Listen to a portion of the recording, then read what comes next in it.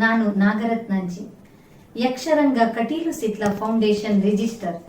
ಈ ಸಂಸ್ಥೆ ನಡೆಸುತ್ತಿರುವ ಸಂದರ್ಶನ ಮಾಲಿಕೆಯಲ್ಲಿ ನಾನಿಂದು ಶ್ರೀ ಯಳ್ಳಂಪಳ್ಳಿ ಜಗನ್ನಾಥ ಆಚಾರ್ಯ ಇವರನ್ನ ಪರಿಚಯ ಮಾಡಿಕೊಡುತ್ತೇನೆ. ಶ್ರೀ ಯಳ್ಳಂಪಳ್ಳಿ ಜಗನ್ನಾಥ ಆಚಾರ್ಯ ಇವರು ಉಡುಪಿ ತಾಲೂಕಿನ ಯಳ್ಳಂಪಳ್ಳಿ ಎಂಬ ಹಳ್ಳಿಯಲ್ಲಿ 1956ರಲ್ಲಿ ಜುಲೈ 9ರಂದು ಜನಿಸಿದರು. ಇವರ ತಂದೆ ಶ್ರೀಯುತ ಶೀನ ಆಚಾರ್ಯ, ತಾಯಿ ಶ್ರೀಮತಿ ಅಕ್ಕಯ್ಯ. ಬಡತನದಿಂದಾಗಿ 5ನೆಯ ತರಗತಿಯ ವಿದ್ಯಾಭ್ಯಾಸಕ್ಕೆ ಶರಣು ಹೊಡೆದು ಬಣ್ಣದ ಬದುಕಿಗೆ ಕಾಲಿಟ್ಟಾಗ ಇವರಿಗಿನ್ನೂ 14ರ ಹರೆಯ. ಇವರ ತಂದೆ ಹವ್ಯಾಸಿ ಯಕ್ಷಗಾನ ಕಲಾವಿದರಾಗಿದ್ದು ಭಾಗವತಿಕೆ ಹಾಗೂ ಮದ್ದಲೆಯ ಬಗ್ಗೆ ಜ್ಞಾನವನ್ನ ಹೊಂದಿದವರು. ಶ್ರೀ ವೀರಭದ್ರ ನಾಯಕ್, ಶ್ರೀ ನೀಲಾವರ ರಾಮಕೃಷ್ಣಯ್ಯ, ಹಿರಿಯಡ್ಕ ಗೋಪಾಲರಾವ್, ಶ್ರೀ ಹೇರಂಜಾಲು ವೆಂಕಟರಮಣ ಗಾಣಿಗ, ಶ್ರೀ ಮಹಾಬಲ ಕಾರಂತ ಇವರೆಲ್ಲರ ಮಾರ್ಗದರ್ಶನದಲ್ಲಿ ಉಡುಪಿಯ ಯಕ್ಷಗಾನ ಕಲಾಕೇಂದ್ರದಲ್ಲಿ ಯಕ್ಷಗಾನವನ್ನ ಅಭ್ಯಾಸ ಮಾಡಿರುತ್ತಾರೆ. ಅಲ್ಲದೆ ಶ್ರೀ ವಣ್ಸೆ ನಾರಾಯಣ ಗಾಣಿಗ ಮತ್ತು ಉಡುಪಿಯ ಬಸವ ಇವರಲ್ಲಿಯೂ ಕೂಡ ಪಳಗಿದಂತಹ ಇವರು ನಂತರ ಹಿಂತಿರುಗಿ ನೋಡಿದ್ದೇ ಇಲ್ಲ. ಮುಂದೆ ಕೋಟ ಶಿವರಾಮ ಕಾರಂತರ ಒಡನಾಟದಲ್ಲಿ ತಮ್ಮ ವಿದ್ಯೆಯನ್ನು ಹೊರಗೆ ಹಚ್ಚಿ ಅವರ ಶಿಸ್ತಿನ ಮತ್ತು ಕ್ರಮಬದ್ಧ ರೀತಿಯ ಗುರುತನದಿಂದಾಗಿ ವಿಶೇಷ ಅನುಭವವನ್ನ ಗಳಿಸಿದವರು. ಅಲ್ಲದೆ ಯಕ್ಷರಂಗದ ಮೂಲಕ ಕಾರಂತರೊಂದಿಗೆ ಹಾಂಗ್ಕಾಂಗ್, ಸ್ವಿಟ್ಜರ್ಲ್ಯಾಂಡ್, ರಷ್ಯಾ, ಫ್ರಾನ್ಸ್ ಮೊದಲಾದ ದೇಶಗಳಲ್ಲೂ ಯಕ್ಷಗಾನದ ಕಂಪನ್ನ ಪಸರಿಸಿದವರು. ಬಣ್ಣದ ವೇಷಗಳಾದ ಶೂರ್ಪನಖಿ, ಕಾಲಜಂಘ, ಕಾಲನೇಮಿ, ರಕ್ತಜಂಘಾಸುರ, ವ್ರತಜ್ವಾಲೆ, ದುರ್ಜಯ ಮೊದಲಾದ ಪಾತ್ರಗಳಲ್ಲಿ ತಮ್ಮದೇ ಆದ ಛಾಪನ್ನು ಮೂಡಿಸಿದವರು. ಪತ್ನಿ ಜಯಂತಿಯೊಂದಿಗಿನ ದಾಂಪತ್ಯದಲ್ಲಿ ಅರಳಿದ ಕುಸುಮಗಳು 4. ಶ್ರೀಯುತರು ಪೆರಡೂರು, ಸಾಲಿಗ್ರಾಮ, ಮಂದರ್ತಿ ಮೇಳಗಳಲ್ಲಿ ಗೆಜ್ಜೆ ಕಟ್ಟಿ ಕುಣಿಯುತ್ತಾ 40 ವರ್ಷಕ್ಕೂ ಹೆಚ್ಚಿನ ಕಾಲ ಕಲಾ ಸೇವೆಯನ್ನ ಮಾಡಿದವರು. ಪ್ರಸ್ತುತ ಮಂದರ್ತಿ ಮೇಳದಲ್ಲಿ ಪ್ರಧಾನ ಬಣ್ಣದ ವೇಷಧಾರಿಯಾಗಿ ಸೇವೆಯನ್ನ ಸಲ್ಲಿಸುತ್ತಾ ಇದ್ದಾರೆ. ಇಂತಹ ಪ್ರಬುದ್ಧ ವೇಷಧಾರಿಯನ್ನ ಅರಸಿಕೊಂಡು ಹಲವು ಪ್ರಶಸ್ತಿ, ಗೌರವ, ಸಮ್ಮಾನಗಳು ಬಂದಿವೆ. ಇವರ ಕಲಾ ಬದುಕು ಇನ್ನಷ್ಟು ಉಜ್ವಲವಾಗಲಿ ಎಂದು ಶುಭವನ್ನ ಹಾರೈಸುವೆ. ನಮಸ್ಕಾರ. ಸರ್ ನಮಸ್ತೆ. ನಮಸ್ತೆ. ತಾವು ಕಳೆದ ಒಂದು 35-40 ವರ್ಷಗಳಿಂದ 40-45 ವರ್ಷಗಳಿಂದ ಹೌದು ಬಡಗುತಿಟ್ಟು ಯಕ್ಷಗಾನ ರಂಗದಲ್ಲಿ ಒಂದು ಬಣ್ಣದ ವೇಷಗಳಿಗೆ ಒಂದು ಕೊನೆಯ ಕೊಂಡಿ ಅಂತ ಹೇಳುವುದು. ಈಗ ಸದ್ಯ ನೀವು ಮಾತ್ರ ಚಾಲ್ತಿಯಲ್ಲಿ ಮೇಳದಲ್ಲಿ ಬಣ್ಣದ ವೇಷ ಮಾಡಿಕೊಂಡು ಇರುವವರು. ಅನೇಕ ಮಂದಿ ಇದ್ದಾರೆ. ಪರಂಪರೆಯ ಬಗ್ಗೆ ಹೆಚ್ಚಿನ ಪ್ರಾಶಸ್ತ್ಯ ಕೊಟ್ಟು ಶ್ರದ್ಧೆಯಿಂದ ಮಾಡುವ ಸಂಖ್ಯೆ ಸ್ವಲ್ಪ ಕಡಿಮೆ. ಹೌದು, ಅದರಲ್ಲಿ ನೀವು ಒಬ್ಬರು ಅಂತ ಜನ ಹೇಳ್ತಾರೆ. ಹೌದು, ಹಾಗೆ. ಈಗ ಈ ಬಡಗುತಿಟ್ಟು ಯಕ್ಷಗಾನ ಕ್ಷೇತ್ರದಲ್ಲಿ ಈಗ ಅದೇ 45 ವರ್ಷಗಳಿಂದ ತಮ್ಮ ಸೇವೆ ನಡೆದಿದೆ. ಹಲವಾರು ಮೇಳಗಳಲ್ಲಿ ನೀವು ಕೆಲಸವನ್ನು ಮಾಡಿದ್ದೀರಿ. ಈ ಯಕ್ಷಗಾನ ಕ್ಷೇತ್ರಕ್ಕೆ ಪಾದಾರ್ಪಣೆ ಮಾಡಿದ ಹಿನ್ನೆಲೆ ಈ ಬಗ್ಗೆ ಸ್ವಲ್ಪ ಹೇಳ್ತೀರಾ ಸರ್? ಇಲ್ಲ, ಆದರೆ ಯಕ್ಷಗಾನಕ್ಕೆ ಬರಬೇಕಿದ್ರೆ ಮೊದಲು ನಮ್ಮ ಇಲ್ಲಿ ನೀಲಾವರ ಗ್ರಾಮ ನಮ್ಮದ್ದು, ಯಳ್ಳಂಪಳ್ಳಿ ಅಂತ ಇಲ್ಲೇ ಸ್ವಲ್ಪ ಕೆಳಗೆ ಒಂದು ಇದು ಅದರದ್ದೇ ಇದು ದೀಪಾವರಣ ಗುಡ್ಡೆ ಅಂತ ಈಗ ನಾನು ವಾಸ್ತವ್ಯ ಇರುವಂಥ ಜಾಗ. ಇಲ್ಲಿಂದ ಒಂದು ಅರ್ಧ ಮೈಲು ಕೆಳಗಡೆ ಯಳ್ಳಂಪಳ್ಳಿ ಅಂತ, ಅಲ್ಲಿ ಕೆಳಗಡೆ ಮನೆ ಇದ್ದದ್ದು. ನನ್ನ ತಂದೆ ದಿವಂಗತರು ಸೀನಾ ಆಚಾರ್ಯ ಅಂತ, ತಾಯಿ ಅಕ್ಕಯ್ಯ ಆಚಾರ್ತಿ ಅಂತ. ನಮಗೊಂದು 6 ಮಂದಿ ಮಕ್ಕಳಲ್ಲಿ ನಾನು ಕೊನೆಯ ಮಗ. ಒಂದು 2 ತೀರ್ಕೊಂಡಿದ್ರು. ಈಗ ಒಟ್ಟು 3 ಮಂದಿ ತೀರ್ಕೊಂಡಿದ್ದಾರೆ. ನಾವೀಗ 3 ಮಂದಿ ಇದ್ದೇವೆ, ಅಕ್ಕ ಮತ್ತೆ ನಾನು. ಅವರಿಬ್ಬರು ಘಟ್ಟದಲ್ಲಿದ್ದಾರೆ. ಒಂದು ಬೇರೆ ಬೇರೆ ಅಕ್ಕ ಮದುವೆ ಆಗಿ ಹೋಗಿದ್ದಾರೆ. ಅಣ್ಣ ಘಟ್ಟದಲ್ಲಿ ಮನೆ ಮಾಡ್ಕೊಂಡಿದ್ದಾರೆ, ಮರದ ಕೆಲಸಕ್ಕೆ ಹೋದು. ನಾವು ನಮ್ಮ ತಂದೆ ಬಹಳ ಪ್ರಸಿದ್ಧ ಮರದ ಕೆಲಸದವರು. ಮರದ ಕೆಲಸದಲ್ಲಿ ಎಲ್ಲ ವಿಭಾಗದ ಕೆಲಸವನ್ನು ಮಾಡ್ತಾ ಇದ್ರು. ಮನೆ ಕಟ್ಟುವುದು, ಬಾಗಿಲ ಕೆಲಸಗಳು, ಇನ್ನು ಏನೇನೆಲ್ಲ ವೈವಿಧ್ಯತೆ ಇದೆ ಮರದ ಹೆಚ್ಚಿನ ಎಲ್ಲ ಕೆಲಸಗಳನ್ನು ಅವರು 10-14 ವರ್ಷದಲ್ಲಿ ಅಭ್ಯಾಸ ಮಾಡಿ ಆವಾಗಲೇ ಸ್ವಂತ ಮಾಡುವ ಯೋಗ್ಯತೆ ಇತ್ತು ಅವರಿಗೆ. ಅದರ ಜೊತೆಗೆ ಅವರಿಗೆ ನಮ್ಮ ಕೃಷಿ ಬಗ್ಗೆ ಬಹಳ ಆಸಕ್ತಿ ಇತ್ತು. ಆ ಕೃಷಿ ಮನೆಯದು ಸ್ವಲ್ಪ ಇತ್ತು, ಅಂದರೆ ಅವರು ಪಿತ್ರಾರ್ಜಿತವಾದದ್ದಲ್ಲ, ಗೇಣಿಗೆ ಮಾಡ್ಕೊಂಡು ಸಾಗುವಳಿ ಎಲ್ಲ ಮಾಡಿಸ್ತಾ ಇದ್ರು. ಆವಾಗ ಓಟದ ಕೋಣಗಳು ಇತ್ಯಾದಿಗಳೆಲ್ಲ ಇತ್ತು. ಸಾಗುವಳಿ ಮಾಡ್ತಾ ಇದ್ರು, ಎಮ್ಮೆ ಎಲ್ಲ ಕಟ್ತಾ ಇದ್ರು, ದನ, ಮತ್ತು ಸ್ವತಃ ಹೂಡ್ತಾ ಇದ್ರು, ಗದ್ದೆ ಕೆಲಸ ಮಾಡುವ ಇದು ಇತ್ತು. ಜೊತೆಗೆ ಅವ್ರ ಘಟ್ಟದಲ್ಲಿ ಒಂದು 40-45 ಜನ ಇಟ್ಕೊಂಡು ಮನೆಯ ಕೆಲಸಗಳನ್ನೆಲ್ಲ ಕಾಂಟ್ರಾಕ್ಟ್ ಗುತ್ತಿಗೆ ಮಾಡ್ತಿದ್ರು. ಮನೆಯ ನೆಲಗಟ್ಟಿನಿಂದ ಹಿಡಿದು ಕೊನೆಯ ತನಕ ಅದಕ್ಕೆ ಬೇಕಾಗುವ ಮರದ ಸಾಮಗ್ರಿಗಳನ್ನು ಇವಾಗಿನಾಗ ಮಿಲ್ಲಿನಲ್ಲಿ ಎಲ್ಲ ಅರಿಯೋದಕ್ಕೆಲ್ಲ ಜನ ಇದ್ರು, ಅಷ್ಟು ಕೆಲಸ ಮಾಡ್ತಾ ಇದ್ರು. ಆವಾಗ ಅವರಲ್ಲಿ ಈಗ ಮಳೆಗಾಲದಲ್ಲಿ ಎಲ್ಲ ಬೇಸರ ಆದ ಘಟ್ಟದಲ್ಲಿ ಶಿವಮೊಗ್ಗ ಜಿಲ್ಲೆಯ ಬೇರೆ ಬೇರೆ ಭಾಗ, ಯಡೂರು, ಹೊಸನಗರ, ಸಾಗರ, ಇನ್ನು ತೀರ್ಥಹಳ್ಳಿ ಇತ್ಲಾಗೆಲ್ಲ ಬೇರೆ ಬೇರೆ ಕಡೆಯಲ್ಲಿ ಮಾಡ್ತಾಯಿದ್ರು. ಈ ಅವರು ತಂಡದವರು 45 ಜನರೆಲ್ಲ ಮಳೆಗಾಲ ಅಥವಾ ಬಿಡುವಾದಾಗ ಬೇಸರ ಕಳೆಯೋದಕ್ಕೆ ಇಲ್ಲಿ ಆಟ ಎಲ್ಲ ನೋಡಿದ್ದನ್ನು ಅವರು ತಾಳಮದ್ದಲೆ ರೂಪದಲ್ಲಿ ಹೇಳುದು, ಕೆಲವರು ಅರ್ಥ ಎಲ್ಲ ಹೇಳುವುದನ್ನೆಲ್ಲ ಮಾಡ್ತಾ ಇದ್ರಂತೆ. ಹಾಗೆ ಅದರ ಸಾಮಗ್ರಿಗಳೆಲ್ಲ ನಮ್ಮ ಮನೆಯಲ್ಲಿ ತಂದೆಯವರೆಲ್ಲ ಕೊನೆಗೆ ನಮ್ಮ ಮನೆಯಲ್ಲಿ ತಂದಿರಿಸಿದ್ರು. ತಾಳ ಇತ್ತು, ಹಾರ್ಮೋನಿಯಂ ಇತ್ತು, ಆಮೇಲೆ ಚಂಡೆ ಇತ್ತು, ಮದ್ದಲೆ ಇತ್ತು. ಅದನ್ನೆಲ್ಲ ಸಣ್ಣ ತಿಂದು ನೋಡ್ತಾ ಇರುವಾಗ ನನಗೆ ಬಹಳ ಅದ್ರ ಮೇಲೆ ಕುತೂಹಲ ಇತ್ತು. ಮತ್ತೆ ಇವರೆಲ್ಲ ನೆಂಟರೆಲ್ಲ ಬಂದಾಗ ಸ್ವಲ್ಪ ಅದನ್ನೆಲ್ಲ ಪದ್ಯ ಹೇಳ್ತಿದ್ರು, ಅರ್ಥ ಹೇಳ್ತಿದ್ರು, ಅದನ್ನೆಲ್ಲ ಕೇಳ್ತಾ ಇದ್ದೆ. ಮೇಲಾಗಿ ನಮ್ಮ ತಂದೆಯವರು ಯಕ್ಷಗಾನದ ಬಗ್ಗೆ ತುಂಬಾ ಆಸಕ್ತಿ, ಅಭಿರುಚಿಯವರು. ಇಲ್ಲಿ ಆಸ್ಪಾಸಿನಲ್ಲಿ ಒಂದು 4-5 ಕಿಲೋಮೀಟರ್ ಸುತ್ತಾಡ್ತಿಯಲ್ಲಿ ಎಲ್ಲಿ ಆಟ ಆದ್ರು ಅವರು ಹೋಗ್ತಿದ್ರು. ಜೊತೆಗೆ ನಾವು ನಡೆಯೋಕೆ ಪ್ರಾರಂಭ ಆದ್ಮೇಲೆ ಸ್ವಲ್ಪ ನಮ್ಮನ್ನೆಲ್ಲ ಕರ್ಕೊಂಡು ಹೋಗ್ತಾ ಇದ್ರು. ಕರೆಕ್ಟ್. ಹಾಗೆ ಮತ್ತೆ ಅವರು ಈ ಗುತ್ತಿಗೆ ಕೆಲಸಗಳೆಲ್ಲ ಯಜಮಾನಾಚಾರ್ಯ ಅನ್ನೋ ಬಿರುದು ಹಾಕಿದ್ರು. ಹಾಗಾಗಿ ಅವರು ತುಂಬಾ ಅವರ ಹತ್ರ ಕೈಯಲ್ಲಿ ಹಣ ಕಾಸು ಓಡಾಡುವ ಸಂದರ್ಭದಲ್ಲಿ ಕೆಲವು ವರ್ಷ ನಮ್ಮ ಮನೆಯಲ್ಲಿ ಮಂದಾರ್ತಿ ಮೇಳದ ಹರಕೆ ಆಟಗಳನ್ನು ಸಹ ಆಡಿಸಿದ್ರು. ನಮ್ಮ ಕೆಳಗಿನ ಮನೆಯಲ್ಲಿ ಮತ್ತೆ ಇಲ್ಲಿ ಆಚೆಗೆ ಸ್ವಲ್ಪ ಒಂದು ದರಖಾಸ್ತು ಉಂಟು ಅವರೇ ಮಾಡಿದ್ದು. ಅದರಲ್ಲಿ ಸಹ ಶ್ರೇಷ್ಠ ಕಲಾವಿದರಾದ ಹಾರಾಡಿ ರಾಮಗಾಣಿಗರು, ಒಂಡಾರ ಬಸವನಾಯಿರಿಯವರು, ಹಿರಿಯಡ್ಕ ಗೋಪಾಲರಾಯರು, ಹೀಗೆ ನಮ್ಮ ಶೇಷಗಿರಿಯವರು ಅಥವಾ ಜಾನವರ ಕಟ್ಟೆಯವರು ಅಂತ ಪ್ರಸಿದ್ಧ ಭಾಗವತರು ಇರುವಾಗ ಆಟ ಮಾಡಿಸಿದ್ರು. ಆ ಆಟಗಳನ್ನೆಲ್ಲ ಚಿಕ್ಕವಿದ್ದಾಗ ನಾನು ಹತ್ತಿರದಲ್ಲಿ ಕೂತು ನೋಡಿದ್ದೆ. ಮತ್ತು ತಂದೆಯವರ ಒಟ್ಟಿನಲ್ಲಿಯೂ ಆಸ್ಪಾಸ್ ಎಲ್ಲಿ ಆಟ ಆದರೂ ನಾನು ಹೋಗ್ತಿದ್ದೆ, ಶ್ರದ್ಧೆಯಿಂದ ಆಟ ನೋಡ್ತಾ ಇದ್ದೆ. ಆಟ ನೋಡಿ ಅವರು ಮಾಡುವ ವೇಷಗಳು, ಸಾಹಸ ಪ್ರಧಾನವಾದ ಮಂಡಿ ಹಾಕುವುದು, ಕುಂಚಟ ಹಾರುವುದು, ಮತ್ತು ಆಕರ್ಷಣೀಯವಾದಂಥ ರಾಮ ಲಕ್ಷ್ಮಣರು ಅಥವಾ ಸುಧನ್ವ, ಸುಭದ್ರೆ, ಸೀತೆ, ಅಭಿಮನ್ಯು, ಕೃಷ್ಣ ಇತ್ಯಾದಿ ಚಂದದ ವೇಷಗಳನ್ನು ನೋಡಿ ನಾನು ಹಾಗೆ ಒಂದು ಚಂದದ ವೇಷ ಮಾಡುವ ವೇಷಧಾರಿ ಆಗಬೇಕಂತ ಆಸೆ ನನ್ನಲ್ಲಿ ಅನುಕರಿಸಿತ್ತು. ಹಾಗಾಗಿ ನಾನು ಈ ಶಾಲೆಗೆ ಹೋಗುವ ಸಮಯ, ಪ್ರಾಥಮಿಕ ಶಾಲೆಗೆ ಹೋಗುತ್ತಿರುವ ಸಂದರ್ಭದಲ್ಲಿ ಹೆಚ್ಚಾಗಿ ನನಗೆ ಶಾಲೆ ವಿದ್ಯೆ ತಲೆಗೆ ಅದು ಏನು ಮಾಡಿದ್ರು ತಲೆಗೆ ಹತ್ತಲಿಲ್ಲ. ನಮ್ಮ ಮನೆಯಿಂದ 1-1.5 ಕಿಲೋಮೀಟರ್ ಆಗ್ತದೆ ಇಲ್ಲಿ ಶಾಲೆ, ನೀಲಾವರ ಖಾಸಗಿ ಹಿರಿಯ ಪ್ರಾಥಮಿಕ ಶಾಲೆ, ಎಲಿಮೆಂಟ್ರಿ ಶಾಲೆ ಅಂತ ಇದೆ. ನಮ್ಮ ಅಣ್ಣ ಅಂದಿರೋ ಮತ್ತೆ ಅಕ್ಕನವರೆಲ್ಲ ಹೋಗ್ತಾ ಇದ್ರು, ಅವರೊಟ್ಟಿಗೆ ನಾನು ಹೋಗ್ತಾ ಇದ್ದೆ. ಆದರೆ ಅಧ್ಯಾಪಕರು ಏನು ಪಾಠ ಮಾಡಿದ್ರು ನನಗೆ ತಲೆಗೆ ಅದು ಹತ್ತಲಿರಲಿಲ್ಲ. ಕೆಲವೇ ಇನ್ನೆಲ್ಲ ಬಿಡುವಿನ ಸಂದರ್ಭ ಚಿತ್ರ ಬಿಡಿಸ್ಲಿಕ್ಕೆ ಅದು ಇದೆಲ್ಲ ಹೇಳಿದರೆ ಕೆಲವೇ ಪ್ರಾಣಿಗಳ ಚಿತ್ರ, ಮನೆಯ ಚಿತ್ರ ಇತ್ಯಾದಿಗಳನ್ನೆಲ್ಲ ಮಾಡ್ತಾ ಇದ್ದೆ. ಇದ್ರ ಬಗ್ಗೆ ಲಕ್ಷ್ಯ ಇತ್ತು. ಮತ್ತು ಅವರು ಉಳಿದ ಮಕ್ಕಳಿಗೆಲ್ಲ ಹೊಡೆಯುವುದೆಲ್ಲ ನೋಡಿ ನನಗೆ ಹೆದರಿಕೆ ಆಗ್ತಿತ್ತು. ಹೆದರಿಕೆ ಎಷ್ಟು ಸರಿ ನಾವು ಮೂತ್ರ ಮಾಡ್ಕೊಂಡದ್ದು. ಮಾಸ್ಟ್ರು ಕಾಣಲಿಕ್ಕೂ ಸ್ವಲ್ಪ ಗಡಸಾಗಿತ್ತು, ಧ್ವನಿಯೂ ಹಾಗೆ ಇತ್ತು. ಅವ್ರು ನಮ್ಮನ್ನು ಕರೆದ್ರೆ ಇನ್ನು ನಮ್ಗೆ ಬರುವುದಿಲ್ಲ, ಹೊಡಿತೀವಿ ಅನ್ನೋ ಹೆದರಿಕೆ ಅವ್ರ ಹತ್ರ ಹೋಗೋಗಲೇ ಚಡ್ಡಿ ಎಲ್ಲ ಒದ್ದೆ ಆದದ್ದು ಉಂಟು. ಹಾಗೆ ಶಾಲೆಗೆ ಎಲ್ಲ ದಿವಸ ಹೋಗ್ತಿರ್ಲಿಲ್ಲ, 10-15 ದಿವಸಕ್ಕೆ ಒಂದು ದಿವಸ ಹೋಗುವುದು, ವಾರ ಹೀಗೆ ಶಾಲೆಗೆ ಹೋಗುವುದು. ಕೆಲವು ದಿವಸ, ಹೆಚ್ಚಿನ ದಿವಸ ಇಲ್ಲಿ ಒಂದು ಹುಲಿಯಣ್ಣ ಅರೇಕಲ್ ಅಂತ ಇದೆ, ಈಗ ನಾವು ವಾಸ್ತವ್ಯವಿರುವಲ್ಲಿ. ಅಲ್ಲಿ ಮೊದಲು ನಾವು ಕೇಳಿ ತಿಳಿದಾಗೆ ಹುಲಿಗಳೆಲ್ಲ ಸಂಜೆ 5 ಗಂಟೆ ನಂತರ ಎಲ್ಲ ಅದ್ರ ಮೇಲೆ ಎಲ್ಲ ಬಂದು ಕೂತ್ಕೊಳ್ತಾ ಇದ್ದವಂತೆ. ಸುತ್ತಲೂ ಕಾಡು ಬಲ್ಲೆಗಳು. ಆಗ ಇಲ್ಲಿ ಎಲ್ಲ 3 ಮೈಲು ಕುಂಜಾಲಿಗೆ ಹೋಗ್ಬೇಕಾದ್ರೆ 3 ಮೈಲು ದೂರ ನಡೆದುಕೊಂಡೆ ಎಲ್ಲ ಹೋಗ್ಬೇಕೆಲ್ಲ. ಹೋಗುವಾಗ 4-6 ಜನ ಎಲ್ಲ ಒಟ್ಟೆಲ್ಲ ಹೋಗ್ತಿದ್ರು. ದನ ಎಲ್ಲ ಬಿಟ್ಕೊಂಡು ಬಂದರು, ಹೋಗ್ಲಿಕ್ಕೆ ಒಟ್ಟಾಗಿ ಅವರು ತಂಡವಾಗಿ ಬರ್ತಾ ಇದ್ರು. ಅದಕ್ಕೆ ಒಂದು ಹುಲಿ ಕೂತ್ಕೊಂಡಿದ್ದ ಕಾರಣ ಹುಲಿಯಣ್ಣ ಅರೇಕಲ್ ಅಂತ ಹೆಸರಿತ್ತು. ಕರೆಕ್ಟ್. ಕ್ರಮೇಣ ಕಾಡೆಲ್ಲ ಕಡಿದ್ರು, ದರ್ಖಾಸ್ತ ಆಯ್ತು ಕೆಲವರಿಗೆ. ಅದ್ರ ಮೇಲೆ ಇಲ್ಲಿ ಜಾಗ ಎಲ್ಲ ಬಿಳಾರಾದ್ರಿಂದ ನಾವು ಇಲ್ಲೆಲ್ಲ ದನ ಮೇಯಿಸ್ಲಿಕ್ಕೆ ಬರುವ ವಾಡಿಕೆ ಇತ್ತು. ಎಲ್ಲರೊಟ್ಟಿಗೆ ನಾನು ಬರ್ತಾ ಇದ್ದೆ. ಆಟ ನೋಡಿದ ಆಟದ ನಮ್ಮ ಮನಸ್ಸಿನಲ್ಲಿ ಮೂಡಿದ ಚಿತ್ರಣಗಳನ್ನು ನಾವು ಇಲ್ಲಿರುವಂಥ ಬಣ್ಣದ ಕಲ್ಲುಗಳಿಂದ ಅಥವಾ ಮನೆಯಿಂದ ಮಸಿಗೆಂಡ ತಕೊಂಡು ಬಂದು ಅಥವಾ ಶಾಲೆಯಲ್ಲಿ ಸಿಕ್ಕಿದ ಚೋಕಿನ ತುಂಡು ತಂದು ಯಕ್ಷಗಾನದ ವೇಷಗಳನ್ನೆಲ್ಲ ಆ ಕಲ್ಲಿನಲ್ಲಿ ವಿಶಾಲ ಜಾಗ ಇತ್ತು ಬರೆಯುವುದು. ಸ್ತ್ರೀ ಪಾತ್ರ, ಮುಂಡಾಸಿನ ವೇಷ, ಕಿರೀಟದ ವೇಷ, ಕೇದಿಗೆ ಮುಂದಲೆ, ಆಮೇಲೆ ಬಣ್ಣದ ವೇಷಗಳದ ಚಿತ್ರಗಳನ್ನೆಲ್ಲ ಬಿಡಿಸ್ತಾ ಇರುವುದು ಸಾಲು ಉದ್ದನದ್ದಕ್ಕೂ ಹಾ. ನೋಡಿದ್ರೆ ಅದು. ಮತ್ತೆ ದನ ಎಲ್ಲ ದೂರ ದೂರ ವಿಶಾಲ ಜಾಗ ಇತ್ತು, ಬೈಲೆಲ್ಲ ಈಗ ಮನೆಯೆಲ್ಲ ಆಗಿದೆ.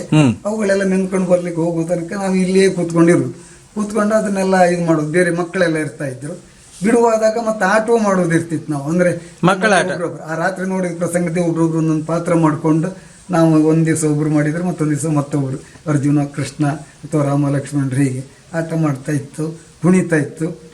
ದಬ್ಬಿ ತಗಡ ಅಂತ ಹೇಳ್ತಾರೆ, ಅದನ್ನೆಲ್ಲ ಹೊಡೆಯುವುದು, ಚಂಡೆ ಮೊದಲೇ ಎಲ್ಲ ಇಲ್ಲ, ಬಾಯಲ್ಲಿ ಅದರ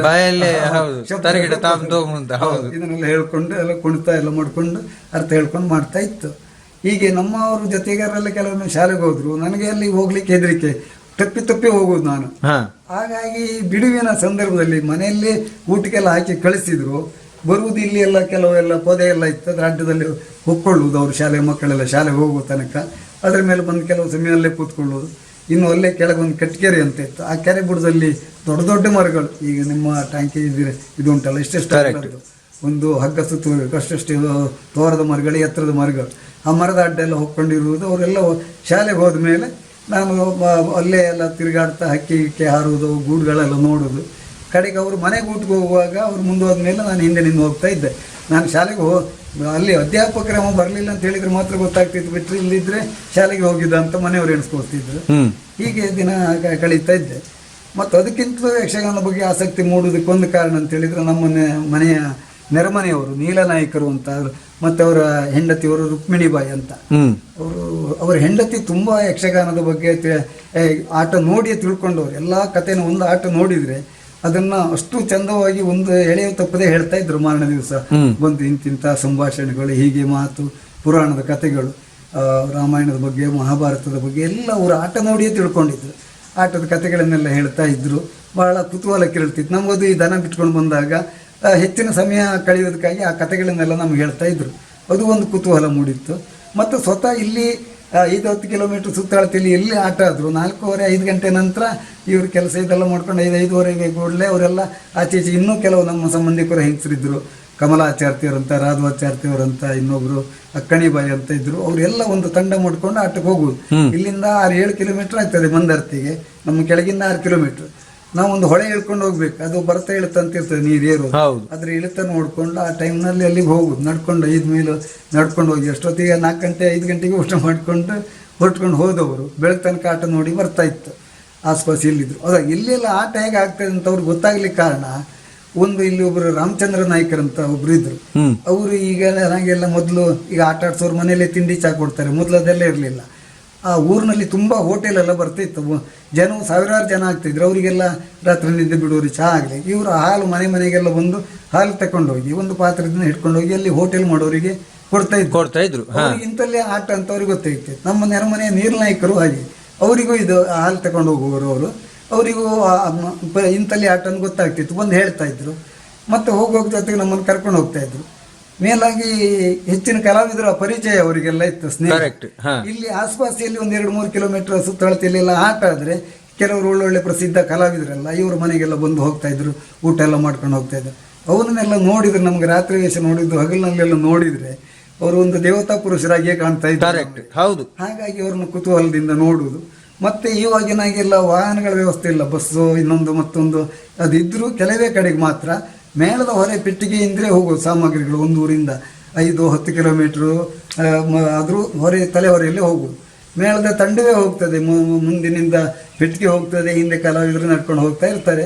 ಕೆಲವೊಮ್ಮೆ ಹೊತ್ತು ಆಯಾಸ ಆದರೆ ಹೊರೆಯವರು ಹಿಂದೆ ಬೀಳ್ತಾರೆ, ಕಲಾವಿದರು ಮುಂದೆ ಹೋಗ್ತಾರೆ. ಅವರೆಲ್ಲ ಒಂದು ತಲೆಗೆ ಟೊಪ್ಪಿ ಅಥವಾ ಮುಂಡಾಸ ಕಟ್ಕೊಂಡು, ಕೆಲವರು ಜುಟ್ಟು ಕಟ್ಕೊಂಡು ಕಂಚ ಹಾಕೊಂಡು, ಕೆಲವರು ಕೊಂಚೆ ಉಟ್ಕೊಂಡು, ಉದ್ದ ಅಂಗಿ, ಶಾಲು, ಬಗಲು ಒಂದು ಚೀಲ ಹಿಡ್ಕೊಂಡು ಅವರೆಲ್ಲ ಬರುವುದು ನೋಡುವುದೇ ಬಹಳ ಕುತೂಹಲ.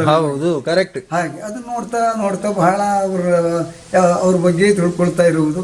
ಅಲ್ಲಿ ಹೋದ್ರು ಹಾಗೆ ಆಟ ನೋಡೋದ್ರಿಂದ ಹೆಚ್ಚಿಗೆ ಅವರು ಹೇಗೆ ಬಣ್ಣ ಬರೀತಾರೆ, ಏನೇನು ದಿನಚರಿ ಅವರದ್ದು ಅದನ್ನೆಲ್ಲ ನೋಡುದು. ಚೌಕದಲ್ಲಿ ಬಂದವರು ಕುಳಿತುಕೊಂಡ ಬಟ್ಟೆ ಬದಲಿಸಿ ಹಿಜಾರ ಹಾಕೋರ್ಲಿಂದ ತೊಡಗಿ ವೇಷ ಕಟ್ಟಿಕೊಳ್ಳುವುದು, ಅವರಿಗೆ ಇನ್ನೊಬ್ರು ಸಹಾಯ ಮಾಡುವುದು ನೋಡುವುದು.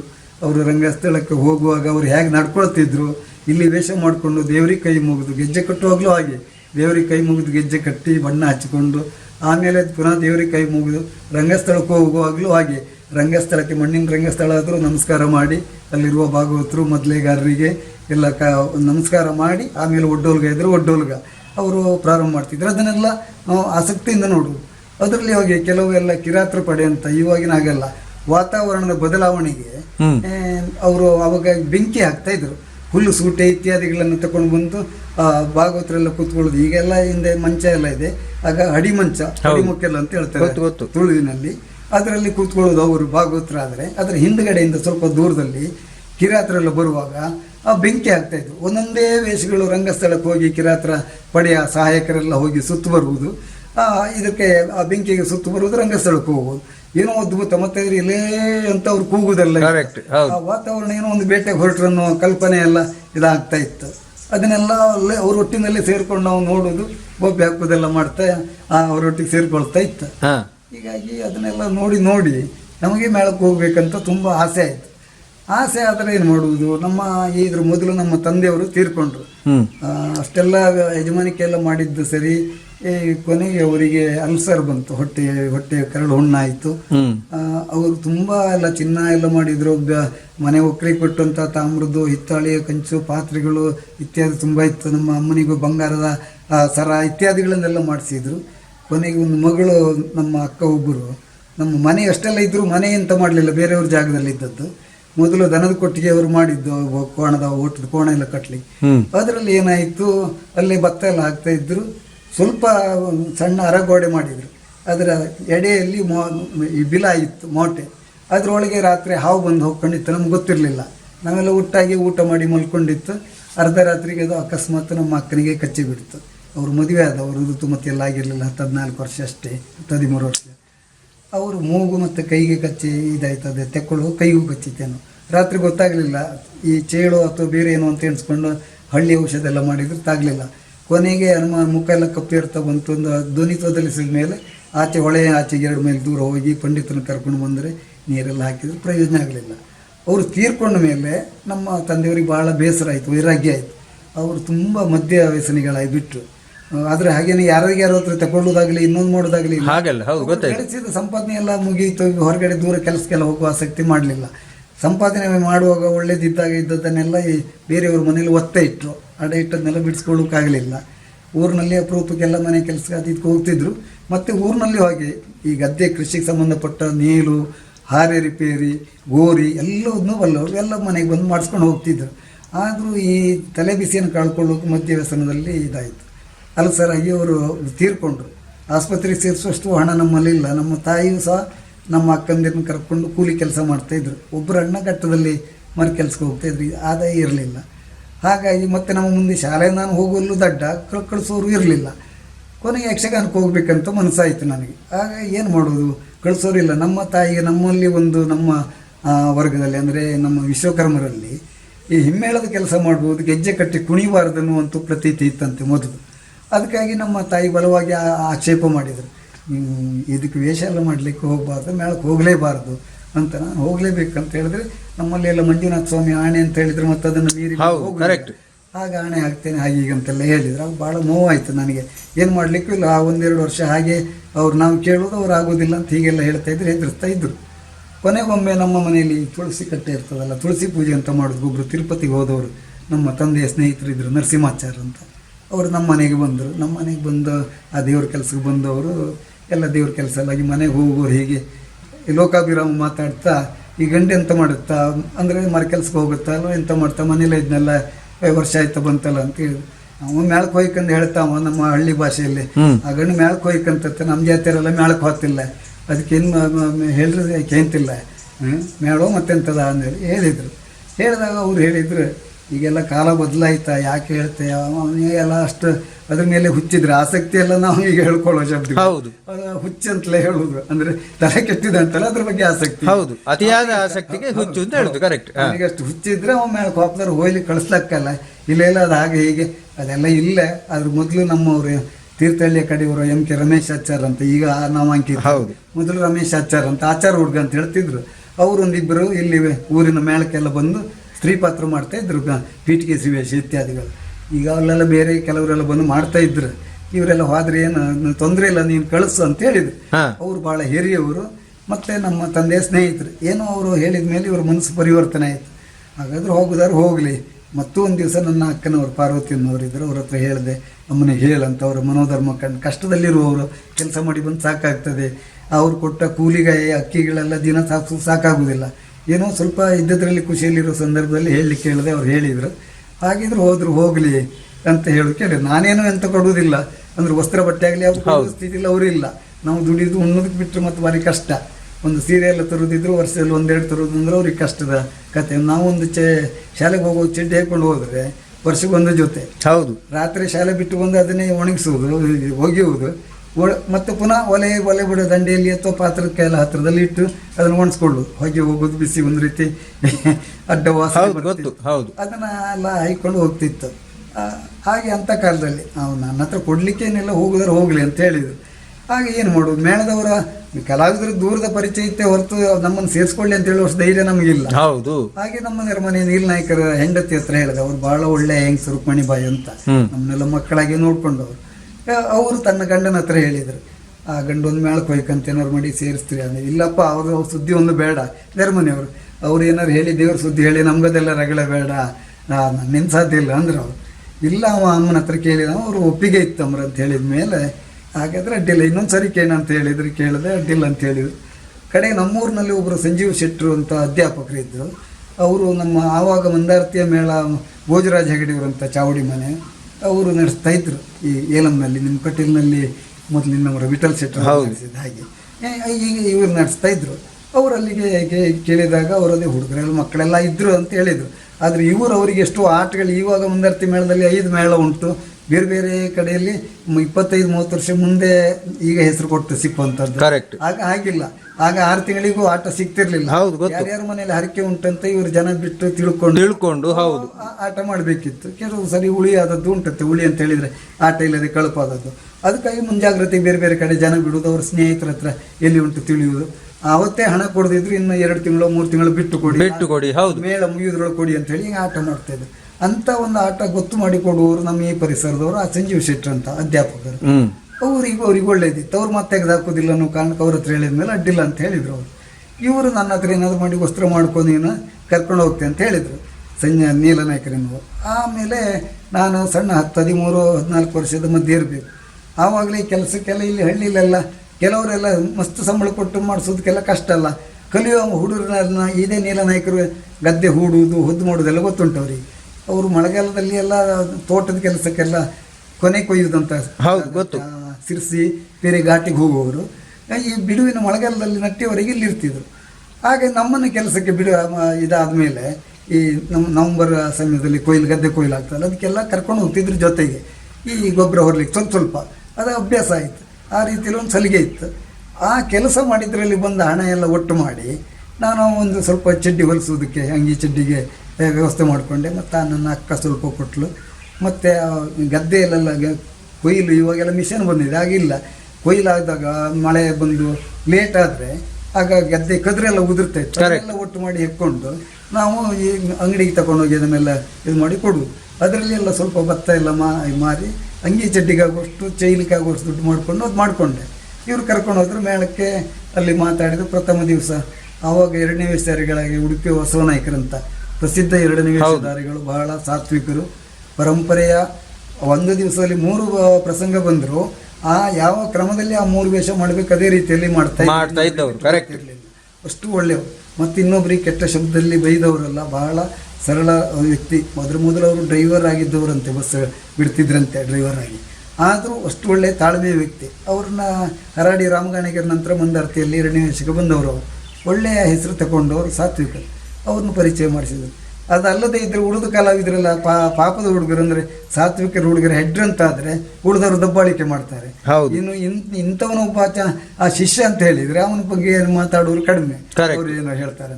ಹಾಗಾಗಿ ಇವರಿಗೆ ಒಪ್ಪಿಸಿದ್ರು. ಅವ್ರು ಬೇರೆ ಆ ದಿವಸದಲ್ಲಿ ಮಡಮಕ್ಕಿ ಜಯರಾಮ್ ಶೆಟ್ಟರ್ ಅಂತ ಒತ್ತು ಹಾಸ್ಯಗಾದೆ ಮಾಡ್ತಾಯಿದ್ರು ಸಹ ವಿದೂಷಕರಾಗಿ. ಅವ್ರ ಹತ್ರ ನನಗೆಲ್ಲ ಬಣ್ಣ ಬರೆದು ಬಿಡ್ಲಿಕ್ಕೆ ಹೇಳಿದರು. ನಮಗೆಂತ ಗೊತ್ತಿಲ್ಲಲ್ಲ. ಅವರು ಬಣ್ಣ ಬರೆದಿಟ್ಟು ಬೇರೆಯವ್ರದ್ದೆಲ್ಲ ಗೆಜ್ಜೆ ಇದೆಲ್ಲ ಕಟ್ಟಿ ವೇಷ ಎಲ್ಲ ಮಾಡಿಸಿದ್ರು. ಇನ್ನು ನನ್ನ ಜೊತೆಗೆ ಯಾರೋ ಒಬ್ಬರು ಹಳ್ಳಾಡಿ ಕೃಷ್ಣ ಅಂತ, ಅವರೆಲ್ಲ ಸಂಘದಲ್ಲಿ ಎಲ್ಲ 1-2 ವೇಷ ಮಾಡಿದ್ರಂತೆ. ಎಲ್ಲೋ ಅಲ್ಪ ಸ್ವಲ್ಪ ಹೆಜ್ಜೆ ಗೊತ್ತಿತ್ತು ಅವರಿಗೆ. ಅವರು ಪ್ರಥಮೆ ಬಂದದ್ದು ಮೇಳಕ್ಕೆ. ಇಬ್ಬರು ಒಟ್ಟಿಗೆ ವೇಷ ಮಾಡಿಬಿಟ್ರು ನಮ್ಮನ್ನು. ರಂಗಸ್ಥಳಕ್ಕೆ ವೇಷ ಮಾಡ್ಕೊಂಡು ಪ್ರಥಮ ಬಾಲಗೋಪಾಲರಾಗಿ ಪ್ರವೇಶ ಮಂದಾರ್ತಿಯಲ್ಲಿ ದೇವಸ್ಥಾನದಲ್ಲಿ. ಆಮೇಲೆ ಕಟ್ಕಟ್ಲೆ ಆಟಗಳೆಲ್ಲ ಆಯಿತು. 6 ತಿಂಗಳ ಆಟ ನಡೆಯಿತು. ಖರ್ಚಿಗೆಲ್ಲ ಹೀಗೆಲ್ಲ ಇಲ್ಲ, ದಿನಕ್ಕೊಂದು 70 ಪೈಸೆ ಹಣ ಕೊಡ್ತಾಯಿದ್ರು. ಮತ್ತು ಇವಾಗಿನ ಯಾವ ಆಟದ ಮನೆಯಲ್ಲಿ ಕಾಫಿ ಕೊಡುವುದು ಕ್ರಮ ಇರಲಿಲ್ಲ. ಹೌದು, ಮೇಳದಲ್ಲಿ 2 ಊಟ ಮಾತ್ರ. ನಡ್ಕೊಂಡು ಹೋಗೋದಂತ ಹೇಳಿದರೆ 2 ಮೈಲು 3 ಮೈಲಿಂದ ಹಿಡಿದು 10-12 ಮೈಲ್ ತನಕ 15 ಮೈಲ್ ತನಕ ಹೋದ ಉದಾಹರಣೆಗಳು ಇವೆ. ದೊಡ್ಡ ಕಲಾವಿದರೊಟ್ಟಿಗೆ ನಾವು ನಡ್ಕೊಂಡು ಹೋಗ್ಬೇಕು. ದಾರಿಯಲ್ಲೆಲ್ಲ ಹೋದರೆ ಅವರು ಕಷ್ಟ ಅಲ್ಲ ಕಲಾವಿದರಿಗೆ, ಮಧ್ಯೆಲ್ಲ ಖಾಲಿ ಚಹಾ ಎಲ್ಲ ಕುಡಿತಿದ್ರು.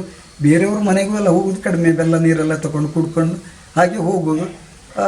ಅಂಥದ್ರಲ್ಲಿ ದಾರಿ ಮೇಲೆ ಹೋಗುವಾಗ ಇವರ ತಂದೆಯವರು ಚೇರ್ಕಾಡಿ ಮಾಧವ ನಾಯಕರು, ಅವರಿಗೆ 2-3 ಹೆಸರುಂಟು. ಪೇತ್ರಿ ಮಾಧವ ನಾಯಕರು, ಹಿಂಕ್ಲಾಡಿ ಮಾಧವ ನಾಯಕರು, ಹೊಳವಳ್ಳಿ ಮಾಧವ ನಾಯಕರು, ಒಂದೊಂದು ಕಡೆಯಲ್ಲಿ ಒಂದೊಂದು ರೀತಿ ಹೇಳ್ತಾರೆ ಅಭಿಮಾನದಿಂದ.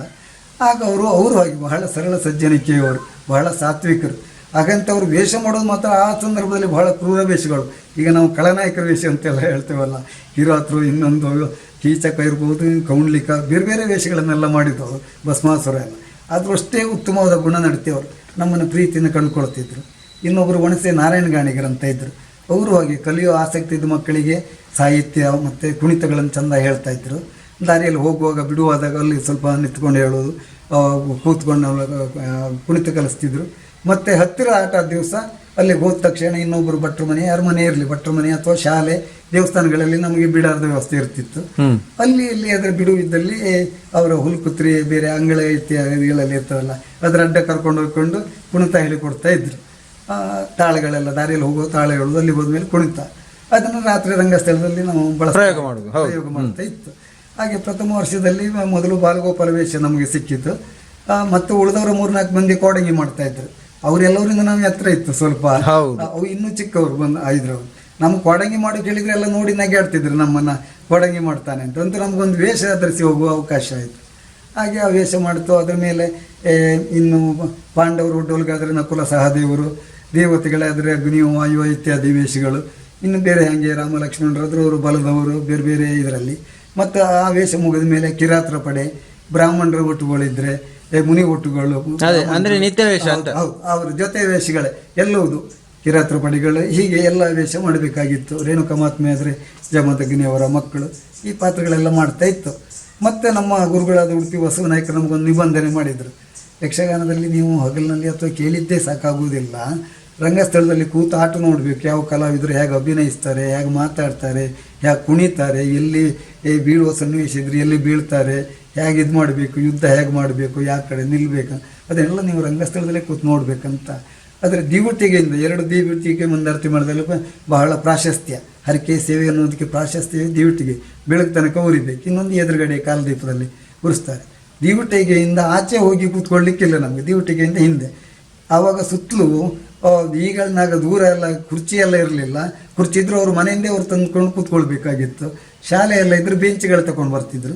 ಮತ್ತು ರಂಗಸ್ಥಳದ 3 ಕಡೆಯಲ್ಲಿಯೂ ಎದುರುಗಡೆ ಒಂದು ಬ್ರಹ್ಮಸಭೆ ಅಂತ, ಆಚೆ ಈಚೆ ಇಲ್ಲಿ ಚಾಪೆ ಅಥವಾ ಹುಲ್ಲು ಮೊಡ್ಲು ಇತ್ಯಾದಿಗಳನ್ನು ಹಾಕ್ತಾಯಿದ್ರು. ಕೆಲವರು ಅವ್ರ ಮನೆಯಿಂದ ತರುವುದು, ಕೆಲವರು ಒಲ್ಲಿ ಇತ್ಯಾದಿಗಳು ಕಂಬಳಿ ತಂದುಕೊಂಡು ಕೂತ್ಕೊಳ್ಳೋದು. ರಂಗಸ್ಥಳಕ್ಕೆ ಹತ್ತಿರದಲ್ಲಿ ಇರ್ತಿದ್ರು. ನಾವು ಆ ರಂಗಸ್ಥಳದ ಅಳ್ದಾಳ್ತೆ ಜಾಗದೊಳಗೆ ನಾವು ಕೂತ್ಕೊಂಡು ಆಟ ನೋಡ್ತಾ ಇತ್ತು. ಹೆಚ್ಚಿನ ನಮ್ಮ ಪಾತ್ರ ಬರುವಾಗ ನಾವು ಅಲ್ಲಿಗೆ ಹೋಗ್ಬೋದು. ಕರೆಕ್ಟ್. ಚಂಡೆಗಾರರ ಹತ್ರ ಆಚೆ ಈಚೆ ಕೂತ್ಕೊಳ್ತಿತ್ತು. ಅದೇ ನೋಡಿ ತುಂಬ ಪ್ರಸಂಗದ ಪದ್ಯಗಳು, ಭಾಗವತರ ಹಾಡುವುದು, ಇದೆಲ್ಲ ಸ್ವಲ್ಪ ಸ್ವಲ್ಪ ಅಭ್ಯಾಸ ಮಾಡ್ಕೊಳ್ತಾ ಇತ್ತು. ಹೀಗೆ ಆ ವರ್ಷದಲ್ಲಿ ತಿರುಗಾಟ ಅಂತ ಹೇಳಿದರೆ ಉಡುಪಿ ತಾಲೂಕು, ಕುಂದಾಪುರ ತಾಲೂಕು, ಇನ್ನು ನಮ್ಮ ಈ ಕಾಪು ಇತ್ಲಾಗಿ ಎಲ್ಲ ಕಾರ್ಕಳ ತನಕ ಎಲ್ಲ ಹೋಗಿದೆ. ಕರೆಕ್ಟ್. ಕುಂದಾಪುರ ತಾಲೂಕಿನ ಬೇರೆ ಬೇರೆ ಭಾಗಗಳಲ್ಲಿ, ಆ ನಂತರದಲ್ಲಿ ಮಲೆನಾಡು ಶಿವಮೊಗ್ಗ ಜಿಲ್ಲೆಯ ತೀರ್ಥಹಳ್ಳಿ, ಯಡೂರು, ಹೊಸನಗರ, ಕೊಪ್ಪ, ಹೀಗೆ ಶಿವಮೊಗ್ಗದ ತನಕ ಅಪರೂಪಕ್ಕಾಗ್ತಿತ್ತು. ಇಷ್ಟೆಲ್ಲ ಅಲ್ಲ, ಒಂದು 8-10 ದಿವಸ 15 ದಿವಸ ಆಟ ಆಗ್ತಿತ್ತು ಅಲ್ಲಿಯೆಲ್ಲ. ಅಲ್ಲಿಯಾಗ ನಾವು ಹೋಗುವಾಗಲೂ ಒಂದು ವಿಶೇಷ. ನಾವು ಹೋಗುವಾಗ ಇವಾಗೆಲ್ಲ ನಾವು ಯಕ್ಷಗಾನ ಮೇಳ ಹೀಗೆಲ್ಲ ಹೇಳ್ತೇವೆ. ಅಲ್ಲಿಯೇ ಹೋಗುವಾಗ ನಾವು ಸ್ನಾನಕ್ಕೊಂದು ಕಡೆ ತೋಡಿನ ಹತ್ರ, ಹೊಳೆಯ ಹತ್ರ ಹೋಗಿದ್ದೇವೆ. ಅಲ್ಲಿಯವರೆಲ್ಲ ನಮ್ಮ ಹತ್ರ ಕೇಳೋದು, ಇವತ್ತೆಲ್ಲಿ ಭಾಗವತರ ಆಟ ಅಂತ. ಭಾಗವತರ ಆಟ ಅಂದರೆ ಏನಂತಲೇ ನಮಗೆ ಆ ಯಕ್ಷಗಾನ ಇದು ಮೇಳ ಅಂತ ಹೇಳೋದು ಬಿಟ್ಟರೆ ಭಾಗವತರ ಆಟ ಅಂತ ಗೊತ್ತಿಲ್ಲ. ಆಗ ಅದು ಹಾಗೆ ಶಬ್ದದಲ್ಲಿ ಕೇಳಿದರು. ಅದು ಕೊನೆ ಹಿರಿಯ ಕಲಾವಿದರ ಹತ್ರ ಕೇಳ್ಕೊಳ್ಳಿ, ಇದಕ್ಕೆ ಮೇಳಕ್ಕೆ ಹೇಳೋದು ಅಂತ ಹೇಳಿದರು. ಅದ್ರ ಮೇಲೆ ಕೆಲವು ಕಡೆಯಲ್ಲಿ ದಶಾವತಾರದ ಆಟ ಎಲ್ಲಿ ಅಂತಲೇ ಕೇಳಿ. ಕರೆಕ್ಟ್. ದಶಾವತಾರದ ಆಟ. ಈ ಯಕ್ಷಗಾನ ಪದ ಅನ್ನುವಂಥದ್ದು ಆವಾಗ ನಾವು ಮೇಳಕ್ಕೆ ಹೋಗುವ ಹೆಚ್ಚಿಗೆ ಪ್ರಚಲಿತ ಇರಲಿಲ್ಲ. ಹೌದು, ಹೀಗೆ ಕೇಳ್ತಾ ಇದ್ರು. ಅದೆರಡು ಶಬ್ದಗಳು ನಮ್ಗೆ ವಿಶೇಷ ಆಗಿ ನೋಡ್ತಾ ಇರಲಿ. ನಾವು ಬರೀ ಮೇಳ ಅಂತ ಮಾತ್ರ ಹೇಳುದು. ಇಂಥ ಮಂದಾರ್ತಿ ಮೇಳ, ಪೆರಡೂರು ಮೇಳ, ಸಾಲಿಗ್ರಾಮ, ಮಾನಕಟ್ಟೆ, ಗೂಳಿಗರಡಿ, ಅಮೃತೇಶ್ವರಿ ಹೀಗೆ ಹೇಳ್ತಾ ಇತ್ತು. ಈಗ ಅಲ್ಲೆಲ್ಲ ಆಟ ಆಯಿತು. ಆಟ ಆಗಿ ನಾವು ಊರಿಗೆಲ್ಲ ಬಂತು. ಆ ವರ್ಷದಲ್ಲಿ ಆದ ಪ್ರಸಂಗಗಳು ಹೆಚ್ಚಾಗಿ ಚಂದ್ರಾವಳಿ ವಿಲಾಸ ಅಂತ ಆಗ್ತಿತ್ತು. ಪ್ರಸಿದ್ಧ ಹಾಸ್ಯಗಾರರು ಆ ವರ್ಷದಲ್ಲಿ ತಿರುಗಾಟದಲ್ಲಿದ್ದವರು ಕುರುಗು ಹಾಸ್ಯಗಾರ ಅಂತ, ಹಾಲಾಡಿ ಕುರುಗೋದಾಸ ಹಾಸ್ಯಗಾರ ಅಂತ, ಬಹಳ ಪ್ರಸಿದ್ಧ ಹಾಸ್ಯಗಾರ, ಅತ್ಯುತ್ತಮ ಭಾವುಕ ಅವರದ್ದು. ನಾನು ನೋಡಿದ ಹಾಸ್ಯಗಾರರಲ್ಲಿ ಅಷ್ಟು ಭಾವಪೂರ್ಣವಾಗಿ ಭಾವುಕನನ್ನು ಮಾಡಿದ್ದವರದ್ದು ನಾನು ನೋಡಲಿಲ್ಲ. ನಾನು ಉಳಿದ ತೆಂಕುತಿಟ್ಟಿನಲ್ಲಿ ಪ್ರಸಿದ್ಧ ಹಾಸ್ಯಗಾರದೆಲ್ಲ ನೋಡಿದ್ದೀರಿ. ಭಾವನಾತ್ಮಕವಾಗಿ ಮಾಡ್ತಾರೆ, ಒಳ್ಳೊಳ್ಳೇದು ಮಾಡ್ತಾರೆ. ಇವರಲ್ಲಿಯೂ ಇಲ್ಲದಿದ್ದ ಕೆಲವೊಂದು ವಿಶೇಷತೆಗಳಿದೆ. ಅದು ಮುಂದೆ ಸಂದರ್ಭ ಬಂದರೆ ನೆನಪಾದರೆ ಹೇಳ್ತೇನೆ. ಹಾಗೆ ನಾನು ವಿಜಯರಣ್ಣಪ್ಪನವರು ಬಹಳ ಅಭಿಮಾನಿ. ಅವರ ಅನೇಕ ಪಾತ್ರ ನೋಡಿದ ಅವರ ವ್ಯಕ್ತಿತ್ವದ ಬಗ್ಗೆ ತುಂಬ ಗೌರವ ಅವರದ್ದು. ಮತ್ತು ಪೆರುವಾಡಿ ನಾರಾಯಣ ಭಟ್ರವರದ್ದು, ಆಮೇಲೆ ನಮ್ಮ ವಿಟ್ಲ ಜೋಶಿಯವರದ್ದು ಎಲ್ಲ ಪಾತ್ರಗಳು, ಬೇರೆ ಬೇರೆ ಪಾತ್ರ ನೋಡಿದ್ದೆ. ಅತ್ಯಂತ ಮೆಚ್ಚುಗೆ ಹಾಸ್ಯಗಾರರು. ಆದರೆ ಅವರೆಲ್ಲವರಿಂದಲೂ ಕಾಣದಿದ್ದಂಥ ಕೆಲವೊಂದು ವಿಶೇಷತೆ ಕುರುಗೋದಾಸ ಹಾಸ್ಯಗಾರರಲ್ಲಿ ನಾನು ಕಂಡಿದ್ದೆ. ಏನದು ಹೇಳಿಬಿಡಿ. ಅವರಲ್ಲಿ ವಿಶೇಷತೆ ಅಂತ ಹೇಳಿದರೆ, ಅವರು ಪೀಠಿಕೆ ಅಂದರೆ ಸಖಿಶ್ರೀ ವೇಷ ಮಾಡಿದವರು ಮಾಡಿ ಆ ನಂತರ ಹಾಸ್ಯಕ್ಕೆ ಬಂದವರಂತೆ. ಅವರು ಹಾಸ್ಯಗಾರರ ಕೊರತೆ ಕಾರಣದಲ್ಲಿ ಅವರು ಎರಡನೇ ವೇಷ, ನಾವೇನು ಹೇಳ್ತೇವೆ ನೀವು ಎದುರು ವೇಷ, ಅಂಥ ವೇಷಗಳು ಭಸ್ಮಾಸುರನನ್ನು ಮಾಡುವ ಯೋಗ್ಯತೆ ಉಂಟು. ಈಗ ರಕ್ತಬೀಜ ನೀವು ತೆಂಕುತಿಟ್ಟಿನಲ್ಲಿ ಮಾಡಿದರೆ ಅದನ್ನು ರಕ್ತಬೀಜನನ್ನು ಮಾಡ್ತಾ ಇದ್ರು. ಅತ್ಯುತ್ತಮವಾದ ಜಮದಗ್ನಿ ಪಾತ್ರವನ್ನು ಮಾಡ್ತಾ ಇದ್ರು. ಇನ್ನು ಯಾವುದೇ ಪ್ರಸಂಗ ಆಗಲಿ, ನಾರದ ಅತ್ಯಂತ ನಾರದ ಅಂತ ಹೇಳಿದರೆ ಅದು ಬಹುಶಃ ದೇವಲೋಕದಿಂದ ಇಳಿದು ಬಂದೇನೋ ನಾರದ ಅಂತ. ಅತ್ಯಂತ ಸ್ಫುರದ್ರೂಪಿ, ಆಕರ್ಷಣೀಯವಾದ ಗುಂಗುರು ಕುದುರು, ಅವರ ಅಂಗಸೌಷ್ಠವೂ ಹಾಗೆ, ಮಾತು ಮತ್ತೆ ಹಾಡ್ಕೊಂಡು ಬರ್ತಾ ಇದ್ರು. ಹಾಡ್ಕೊಂಡು ಅಷ್ಟು ಚೆನ್ನಾಗಿ ಹಾಡ್ಕೊಂಡು ಬರ್ತಾ ಇದ್ರು ಅವರು. ಆ ಚಿಟಿಕೆ ಎಲ್ಲ ಹಿಡ್ಕೊಂಡು ತಾಳ ಹಿಡ್ಕೊಂಡು ಎಲ್ಲೋದ್ರು. ಎಲ್ಲ ಪಾತ್ರಗಳು ಭಾವುಕ ಅಂತ ಹೇಳಿದರೆ ಅವರು ಪ್ರವೇಶ ಆಗಿ ಕಾರ್ಕೋಟಕ ಕಚ್ಚಿದ ಸನ್ನಿವೇಶದಿಂದ ರಂಗಸ್ಥಳಕ್ಕೆ ಬಂದು ಬೀಳುವಾಗ ಬಿದ್ದು ತನ್ನ ಅಂಗಾಂಗಗಳನ್ನು ನೋಡಿಕೊಳ್ಳುವಂಥದ್ದು. ಕರೆಕ್ಟ್. ಆಮೇಲೆ ನಾನು ನಿನಗೆ ಉಪಕಾರ ಮಾಡಲಿಕ್ಕೆ ಬಂದರೆ, ನೀರು ಕುಡಿಸ್ಲಿಕ್ಕೆ ಬಂದರೆ ನೀನು ನನಗೆ ಈ ರೀತಿ ಮಾಡಿದಿಲ್ಲ, ಏನೂ ನಾನು ಇದು ಮಾಡೋದಿಲ್ಲ, ಉಪಕಾರ ಮಾಡ್ತೆ ಅಂತೇಳಿ ಹೀಗೆ ಮಾಡಿದಿಲ್ಲ ಅಂತ ಹೇಳುವಂಥದ್ದನ್ನು ನೆನೆಸ್ಕೊಂಡು ಇದು ಮಾಡೋದು. ಆಮೇಲೆ ತನ್ನನ್ನು ಕಚ್ಚಿದ್ರು, ನೀನು ಕಚ್ಚಿಗೂ ನನಗೆ ಎಲ್ಲ ರಾಜಭ್ರಷ್ಟನಾಗಿ ಬಂದವು, ನನಗೆ ಬೇಸರ ಇರಲಿಲ್ಲ. ನಾನು ಊರಿನಲ್ಲೇ ಇರುವಾಗ ನನ್ನ ಹೆಂಡತಿ ಮಕ್ಕಳು ಇರುವಂಥ ಆ ಪ್ರದೇಶದಲ್ಲೇ ನಾನು ಇದ್ದಿದ್ರೆ ಹೆಂಡತಿ ಮಕ್ಕಳ ಹೆಗಲ ಮೇಲೆ ನನ್ನ ಹೆಣ ಸ್ಮಶಾನ ಯಾತ್ರೆ ಕಾಣ್ತಿತ್ತು. ಈಗ ಇಲ್ಲಿ ಯಾರೂ ಇಲ್ಲ, ಇಂಥ ಸ್ಥಿತಿಯಲ್ಲಿ ಹೀಗೆ ಮಾಡಿದೆಯಲ್ಲ ಅಂತ ಅದು ಹೇಳಿಕೊಳ್ಳುವ ಆ ರೀತಿ, ಆ ಧ್ವನಿ, ಭಾವನೆಗಳು ನಾನು ಯಾರಲ್ಲಿಯೂ ಕಾಣಲಿಲ್ಲ. ಕರೆಕ್ಟ್. ಮುಂದೆ ಅದೇ ಭಾವುಕನ ಪಾತ್ರದಲ್ಲಿ ಋತುಪರ್ಣನಲ್ಲಿ ಹೋಗುವ ಸಂದರ್ಭದಲ್ಲಿ ತಾನು ಚಕ್ರವರ್ತಿ ಆಗಿದ್ದವ, ಅವನು ಈಗ ಒಂದು ವಂಶದ ಚಕ್ರವರ್ತಿ, ಸೂರ್ಯವಂಶದವ, ನಾವು ಚಂದ್ರವಂಶದವ. ಈಗ ನಾನು ಅವನಲ್ಲಿ ಹೇಗೆ ಹೋಗಲಿ, ನನಗೆ ಮನೆ ಒತ್ತೆ ಇಟ್ಟು ತಮ್ಮನಿಗೆ ಬಿಟ್ಟು ಕೊಟ್ಟು ಬಂದಾಗಿದೆ. ಹೋಗುವಾಗ ತಾನು ಹೇಗೆ ಹೋಗಲಿ ಅಂತ ಯೋಚಿಸ್ತಾವ. ಮುಂದೆ ಕಾರ್ಕೋಟಕ್ಕೆ ಕಚ್ಚಿದ್ರಿಂದ ರೂಪಾಂತರ ಆಗ್ತದೆ, ಅನುಕೂಲ ಆಗಿದೆ ಸತ್ಯ. ಆದರೆ ಆ ಕಥೆಯನ್ನು ಹೇಳ್ಕೊಳ್ಳುವಾಗ ತಿರುಗಾಡ್ತಾ ಬಂದು ತಾನು ಆ ಪ್ರದೇಶದಲ್ಲಿ ಇದ್ದು ಬೀದಿಯ ಬಳಿಯಲ್ಲಿ ಕಟ್ಟೆಯಲ್ಲಿ ಕುಳಿತುಕೊಂಡು ಋತುಪರ್ಣನ ಬಗ್ಗೆ ಎಲ್ಲ ಹೇಳುವ ಆ ಮಾತುಗಳನ್ನು ಕಥೆಯ ರೀತಿಯಲ್ಲಿ ಅವ್ರು ಹೇಳ್ಕೊಂಡು ಹೋಗುವಾಗ ಅತ್ಯಂತ ಸೊಗಸಾಗಿ ಹೇಳ್ತಾರೆ. ಪ್ರಭಾವ ಬೀರ್ತದೆ. ಹೌದು, ಕೇಳಬೇಕನ್ನುವ ರೀತಿಯಲ್ಲಿ. ಹಾಗೆ ಅಲ್ಲಿ ಹೋದಾಗ ಮುಂದೆ ಅವನಿಗೆ ಆ ಕತೆ ಹೇಳುವುದು, ದ್ಯೂತಾಡಿ ಸೋತ ತಾನು ಹೀಗೆ ಬಂದೆ ಅಂತ ಹೇಳುವುದ್ರ ಒಟ್ಟಿಗೆ ಕೊನೆಗೆ ಬೇಟೆಗೆ ಹೋಗುವ ಸನ್ನಿವೇಶದಲ್ಲಿಯೂ ಹಾಗೆ ಬಹಳ ಪರಿಣಾಮಕಾರಿಯಾಗಿ ಮಾಡ್ತಾಯಿದ್ರು. ಜೊತೆಗೆ ಆ ಸುದೇವ ಬ್ರಾಹ್ಮಣ ಬಂದು ಇಲ್ಲಿ ನಡೆದ ಕಥೆಗಳೆಲ್ಲ ಹೇಳಿ ಅವ್ರನ್ನ ಶೋಧಿಸುವುದಕ್ಕೆ ಬಂದಾಗ, ಕುಂಡಿನಾವತಿಯಿಂದ ಬಂದವರು ಅಂತ ಹೇಳಿದಾಗ, ಊಟ ಮಾಡೋದು ಭಟ್ರನ್ನು ತೋರಿಸ್ಬೇಕಂತ ಹೇಳಿದ ಅವ್ರು ಬಂದಾಗ ಇವ್ರು ನೋಡ್ಲಿಕ್ಕೆ ಪ್ರಾರಂಭ ಆದ ಕೂಡಲೇ ನನ್ನ ಬೇಳೆ ಬೇಯುವುದಿಲ್ಲ ಅಂತ ಅವರ ನಟಿಸಿಕೊಂಡು ಹೋಗುವ ರೀತಿಗಳು ಬಹಳ ಮಾರ್ಮಿಕ, ಅಷ್ಟು ಚಂದವಾಗಿತ್ತು. ಕರೆಕ್ಟ್. ಮುಂದೆ ತನ್ನ ಮಕ್ಕಳನ್ನು ಅಲ್ಲಿಯೇ ಋತುಪರ್ಣನಲ್ಲಿ ಇದಕ್ಕೆ ಕೇಳುವಾಗ, ಲೇಖನ ಹೋದಾಗ ಪುನಃ ಇಲ್ಲಿಗೆ ಬರುವಂಥ ಸಂದರ್ಭ, ಕುದುರೆ ಓಡಿಸುವಂಥ ಒಂದು ಸನ್ನಿವೇಶ, ಕುದುರೆ ವರ್ಣನೆಗಳು ಮಾಡುವಂಥದ್ದು, ಅದನ್ನೇ ಈಗ ತಂದೆ ಅಂತ ಕೇಳಿ ಅವನು ಕೇಳಿದಾಗ ವಿವರ ಕೊಟ್ಟು ಕುದುರೆ ಬಿಡುವಂಥದ್ದು. ಯಾರ್ಯಾರದ್ದೋ ಮರದ ಕುರ್ಚಿ ಒಂದೇ ಅಲ್ಲ, ಎಲ್ಲೆಲ್ಲಿದು ಆ ದಿವಸಕ್ಕೆ ಒದಗಿಸ್ತಾ ಇದ್ರು. ಆ ಕುರ್ಚಿಯನ್ನು ಅವರ ಕುರ್ಚಿಯಲ್ಲಿ ಹೋಗುವಾಗ ಆ ಕುರ್ಚಿ ಕುದುರೆ ಹೊಡೆದಾಗಿ ಮಾಡಿ ಅದನ್ನು ಬಿಟ್ಟಾಗ ಮಾಡಿ ಓಡಿಸುವ ಆ ರೀತಿ ನೋಡಿದರೆ ಕುದುರೆ ನಮ್ಮ ಕಣ್ಮುಂದೆ ಬಂತು ಅಂತ ನೋಡಬೇಕು. ಅಷ್ಟೂ ಚಂದ, ರಥ ಹಾರಿ ಬಂತು ಅಂತ ನೋಡಬೇಕು, ಅಷ್ಟು ಚಂದ ಮಾಡ್ತಿದ್ರು. ಅದು ಆ ರೀತಿಯ ಯಾರು ಓಡಿಸಿದ್ದು ನೋಡಲಿಲ್ಲ. ಹೌದು, ಅವ ನಿಲ್ಲಿಸು ರಥ ಅಂತ ಹೇಳುವಾಗಲೂ ಅದನ್ನು ಆ ನಿಯಂತ್ರಣಕ್ಕೆ ತಗೊಳ್ಳುವ ರೀತಿಯಲ್ಲ ಇನ್ನೂ ಕಣ್ಮುಂದೆ ಕಟ್ಟಿದ ಅಷ್ಟು ಚಂದ ಕರೆಕ್ಟ್. ಮಾಡ್ತಾರೆ. ಹೀಗೆ ಒಂದು ವರ್ಷ ಕಳೀತು ಎಲ್ಲಿ ಅಲ್ಲಿ ಸರ್ ಒಂದೆರಡು ಹಾ, ಹಾ. ಆಮೇಲೆ ಬಾವುಕ 2 ಮಕ್ಕಳನ್ನ ಅವರು ಅಲ್ಲಿಗೆ ಬಂದ ಮೇಲೆ ಕುಂಡಿನಾವತಿಗೆ ಸಖಿಯರು ಇವನಿಗೆ ತೋರಿಸ್ಲಿಕ್ಕೆ ಅವ್ರ ಆ ಮಕ್ಕಳು ಆಟ ಆಡ್ತಿರೋ ಇವನು ನೋಡ್ತಾನೆ. ಮಕ್ಕಳನ್ನ ಎತ್ಕೊಳ್ಲಿಕ್ಕೆ ಹೋದಾಗ ಅವಳು ಜೋರು ಮಾಡ್ತಾಳೆ ಆ ಸಖಿ. ತನ್ನ ಮಕ್ಕಳನ್ನು ಎತ್ಕೊಳ್ಳಿಕ್ಕೆ ತನಗೆ ಅವಕಾಶ ಇಲ್ಲದೆ ಹೋಯ್ತಲ್ಲ ಅಂತ ಆ ವಿಷಾದದಿಂದ ಅವರ ಆಡುವ ಮಾತುಗಳು. ಮುಂದೆ ದಮಯಂತಿ ಹತ್ರ ಹಾಗೆ ಒಗಟಾಗಿ ಆ ಮಾತಾಡುವಂಥ ಅಷ್ಟು ಪರಿಣಾಮಕಾರಿಯಾಗಿ ಮಾಡ್ತಾಯಿದ್ರು. ಅದು ಒಂದು. ಜೊತೆಗೆ ಇನ್ನು ಭಸ್ಮಾಸುರ ಒಂದು ಗತೆ ಇದೆ. ಪ್ರಸಿದ್ಧ ಅಮೃತೇಶ್ವರಿ ಮೇಳಕ್ಕೂ ಮುಂದರ್ತಿ ಮೇಳಕ್ಕೂ ಜೋಡಾಟ ಆಗಿತ್ತು. ಆವಾಗ ಕೊರಗು ಹಾಸಿಗಾರರದ್ದು ಇಲ್ಲಿ 2ನೇ ವೇಷಧಾರಿಗಳು ಮಾಡಬೇಕಾಗಿತ್ತು ಭಸ್ಮಾಸುರ. ಅಲ್ಲಿ ಚಿಟ್ಟಾಣಿ ರಾಮಚಂದ್ರ ಹೆಗಡೆ ಅವರು ಅಂತ ಹೇಳಿದ್ರೆ ಆ ಕಾಲದಲ್ಲಿ ಪ್ರಸಿದ್ಧ ಕಲಾವಿದರು ಭಸ್ಮಾಸುರ ಎಲ್ಲ. ಅವ್ರ ಎದುರು ಯಾರು ಮಾಡಿದ್ರು ಅವರಿಗೆ ಅದು ಮತ್ತೆ ನಮ್ಮವರಿಗೆ ಸಿಗುವುದಿಲ್ಲ ಆ ವೇಷಗಳಂತ ಇದಾಗಿದೆ. ಇವ್ರ ಹತ್ರ ಮಾಡಿಸಿದ್ರು. ಇವರು ಮೈ ಬಿಟ್ಕೊಂಡು ಹೋಗಿ ಆ ಭಸ್ಮಾಸುರ ಮಾಡಿ ಅವ್ರ ಎದುರು ನಿಂತು ಇದು ಮಾಡಿದಾಗ ಪ್ರತಿ ಸಭೆಯವರೆಲ್ಲವರು ಈ ಕಡೆಗೆ ನೋಡಿದ್ರು. ಅಷ್ಟು ಚಂದ ಆ ಭಸ್ಮಾಸುರನ ವೇಷ, ಆ ವರ್ಣನೆಗಳು ಎಲ್ಲದರಲ್ಲಿ. ಜಮದಗ್ನಿ ಮಾಡಿದ್ರು ಹಾಗೆ, ರಕ್ತ ಬೀಜ ಮಾಡಿದ್ರು ಆ ಭಾವನೆಯ ತನ್ಮಯತೆಗಳೇ ಹಾಗೆ. ನಾರದ ಇನ್ನೊಂದು ಬಾಗಿಲ ಹಾಸ್ಯಗಳು, ಕೆಲವು ಮದುವೆ ದಿಬ್ಬಣದ ಹಾಸ್ಯ ಅಂತೂ ಉಂಟು. ಹಾಡು ಹೇಳಿಕೊಂಡು ಅವರನ್ನು ಪಚಾರಿಸುವಂಥದ್ದು, ಕೊರಿಂದೊಬ್ಬರಿಗೆ ಇದು ಮಾಡುವಂಥದ್ದು ಎಲ್ಲವುದರಲ್ಲಿ ಹಾಗೆ ಒಂದು ಅಷ್ಟು ಪರಿಣಾಮಕಾರಿ ಹಾಸ್ಯಗಾರರು ಅವರಿದ್ದರು. ಆಮೇಲೆ ಉಡುಪಿಯ ಬಸವನಾಯಕರು ನಾವು ಹೇಳಿದಾಗೆ ಪ್ರಸಿದ್ಧ 2ನೇ ವೇಷಧಾರಿಗಳು, ಅಷ್ಟು ನಿಗರ್ವಿಗಳು, ಎಲ್ಲ ವೇಷಗಳನ್ನು ಮಾಡ್ತಾಯಿದ್ರು. ಕರ್ಣ ಮತ್ತು ಅರ್ಜುನ, ಚಿತ್ರಸೇನ, ಎಲ್ಲ ಪಾತ್ರಗಳನ್ನು ಅಷ್ಟು ಚೆನ್ನಾಗಿ ಮಾಡ್ತಾಯಿದ್ರು. ಕರೆಕ್ಟ್. ಇನ್ನು ಮತ್ತು ಮೊಳಹಳ್ಳಿ ಹಿರಿಯನವರು, ಅವರು ಹಾಗೆ ಒಳ್ಳೆಯ ಪುರುಷ ವೇಷಧಾರಿಗಳು.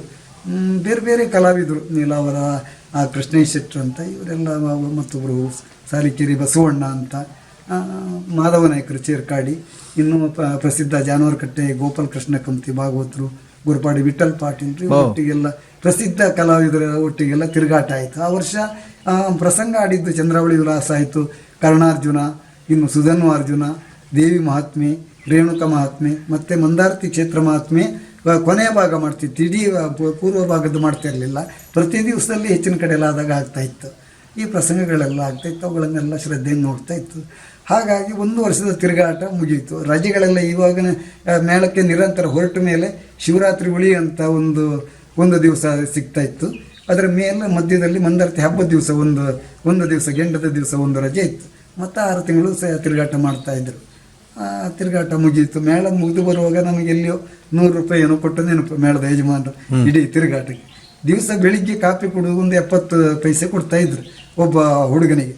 ಅದು ಕೊಡುವಾಗ ಆಟ ಆಡಿಸೋರ ಮನೆಯಿಂದ ಹಣ ಬಂದು ಆ ಹಣವನ್ನು ನಮಗೆ ಎಲ್ಲಿ ದಾರಿಯಲ್ಲಿ ಅವ್ರು ಹೋಗುವಾಗ ವಿತರಣೆ ಮಾಡ್ತಿದ್ರು. ಕೆಲವು ಸರಿ ಅವರು ಉಳ್ಕೊಳ್ಳುವ ಬಿಡಾರ ದೂರ, ನಾವು ಕಲಾವಿದ ರೊಟ್ಟಿನಲ್ಲಿ ನಡ್ಕೊಂಡು ಹೋಗೋದು. ಅವರಿಗೂ ಕೂಡ ಸಾಕಾಗಿರ್ತದೆ. ಹೋಟೆಲ್ನಲ್ಲಿ ಕಾಫಿ ಕುಡಿಯುವಾಗೆಲ್ಲ ಕೆಲವರು ಅನಿವಾರ್ಯ, ಅವ್ರಿಗೆ ಮನಸ್ಸಿದ್ರು ಕೊಡೋಕೆ ಅವ್ರ ಹತ್ರ ಇಲ್ಲ, ಏನು ಮಾಡಲಿಕ್ಕಿಲ್ಲ. ಅದರಲ್ಲಿ ಕೆಲವರು ಮನೆಗೆ ಅಪರೂಪಕ್ಕೆ ಮನೆಗೆ ಹೋದವರು, ಅವ್ರ ಹತ್ರ ಹಣ ಎಲ್ಲ ಕೆಲವು ಇರ್ತಿತ್ತು. ಅಂಥವರಲ್ಲಿ ಮೊಳವಳ್ಳಿ ಹಿರಿಯ ನಾಯಕರಂತ ನಮ್ಮನ್ನು ಭಾಳ ಪ್ರೀತಿಯಿಂದ ಕರ್ಕೊಂಡೋಗಿ ಚಹಾ ಎಲ್ಲ ಕುಡಿಸಿ ಆಮೇಲೆ ನಾವು ಯಾವಾಗ ಇವ್ರ ಯಜಮಾನರು ಕೊಟ್ಟ ಮೇಲೆ ಅವರಿಗೆಲ್ಲ ಕೊಡ್ತಾ ಇತ್ತು. ಹಾಗೆ ಕಲಾವಿದರ ಪ್ರೀತಿಯಿಂದ ಒಂದು ತಿರುಗಾಟ ಆಯಿತು. ಮರು ವರ್ಷ ಮುಂದರ್ತಿ ಮೇಳಕ್ಕೆ ಸೇರಬೇಕನ್ನೋ ಆಸೆ ಇದ್ದಿತ್ತು ನನಗೆ. ಆ ತನ್ಮಧ್ಯದಲ್ಲಿ ಉಡುಪಿ ಯಕ್ಷಗಾನ ಕೇಂದ್ರದಲ್ಲಿ ಗುರುಗಳಾದಂಥ ರಾಷ್ಟ್ರ ಪ್ರಶಸ್ತಿ ವಿಜೇತ ವೀರಭದ್ರ ನಾಯಕರು, ಹಿರಿಯಡ್ಕ ಗೋಪಾಲರವರು ರಾಜ್ಯ ಪ್ರಶಸ್ತಿ ವಿಜೇತರು, ಗುರುಗಳು ನೀಲಾವರ ರಾಮಕೃಷ್ಣ ಇವರ ಗುರುತನದಲ್ಲಿ ಈ ಒಳ್ಳೆಯ ಯಕ್ಷಗಾನ ಕಲಿವಿಕೆಯನ್ನು ಮಕ್ಕಳಿಗೆ ತರಬೇತಿ ಕೊಡ್ತಾರೆ ಅಂತ ಕೇಳಿ ತಿಳಿಯಿತು. ಮತ್ತು ಆ ಸಂದರ್ಭದಲ್ಲಿ ನಮ್ಮ ಮೇಳಕ್ಕೆ ಬ್ರಹ್ಮಾವರ ರಾಮನಾಯಿರಿಯವರಂತ ಸರಿ ಸಮಾನ ವಯಸ್ಸಿರ್ಬೋದು, ಅವರು ನನ್ನಿಂದ ಮೊದಲೇ ಯಕ್ಷಗಾನ ಕೇಂದ್ರದಲ್ಲಿ ಕಲಿತಿದ್ರು 1-2 ವರ್ಷ. ಅವರು ಇಲ್ಲಿಗೆ ನಮ್ಮ ಯಕ್ಷಗಾನಕ್ಕೆ ಮೇಳಕ್ಕೆಲ್ಲ ಬಂದು ಅಪರೂಪಕ್ಕೆ ವೇಷ ಮಾಡ್ತಾಯಿದ್ರು. ಇಲ್ಲಿ ಪ್ರಥಮ ಇದೇ ಮೇಳದಲ್ಲಿ ಇದ್ದಲ್ಲಿ ಕಲಿಯೋಕೆ ಹೋದವರಂತೆ. ಅವರು ಕುಣಿತ ಎಲ್ಲ ನೋಡಿ ಭಾಳ ಖುಷಿಯಾಯಿತು. ನಾವು ಹಾಗೆ ಕಲಿತಿರೋದು ಆಗ್ತಿತ್ತು ಅನ್ನೋ ಆಸೆಯಿಂದ ಯಕ್ಷಗಾನ ಕೇಂದ್ರಕ್ಕೆ ಸೇರುವ ಮನಸ್ಸು ಮಾಡಿದೆ ನಾನು. ಅಲ್ಲಿ ಹೋದ್ರೆ ಅಲ್ಲಿ ಊಟ ಮತ್ತು ವಸತಿ ಮಾತ್ರ ಇರೋದು. ಊಟ ಕೃಷ್ಣ ಮಠಕ್ಕೆ ಹೋಗಬೇಕಿತ್ತು ಆವಾಗ ಮಠದ ವತಿಯಿಂದ. ಮತ್ತು ಕಾಫಿ ತಿಂಡಿ ಏನಿರಲಿಲ್ಲ. ಹೀಗೆ ಇದಿತ್ತು. ಬೆಳಿಗ್ಗೆ ಒಂದು ಗಂಜಿ ಊಟ ಮಾಡಿಸ್ತಾಯಿದ್ರು. ಆ ಅವಕಾಶ ಸಿಗಲಿಲ್ಲ. ಅದು ನನಗೆ ಅರ್ಜಿ ಹಾಕಿದೆ. ನನ್ನ ಹೆಸರಿನವರು ನಮ್ಮ ಊರಿನಲ್ಲಿ 2-3 ಜನ ಇದ್ದರು. ಒಬ್ಬರು ಶೆಟ್ಟರು, ಇನ್ನೊಬ್ಬರು ಮರ್ಕಾಲರು, ನಾನು. ಅದು ಅಂಚೆ ಇಷ್ಟೆಲ್ಲ ಇದಿರಲಿಲ್ಲ. ಅವರು ಅಂಚೆ ಪೆಟ್ಟಿಗೆಯವರು ಯಾರಾದರೂ ಅಲ್ಲಿ ಸೊಸೈಟಿ ಅಂತ ಅಕ್ಕಿ ಇದೆ ಯಾರ ಹತ್ರ ಹೋದವ್ರ ಹತ್ರ ಕೊಡೋದು, ಇಲ್ಲ ಶಾಲೆಯಲ್ಲಿ ಹೋಗಿ ಮಾಸ್ಟರ್ ಹತ್ರ ಕೊಟ್ಟು ಹೋಗೋದು. ಮಕ್ಕಳು ಬರ್ತಾರಲ್ಲ ಅವ್ರು ನೆನಪಾದ್ರೂ ಕೊಟ್ಟರು, ಇಲ್ದಿದ್ರಿಲ್ಲ. ನಾವು ಆವಾಗ ವಿಳಾಸ ಇಲ್ದಿದ್ದವ್ರು ಯಾರೇನಂತ ಕೆಲವರಿಗೆ ಗೊತ್ತಿರಲಿಲ್ಲ, ಅವರಿಗೂ ನಮ್ಮ ಪರಿಚಯ ಇರಲಿಕ್ಕಿಲ್ಲ. ಹಾಗಾಗಿ ನನಗೆ ಪತ್ರ ಬರಲಿಲ್ಲ. ಆ ಥರ ಇದೆಲ್ಲ ಮುಗಿದು ಒಂದು 8-10-15 ದಿನದ ಮೇಲೆ ನನ್ನ ಹೆಸರನ್ನ ಮತ್ತೊಬ್ಬರಿಗೆ ಸಿಕ್ಕಿದ್ದು ಗೊತ್ತಾಯಿತು. ನನಗೊಂದು ಕಾಗದ ಬಂದಿತ್ತು, ನಿನ್ನದ ಮರೆ ಅಂತ ಹೇಳಿದ್ರು. ಅಷ್ಟರಲ್ಲಿ ಅಲ್ಲೇ ಆಯ್ಕೆ ಎಲ್ಲ ಮುಗಿದಾಗಿದೆ. ಆದರೂ ಹೋದೆ ನಾನು. ಹೋದ್ರೆ ಅವಕಾಶ ಸಿಗಲಿಲ್ಲ. ಹಾಗೆ ಏನು ಮಾಡೋದು, ಕಲೀಲೇಬೇಕನ್ನೋ ಆಸೆ ಮತ್ತು ಹೆಚ್ಚಾದ ಆ ವರ್ಷ ಮಳೆಗಾಲದಲ್ಲಿ ಅಲ್ಲಿಗೆ ಹೋದೆ. ಕೇಳ್ರಿ ಇಲ್ಲ ಇತ್ತು, ಆಯ್ಕೆ ಆಗಿದೆ, ಇಷ್ಟೇ ಜನರಿಗೆ ವ್ಯವಸ್ಥೆ ಇರೋದು. ಕೊನೆಗೆ ಏನು ಮಾಡೋದು, ನಮ್ಮ ಊರಿನಲ್ಲಿ ನಮ್ಮ ದನಿಗಳು ಕೃಷ್ಣಮೂರ್ತಿ ಪುತ್ರರಂತ ಅವ್ರ ಹತ್ರ ಕೇಳಿಕೊಂಡೆ, ಏನಾದರೂ ಮಾಡಿ ಕಲಿಬೇಕಲ್ಲ. ಅದಕ್ಕೆ ನೀನು ಮನೆ ಕೆಲಸ ಮಾಡ್ಕೊಂಡಿರುವುದಾದರೆ ರಾತ್ರಿ ಹೋಗಿ ಕಲಿಬೋದು, ನಾನು ಕಾಲೇಜಿಗೆ ಹೋಗುವಾಗ ಉಳ್ಕೊಂಡವರೊಬ್ಬರು ಭಟ್ರ ಮನೆ ಇದೆ, ಹೋಗುವುದಾದರೆ ವ್ಯವಸ್ಥೆ ಮಾಡುವ ಹೇಳುವ ಅಂತ ಹೇಳಿದರು. ಅಡ್ಡಿಲ್ಲ ಅಂತ ಹೇಳಿದೆ. ಅಲ್ಲಿಗೆ ಹೋಗಿ ನೋಡುವಾಗ ಅವರು ದನ ಮೇಯಿಸುವ ಕೆಲಸ ಮತ್ತು ಮನೆಯದು ಪಾತ್ರ ತೊಳೆದು ಇತ್ಯಾದಿಗಳು, ಮಕ್ಕಳದ್ದು ಅವ್ರು ಶಾಲೆಗೆ ಹೋಗುವ ಮಕ್ಕಳ ಬಟ್ಟೆಯನ್ನು ತೊಳಿಬೇಕು. ಕರೆಕ್ಟ್. ಅಡ್ಡಿಲ್ಲ ಅಂತ ಒಪ್ಕೊಂಡೆ. 3 ಗಂಟೆ ತನಕ ಅವ್ರ ಮನೆಯ ಕೆಲಸಗಳೆಲ್ಲ ಮಾಡೋದು. ಆಮೇಲೆ ಯಕ್ಷಗಾನ ಕೇಂದ್ರಕ್ಕೆ ಹೋಗೋದು. ನಾನು ಕೇಂದ್ರಕ್ಕೆ ಹೋಗುವಾಗ ಅಲ್ಲಿ 4:15 ನಂತರ ತರಗತಿ ಬಿಟ್ಟ ಮೇಲೆ ಈ ರಾಮನಾಯರಿಯವರು ಹಳೆ ವಿದ್ಯಾರ್ಥಿ ಅವ್ರ ಮೇಳಕ್ಕೆ ಹೋಗೋ ತನಕ ಅಲ್ಲೇ ಇದ್ರು. ಅವ್ರ ಹತ್ರ ಸ್ವಲ್ಪ ಕುಣಿತ ಎಲ್ಲ ಅಭ್ಯಾಸ ಮಾಡೋದು. ಅಲ್ಲಿ ಇಂದ್ರಾಳಿ ಪ್ರಭಾಕರಾಚಾರ್ಯ ಅಂತ ಒಬ್ಬರು ಇದ್ದರು, ಅವರು ಹಳೆ ವಿದ್ಯಾರ್ಥಿ, ಅವ್ರ ಮನೆಗೆಲ್ಲ ಹೋಗೋದು, ಅವ್ರ ಹತ್ರ ಸ್ವಲ್ಪ ತಾಳ ಎಲ್ಲ ಕೇಳೋದು.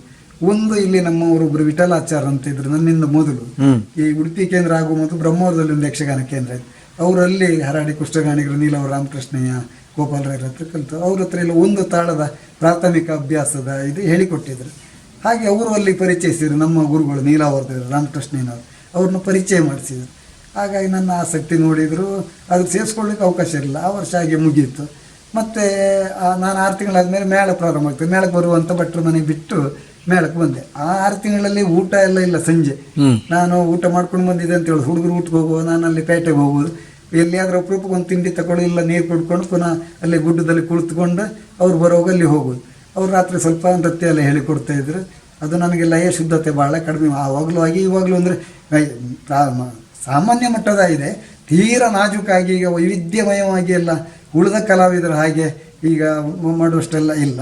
ಅದು ನಾನು ತುಂಬ ಅದ್ರ ಬಗ್ಗೆ ಪರಿಶ್ರಮ ಮಾಡಿದ್ದೆ. ನನಗದು ಅಷ್ಟು ಇದಾಗಲಿಲ್ಲ, ಲೋಪ ಆಗದ ರೀತಿಯಲ್ಲಿ ಮಾಡ್ತೇನೆ. ಹೌದು, ಸಿದ್ಧಿ ಆಗಲಿಲ್ಲ.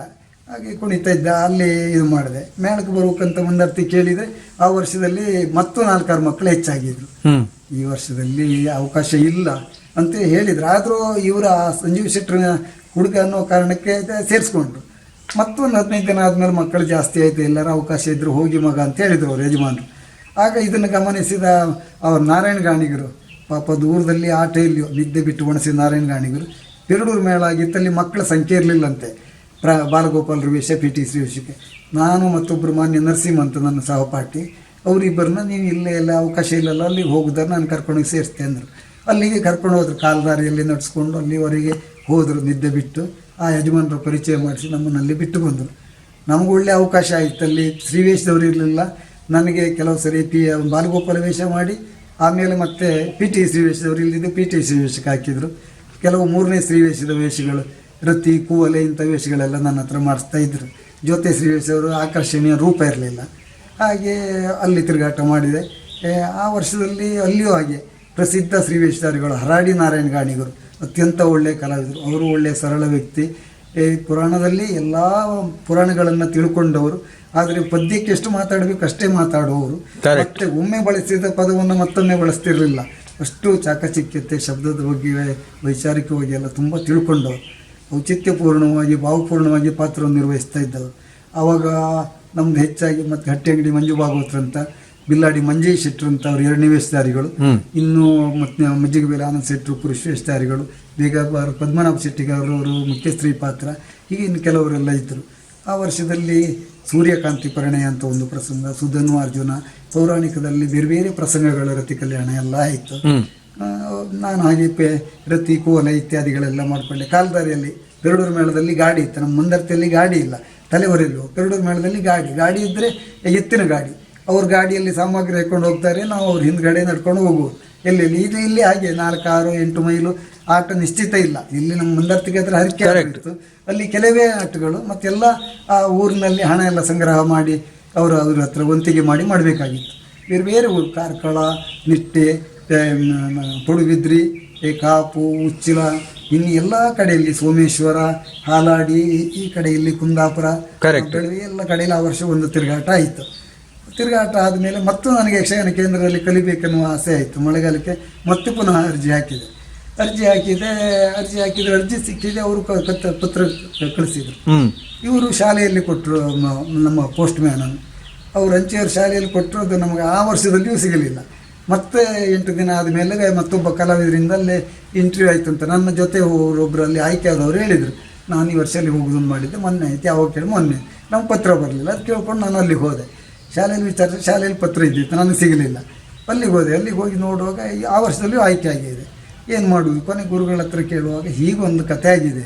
ಒಬ್ಬರು ವಿದ್ಯಾರ್ಥಿ ಆಯ್ಕೆ ಆದವರು, ಆಗ ನಮ್ಮ ಗುರುಗಳು ಆಯ್ಕೆ ಮಾಡೋದು ಶಿವರಾಮ್ ಕಾರಂತರು, ಅವರು ಇಡೀ 1 ವರ್ಷ ಕಲಿಬೇಕನ್ನೋ ನಿಬಂಧನೆ ಯಕ್ಷಗಾನ ಕೇಂದ್ರದಲ್ಲಿ. ಆ ನಿಬಂಧನೆ ಪ್ರಕಾರ ಆಯ್ಕೆ ಆದ ಒಬ್ಬ ವಿದ್ಯಾರ್ಥಿಗಳು ಇವಾಗ ನಮ್ಮನ್ನು ಪ್ರಸಿದ್ಧ ಕಲಾವಿದರು ತೆಂಕುತಿಟ್ಟಿನವರು ಉಬ್ಬರಾಡ್ಕ ಉಮೇಶ್ ಶೆಟ್ಟರ್ ಅಂತ, ಅವರು ಆಯ್ಕೆಯಾದ ಧರ್ಮಸ್ಥಳ ಮೇಳಕ್ಕೆ ಮಾತಾಡಿ ಆಗಿದೆ. 6 ತಿಂಗಳು ಮಾತ್ರ ಬರೋದು ನಾನು, ಇಡೀ ವರ್ಷಕ್ಕೆ ಬರೋದಿಲ್ಲ ಅಂತ ಹೇಳಿದ್ರು. ಹಾಗೆ ಆಗೋದಿಲ್ಲ ಅಂತ ಹೇಳಿ ಅವರನ್ನು ಬಿಟ್ಟರು. ಆಗ ಒಂದು ಜನ ಸೇರಿಸ್ಕೊಳ್ಳೋಕೆ ಅವಕಾಶ ಇದ್ದಿತ್ತು ವಿದ್ಯಾರ್ಥಿಯನ್ನು. ಹೀಗೊಂದು ಉಂಟು. ನೀವು ಕೂಡಲೇ ಅವರು ಶಿವರಾಮ್ ಕಾರಂತರ ಮನೆಗೆ ಈಗ ಕೋಟದಲ್ಲಿ ಬಂದಿದ್ದಾರೆ, ಅವ್ರ ಹತ್ರ ಹೋಗಿ ಅನುಮತಿ ತಗೊಂಡು ಬಂದರೆ ಸೇರಿಸ್ಕೊಳ್ಬೋದು ಅಂತ ಹೇಳಿದರು. ಕೊನೆಗೆ ನಾನು ಇಲ್ಲಿ ಬ್ರಹ್ಮವರ ದಿವ್ಯಾಚಾರ್ಯ ಅಂತಿದ್ರು, ಅವರು ಆಯ್ಕೆ ಕಮಿಟಿಯಲ್ಲಿದ್ದವರು, ಕಾಲೇಜಿನಲ್ಲಿ ಪ್ರೊಫೆಸರ್ ಆಗಿದ್ದರು, ನಮ್ಮ ಪರಿಚಿತರು. ಹಾಗೆ ಅವ್ರ ಹತ್ರ ಹೇಳಿದೆ, ಅವರಲ್ಲಿ ಕಳಿಸಿಕೊಟ್ರು ಕಾರಂತರ ಮನೆ. ಕಾರಂತರು ನಮ್ಮನ್ನು ಅವರ ನೆಲೆಯಲ್ಲಿ ಒಂದು ಸಣ್ಣ ಇಂಟರ್ವ್ಯೂ ಮಾಡಿದರು. ನರಸಿಂಹದಲ್ಲಿ ಅಡ್ಡಿಲ್ಲ, ನೀನು ಅಲ್ಲಿಗೆ ಯಕ್ಷಗಾನ ಕೇಂದ್ರಕ್ಕೆ ಹೋಗು, ನಾಳೆ ಹೋಗ್ಬೇಕಂತ ಹೇಳಿದರು. ಇಲ್ಲದಿದ್ದರೆ ಕ್ಲಾಸ್ ಎಲ್ಲ ಹಿಂದೆ ಬೀಳ್ತದೆ ಅಂತ. ಅಡ್ಡಿಲ್ಲ ಅಂತ ಮನೆಗೆ ಬಂದೆ. ಇದ್ದ ಬರೀ ವಸ್ತ್ರ ಹಾಕೊಂಡೆ, ದುಡ್ಡೆಲ್ಲ ಇರಲಿಲ್ಲ. ನನ್ನ ಅಣ್ಣ ಒಬ್ಬರು ವಾಸುದೇವ ಅಂತ ಇದ್ರು, ಅವರು ಹಾಗೆ ಮರದ ಕೆಲಸ ಒಳ್ಳೆ ಮಾಡುವವರು. ಅವರಿಗೆ ಮರದ ಕೆಲಸ ಮಾಡಿದರೆ ಎಲರ್ಜಿ ಆಗುವುದಿಲ್ಲ, ಬೇರೆ ಬೇರೆ ಔಷಧ ಮಾಡುವಷ್ಟು ಹಣ ಎಲ್ಲ ಇರಲಿಲ್ಲ. ಹಾಗಾಗಿ ತಂದೆಯು ತೀರ್ಕೊಂಡಾಗಿತ್ತು. ಅವ್ರ ಮನೆಯಲ್ಲಿದ್ದರು, ಕೂಲಿ ಮಾಡ್ತಾಯಿದ್ರು. ಅವರಲ್ಲಿ ಇಲ್ಲಿ ಕೂಲಿ ಮಾಡೋದ್ರಲ್ಲಿ ಎಲ್ಲ ಸ್ವಲ್ಪ ಹಣ ಆಚೀಚಿ ಕೆಲಸದವ್ರ ಮನೆಯಲ್ಲಿ ಸಂಗ್ರಹ ಮಾಡಿ ಏನೋ ಒಂದು 50-100 ರೂಪಾಯಿ ಕೊಟ್ಟು ಅದನ್ನೆಲ್ಲ ಹಿಡ್ಕೊಂಡು ಹೋದೆ. ನಾನು ಹೋಗಿ ಅಲ್ಲಿ ಕೇಂದ್ರದಲ್ಲಿ ಕಲಿತಾ ಇದ್ದೆ. ಕಲಿಯುವಾಗಲೂ ಹಾಗೆ ಎಲ್ಲ ವಿದ್ಯಾರ್ಥಿಗಳು ಹೆಚ್ಚಿನವರು ಒಂದೊಂದು ವಿಭಾಗದಲ್ಲಿ ಚುರುಕಿನಲ್ಲಿದ್ದು, ಕೆಲವರು ಲಯ ಇತ್ತು, ಕೆಲವರು ಆಕರ್ಷಣ, ರೂಪ, ಕುಣಿತ, ಆಕಾರಬದ್ಧ, ಇದು ಎಲ್ಲ ಚುರುಕಾಯಿದ್ರು. ವ್ಯಾವಹಾರಿಕವಾಗಿ ಚುರುಕಿದ್ರು. ನಾನು ವ್ಯಾವಹಾರಿಕವಾಗೂ ಚುರುಕಿಲ್ಲ, ದಡ್ಡ. ಕಲಿಯೋದ್ರಲ್ಲಿ ದೊಡ್ಡ. ಎಲ್ಲದರಿಂದ ಸೇರುವಾಗಲೂ 1 ವಾರ ಕಡಿಮೆ ಆಗಿದೆ. ಏನು ಪಾಠ ಮಾಡಿದ್ದು ನನಗೆ ಗೊತ್ತಿಲ್ಲ, ಅದನ್ನು ಅಭ್ಯಾಸ ಮಾಡೋದು ಕಷ್ಟ ಆಯಿತು. ನಾನು ಒಂದು ಕಡೆಯಲ್ಲಿ ನನ್ನನ್ನು ಕೊನೆಯ ಸಾಲಿನಲ್ಲಿ ಕೂತ್ಕೊಳ್ತಿದ್ದೆ. ನನ್ನ ಪರಿಸ್ಥಿತಿ ಆಸಕ್ತಿ ನೋಡಿ ಅವರು ನೀಲವರು ರಾಮಕೃಷ್ಣಯ್ಯನವರು, ಅವ್ರಿಗೆ ಭಾಳ ಪಶ್ಚಾತ್ತಾಪ ಆಯಿತು, ಇಷ್ಟು ಆಸಕ್ತಿ ಉಂಟಲ್ಲ ಅಂತ.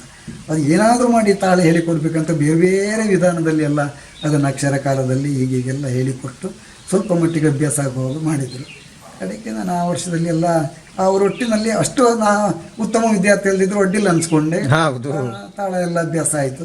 ಆವಾಗ ತರಗತಿಯಲ್ಲಿ ಪ್ರಥಮ 7 ತಾಳಗಳ ಪ್ರಾಥಮಿಕ ಪಾಠ, ಆಮೇಲೆ ಅವುಗಳ ಚಾಲು ಕುಣಿತ, ಅವುಗಳ ಮುಕ್ತಾಯಿಗಳು, ಇದೆಲ್ಲ ಕಲಿಸ್ತಾ ಇದ್ದರು. ಅದೇ ತಾಳವನ್ನು ಪದ್ಯಕ್ಕೆ ಹೇಳುವ ರೀತಿಯಲ್ಲಿ ಸಾಮರ್ಥ್ಯ ಇರುವವರಿಗೆ ಎಲ್ಲರೂ ಹೇಳಬೇಕಾಗಿತ್ತು, ಅದನ್ನು ಹೇಳೋದು ಕರೆಕ್ಟ್. ಇನ್ನು ಮತ್ತೆ ಒಂದು ಅದು ಪದ್ಯಕ್ಕೆ ಕುಣಿಯಬೇಕು, ಅದನ್ನು ಕುಣಿಸ್ತಾ ಇದ್ದರು. ಮತ್ತು ಸಾಹಿತ್ಯ ಪಾಠ ಇತ್ತು.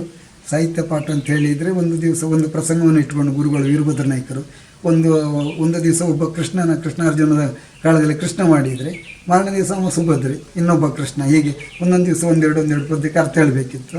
ಅದನ್ನು ಅಭ್ಯಾಸ ಮಾಡ್ತಾಯಿದ್ರು. ಸಂಜೆ ಭಜನೆ ಇತ್ತು, ಪ್ರತಿ ದಿವಸ ಕಡ್ಡಾಯ ಮಾಡಬೇಕಿತ್ತು. ಬೆಳಿಗ್ಗೆ ಗಣಪತಿ ಪೂಜೆ ಮತ್ತು ಎಲ್ಲ ತುಂಬ ಚೆನ್ನಾಗಿ ಮಾಡಿಸ್ತಾ ಇದ್ರು. ನಾವು ಬೆಳಿಗ್ಗೆ 5 ಗಂಟೆಗೆ ಎದ್ದು ತಣ್ಣೀರು ಸ್ನಾನ ಮಾಡಬೇಕಾಗಿತ್ತು.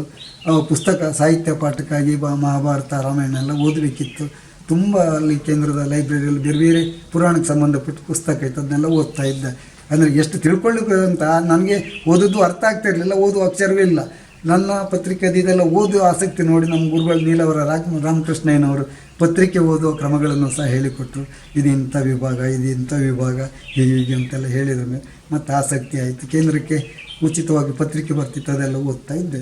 ಈ ಆ ವರ್ಷದಲ್ಲಿ ಪ್ರಥಮ 7 ತಾಳ್ಗಳ ಅಭ್ಯಾಸ, ಚಾಲು ಕುಣಿತ, ಆಮೇಲೆ ಪಾಂಡವರ ಒಡ್ಡೋಲಗ, ಮತ್ತು ರಾಜವೇಷದ ಒಡ್ಡೋಲಗ ಅಂತ ಒಂದು ವೇಷದ್ದು, ಆಮೇಲೆ ಕೃಷ್ಣನ ಒಡ್ಡೋಲಗ, ಮತ್ತು ಪೀಠಿಗೆ ಶ್ರೀವೇಷ, ಪ್ರಥಮದಲ್ಲಿ ಬಾಲಗೋಪಾಲರ ವೇಷದ್ದು ಗಣಪತಿ ಪೂಜೆ ಇತ್ಯಾದಿಗಳ ಪಾಠ ಆಯಿತು.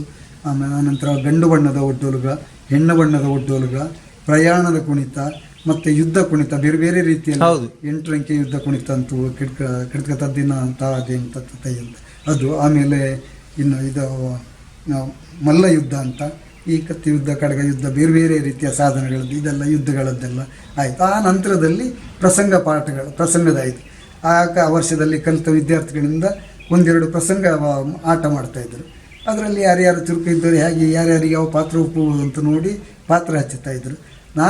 ಸೇರಿದ ವರ್ಷದಲ್ಲಿ ಮೊದಲು ಕೃಷ್ಣಾರ್ಜುನ ಕಾಳಗ ಮಾಡಿಸಿದರು. ಅದರಲ್ಲಿ ನನಗೆ ಈಶ್ವರನ ಪಾತ್ರ ಹಾಕಿದರು. ಆಮೇಲೆ ಎರಡನೇ ಪಂಚವಟಿಯ ಸೀತಾಪಹಾರದಲ್ಲಿ ನನಗೆ ಮೊದಲು ಮಾಯಾಶೂರ್ಪನಖಿಯ ಪಾತ್ರ ಕೊಟ್ಟರು. ಆಗ ಬಹಳ ಖುಷಿ ಆಯಿತು. ನಾನು ಶ್ರೀವೇಷ ಎಲ್ಲನೂ ಮತ್ತು ಪುಂಡಿವೇಷ ಕೃಷ್ಣನ ವೇಷ ಎಲ್ಲ ನೋಡಿ ಮೆಚ್ಚಿಕೊಂಡವ, ಯಾಕೆ ಅದರಿಂದ ಆಕರ್ಷಿತನಾದವ. ಇಲ್ಲಿ ಒಂದು ಅವಕಾಶ ಸಿಕ್ತಂದು ಭಾಳ ಹೆಗ್ಗಳಿಕೆಯಲ್ಲಿ ಭಾಳ ಖುಷಿಯಲ್ಲಿದ್ದೆ. ಒಂದು 2-3 ದಿನ ತರಬೇತಿ ಆದಮೇಲೆ ಗುರುಗಳು ಅದನ್ನು ಬದಲಿಸಿ ನನಗೆ ಘೋರಶೂರ್ಪನಖಿಯ ಪಾತ್ರ ಕೊಟ್ಟರು. ಭಾಳ ನೋವಾಯಿತು, ಭಾಳ ನೋವು, ದುಃಖ ಆಯಿತು. ನಾನಿನ್ನು ಕೇಂದ್ರ ಬಿಟ್ಟು ಮನೆಗೆ ಬರುವುದು ಹೇಳಿದೆ ಅನ್ನೋ ಅಷ್ಟರ ಮಟ್ಟಕ್ಕೂ ತೀರ್ಮಾನಕ್ಕೆ ಬಂದೆ. ಮತ್ತೆ ಮನಸ್ಸಿನಲ್ಲೇ ಗುರುಗಳಿಗೆ ಬಹಳ ಶಾಪ ಹಾಕಿದೆ, ಬೈದೆ, ಏನೆಲ್ಲ ಮಾಡಿದೆ. ಇದರಿಂದ ಬೈದ್ರು ಹೊಡಿತಾರೆ, ಅಷ್ಟೆಲ್ಲ ನೊಂದೆ. ಏನು ಮಾಡೋದು, ಬಿಟ್ಟು ಬರೋದಕ್ಕೂ ಉಪಾಯ ಇಲ್ಲ, ಬರೆದು ಕೊಟ್ಟಿದ್ದೇವೆ ನಾವು. ಕಡೆಗಂತೂ ತರಬೇತಿಗೂ ಉಪಾಯ ಇಲ್ಲದೆ ಒಪ್ಕೊಂಡೆ, ಶೂರ್ಪನಖಿಯ ಪಾತ್ರಗಳನ್ನು ಮಾಡ್ತಾ ಬಂದೆ. ಆಮೇಲೆ ನಮ್ಮ ಹೆರಂಜಲ್ ವೆಂಕಟರಮಣ ಗಾಣಿಗರು ಅದರ ವೈವಿಧ್ಯಮಯವಾದ ಅಭಿನಯ, ಪದ್ಯಕ್ಕಿರುವ ಭಾವನೆಗಳನ್ನೆಲ್ಲ ವಿಸ್ತಾರವಾಗಿ ನನಗೆ ಕಲಿಸಿದರು. ಅದನ್ನು ನೋಡ್ತಾ ಅದನ್ನು ಅಭ್ಯಾಸ ಮಾಡ್ತಾ ಹೋದಾಗ ಬಣ್ಣದ್ವೇಷದ ಬಗ್ಗೆ ಭಾಳ ಆಸಕ್ತಿ ಮೂಡಿತು. ಆ ಘೋರಶೂರ್ಪನಖಿಯ ಪಾತ್ರ ಅಂತೂ ಅತ್ಯಂತ ನನಗೆ ಪ್ರೀತಿಗೆ ಪಾತ್ರವಾಯಿತು. ಆ ಪಾತ್ರ ಕಳೆದೋದ್ರೂ ಅಡ್ಡಿಲ್ಲ, ಮಾಯಾಶೂರ್ಪನಖಿ ಘೋರಶೂರ್ಪನಖಿ ಅಡ್ಡಿಲ್ಲ ಅನ್ನೋಷ್ಟು ಇದಾಯಿತು. ಮತ್ತು ಅವರು ಎಲ್ಲೆಲ್ಲಿಯೋ ಕಲಿತು ಬಂದು ಬಣ್ಣದ್ವೇಷದ ಹೆಣ್ಣು ಬಣ್ಣದ ಮುಖವರ್ಣಿಕೆಯನ್ನೆಲ್ಲ ನನಗೆ ಅಭ್ಯಾಸ ಮಾಡಿಸಿದರು. ಅವರು ಹೆರಂಜಲ್ ವೆಂಕಟರಮಣ ಗಾಣಿಗರು. ಹಣೆ ಎಲ್ಲ ಸಣ್ಣದಿತ್ತು, ಬಟ್ಟೆಯಲ್ಲಿ ಎಲ್ಲ ಕಟ್ಟಿ ಅದಕ್ಕೆ ಎಲ್ಲ ಬಣ್ಣ ಬರೆದು ಚಿಟ್ಟೆ ಇಡುವ ವಿಧಾನವನ್ನು ಕಲಿಸಿದರು, ರೇಖೆ ಬರೆಯುವುದೆಲ್ಲ ಕಲಿಸಿದರು. ಅದರ ಒಡ್ಡೋಲ್ಗಳು ಎಲ್ಲ ಅತ್ಯಂತ ಆ ಪ್ರದರ್ಶನದಲ್ಲಿ ಬಹಳ ಎಲ್ರಿಗೂ ಖುಷಿ ಆಯ್ತು. ಅಂದ್ರೆ ನಿಮ್ಮ ಹೌದು, ಅವರು ಯಾರು ಗುರುಗಳು ನಿಮ್ಮನ್ನು ಚೇಂಜ್ ಮಾಡಿದ್ದೊಂದು ನಿಮ್ಗೆ ಒಂದು ಟರ್ನಿಂಗ್ ಪಾಯಿಂಟ್ ಆಯ್ತು.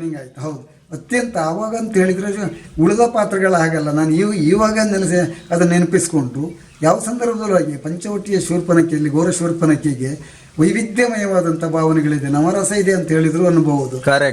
ಶೃಂಗಾರ, ಭೀಭತ್ಸ, ಭಯಾನಕ, ರೌದ್ರ, ವ್ಯಂಗ್ಯ ಎಲ್ಲವೂ ಉಂಟು. ಪ್ರತಿಕಾರದ ಮನೋಭಾವನೆಗಳು ಇದೆಲ್ಲವುದೂ ಇರುವುದರಿಂದ ದುಃಖ, ಈ ಎಲ್ಲ ವೈವಿಧ್ಯಮಯ ಭಾವನೆ ಇದ್ದದ್ರಿಂದ ಬಹಳ ನನಗೆ ಅದು ಮೆಚ್ಚುಗೆ ಆಯಿತು ಆ ಪಾತ್ರ. ಹಾಗಾಗಿ ನಾನು ಅದರಿಂದ ಬಣ್ಣದ್ವೇಷಕ್ಕೆ ಆಕರ್ಷಿತನಾದೆ, ಅಭ್ಯಾಸ ಹೆಚ್ಚೆಚ್ಚು ಮಾಡಲಿಕ್ಕೆ ಹೊರಟೆ.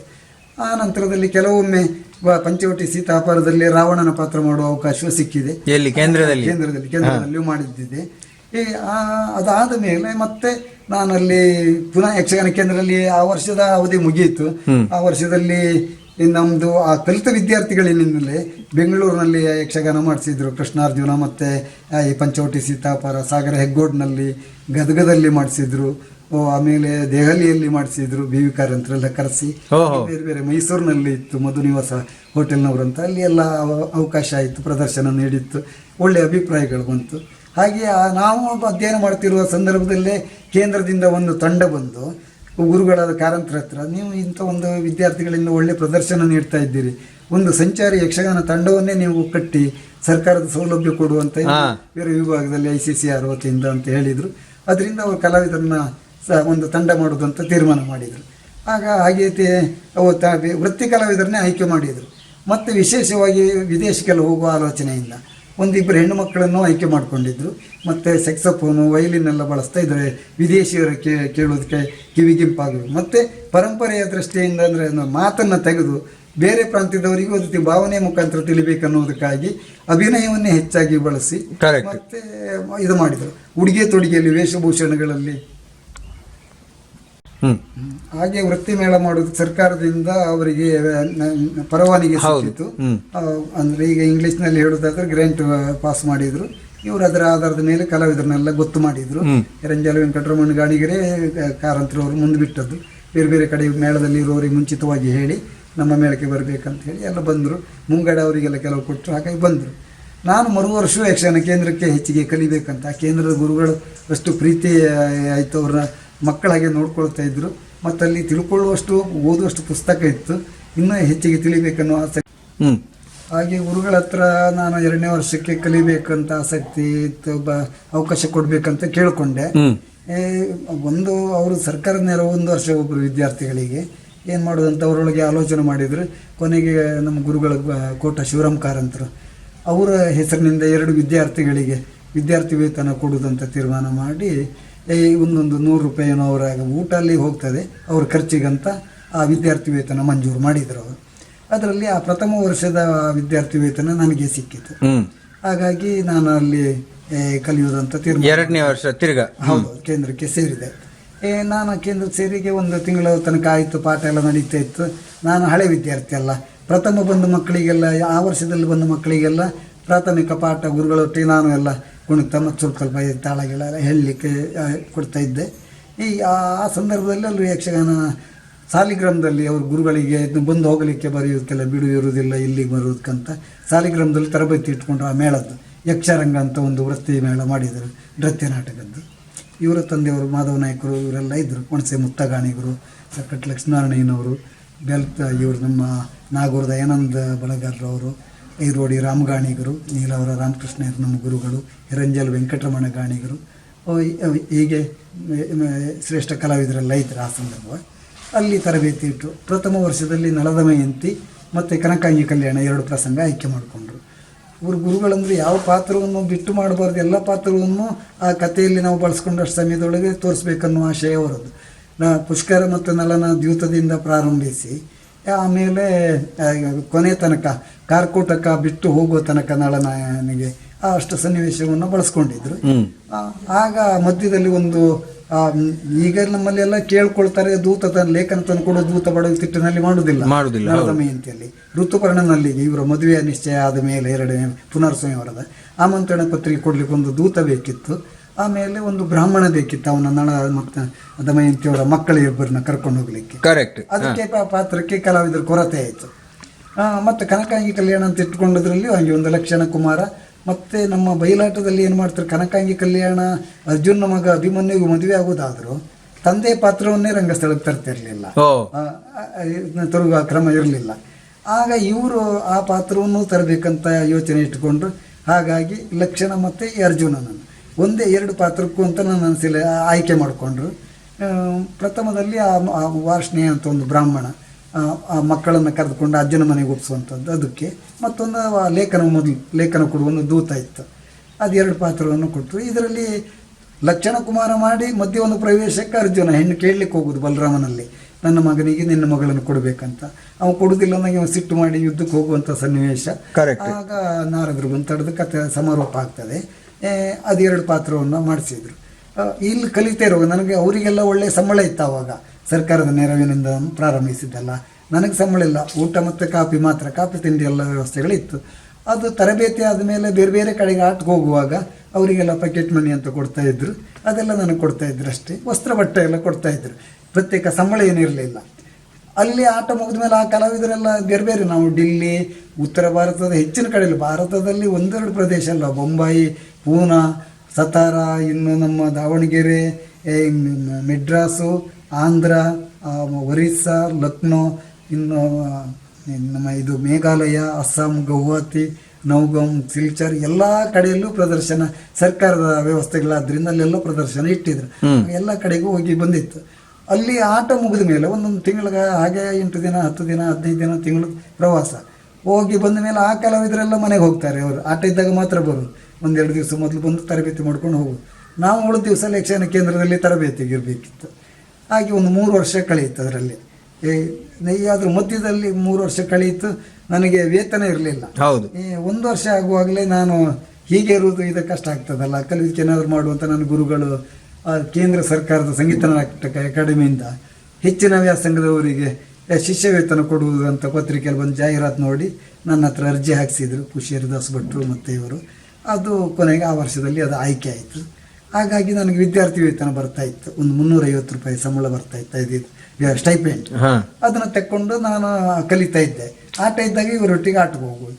ಈ ಮಧ್ಯೆ ಕೇಂದ್ರದ ವಿದ್ಯಾರ್ಥಿಗಳಿಂದಲೂ ಬೇರೆ ಬೇರೆ ಆಟ ಆಗ್ತಿತ್ತು.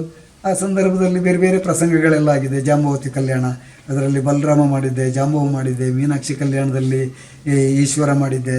ಇನ್ನು ದಕ್ಷಾಧ್ವರ ಆಗಿದೆ, ಅದರಲ್ಲಿ ವೀರಭದ್ರನೂ ಮಾಡಿದ್ದೇನೆ. ಮತ್ತು ಹೆಚ್ಚಾಗಿ ಈಶ್ವರನ ಪಾತ್ರ ನನಗೆ ಕೊಡ್ತಾಯಿದ್ರು, ಅದನ್ನು ಮಾಡಿದ್ದೆ. ಹಿಂಗೆ ಬೇರೆ ಬೇರೆ ಪ್ರಸಂಗಗಳು. ಶೂರ್ಪನಖ ವಿವಾಹ ಆಗಿತ್ತು, ಅದರಲ್ಲಿ ಶೂರ್ಪನಖಿ ಶೃಂಗಾರ ರಸದ ಒಳ್ಳೆಯ ಪಾತ್ರ. ಹೀಗೆ 1-2 ವರ್ಷದಲ್ಲಿ ನಾನೊಂದು ನಿರಂತರ ಒಟ್ಟು ಒಂದು 10-12 ವರ್ಷದ ಯಕ್ಷಗಾನ ಕೇಂದ್ರದ ಸಂಪರ್ಕದಲ್ಲೇ ಇದ್ದೆ ನಾನು. ಈ ಯಕ್ಷರಂಗದಲ್ಲಿ ಇರುವಾಗಲೂ ಹೆಚ್ಚಿನ ದಿವಸ, ಮತ್ತು ಯಕ್ಷರಂಗ ತಿರುಗಾಟ ಮುಗಿದ ಮೇಲೂ ನನಗಲ್ಲಿ ಕೇಂದ್ರದಲ್ಲಿ ಎಲ್ಲ ಮಕ್ಕಳಿಗೆ ಕಲಿಸುವಂಥದ್ದನ್ನು ನೋಡೋದು ಮತ್ತು ಏನಾದರೂ ತಿಳ್ಕೊಳ್ಬೇಕನ್ನೋ ಆಸಕ್ತಿಯಿಂದ ಬಣ್ಣದೇಶದ ಬಗ್ಗೆ ಎಲ್ಲ ಅಲ್ಲೇ ಇರ್ತಿದ್ದೆ ನಾನು ಕೇಂದ್ರದಲ್ಲಿ. ಗುರುಗಳಿಗೂ ಪ್ರೀತಿಯವನಾಗಿದ್ದೆ, ಹಾಗೆ ಇರ್ತಿದ್ದೆ. ಅವರು ಕೇಂದ್ರದ ಮಕ್ಕಳ ಆಟದಲ್ಲಿ ನನ್ನದ್ದು ಪಾತ್ರ ಇರ್ತಾಯಿತ್ತು. ಹೀಗೆ ಒಟ್ಟು 12 ವರ್ಷ ಕಳೆದು ನಮ್ಮ ಬದುಕಿನಲ್ಲಿ ಒಂದು ವಿಶೇಷವಾದ ಒಂದು ಬೆಳವಣಿಗೆ ಕಾರಣವೇ ಉಡುಪಿ ಯಕ್ಷಗಾನ ಕೇಂದ್ರ. ನನಗೆ ಸರಿಯಾಗಿ ಪುಸ್ತಕ ಹಿಡಿದು ಓದ್ಲಿಕ್ಕೆ ಬರ್ತಿರಲಿಲ್ಲ, ಕನ್ನಡದ ವ್ಯಾಕರಣ ಏನಂತ ಗೊತ್ತಿರಲಿಲ್ಲ. ಅದ್ರ ಮೇಲೆ ಪತ್ರಿಕೆ ಓದ್ಲಿಕ್ಕೆ ಗೊತ್ತಿರಲಿಲ್ಲ. ಅದು ನಮ್ಮ ಗುರುಗಳು ನೀಲವರ ರಾಮಕೃಷ್ಣಯ್ಯನವರಿಂದ ಆಯಿತು. ಇನ್ನು ನಾಟಕ ಇಲ್ಲಿ MGM ಕಾಲೇಜಿನಲ್ಲಿ ಭಾಳ ಕಡೆ ಅಂತಾರಾಷ್ಟ್ರೀಯ ಮಟ್ಟದ ಕಲಾವಿದರಿಂದ ಶಾಸ್ತ್ರೀಯ ಸಂಗೀತದವರು ಬರ್ತಾಯಿದ್ದರು. ಭೀಮಸೇನ್ ಜೋಶಿಯವರು ಮತ್ತು ಶ್ರೇಷ್ಠ ಸಾಹಿತಿಗಳು ಬೇಂದ್ರೆಯವರು, ನಮ್ಮ ಚಿಕ್ಕವೀರ ರಾಜೇಂದ್ರ ಬರೆದಂಥವರು, ಅವ್ರ ಹೆಸರು ನೆನಪು ಹೋಯ್ತು, ಹೌದು, ಅವರು BV ಕಾರಂತರು, ಗಿರೀಶ್ ಕಾರ್ನಾಡ್ರು, ಇನ್ನು ಅಂತಾರಾಷ್ಟ್ರೀಯ ಮಟ್ಟದ ಸಿನಿಮಾ ನಿರ್ದೇಶಕರು ಯಡೂರು ಗೋಪಾಲಕೃಷ್ಣ ಅವರು, ಮತ್ತೊಬ್ಬರು ಇಟಲಿಯವರು ಮೊರೆತ್ತಿ ಅಂತ, ಗಾಂಧಿ ಸಿನಿಮಾ ತೆಗೆದವರು ಅಟೆನ್ಬರ್ಗರ್, ಇವರೆಲ್ಲ ಯಕ್ಷಗಾನ ಬಂದವರೆಲ್ಲ ಯಕ್ಷಗಾನ ಕೇಂದ್ರಕ್ಕೆ ಭೇಟಿ ನೀಡ್ತಾಯಿದ್ರು. ಆವಾಗೆಲ್ಲ ನಾನು ಹಳೆ ವಿದ್ಯಾರ್ಥಿ ಆಗಿದ್ದವ. ಈ ಬಣ್ಣದ ವೇಷದ ಒಡ್ಡೋಲ್ಗಗಳು, ಪ್ರಯಾಣ ಕುಣಿತ, ರಾಜವೇಷದ ಒಡ್ಡೋಲ್ಗ ಇವುಗಳನ್ನೆಲ್ಲ ಪ್ರಾತ್ಯಕ್ಷಿಕೆ ಮಾಡಿ ನನ್ನ ಹತ್ರ ತೋರಿಸ್ತಾ ಇದ್ದರು ಗುರುಗಳೇ ಹೇಳಿ. ಹೀಗೆ ಮತ್ತು ಅಲ್ಲಿ ಅನೇಕ ಮಂದಿ ಶ್ರೇಷ್ಠ ಕಲಾವಿದರ ಪ್ರದರ್ಶನ ಆಗ್ತಿತ್ತು ಮಹಾತ್ಮ ಗಾಂಧಿ ಮೆಮೋರಿಯಲ್ ಕಾಲೇಜಿನಲ್ಲಿ. ಅದಕ್ಕೆ ತಪ್ಪದೆ ಗುರುಗಳೆಲ್ಲ ನಮ್ಮನ್ನು ಕರ್ಕೊಂಡು ಹೋಗ್ತಾಯಿದ್ರು. ಆ ಪ್ರದರ್ಶನ ಭರತನಾಟ್ಯ ಇರ್ಬೋದು, ಕಥಕ್ಕಳಿ ಇರ್ಬೋದು, ಕಥಕ್ಕು, ಶಾಸ್ತ್ರೀಯ ಸಂಗೀತಗಳು, ಈ ನಾಟಕಗಳು ಮಾಸ್ಟರ್ ಹಿರಿಯಣ್ಣಯ್ಯನವರದ್ದು, ಬೇರೆ ಬೇರೆ ಹೆಗ್ಗೋಡ್ ನಿನಾಸ್ನಮ್ಮನವರದ್ದು ಯಾವುದಿದ್ರು ನಮ್ಗೆ ಉಚಿತ ಪ್ರವೇಶ ಅವಕಾಶ ಇತ್ತು. ಅದನ್ನೆಲ್ಲ ನೋಡುವ ಅವಕಾಶ ಆಯಿತು. ಸಾಹಿತ್ಯಗಳು, ಸಾಹಿತ್ಯಗೋಷ್ಠಿಗಳು ಇವುಗಳೆಲ್ಲ ಆದಾಗ ವೈಚಾರಿಕವಾದ ಸಂಭಾಷಣೆ ಎಲ್ಲ ಕೇಳುವ ಆಯಿತು. ಇನ್ನು ಉಡುಪಿಯ ಮಠದಲ್ಲಿ ಕೆಲವು ಕಾರ್ಯಕ್ರಮಗಳು, ಮಣಿಪಾಲದಲ್ಲಿ ಕೆಲವು ಕಾರ್ಯಕ್ರಮಗಳಿಗೆ ಹೋಗುವುದು, ಊರಿನ ಸುತ್ತಮುತ್ತ ಆವಾಗ ಡೇರೆ ಮೇಳಗಳ ಇಲ್ಲೆಲ್ಲ ಪ್ರಸಿದ್ಧ ಮೇಳಗಳು, ಧರ್ಮಸ್ಥಳ ಕರ್ನಾಟಕ ಮೇಳ ಇತ್ತು, ಸುರತ್ಕಲ್ ಮೇಳ ಇತ್ತು, ಇಡಗುಂಜಿ ಮೇಳಗಳು, ಸಾಲಿಗ್ರಾಮ, ಅಮೃತೇಶ್ವರಿ ಇವುಗಳೆಲ್ಲ ಡೇರೆ ಮೇಳಗಳು. ಹೆಚ್ಚಾಗಿ ಉಡುಪಿ ಪರಿಸರದಲ್ಲಿ ಎಲ್ಲಿ ಆಟ ಆದರೂ ಆ ಮೇಳದ ಯಜಮಾನರು ನಮ್ಮ ಕೇಂದ್ರಕ್ಕೆ ಬಂದು ನಮ್ಮ ಗುರುಗಳಿಗೆ ಗೌರವ ಪ್ರವೇಶ ಕೊಟ್ಟು, ನಿಮ್ಮ ಶಿಷ್ಯರನ್ನೆಲ್ಲ ಕರ್ಕೊಂಡು ಬರಬೇಕು, ಆಟಕ್ಕೆ ಬರಬೇಕಂತ ಬಂದು ಹೋಗ್ತಿದ್ರು. ಆ ಗೌರವ ಪ್ರವೇಶ ಕೊಡ್ತಿದ್ರು. ಗುರುಗಳ ಒಟ್ಟಿನಲ್ಲಿ ಹೋಗುವಾಗ ನಮಗೂ ಒಂದು, ನಮ್ಮನ್ನೂ ಎಲ್ಲ ಮೇಳದ ಕಲಾವಿದರು ಭಾಳ ಪ್ರೀತಿಯಿಂದ ಮಾತಾಡಿಸ್ತಿದ್ರು. ಯಜಮಾನರು ಹಾಗೆ ಅವರ ಚೌಕದಲ್ಲಿ ಕೂರಿಸ್ಕೊಂಡು ನಮಗೆ ಚಹಾ ಎಲ್ಲ ತರಿಸಿಕೊಟ್ಟು ನಮ್ಮನ್ನು ಎದುರುಗಡೆ ಕೂರಿಸಿ ಆಟ ನೋಡೋಕೆ ಅವಕಾಶ ಕೊಡ್ತಾಯಿದ್ರು. ಒಳ್ಳೊಳ್ಳೆ ಆಟಗಳೆಲ್ಲ ನೋಡೋಕೆ ಶ್ರೇಷ್ಠ ಕಲಾವಿದರ ಪ್ರದರ್ಶನಗಳು. ಹಾಗೆ ಒಂದು ತುಂಬ ಬೆಳವಣಿಗೆ ಕಾರಣ ಆಯಿತು ಬೇರೆ ಬೇರೆ ಆಟಗಳ ಇದೆಲ್ಲ ನೋಡಿ. ಮತ್ತು ಸಾಹಿತ್ಯಗೋಷ್ಠಿಗಳು ಅದು ಇದೆಲ್ಲ ಕಾಣೋದ್ರಿಂದ ನಮಗೇನೋ ಒಂದು ರೀತಿಯ ಯಕ್ಷಗಾನದಲ್ಲಿ ಯಕ್ಷಗಾನದ ಒಂದು ವಿಚಾರವಾಗಿ ಕೇವಲ ಒಂದು ಮೇಳದ ಕಲಾವಿದನಾಗಿ ಇರದೆ ಶೈಕ್ಷಣಿಕ ನೆಲೆಗಟ್ಟಿನ ಒಂದು ತಿಳುವಳಿಕೆಗೂ ನಿಮ್ಗೆ ಅದು ಕಾರಣ ಆಯಿತು. ಯಾಕೆ ಅದು ಕಾರಣ ಆಯಿತು ಅಂತ ಹೇಳಿದ್ರೆ, ದೇಶ ವಿದೇಶಗಳ ನಾಟಕಗಳು, ಸಾಹಿತ್ಯ ಒಂದು ಗೋಷ್ಠಿಗಳು ಇವೆಲ್ಲ ಕೂಡ ನಾವು ಯಕ್ಷಗಾನದ ದೃಷ್ಟಿಯಿಂದ ನೋಡುವಾಗ ನಮಗೆ ಅದು ವಿಶೇಷವಾಗಿ ನಮ್ಮ ಒಂದು ಬೆಳವಣಿಗೆಗೆ ಅದು ಕಾರಣ ಆಯಿತು. ಹೀಗೆ ನೀವು ಯಕ್ಷಗಾನದ ಒಂದು ಇದಕ್ಕೆ ಬಂದ ಹಿನ್ನೆಲೆ ಆಯಿತು. ಈಗ ನಿಮ್ಗೆ ಗುರುಗಳು ಕೇವಲ ನೀಲಾವರ ಲಕ್ಷ್ಮೀನಾರಾಯಣ ಅವರು, ರಾಮಕೃಷ್ಣ, ಹೌದೇ, ಹೌದು, ಕೇವಲ ಅವರು ಮಾತ್ರವಾ ಅಥವಾ ಬೇರೆ ಯಾರೆಲ್ಲ ಇದ್ರು? ಬೇರೆ ಇದ್ರು. ಮೇಳದಲ್ಲಿ ನನಗೆ ಮಂದಾರ್ತಿ ಮೇಳದಲ್ಲಿ ಪ್ರಾಥಮಿಕ ಗುರುಗಳು ಉಡುಪಿ ಬಸವನಾಯಕರು, ಎರಡನೇಲಿ ಒಣಸೆ ನಾರಾಯಣ ಗಾಣಿಗರು, ಮೂರನೇದಾಗಿ ನಮ್ಮ ಇವರು ಚೇರ್ಕಾಡಿ ಮಾಧವ ನಾಯಕರು, ಕರೆಕ್ಟ್, ಕೈತ್ರಿ ಮಾಧವ ನಾಯಕರು ಅಂತ ಹೌದು ಹೌದು ಅವರು. ಬಣ್ಣದ ವೇಷಕ್ಕೆ ನಾನು ನಂತರ ಬಂದ ಮೇಲೆ ಸಕ್ಕಟ್ ಲಕ್ಷ್ಮೀನಾರಾಯಣವರಲ್ಲಿ ಮಾರ್ಗದರ್ಶನ ತಗೊಂಡಿದ್ದೆ. ಒಡನಾಡಿಯಾಗಿದ್ದೆ ಯಕ್ಷಗಾನ ಕೇಂದ್ರದಲ್ಲಿ, ಯಕ್ಷರಂಗದಲ್ಲಿ. ಮತ್ತು ಬೇಲ್ತೂರು ಬಳಗಾರ ರಾಮನವರಂತ ಪ್ರಸಿದ್ಧ ಬಣ್ಣದ ವೇಷಧಾರಿಗಳು ಬಯಲಾಟದಲ್ಲಿ, ಅವರ ಒಡನಾಟ ಇತ್ತು. ಅವರು ಮುಖ್ಯ ಬಣ್ಣ ಆದರೆ ನಾನು ಸಹ ಬಣ್ಣದ ಕಲಾವಿದನಾಗಿದ್ದೆ. ಅವರಿಂದ ಮಾರ್ಗದರ್ಶನ ತಗೊಂಡಿದ್ದೆ. ಹಾಗೆ ನಾನು ಆ ಯಕ್ಷಗಾನ ಕೇಂದ್ರದಲ್ಲಿ, ಯಕ್ಷರಂಗದಲ್ಲಿ ಇಷ್ಟು ವರ್ಷ ಇರುವ, ಮತ್ತೆ ಅಲ್ಲಿಂದ ಸರ್ಕಾರದ ನೆರವು ಬರುವುದು ಕೊನೆಗೊಂಡ ಮೇಲೆ ಮೇಳವನ್ನು ನಿಲ್ಲಿಸಿದ್ರು. ನೀವು ಮೇಳಕ್ಕೆ ಹೋಗುವುದಾದ್ರೂ ಹೋಗ್ಬೋದು ಅಂತ ಪರವಾನಗಿ ಕೊಟ್ಟರು ಗುರುಗಳು, ಶಿವರಾಮ್ ಕಾರಂತರು ಮತ್ತು ಕುಶೇರಿ ದಾಸ್ ಭಟ್ರೆಲ್ಲ. ಹಾಗಾಗಿ ನಾನು ಮೇಳಕ್ಕೆ ಸೇರುವುದಕ್ಕೆ ಆಸೆ ಮಾಡಿದೆ. ಆಗ ನೀವು ಯಾವ ಮೇಳಕ್ಕೆ ಸೇರ್ಕೊಂಡ್ರಿ? ಮತ್ತೆ ಮಂದಾರ್ತಿ ಮೇಳಕ್ಕೆ ಬಂದೆ ಪುನಃ. ಬಣ್ಣದ ವೇಷದ ಬಗ್ಗೆ ಆಸಕ್ತಿ ಇತ್ತು. ಮಧ್ಯೆ ಎಲ್ಲ ಊರ್ ಮನೆ ಹತ್ತಿರ ಆಟ ಆದಾಗ ನಾನು ಅಪರೂಪಕ್ಕೆ ವೇಷ ಮಾಡಿ ಹೋಗ್ತಿದ್ದೆ. ಕರೆಕ್ಟ್.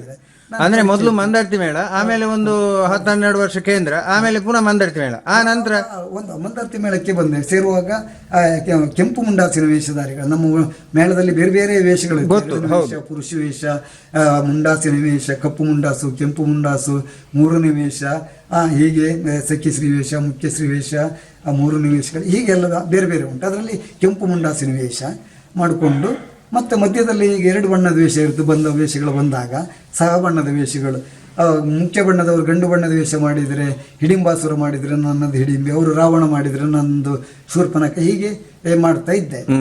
ಹಾಗೆ ಮಾಡಿ 1 ವರ್ಷದ ತಿರುಗಾಟ ಆಯಿತು. ಮುಖ್ಯ ಬಣ್ಣದ ವೇಷಧಾರಿಗಳ ಅನುಪಸ್ಥಿತಿಯಲ್ಲಿ ನಾನು ಕೆಲವು ಆ ವೇಷಗಳು ಮಾಡಿದ್ದನ್ನು ನೋಡಿದ ಹಿಮ್ಮೇಳದವರು ಮತ್ತೆ ಸಹ ಕಲಾವಿದರು ಮುಂದಿನ ವರ್ಷದಲ್ಲಿ ಇವನನ್ನೇ ಆಯ್ಕೆ ಮಾಡ್ಕೊಳ್ಬಹುದು, ಅವರು ತುಂಬಾ ವಯಸ್ಸು ಆಗಿದೆ, ಇವ ತೊಂದರೆ ಇಲ್ಲ, ಇವರಿಗೆ ಅವಕಾಶ ಕೊಡಬಹುದು ಅಂತ ಎಲ್ಲವರು ಶಿಫಾರಸು ಮಾಡಿದ್ರಿಂದ ಅವರು ನನ್ನನ್ನು ನೀನು ಮಾಡ್ತೇವೆ ಅಂತ ಕೇಳಿದರು.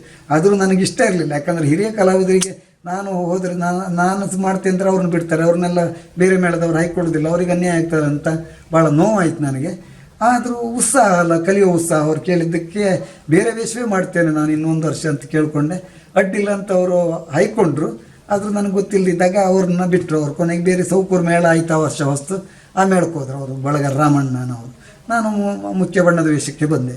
ಆ ವರ್ಷದಲ್ಲಿ ಪ್ರಸಿದ್ಧ ಭಾಗವತರು ನೆಲ್ಲೂರು ಮರಿಯಪ್ಪಾಚಾರ್ ಅವರು ಬೇರೆ ಮೇಳದಲ್ಲಿ ಸಾಲಿಗ್ರಾಮ ಇತ್ಯಾದಿ ಮೇಳದಲ್ಲಿದ್ದವರು, ಅವರು ಭಾಗವತರಾಗಿದ್ದರು. ಅವರು ತಮ್ಮ ಜನಾರ್ದನಾಚಾರ್ಯ ಮೊದಲೇಗಾರರು. ಇನ್ನು ಈಗ ನಾವು ಪ್ರಸಿದ್ಧ ಇವರು ಹಾಸ್ಯಗಾರರೆಲ್ಲ ಆವಾಗ ಇವರು ಇನ್ನೂ ಪ್ರಥಮ ಬಂದದ್ದಷ್ಟೇ. ಹಳ್ಳಾಡಿ ಜಯರಾಮ್ ಶೆಟ್ಟರು, ಮಡಮಕ್ಕಿ ಜಯರಾಮ್ ಶೆಟ್ರು ಅಂತ ಇಬ್ಬರು ಹಾಸ್ಯಗಾರರು, ಒಂಡಾರ ಬಸವನಾಯಿರಿಯವರು ಪುರುಷವೇಷ, ಹೀಗೆ ಮೊಳವಳ್ಳಿ ಹಿರಿಯನವರು, ಮತ್ಯಾಡಿ ಆನಂದ್ ಶೆಟ್ರು, ಇದು ಇವರೆಲ್ಲ ಇದ್ದರು, ಒಳ್ಳೆ ಕಲಾವಿದರು. ಅವರು ಒಟ್ಟಿನಲ್ಲಿ ನಾನು ಬಾಲಗೋಪಾಲ ವೇಷಕ್ಕೆ ಬಂದವ ಕೋಡಿ ಶಂಕರಗಾಣಿಗರಿದ್ದರು.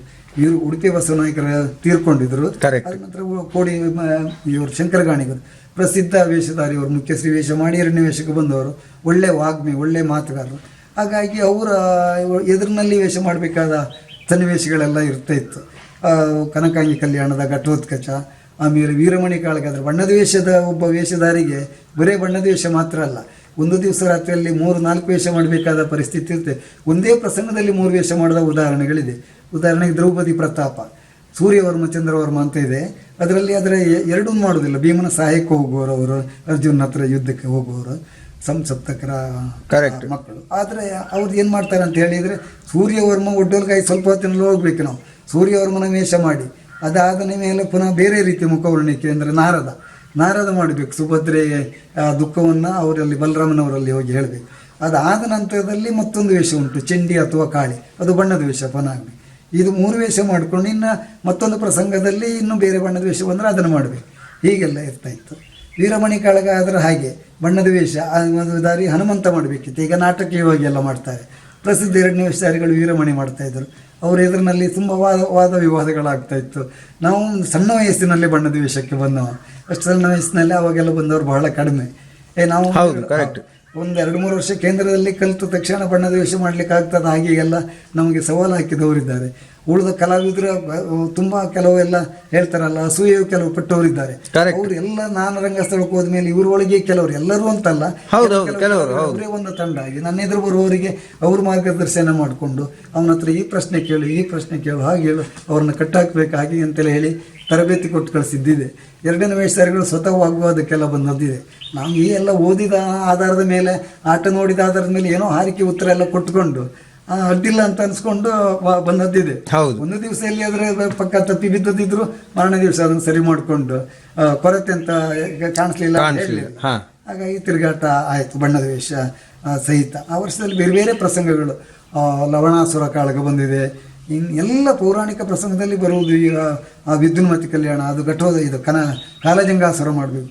ಇನ್ನು ಅದರ ಮೊದಲು ಕೆಂಪುಂಡ ಸಿಗಿರುವಾಗ ವ್ರತ್ರಜ್ವರ ಅಂತ, ಇನ್ನು ದುರ್ಜಯಾಸುರ, ಇಲ್ಲದಿದ್ದರೆ ಕರಾಳ ನೇತ್ರೆ, ಶ್ವೇತಕುಮಾರ ಚರಿತ್ರೆ, ಬಣ್ಣದ ವೇಷದ ಸಾಲಿನಲ್ಲಿ ಬರುವ ಎಲ್ಲ ವೇಷಗಳನ್ನು ಮಾಡಬೇಕಾಗಿತ್ತು. ಅದನ್ನೆಲ್ಲವನ್ನು ಆ ವರ್ಷ ಮಾಡಿ ತಿರುಗಾಟ ಮಾಡಿತ್ತು. ಹಿಮ್ಮೇಳದವರಿಗೂ ಮುಮ್ಮೇಳದವರು ಎಲ್ಲರಿಗೂ ಬಹಳ ಖುಷಿಯಾಯಿತು. ಒಂದು ಸಣ್ಣ ಇದು ಘಟನೆಯನ್ನು ಹೇಳ್ತೇನೆ. ಈ ಕೆಲವರೆಲ್ಲ ಅಸೂಯೆ ಪಡ್ತಾರೆ ಅನ್ನೋದಕ್ಕೆ, ನನ್ನನ್ನು ಮೇಳಕ್ಕೆ ನಿಶ್ಚಯ ಅವರು ಮಾಡಿದಾಗ ಬಣ್ಣದ ವೇಷಕ್ಕಂತ 3 ವರ್ಷ ಕೇಂದ್ರದಲ್ಲಿ ಕಲಿತು ನಾನು ಯಕ್ಷರಂಗದಲ್ಲಿದ್ದವು. ಇಲ್ಲಿಗೆ ಬಣ್ಣದ ವೇಷಕ್ಕಂತೂ ಬಂದೆ. ಅಲ್ಲಿ ದೇವಸ್ಥಾನದ ಆಫೀಸಿಗೆ ಬಂದಾಗ ಕಲಾವಿದರೆಲ್ಲ ಮಳೆಗಾಲದಲ್ಲಿ ಹೋದದ್ದು. ನಾನು ಹಣ ಪಡೆಯೋದಕ್ಕೆ ಯಜಮಾನ್ರ ಹತ್ರ ಮಾತಾಡೋಕೆ ಬಂದವರು, ಈಗ ನಾವು ಮೇಳದವ ಅಂತ ಗೊತ್ತಾಯಿತು, ಅದು ಯಾರಂತ ಕೇಳಿದ್ರು ಅಂತೆ ಅವ್ರ ಹತ್ರ. ನಾನು ಒಬ್ಬ ಹುಡುಗನ ಸೇರಿಸು ಕರ್ಕೊಂಬಂದಿದ್ದೆ. ಅವ ಕೇಳಿದ ಕಥೆಯನ್ನು ನನ್ನ ಹತ್ರ ಹೇಳಿದ್ದು. ನಾನು ಒಳಗೆ ಮಾತಾಡೋಕೆ ಹೋಗಿದ್ದೆ. ಅಲ್ಲಿ ನಾನು ಒಳಗೆ ಹೋದ ಮೇಲೆ ಇವ್ರ ಹತ್ರ ಅದು ಯಾರು ಕೇಳಿದ್ರಂತೆ, ಅದು ಈ ಬರುವ ವರ್ಷದ ನಮ್ಮ ಮೇಳದ ಬಣ್ಣದ ವೇಷಧಾರಿಗಳು ಅಂತ ಹೇಳಿದ್ರಂತೆ ಅವರು. ಅದು ತಕ್ಷಣ ಆ ವರ್ಷದ 2ನೇ ವೇಷಧಾರಿಗಳವರು, ಅವನು ಬಣ್ಣದ ವೇಷ, ಅವ ದನ ಮೇಸುಕಕ್ಕೆ, ಅವನು ಗಂಟೆ ಮೇಸುಕಕ್ಕೆ ಬಣ್ಣದ ವೇಷ ಮಾಡೋದ. ಬಣ್ಣದ ವೇಷ ಅಂದರೆ ಹುಡುಗಾಟಿಕೆಯ ಎಂತನೇ ಮಾಡಿದ್ರು ಅವರು, ಅವನು ಬಣ್ಣದ ವೇಷ ಮಾಡೋದ ಅಂತ ಹೇಳಿದ್ರಂತೆ. ಅದು ಈ ಹುಡುಗ ಕೇಳಿದ. ಅವರು ಹೋದರು, ನನಗೂ ಅವ್ರ ಯಜಮಾನ್ರು ಹಣ ಕೊಟ್ಟರು, ನಾನು ಹೋದೆ. ಹೋಗುವಾಗ ದಾರಿಯಲ್ಲಿ ಆ ಹುಡುಗ ನನ್ನ ಹತ್ರ ಹೇಳಿದ, ಹೀಗಾಗಿದೆ ನಿಮ್ಗೆ ಅವ್ರು ಹೀಗೆ ಹೇಳಿದರು ಬಣ್ಣದ ವೇಷ ಮಾಡ್ತಾನೆ ಮತ್ತೆಂಥದ್ದು ದನ ಮೇಸುಗಡ್ಡಿ ಇಲ್ಲ ಅವನು ಬಣ್ಣದ ವೇಷ ಮಾಡೋದು ಅಂತೇಳಿ ಹೇಳಿದರು ಅಂತ ಹೇಳಿದ್ರು. ಹಾಗಾಯಿತು. ನಾನಂತೂ ಕೊನೆಗೆ ಮೇಳಕ್ಕಂತ ಬಂದೆ, ಬಣ್ಣದ ವೇಷದ ಇದಾಯಿತಲ್ಲ, ಜಾಗದಲ್ಲೂ ಕೂತ್ಕೊಂಡೆ, ವೇಷ ಮಾಡಿದೆ ಕೆಲವು 8 ದಿವಸ ಆಯಿತು ಇದಾಗಿ. ನನಗೆ ಗೊತ್ತಿದ್ರು ನಾನು ಅವ್ರ ಹತ್ರ ಹೀಗೆ ಯಾಕೆ ಹೇಳಿದ್ರೆ ಕೇಳಲಿಲ್ಲ. ಹಿರಿಯ ವೇಷಧಾರಿಗಳು ಅವರು ಹರಾಡಿ ರಾಮಗಾಣಿಗರ ಜೊತೆಯಲ್ಲಿ ಪುರುಷ ವೇಷ ಮಾಡಿದವರು, ಆ ನಂತರದಲ್ಲಿ ಹೆಣ್ಣು ವೇಷಕ್ಕೆ ಬಂದವರು. ಒಂಡವರು ಬಸವನಾಯಿರಿ ಅಂತ ಒಳ್ಳೆ ವಾಗ್ಮಿ, ಒಳ್ಳೆ ಕಲಾವಿದರು. ಹಾಗೆಲ್ಲ ಹೇಳುವುದು ಸರಿ ಎಲ್ಲ ನಾನು ಹೇಳಲಿಲ್ಲ ಅವ್ರ ಹತ್ರ, ನೀವು ಯಾಕೆ ಹೇಳಿದ್ರಿ ಅಂತ. 8 ದಿವಸದ ನಂತರ ಒಂದು ದಿವಸ ಗಣಪತಿ ಪೂಜೆ ಆಗಿ ಪ್ರಸಾದ ಎಲ್ಲ ಕೊಡ್ತಾ ಇರುವಾಗ ಅವರು ನನ್ನನ್ನು ಕರೆದು ನನ್ನ ಹತ್ರ, ನಾನು ನಿನ್ನ ಹತ್ರ ಒಂದು ಮಾತನ್ನ ವಾಪಸ್ ತಗೊಳ್ತಾ ಇದ್ದೆ, ನಿನ್ನ ಬಗ್ಗೆ ಏನೋ ಒಂದು ಮಾತು ಹೇಳಿದ್ದೆ ನಾನು, ಆ ಮಾತನ್ನು ನಾನು ಹಿಂದೆ ತಗೊಳ್ತಾ ಇದ್ದೆ ಅಂತ ಹೇಳಿದ್ರು. ಇಂಥದ್ದು ಮರ್ರೆ ನನಗೇನು ಗೊತ್ತಿದ್ದಂಗೆ ಹೇಳಲಿಲ್ಲಲ್ಲ. ಈಗಂತ ಹೀಗಾದರೂ ಅದೇಂತ ಎಣಿಸ್ಕೊಳ್ಳಲಿಲ್ಲ ನಾನು, ನನಗೆ ಗೊತ್ತಿದ್ದಂಗೆ ಇಲ್ಲಲ್ಲ. ಇಲ್ಲ ಮರ್ರೆ, ನಾನು ಹೀಗೆ ಮಳೆಗಾಲದಲ್ಲಿ ನಿನ್ನ ಬಗ್ಗೆ ಹೀಗೆ ಒಂದು ಮಾತು ಹೇಳಿದೆ, ಬಣ್ಣದ ವೇಷ ಮಾಡೋ ಅಲ್ಲ ಗಂಟಿ ಮೇಸುಗಡ್ಡಿ ಮಾತು ನಾನು ಹಿಂದೆ ತಗೊಳ್ತೆ. ಇಷ್ಟು ದಿವಸದಲ್ಲಿ ನಿನ್ನ ವೇಷಗಳನ್ನೆಲ್ಲ ನೋಡಿದ ಭಾಳ ಖುಷಿಯಾಯಿತು ಆಗಲಿ ಅಂತ ಹೇಳ್ಕೊಂಡು ಎಲ್ಲರೂ ಎದುರಿನಲ್ಲೇ ಅಂತ ಒಂದು ಮಾತಾಡಿದ್ರು. ಅದರ ವೈಶಾಲ್ಯತೆನ ಹೌದು, ಅದು ನಿಜವಾಗಿ ಹೃದಯ ವೈಶಾಲ್ಯತೆ. ಕರೆಕ್ಟ್. ಬಹಳ ಖುಷಿ ಆಯ್ತು. ಎಲ್ಲ ಪಾತ್ರಗಳು ಹೊಂದ್ಕೊಂಡೆಲ್ಲ ಮಾಡ್ತಾ ಇತ್ತು. ಆ ತಿರುಗಾಟ ಆಯ್ತು ಆ ವರ್ಷದಲ್ಲಿ. ಈ ನಡುವೆ ಮೂಲ್ಕಿಯಲ್ಲಿ ಒಂದು ಬಡಗುತಿಟ್ಟಿನ ಮೇಳ ಮಾಡುವುದಂತ, ಡೇರೆ ಮೇಳ ಮಾಡುವುದಂತ CR ಬೆಳ್ಳಿಯವರಂತ ಅವರು ಬೊಂಬಾಯಿ ಗೊತ್ತು, ಅವ್ರಿಗೆ ಉಳಿದ ಕಲಾವಿದರನ್ನೆಲ್ಲ ಸೇರಿಸ್ಕೊಂಡು ಮಾಡುವಂತ ಎಲ್ಲ ಕಲಾವಿದರನ್ನ ಆಯ್ಕೆ ಮಾಡಿದ್ರು. ಆಗ ನಮ್ಮ ಮೇಳದಲ್ಲಿ ಅವರು ಪ್ರಸಿದ್ಧ ಹಾಸ್ಯಗಾರರು ಇವಾಗಲೂ ಹಳ್ಳಾಡಿ ಜಯರಾಮ್ ಶೆಟ್ಟರ್ ಅಂತ ಅವರನ್ನು, ಮರಿಯಪ್ಪಾಚಾರನ್ನ, ಇನ್ನು ಕೆಲವು ಕಲಾವಿದರನ್ನ ಆಯ್ಕೆ ಮಾಡಿದ್ರು. ಆಗ ಅದರೊಟ್ಟಿಗೆ ನನ್ನನ್ನು ಆಯ್ಕೆ ಮಾಡಿದರು, ಬರಬೇಕಂತ ಒತ್ತಾಯ ಮಾಡಿ ಕೇಳಿದರು. ತುಂಬ ನಮ್ಮ ಇವರು 2 ಪಟ್ಟು ಸಂಬಳ ಹೆಚ್ಚು ಕೊಡ್ತೇವೆ ಅಂತ ಹೇಳಿದ್ರು ಇಲ್ಲಿರುವುದಕ್ಕಿಂತ. ಸಂಬಳದ ಆಸೆ ಅಲ್ಲ, ನಾನು ಆ ವರ್ಷದಲ್ಲಿ ಮದುವೆ ಆಗಿದ್ದೆ, ಕಷ್ಟದಲ್ಲಿದ್ದೆ. ಮತ್ತೊಂದು ಡೇರೆ ಮೇಳ ಅಲ್ಲ, ತಿರುಗಾಟ ಮಾಡಿದ್ರೆ ಒಂದು ಒಳ್ಳೇದಾಯ್ತಲ್ಲ ಅನ್ನೋ ಆಸೆಯಿಂದ ಒಪ್ಕೊಂಡು ನೋಡುವಾಗ ಏನಾಯ್ತು, ಅವರು ಚೆಕ್ ಕೊಟ್ಟರು ನನಗೆ ಒಂದು 3,500 ರೂಪಾಯಿಗೆ. ಆ ಕಾಲದಲ್ಲಿ ಒಂದು 40 ವರ್ಷದ ಹಿಂದೆ ಚೆಕ್ ಕೊಟ್ಟರು. ಅದರಲ್ಲಿ 3,500 ರೂಪಾಯಿ ಕೊಟ್ಟರೆ ಆ ಬ್ಯಾಂಕಿಗೆ ಹೋಗಿ ನೋಡುವಾಗ ಅದರಲ್ಲಿ ಆ ಅಕೌಂಟ್ನಲ್ಲಿ ಹಣ ಇಲ್ಲ. 2-3 ಸರಿ ಹೋದೆ. ಮದುವೆಗೆಲ್ಲ ನಾನು ಆದರ್ಶದ ಮದುವೆ ಆದವ. ಒಂದು ಸಂದರ್ಭ ಒಂದು ಹೇಳ್ತೆ, ಅಂದರೆ ವರದಕ್ಷಿಣೆ, ಉಡುಗಿರಿ, ಚಿನ್ನ ಯಾವುದೂ ತಗೊಳ್ಳದೆ ಆದವ. ಎಲ್ಲರಿಗೂ ಹೇಳಿ ನನ್ನ ಸೋದರಿಗೆ ಮಾವನ ಮಗಳೇ ಆದರು. ಆಗ ಸಾಲ ಮದುವೆಗಾಗಿ ತುಂಬ ಮಾಡ್ಕೊಂಡಿದ್ದೆ. ಸಾಲಗಾರರಿಗೆ ನಾನು ಹಣ ಕೊಡಬೇಕಾಗಿ ಮೇಳದ ಮುಂಗಡ ತಗೊಂಡು ಕೊಡ್ತೆ ಅಂತ ಹೇಳಿದ್ದೆ. ಇದನ್ನು ನಂಬ್ಕೊಂಡಿದ್ದೆ, ಇದು ಸಿಗಲಿಲ್ಲ. ಹೀಗಾಯಿತು. 3 ಸರಿ ಹೋಗಿ ಬಂದೆ. ಭಾಳ ಕಷ್ಟ ಆಯಿತು. ಒಂದು ದಿವಸ ಬಸ್ಸಿನಲ್ಲಿ ಬರುವಾಗ ನನಗೆ ಕಣ್ಣೀರು ಬರ್ತಾ ಇದೆ. ಏನಿದ್ರು ನಾನು ಬೇರೆ ಬೇರೆ ಸಾಹಿತ್ಯ ಓದ್ಕೊಂಡಿದ್ನಲ್ಲ, ಸುಳ್ಳು ಹೇಳಬಾರ್ದು, ಮೋಸ ಮಾಡಬಾರ್ದು, ಕಳಿಬಾರ್ದು. ಕೂಲಿ ಮಾಡಿದ್ರು ಒಡ್ಡಿಲ್ಲ, ನಾನು ಕೂಲಿ ಆಡುವಾಗಲೂ ಮಾಡ್ತಾ ಇದ್ದೆ, ಇವಾಗಲೂ ಮಾಡ್ತಾ ಇದ್ದೇನೆ. ಆದರೆ ಪರಿಸ್ಥಿತಿ ಹೀಗಾಯ್ತಲ್ಲ ಅಂತ ದುಃಖ ಮಾಡ್ತಾ ಇದ್ದೆ. ಬಸ್ನಲ್ಲೇ ಕೂತ್ಕೊಂಡಿದ್ದೆ. ಒಂದು ಮಗು, ಸಣ್ಣ ಪ್ರಾಯದ ಮಗು, ನನ್ನನ್ನೇನು ಮುಖ ನೋಡ್ತಾ ಇತ್ತು. ಏನಂತ ಗೊತ್ತಿಲ್ಲ, ನಮ್ಮ ಪೈಕದಲ್ಲ ಯಾರೋ ಬಸ್ಸಿನ ಪ್ರಯಾಣ ನೋಡ್ಕೊಂಡು ಬರುವಾಗ ನೀರು ಸುಮಾರು ಹೊತ್ತು ನೋಡ್ತು. ನನ್ನ ಹೇಗೆ ಮನೆಗೆ ಬಂದೆ. ಮತ್ತು ಯೋಚನೆ ಮಾಡಿದೆ ಏನು ಮಾಡೋದು ಅಂತ, ಬಗೆಹರಿಲಿಲ್ಲ. ಅಷ್ಟರ ನಡುವಿನಲ್ಲಿ ಹೀಗೆಲ್ಲ ವದಂತಿಯಾಗಿದೆ, ಕೆಲವು ಕಲಾವಿದರಿಗೆ ಹೀಗಾಗಿದೆ ಅಂತ. ಗುರುಪ್ರಸಾದ್ ಯಕ್ಷಗಾನ ಮಂಡಳಿ ಸಾಲಿಗ್ರಾಮ ಪಳ್ಳಿ ಸೋಮನಾಥ ಹೆಗಡೆಯವರು ನಡೆಸುವಂಥ ತುಂಬ ವರ್ಷದಿಂದ ಅವರಿಗೆ ಗೊತ್ತಾಯಿತು ನಾನು ಹೀಗಾಗಿ ಮನೆಯಲ್ಲಿದ್ದೇನೆ ಅಂತ. ಅವರು ಕೂಡಲೇ ಬೇರೆಯವ್ರ ಮುಖಾಂತರ ಹೇಳಿ ಕಳಿಸಿ ನಮ್ಮ ಮೇಳಕ್ಕೆ ಬೇಕಂತ ಹೇಳಿದರು. ನನ್ನ ಹೆಂಡತಿ ಮನೆ ಹತ್ತಿರದವರು ಸಂಕಪುರ ಶಿವರಾಮ್ ಶೆಟ್ಟರ್ ಅಂತ ಮತ್ತು ಸರ್ವೋತ್ತಮ್ ಶೆಟ್ಟರ್ ಅಂತ ಅವರು ಒಳ್ಳೆ ತಾಳಮದ್ಲೆ ಅರ್ಥಧಾರಿಗಳು. ಅವರಿಗೆ ತಿರುಗಿ ಬಯಲಾಟದಲ್ಲಿ ನಾನು ಪರಿಚಯ ಆಗಿದೆ. ಅವ್ರು ಹೀಗೆ ನನಗೆ ಹೀಗೆ ಹೇಳಿ ಕಳಿಸಿದ್ರು, ಮೇಳಕ್ಕೆ ಬರಲಿಕ್ಕೆ ಕೇಳ್ತಾರೆ ಯಜಮಾನರು ಬರ್ತೆ ಅಂತ. ನಮ್ಗೆ ಅವ್ರದ್ದೆಲ್ಲ ಪರಿಚಯ ಇಲ್ಲ. ಅವಾಗ ಕಾಳಿಂಗನವರು ಜನಪ್ರಿಯ ಭಾಗವತರು, ಬಹಳ ಪ್ರಸಿದ್ಧರು. ಅವರು ಈ ಮೇಳಕ್ಕೆ ಒಂದು ಕುಣಿಬೇಕು, ಆ ಮೇಳದಲ್ಲಿ ತಿರುಗಾಟ ಮಾಡಬೇಕನ್ನೋ ಆಸೆ ಇದ್ದಿತ್ತು. ಇವ್ರು ಕೇಳಿದ್ದು ಭಾಳ ಖುಷಿ ಆಯಿತು. ಹಾಗೆ ನಾನು ಕರ್ಕೊಂಡು ಹೋಗೋರು, ಅವ್ರ ಮನೆಯೆಲ್ಲ ನೋಡಲಿಲ್ಲ. ಆ ವ್ಯಕ್ತಿಗಳು ಇವು ನಮ್ಮ ಶಂಕರನಾರಾಯಣ ಸುರೇಶ್ ಶೆಟ್ಟರನ್ನವರ ತಂದೆಯವರು. ಅವರು ಸ್ವತಃ ಅಲ್ಲಿವರೆಗೆ ಬೈಲೂರು ಕಾರ್ಕಳದವರೇ ನನ್ನನ್ನು ಕರ್ಕೊಂಡು ಹೋಗಿ ಅವ್ರ ಯಜಮಾನ್ರ ಹತ್ರ ಹೇಳಿ ಹೀಗೆಲ್ಲ ಸಮಸ್ಯೆಯಲ್ಲಿದ್ದೇವ, ಹೀಗಾಗಿದೆ, ಅವ್ರನ್ನೆಲ್ಲ ವಿರೋಧ ಕಟ್ಕೊಂಡ್ರೆ ಕಷ್ಟ ಅಲ್ಲ, ಅದಕ್ಕೆಲ್ಲ ನೀವು ಯೋಚನೆ ಮಾಡೋದು ಬೇಡ, ಅವರು ಚೆಕ್ಕನ್ನು ಅವ್ರಿಗೆ ವಾಪಸ್ ಕಳಿಸಿ ಕೊಡಿ ಅಂಚೆಯಲ್ಲಿ, ನಾನು ಅಡ್ವಾನ್ಸ್ ಕೊಡ್ತೇನೆ ಅಂತ ಹೇಳಿ ಅಷ್ಟೇ ಹಣವನ್ನು ಅವರು ನನಗೆ ನಗದಾಗಿಯೇ ಕೊಟ್ಟು ಕಳಿಸಿದ್ರು ಮನೆಗೆ. ಅದು ಬಂದೆ, ಸಾಲಗಾರರಿಗೆಲ್ಲ ಸಾಲ ತೀರಿಸಿದೆ. ಆ ವರ್ಷ ಡೇರೆ ಮೇಳಕ್ಕೆ ಹೋದೆ. ಪ್ರಸಿದ್ಧ ಕಲಾವಿದರು ಆವಾಗ ಅಲ್ಲಿ ಡೇರೆ ಮೇಳ ಸಾಲಿಗ್ರಾಮದಲ್ಲಿ ಜಲವಳ್ಳಿ ವೆಂಕಟೇಶ್ವರ ಅವರವರು 2ನೇ ವೇಷ, ಮತ್ತು ಕುಮಟ ಗೋವಿಂದ ನಾಯ್ಕರಿದ್ದರು. ಅದರ ಮೇಲೆ ಕಿನ್ನಿಗೋಳಿ ಮುಖ್ಯಪ್ರಾಣ ಹಾಸ್ಯಗಾರರು, ಕೋಟ ವೈಕುಂಠರವರ ಮುಖ್ಯಶ್ರೀ ಪಾತ್ರ, ಆರ್ಗೋಡ್ ಮೋಹನ್ದಾಸ್ ಶೆಣಿಯವರು, ಅವರು ಒಳ್ಳೆಯ ಸಹ ಕಲಾವಿದರು, ಎಲ್ಲ ವೇಷಗಳನ್ನು ಮಾಡ್ತಾಯಿದ್ರು. ಕಾಳಿಂಗನವರು ಜನಪ್ರಿಯ ಭಾಗವತರು, ಇನ್ನು ಒತ್ತು ಭಾಗವತರಾಗಿ ಬಿಳಲ್ಕೊಪ್ಪ ಸದಾನಂದ ಹೆಬ್ಬಾರ್ ಅಂತ ಇದ್ದರು. ಆಮೇಲೆ ಬೇರೆ ಬೇರೆ ಕಲಾವಿದರೆಲ್ಲ ಇದ್ದರು, ಬೆಳೆಯೂರು ಕೃಷ್ಣಮೂರ್ತಿಯವರು ಅಂತ. ಭಾಳ ಅದ್ದೂರಿಯ ಪ್ರಸಂಗಗಳೆರಡು. ಒಂದು ನಮ್ಮ ರಾವಣ ದಿಗ್ವಿಜಯ ಇದೆ ಅಂತ, ಮರುತ್ತ ದಿಗ್ವಿಜಯ ಅಂತ ಒಂದು, ಭಾಮಿನಿ ಭಾಗ್ಯ ಅಂತ ಒಂದು ಪ್ರಸಂಗ, ಅದರಲ್ಲಿ ಬಣ್ಣದ ವೇಷಕ್ಕೆ ಬಹಳ ಅವಕಾಶ ಇದ್ದಿತ್ತು, ಒಳ್ಳೆಯದು. ಶೃಂಗಾರ ರಸದ ಪದ್ಯಗಳೆಲ್ಲ ಎಲ್ಲ ಪಾತ್ರಗಳಿಂದ ಹೆಚ್ಚಿಗೆ ಇದಕ್ಕೆ ಇತ್ತು.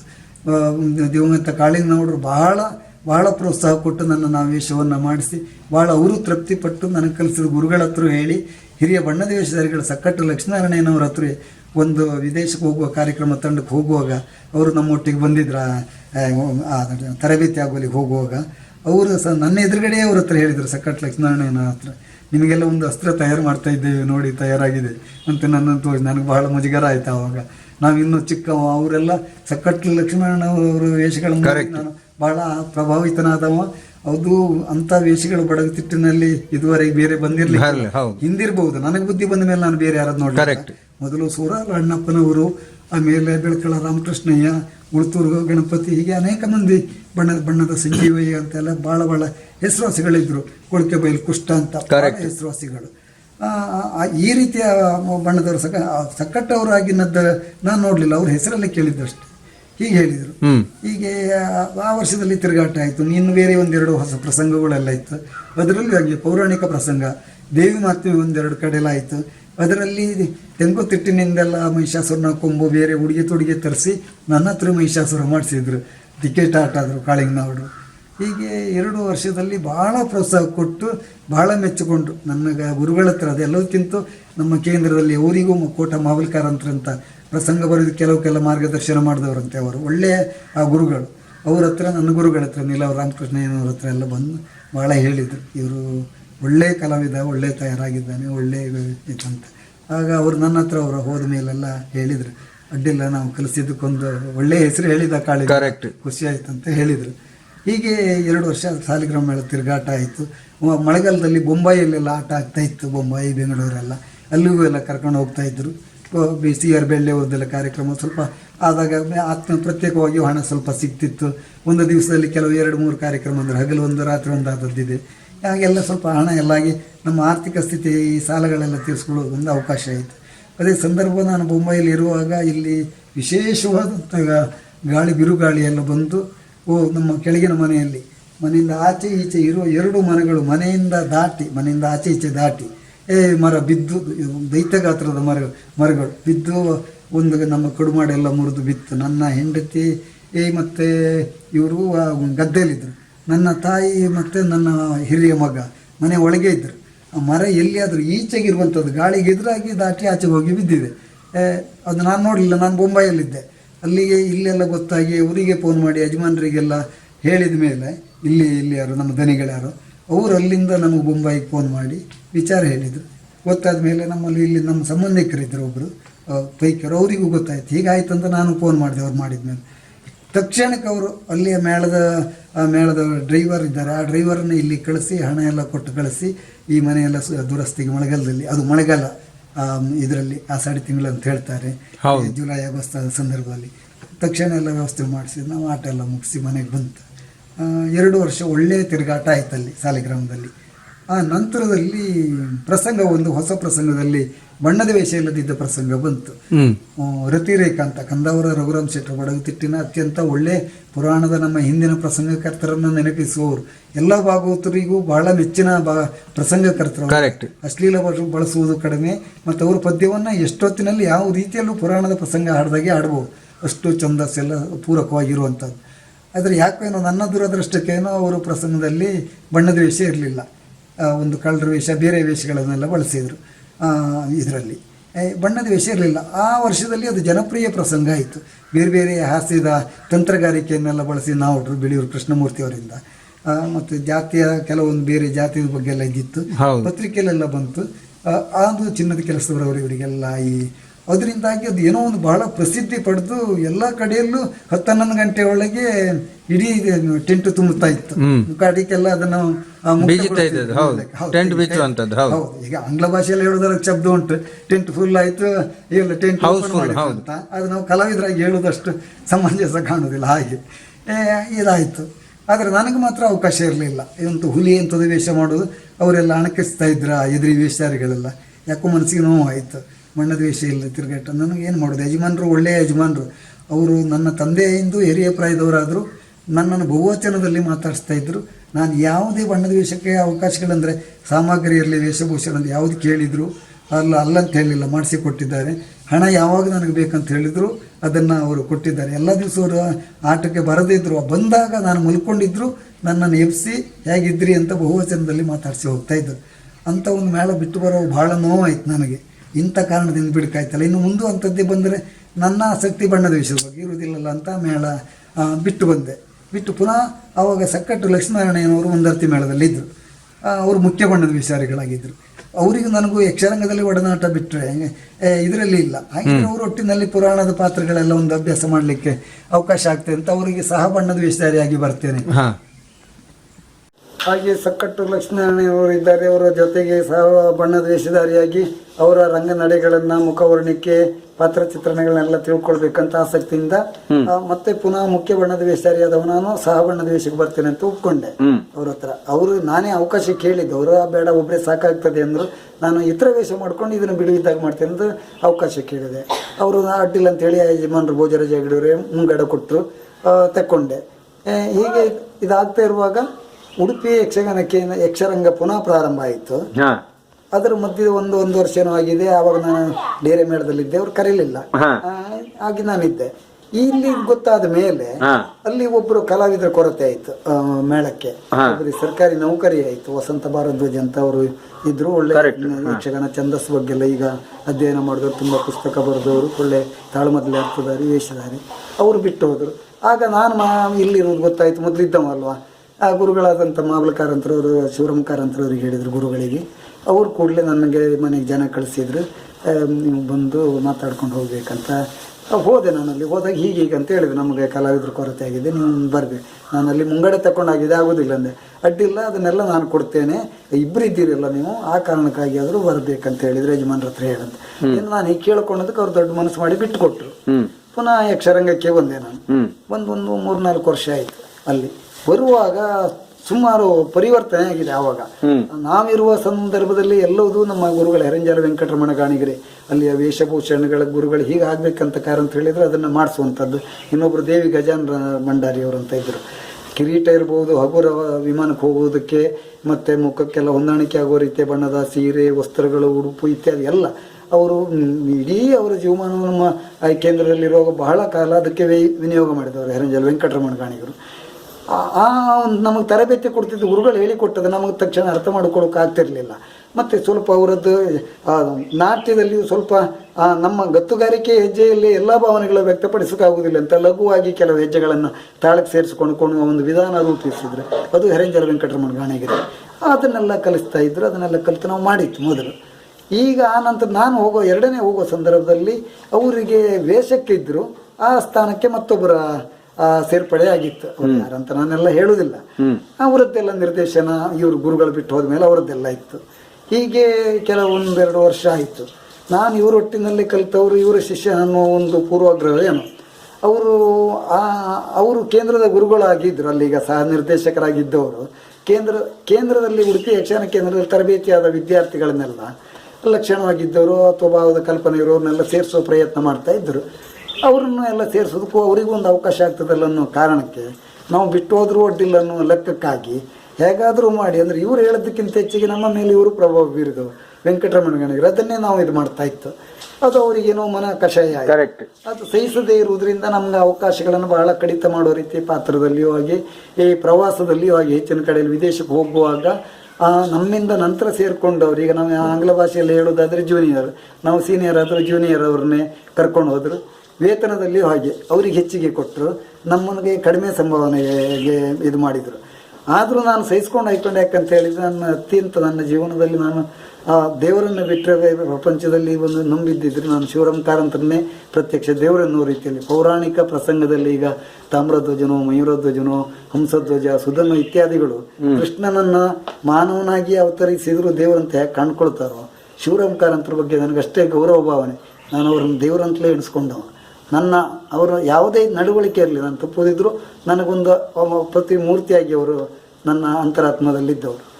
ಅವ್ರನ್ನ ಬಿಟ್ಟು ಆ ಸಂಸ್ಥೆ ಬಿಟ್ಟು ಬರೋದು ನನ್ನ ಮನಸ್ಸು ಒಪ್ಪಲಿಲ್ಲ. ನನಗೆ ಅವಮಾನ ಆದರೂ ಅಡ್ಡಿಲ್ಲ, ಅವ್ರ ಸಂಸ್ಥೆಯಲ್ಲಿ ಇರಬೇಕನ್ನೋ ಆಸೆ ಇತ್ತು. ಈ ಅವಮಾನಗಳನ್ನೆಲ್ಲ ಸಹಿಸ್ಕೊಂಡು ಒಂದು 2-3 ವರ್ಷ ಕಳೆದೆ ನಾನು. ಆ ಸಂದರ್ಭದಲ್ಲಿ ನನ್ನ ಮಕ್ಕಳು ಸಣ್ಣವರು, ಈ ಗುಡ್ಡದಲ್ಲಿ ನೀರಿಲ್ಲ, ಈಗೆಲ್ಲ ಈ ವ್ಯವಸ್ಥೆಗಳು ಬಂದಿದೆ. ಎಷ್ಟು ಒಂದು ಫರ್ಲಂಗೆಲ್ಲ ಹೋಗಿ ನೀರು ಹೊತ್ಕೊಂಡು ಬರಬೇಕಿತ್ತು. ನನ್ನ ಮಕ್ಕಳು, ನನ್ನ ಹೆಂಡತಿ ಆವಾಗ ಹೆರಿಗೆ ಆಗಿ ಆಪರೇಷನ್ ಎಲ್ಲ ಆಗಿತ್ತು. ಇವರಿಗೆ ನೀರು ತರಲಿಕ್ಕೆ ಆಗೋದಿಲ್ಲ, ಮನೇಲಿ ಜನ ಇಟ್ಕೊಳ್ಳೋ ವ್ಯವಸ್ಥೆ ನಮ್ಮ ಹತ್ರ ಇಲ್ಲ. ಅವರ ಅತ್ತೆಯವರೆಲ್ಲ ಬಂದು ಸ್ವಲ್ಪ ದಿವಸ 1-2-3 ತಿಂಗಳು ಇದ್ದು ಹೋದರು.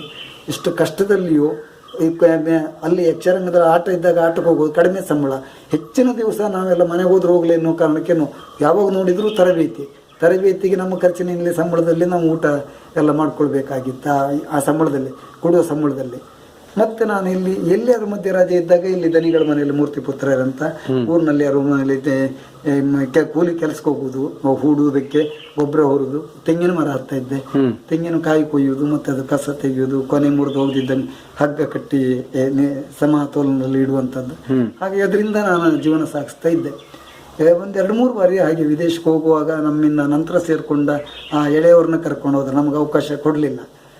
ಅಷ್ಟು ಆದರೂ ಸಹಿಸ್ಕೊಂಡಿತ್ತು. ಕೊನೆಗೂ ಇವರು ಬಿಡುವುದಿಲ್ಲ ಅನ್ನೋ ಕಾರಣಕ್ಕೆ ಉಳಿದ ಸಹ ಕಲಾವಿದರಿಂದ ಎಲ್ಲರ ಹತ್ರ ಅವರೆಲ್ಲ ಒಂದು ತೀರ್ಮಾನ ಮಾಡಿಕೊಂಡು ಅವರೊಳಗೆ ನಮಗಾಗದಿದ್ದರು ಪೂರ್ವಗ್ರಹ ಪೀಡಿತರು ಸೇರಿ ಒಂದು ಪತ್ರವನ್ನು ತಯಾರು ಮಾಡಿ ನಾನು ಸೇರಿ ಇನ್ನೊಂದು 2-3 ಜನ ಅವರಿದ್ದರೆ ನಮಗೆ ಪ್ರದರ್ಶನ ಒಳ್ಳೇದು ಮಾಡಲಿಕ್ಕೆ ಆಗೋದಿಲ್ಲ. ಬೇರೆ ಬೇರೆ ಕಡೆಗೆ ಹೋದಾಗ ಎಲ್ಲ ಕಡೆಯಲ್ಲಿ ಪ್ರದರ್ಶನ ಕೆಟ್ಟ ಹೆಸರು ಬರ್ತಾ ಇದೆ, ಅವ್ರನ್ನ ಬಿಟ್ಟರು ಹೊರತು ನಮ್ಗೆ ಒಳ್ಳೇದಾಗೋದಿಲ್ಲ ಪ್ರದರ್ಶನ ಅಂತ ಒಂದು ತಳ್ಳಿ ಅರ್ಜಿಯನ್ನು ಗುರುಗಳಿಗೆ ಬರೆದು ಕಳಿಸಿಕೊಟ್ರು. ನಮ್ಮ ಬಗ್ಗೆ ಇದರಿಂದ ಪೂರ್ವಗ್ರಹದಿಂದ ಅದನ್ನು ನೋಡಿದ ಅವರು ಮತ್ತು ಅವರೇ ಅಲ್ಲಿ ಇಷ್ಟು ಜನರ ಸಹಿ ಇರುವಾಗ ಉಳಿದ ಎಲ್ಲ ಕಲಾವಿದರು ದಸ್ಕತ್ ಹಾಕಿದ್ರು. ಅದಕ್ಕೆ ನಾವು ಬಿಡುವವರು ಒಂದು ಬಿಟ್ಟು ಮತ್ತು ಉಳಿದವರೆಲ್ಲರದ್ದು ದಸ್ಕತ್ತಿದೆ. ಅದು ಹೌದಂತ ಇರ್ಬೋದು. ಮತ್ತು ನಾವು ಅವ್ರು ಕಲಿಸುವಾಗಲೂ ನಾವು ಅವ್ರಿಗೆ ಗುರುಗಳ ಮೊದಲಿನಿಂದಲೂ ನಾನು ಗುರುಗಳ ಮೆಚ್ಚಿನ ಶಿಷ್ಯ ಅಂತ ಹೇಳೋದಿಲ್ಲ. ನಾನು ಅವರನ್ನು ದೇವರಂತ ಸ್ವೀಕಾರ ಮಾಡಿಕೊಂಡ್ರು ನನ್ನ ಅಂತರಾತ್ಮದಲ್ಲಿ. ಅವರು ಪ್ರಿಯರು ನಾವಾಗಿರಲಿಲ್ಲ. ಮತ್ತು ನಾವು ನಮ್ಮ ನಟನೆಗಳು ಅವ್ರಿಗೆ ಮೆಚ್ಚುಗೆ ಆಗಿ ಅಂತ ಹೇಳುವುದಿಲ್ಲ. ಕೆಲವೇ ಪಾತ್ರಗಳು ಮೆಚ್ಚುಗೆ ಆಗಿರ್ಬೋದು, ಅದು ಹೇಳಿದ್ದಾರೆ ಗುರುಗಳೆದ್ರು, ಎಲ್ಲವರಿದ್ರು ಹೇಳಿದ್ರು ಒಳ್ಳೇದು ಮಾಡಿದ್ದಾನೆ, ಅಭ್ಯಾಸ ಮಾಡಿದ್ದಾನೆ ಅಂತ. ಕೆಲವೇ ಪಾತ್ರಕ್ಕೆ ಎಷ್ಟೋ ಸಂದರ್ಭ ತಾಳ್ಮೆಗೆಟ್ಟು ಎಲ್ಲರಿಗೂ ಹೊಡೆದಾಗಿ ನನಗೂ ಹೊಡೆದಿದ್ದಾರೆ, ತಾಳ್ಮೆಗೆಟ್ಟು ಬೈದಿದ್ದಾರೆ, ಅವ್ರನ್ನ ಮನಸ್ಸು ನೋಯಿಸ್ತಲ್ಲ ಅಂತ ನಾವು ಅಂದ್ಕೊಂಡಿದ್ದೇವೆ. ಆದರೆ ನಮ್ಗೆ ಹೊಡೆದ್ರು ಬೈದ್ರಂತ ನೋವಾಗಲಿಲ್ಲ ನಮಗೆ. ಅವ್ರ ಮೇಲೆ, ಅವ್ರ ವ್ಯಕ್ತಿತ್ವದ ಮೇಲೆ ಅಷ್ಟು ಅಪಾರ ಗೌರವ ನನಗೆ. ಆವತ್ತೂ ಹಾಗೆ ಇವತ್ತು ಹಾಗೆ. ಪ್ರಪಂಚದಲ್ಲಿ ನಾನು ದೇವರು ಬಿಟ್ಟರೆ ಅತ್ಯಂತ ಮೆಚ್ಚಿಕೊಂಡವ ನಾನು ಶಿವರಾಮ್ ಕಾರಂತ ಒಬ್ಬರನ್ನೇ.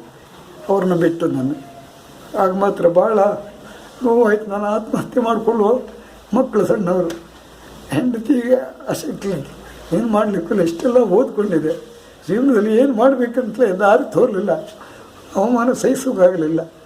ನನ್ನ ನಂತರ ಬಂದವರು ಅವಕಾಶ ಕೊಟ್ಟು ಹೆಚ್ಚು ಸಂಬಳ ಕೊಟ್ಟು ಕರ್ಕೊಂಡು ಹೋದರು. ನನಗೆ ಏನು ಮಾಡುವಂತ ಯೋಚನೆ ಮಾಡಿ ಪುನಃ ಕಡೆಗೆ ಕಾಳಿಂದ ಅವ್ರ ಹತ್ರ ಹೋದೆ. ದಸ್ಕತ್ ಹಾಕಿ ಕಾರಂತರಲ್ಲಿ ಕರೆಸ್ಕೊಂಡ್ರು ನಮ್ಮನ್ನು. ಪತ್ರ ತೋರಿಸಿದ್ವಿ, ಇಷ್ಟೆಲ್ಲ ನಿಮ್ಮ ಮೇಲೆ ಹೀಗೆ ಹೇಳ್ತಾ ಇದ್ದಾರೆ, ನಿಮ್ಮಿಂದ ಪ್ರದರ್ಶನ ಒಳ್ಳೇದಾಗದಲ್ಲಿ ಬಿಡ್ತಾ ಇದ್ದೇನೆ ಅಂತ ಹೇಳಿದರು. ನನ್ನ ಜೊತೆಲಿ ಬಿಡುವರು ಒಬ್ಬರು ಉಳ್ತೂರು ಸೀತಾರಾಮ್ ಅಂತ. ಈಗ ಅವ್ರ ಮಕ್ಕಳೆಲ್ಲ ಡಾಕ್ಟ್ರೇಟ್ ಮಾಡಿದ್ದಾರೆ, ವೈದ್ಯರಾಗಿ ಸರ್ಜನ್ ಡಾಕ್ಟರ್ ಆಗಿದ್ದಾರೆ, ಇಂಜಿನಿಯರಿಂಗ್ ಕಾಲೇಜ್ ಪ್ರೊಫೆಸರ್ ಆಗಿದ್ದಾರೆ, ದೊಡ್ಡ ದೊಡ್ಡ ಹುದ್ದೆಯಲ್ಲಿ 3-4 ಮಕ್ಕಳಿದ್ದಾರೆ. ಅವ್ರ ಮಕ್ಕಳು ಕಲಿಸೋದು ಕಷ್ಟ. ಪ್ರಥಮದಲ್ಲಿ ಒಬ್ಬ ವೈದ್ಯಕೀಯ ವಿದ್ಯಾರ್ಥಿಯಾಗಿ ಆಯ್ಕೆ ಆಗಿದ್ದಾನೆ, ಕಲಿಸ್ಲಿಕ್ಕೆ ಹಣ ಇಲ್ಲ. ನನ್ನ ಮಗನ ವಿದ್ಯಾಭ್ಯಾಸ ಹಾಳಾಗ್ತಿದೆ, ನನಗೆ ಅವಕಾಶ ಕೊಡಿ ಅಂತ ಗುರುಗಳು ಕಾಲು ಹಿಡ್ಕೊಂಡು ಮರ್ಕಿದ್ರು. ಹೆಂಡತಿ ಸಹಿತ ಬಂದು, ಆದರೂ ಅವ್ರು ಕರುಣೆ ತೋರಲಿಲ್ಲ. ಇದು ಸರ್ಕಾರದಿಂದ ಬರುವ ಹಣ, ಆ ಹಣ ಹಾಳು ಮಾಡಲಿಕ್ಕೆ ನನಗೆ ಇಷ್ಟ ಇಲ್ಲ, ಇದು ಬೇರೆ, ನನ್ನಿಂದ ಇದಾಗುವುದಿಲ್ಲ, ಪ್ರದರ್ಶನ ಒಳ್ಳೇದು ಮಾಡೋದೇ ನನ್ನ ಗುರಿ ಅಂತ ನಿರ್ದಾಕ್ಷಿಣ್ಯವಾಗಿ ಹೇಳಿದರು. ಮರ್ಕೊಂಡು ನಾವೆಲ್ಲ ಬಂತು ಮನೆಗೆ.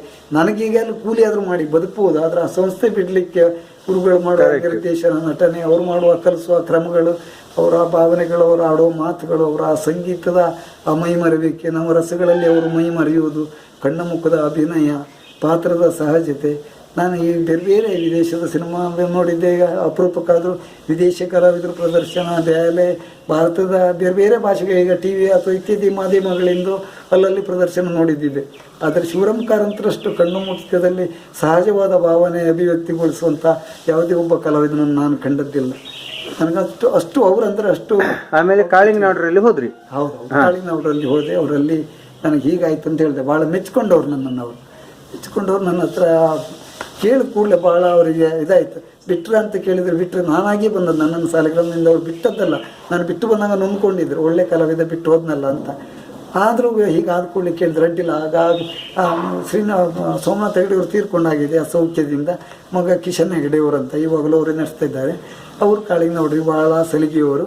ಏಕವಚನದಲ್ಲಿ ಹೇಳ್ಕೊಂಡು ಅವ್ರ ಹೆಸರು ಹೇಳ್ಕೊಂಡು ಇವನೊಂದು ಬಿಡ್ಲಿಕ್ಕೆ ಆಗೋದಿಲ್ಲ, ಇವನನ್ನು ಹೈಕೊಳ್ಬೇಕು ಅವ್ನ ಮೇಳಕ್ಕೆ, ಇಂಥ ಒಬ್ಬ ಕಲಾವಿದರು ಇರುವಾಗ ಬಣ್ಣದ ಕಿರೀಟ ನಾವು ಅಟ್ಟದಲ್ಲಿ ಇಡಬಾರ್ದು ಅಂತ ಹೇಳಿ ಅವನನ್ನು ಎಷ್ಟು ಅಂತ ನೋಡಿ ಅವನು ಮಾತಾಡಿ ನಿನ್ನ ಮೇಳಕ್ಕೆ ಹೈಕೋ ಅಂತ ಹೇಳಿಕ್ಕೆ ಅವ್ರ ಮನೆಗೆ ಹೋದ್ರು. ಹೆಚ್ಚಾಗೆಲ್ಲ ಇಲ್ಲಿ ಇರ್ತಿಲ್ಲ, ದೇವರ ಸೇವೆ ಆ ವರ್ಷ ಸೇವೆ ಮುಗಿದು ಮಾರನೇ ದಿವಸ ಮರು ವರ್ಷದ ಕಲಾವಿದರು ಆಯ್ಕೆಲ್ಲ ಆ ಸಂದರ್ಭ ನಡೀತಾ ಇತ್ತು. ಕಡೆಗೆ ಸಂಬಳವನ್ನು ಹೊಂದಾಣಿಕೆ ಮಾಡಿ ಮೇಳಕ್ಕೆ ಹಾಯ್ಕೊಂಡ್ರು ಯಜಮಾನರವರು ಮಾತಿಗಾಗಿ. ಮತ್ತು ಮೇಳದಲ್ಲಿ ಆ ವರ್ಷದಲ್ಲಿ ಒಳ್ಳೆಯ ಅವಕಾಶಗಳೆಲ್ಲ ಇತ್ತು. ಅದು ನಮ್ಮ ದುರದೃಷ್ಟಕ್ಕೆ ಅದೇ ವರ್ಷದಲ್ಲಿ ಕಾಳಿಂಗನ ಹುಡುಗರು ವಾಹನ ಅಪಘಾತದಲ್ಲಿ ತೀರ್ಕೊಂಡು ನಮಗದು ಸಹಿಸೋಕೆ ಸಾಧ್ಯ ಆಗಲ್ಲ, ಎಷ್ಟೋ ದಿವಸ ಬೇಕಾಯಿತು. ಅತ್ಯಂತ ನಮ್ಮನ್ನು ಮೆಚ್ಚಿದವರು, ರಂಗಸ್ಥಳದಲ್ಲಿ ಅಷ್ಟು ಪ್ರೋತ್ಸಾಹ ಕೊಟ್ಟು ಬೆಳೆಸಿದವರು ಅವರು ತೀರ್ಕೊಂಡ್ರು. ನನಗೆ ಭಾಳ ದುಃಖ ಆಯ್ತು, ಏನು ಮಾಡಲಿಕ್ಕೆಲ್ಲ. ಕೊನೆಗೆ ಅವರ ಬದಲಿಗೆ ಅವರು ಶಬರಾಯರು, ನಾರಾಯಣ್ ಶಬರಾಯರು ಅಂತ ಅವರ ಕ್ರಮದಲ್ಲೇ ಶೈಲಿಯಲ್ಲಿ ಹಾಡುವವರನ್ನು ಕರೆಸಿ ಅವ್ರನ್ನ ಆಯ್ಕೆ ಮಾಡಿದ್ರು. ಇನ್ನು ವಿದ್ವಾನ್ ಗಣಪತಿ ಭಟ್, ಹೆರಂಜಲ್, ಗೋಪಾಲ್ ಗಾಣಿ 2-3 ಜನ ಅಲ್ಲಿದ್ದರು. ಆ ವರ್ಷದಲ್ಲಿ ಹೊಸ ಭಾಗವತರು ಮತ್ತು ಕಲಾವಿದರೆಲ್ಲ ಒಳ್ಳೊಳ್ಳೆ M.K. ರಮೇಶ್ ಆಚಾರ್ಯರು ಸುರತ್ಕಲ ಮೇಳದಿಂದ ಇಲ್ಲಿಗೆ ಬಂದಿದ್ದರು. ಮತ್ತು ಐರೋಡಿ ಗೋವಿಂದಪ್ಪನವರು, ಜಲವಳ್ಳಿ ವೆಂಕಟೇಶ್ವರವು, ಕೃಷ್ಣಯ್ಯಾಜಿ ಅವರು, ಬಳಕೂರು, ಬಿಳಿಯೂರು ಕೃಷ್ಣಮೂರ್ತಿ, ಒಳ್ಳೊಳ್ಳೆ ಕಲಾವಿದರು, ಕಿನ್ನಿಗೋಳಿಯವರು ಎಲ್ಲ ಇರುವ ಕಾರಣ ಒಳ್ಳೆ ಯಶಸ್ವಿ ಆಯಿತು ಪ್ರದರ್ಶನ. ನಾಗೂರು ದಯಾನಂದ ನಾಗೂರು ಅಂತ ಇನ್ನು ಬೇರೆ ಬೇರೆಯವರು ಇದ್ದರು. ಪ್ರದರ್ಶನ ಒಳ್ಳೆಯದಾಯಿತು, ಕಲೆಕ್ಷನ್ ಎಲ್ಲ ಆಯಿತು. ನಮಗೆ ಆ ವರ್ಷದಲ್ಲಿಯೂ ಆದದ್ದು ಹಾಗೆ ಆಯಿತು. ಪ್ರಸಂಗದಲ್ಲಿ ಬಣ್ಣದ ವೇಷಕ್ಕೆ ಪ್ರಾಶಸ್ತ್ಯ ಕಡಿಮೆ ಆಯಿತು ಮತ್ತು ಅದರಲ್ಲಿಯೂ ಅದೇ ರತಿರೇಖೆ ಇರಬೇಕು. ಆ ಪ್ರಸಂಗ ಬಂತು, ನನಗೆ ಅವಕಾಶ ಇರಲಿಲ್ಲ ಬಣ್ಣದ ವೇಷಕ್ಕೆ. ಮತ್ತು ಈ ಮನೆಯಲ್ಲಿ ಇದೆ, ನನ್ನ ಹೆಂಡತಿ ಆಪ್ರೇಷನ್ ಎಲ್ಲ ಆಗಿದ್ಲು, ನೀರು ದೂರದಿಂದ ತರಬೇಕು. ಆಟ ಒಂದು ಇವತ್ತು ಇಲ್ಲಿ ಆದರೆ ಮಾರಣ ದಿವಸ ಇಲ್ಲಿ ಉತ್ತರ ಕನ್ನಡ, ಸಿರ್ಸಿ, ಸಾಗರ, ಶಿವಮೊಗ್ಗ ದೂರ ಎಲ್ಲ ಇತ್ತು, ಸುಳ್ಯ, ಪುತ್ತೂರು, ಅಲ್ಲಿಂದೆಲ್ಲ ಮನೆಗೆ ಬಂದು ಹೋಗ್ಲಿಕ್ಕೆ ಆಗೋದಿಲ್ಲ. ನಮ್ಮದೆಲ್ಲ ಕಡಿಮೆ ಸಂಬಳ, ಅವ್ರಿಗೆ ಅಲ್ಲಿಂದೆಲ್ಲ ಕಳಿಸಿಕೊಡುವಷ್ಟನ್ನೆಲ್ಲ ಅವ್ರ ಹತ್ರ ಕೇಳಲಿಕ್ಕೆ ಆಗೋದಿಲ್ಲ. ಅದರಲ್ಲಿ ಜೀವನ ಸಾಗಿಸೋದು, ಮಕ್ಕಳ ವಿದ್ಯಾಭ್ಯಾಸ, ಶಾಲೆದು ವಸ್ತ್ರ ಬಟ್ಟೆ ಕಷ್ಟ ಆಯಿತು. ಹಾಗಿದ್ರೆ ಇಲ್ಲೇ ಆ ಒಂದು ತಿರುಗಾಟ ಮಾಡಿದೆ ಅಲ್ಲಿ. ಕೊನೆಗೆ ಯಜಮಾನ್ರ ಹತ್ರ ಹೇಳ್ಕೊಂಡೆ, ನನಗೆ ಹೀಗೆ ಕಾರಣದಿಂದ ದೂರ ಆಗ್ತದೆ, ಬರುವುದಕ್ಕೆ ಆಗೋದಿಲ್ಲ, ನಾನು ಬೇರೆ ಮೇಳಕ್ಕೆ ಹೋಗ್ತೇನೆ ಅಂತ. ಕಡೆಗೆ ನನ್ನ ಅಸಹಾಯಕತೆಯನ್ನು ಅವರು ಅರ್ಥ ಮಾಡಿಕೊಂಡು ಅಡ್ಡಿಲ್ಲ ಹೋಗಂತ ಕಳಿಸಿಕೊಟ್ರು. ಮಂದಾರ್ತಿಯಲ್ಲಿಯೂ ಹಾಗೆ ಯಾರೋ ಬಣ್ಣದ ವೇಷಧಾರಿಗಳು ಅವ್ರಿಗೆ ಮೆಚ್ಚುಗೆ ಆಗಲಿಲ್ಲಂತೆ. ಮೊದಲು ಇದ್ದವರು ಬರ್ತ್ರಿ ಅಂತ ಕೇಳಿದ್ರು, ನಾನು ಮನೆಯಲ್ಲಿದ್ದೆ ಅಂತ. ಇವ್ರು ನಮ್ಮ ಧನಂಜಯ ಶೆಟ್ಟರ್ ಅಂತ ಆವಾಗ ಮುಕ್ತೇಶ್ವರರಾಗಿದ್ದರು. ಇವಾಗ ತನಕ ಒಂದು ಮೇಳ ಇದ್ದದ್ದನ್ನು 5 ಮೇಳದ ತನಕ ಮಾಡಿದ್ದಾರೆ, ಹರಕೆಯ ಭಕ್ತರ ಹರಕೆಯನ್ನು ಗಮನಿಸಿ. ಮತ್ತು ಕಲಾವಿದರು ಒಬ್ಬರು ಪ್ರಾಮಾಣಿಕ, ಸಾತ್ವಿಕ ಅಂತ ಇದ್ದರೆ ಅವನಿಗೆ ಯಾವುದೇ ನೆರವನ್ನಾದರೂ ಕೊಡ್ತಾರೆ, ಅವನನ್ನು ಸ್ಪಂದಿಸುವವರು. ನನ್ನನ್ನು ನೋಡಿ ಅವರು ಬರಲಿಕ್ಕೆ ಹೇಳಿದರು, ಹೋದೆ, ನನ್ನನ್ನು ಆಯ್ಕೆ ಮಾಡಿದರು. ಆವತ್ತು ಅದೇ ಈ ಸುಮಾರು 28-29 ವರ್ಷ ಆಗಿರ್ಬೋದು ಈಗ ನಿರಂತರ ಆವತ್ತು ಸೇರಿದ ಇವತ್ತಿನ ತನಕ ಇಲ್ಲಿ ಮಂದಾರ್ತಿ ಮೇಳದಲ್ಲೇ ಇದ್ದೆ. ಈ ಮಂದಾರ್ತಿ ಮೇಳದಲ್ಲಿ ಇಷ್ಟು ವರ್ಷದಲ್ಲಿ ಪೌರಾಣಿಕ ಪ್ರಸಂಗ, ಹರಕೆ, ಆಟ ಆಡಿಸೋರು ಹೇಳಿದ ಪ್ರಸಂಗ ನಾವು ಕೆಲವೊಮ್ಮೆ ಆಡಬೇಕಾಗ್ತದೆ. ನಾವು ಇಂಥದ್ದೇ ಆಡೋದು ಅಂತ ಆ ದಿವಸ ಪೂಜೆ ಆಗುವಾಗ ಹೇಳುವುದು ಇರ್ತದೆ. ಆ ಎಲ್ಲ ಯಾವುದೇ ಪೌರಾಣಿಕ ಪ್ರಸಂಗ ಬಂದರೂ ನಾವು ಅದಕ್ಕೆ ಸಿದ್ಧರಾಗಬೇಕು. ನಾನು ಮುಖ್ಯ ಬಣ್ಣದ ವೇಷಧಾರಿ. ಆದರೆ ನಮ್ಮ ವಿಭಾಗದಲ್ಲಿ ಬರುವ ಎಲ್ಲ ಪಾತ್ರಗಳು, ನಮ್ಮ ಅಂದರೆ ಒಂದು ಉಷಾ ಪರಿಣಯ ಅಂತ ಮತ್ತೊಂದು ಶಂಬಾರ ಸುರಕಾಗ 2 ಪ್ರಸಂಗ ನಮ್ಮ ಮೇಳದಲ್ಲಿ ಆಗಲಿಲ್ಲ. ಅದರಲ್ಲಿ ಬರುವ 2 ಮುಖ್ಯ ಬಣ್ಣದ ವೇಷಗಳನ್ನು 2ನೇ ವೇಷಧಾರಿಗಳು, ಎದುರು ವೇಷ ಅಂತ ಹೇಳ್ತಾರೆ ತಂಕುತಿಟ್ಟಿನ, ಅವರು ಮಾಡ್ತಿದ್ರಂತೆ. ಆ 2 ಪ್ರಸಂಗ ಆಗಲಿಲ್ಲ, ಅದು 2 ವೇಷ ಮಾಡಲಿಲ್ಲ ನಾನು. ಮತ್ತೆ ಚಾಲ್ತಿಯಲ್ಲಿ ಆದ ಎಲ್ಲ ಪ್ರಸಂಗಗಳಲ್ಲಿಯೂ ಮುಖ್ಯ ಬಣ್ಣದ ವೇಷಗಳನ್ನು ನಾನು ಮಾಡಿದ್ದೆ. ಹಾಗೆ ಇದರಲ್ಲಿ ವಿದ್ಯುನ್ಮತಿ ಕಲ್ಯಾಣದ ಕಾಲಜಂಗಾಸುರ ಅದು ಬಹಳ ಕೆಲಸ ಇರುವಂಥದ್ದು. ಕನಕಾಂಗಿ ಕಲ್ಯಾಣದ ಘಟೋತ್ಕಚ ಅದು ಹಾಗೆ ತುಂಬ ಭಾವನೆಯ ಪಾತ್ರಗಳು. ಇನ್ನು ನಮ್ಮ ತಾರಕಾಸುರ, ಬೇರೆ ಬೇರೆ ವೇಷಗಳು, ಗಂಡು ಬಣ್ಣ, ಹೆಣ್ಣು ಬಣ್ಣ, ಈ ಲವಣಾಸುರ ಎಲ್ಲ ಪಾತ್ರಗಳು ಮಾಡುವ ಅವಕಾಶ ಇದೆ. ಬಣ್ಣದ ವೇಷದಲ್ಲಿ ಎಷ್ಟೆಷ್ಟು ವೈವಿಧ್ಯಮಯ ಪಾತ್ರಗಳಿದೆ ಅವುಗಳನ್ನೆಲ್ಲ ಮಾಡುವಂಥ ಒಂದು ಅವಕಾಶ ನಿಮಗೆ ಇಲ್ಲಿ ಮಂದಾರ್ತಿ ಮೇಳದಲ್ಲಿ ಆಯಿತು. ನಾನು ಕಂಡಾಗೆ ಹಿರಿಯ ಕಲಾವಿದರು ಹೇಗೆ ಮಾಡ್ತಾ ಇದ್ರು, ಮುಖವರ್ಣಿಕೆ ಯಾವ ಪಾತ್ರಗಳ ಯಾವ ರೀತಿ ಮಾಡ್ತಿದ್ರು, ಮತ್ತು ರಂಗನಡೆ ಹೇಗೆ ಮಾಡ್ತಿದ್ರು ಅನ್ನೋದನ್ನು ಅವರು ನೋಡಿದ್ದನ್ನು, ಅವರಿಂದ ನೋಡಿದ್ದು, ಅವ್ರ ಒಡನಾಟದಲ್ಲಿ ತಿಳ್ಕೊಂಡದ್ದನ್ನು ಅದನ್ನೇ ನಾನು ಇದು ತನಕ ಮಾಡ್ಕೊಂಡು ಬಂದಿದ್ದೇನೆ. ಮತ್ತು ಮುಖವರ್ಣಿಕೆಯಲ್ಲಿ ಎಲ್ಲ ಮೊದಲೆಲ್ಲ ಚಿಟ್ಟೆ ಇಡುವುದಕ್ಕೆ ತುಂಬ ಪ್ರಾಶಸ್ತ್ಯ ಇತ್ತು. ಆ ಮೇಳದಲ್ಲಿ ಒಂದು 2 ದಿವಸಕ್ಕೆ ಅರೆದು ಕೊಡುವ ಕ್ರಮ ಇತ್ತು, ಚಿಟ್ಟೆ ಹಿಟ್ಟು. ಈಗ ಆ ಕ್ರಮ ಎಲ್ಲ ಹೋಗಿದೆ, ಜನಗಳ ಕೊರತೆ ಇತ್ಯಾದಿಗಳಿಂದ. ನಾವು ನಿದ್ರೆ ಬಿಟ್ಟವರು ಪ್ರತಿ ದಿವಸ ಮನೆಗೆ ಬಂದು ಇಲ್ಲಿ ಹೊರ್ಕೊಂಡು ಹೋಗ್ಲಿಕ್ಕೆ ಆಗುವುದಿಲ್ಲ. ಈಗ ಸ್ವಲ್ಪ ಅಕ್ಕಿ ಹಿಟ್ಟನ್ನು ನಾವು ಅದನ್ನೆಲ್ಲ ಹೊಂದಾಣಿಕೆ ಮಾಡಿಕೊಂಡು ಮೈದಾ ಹಿಟ್ಟು, ಸಫೇದ ಇವುಗಳನ್ನೆಲ್ಲ ಹಾಕಿ ಅಷ್ಟು ಉದ್ದ ಮಾಡಲಿಕ್ಕೆ ಆಗೋದಿಲ್ಲ, ಲೋಪ ಆಗದ ರೀತಿಯಲ್ಲಿ ಮಾಡ್ಕೊಂಡು ಹೋಗ್ತಾ ಇದ್ದೇನೆ.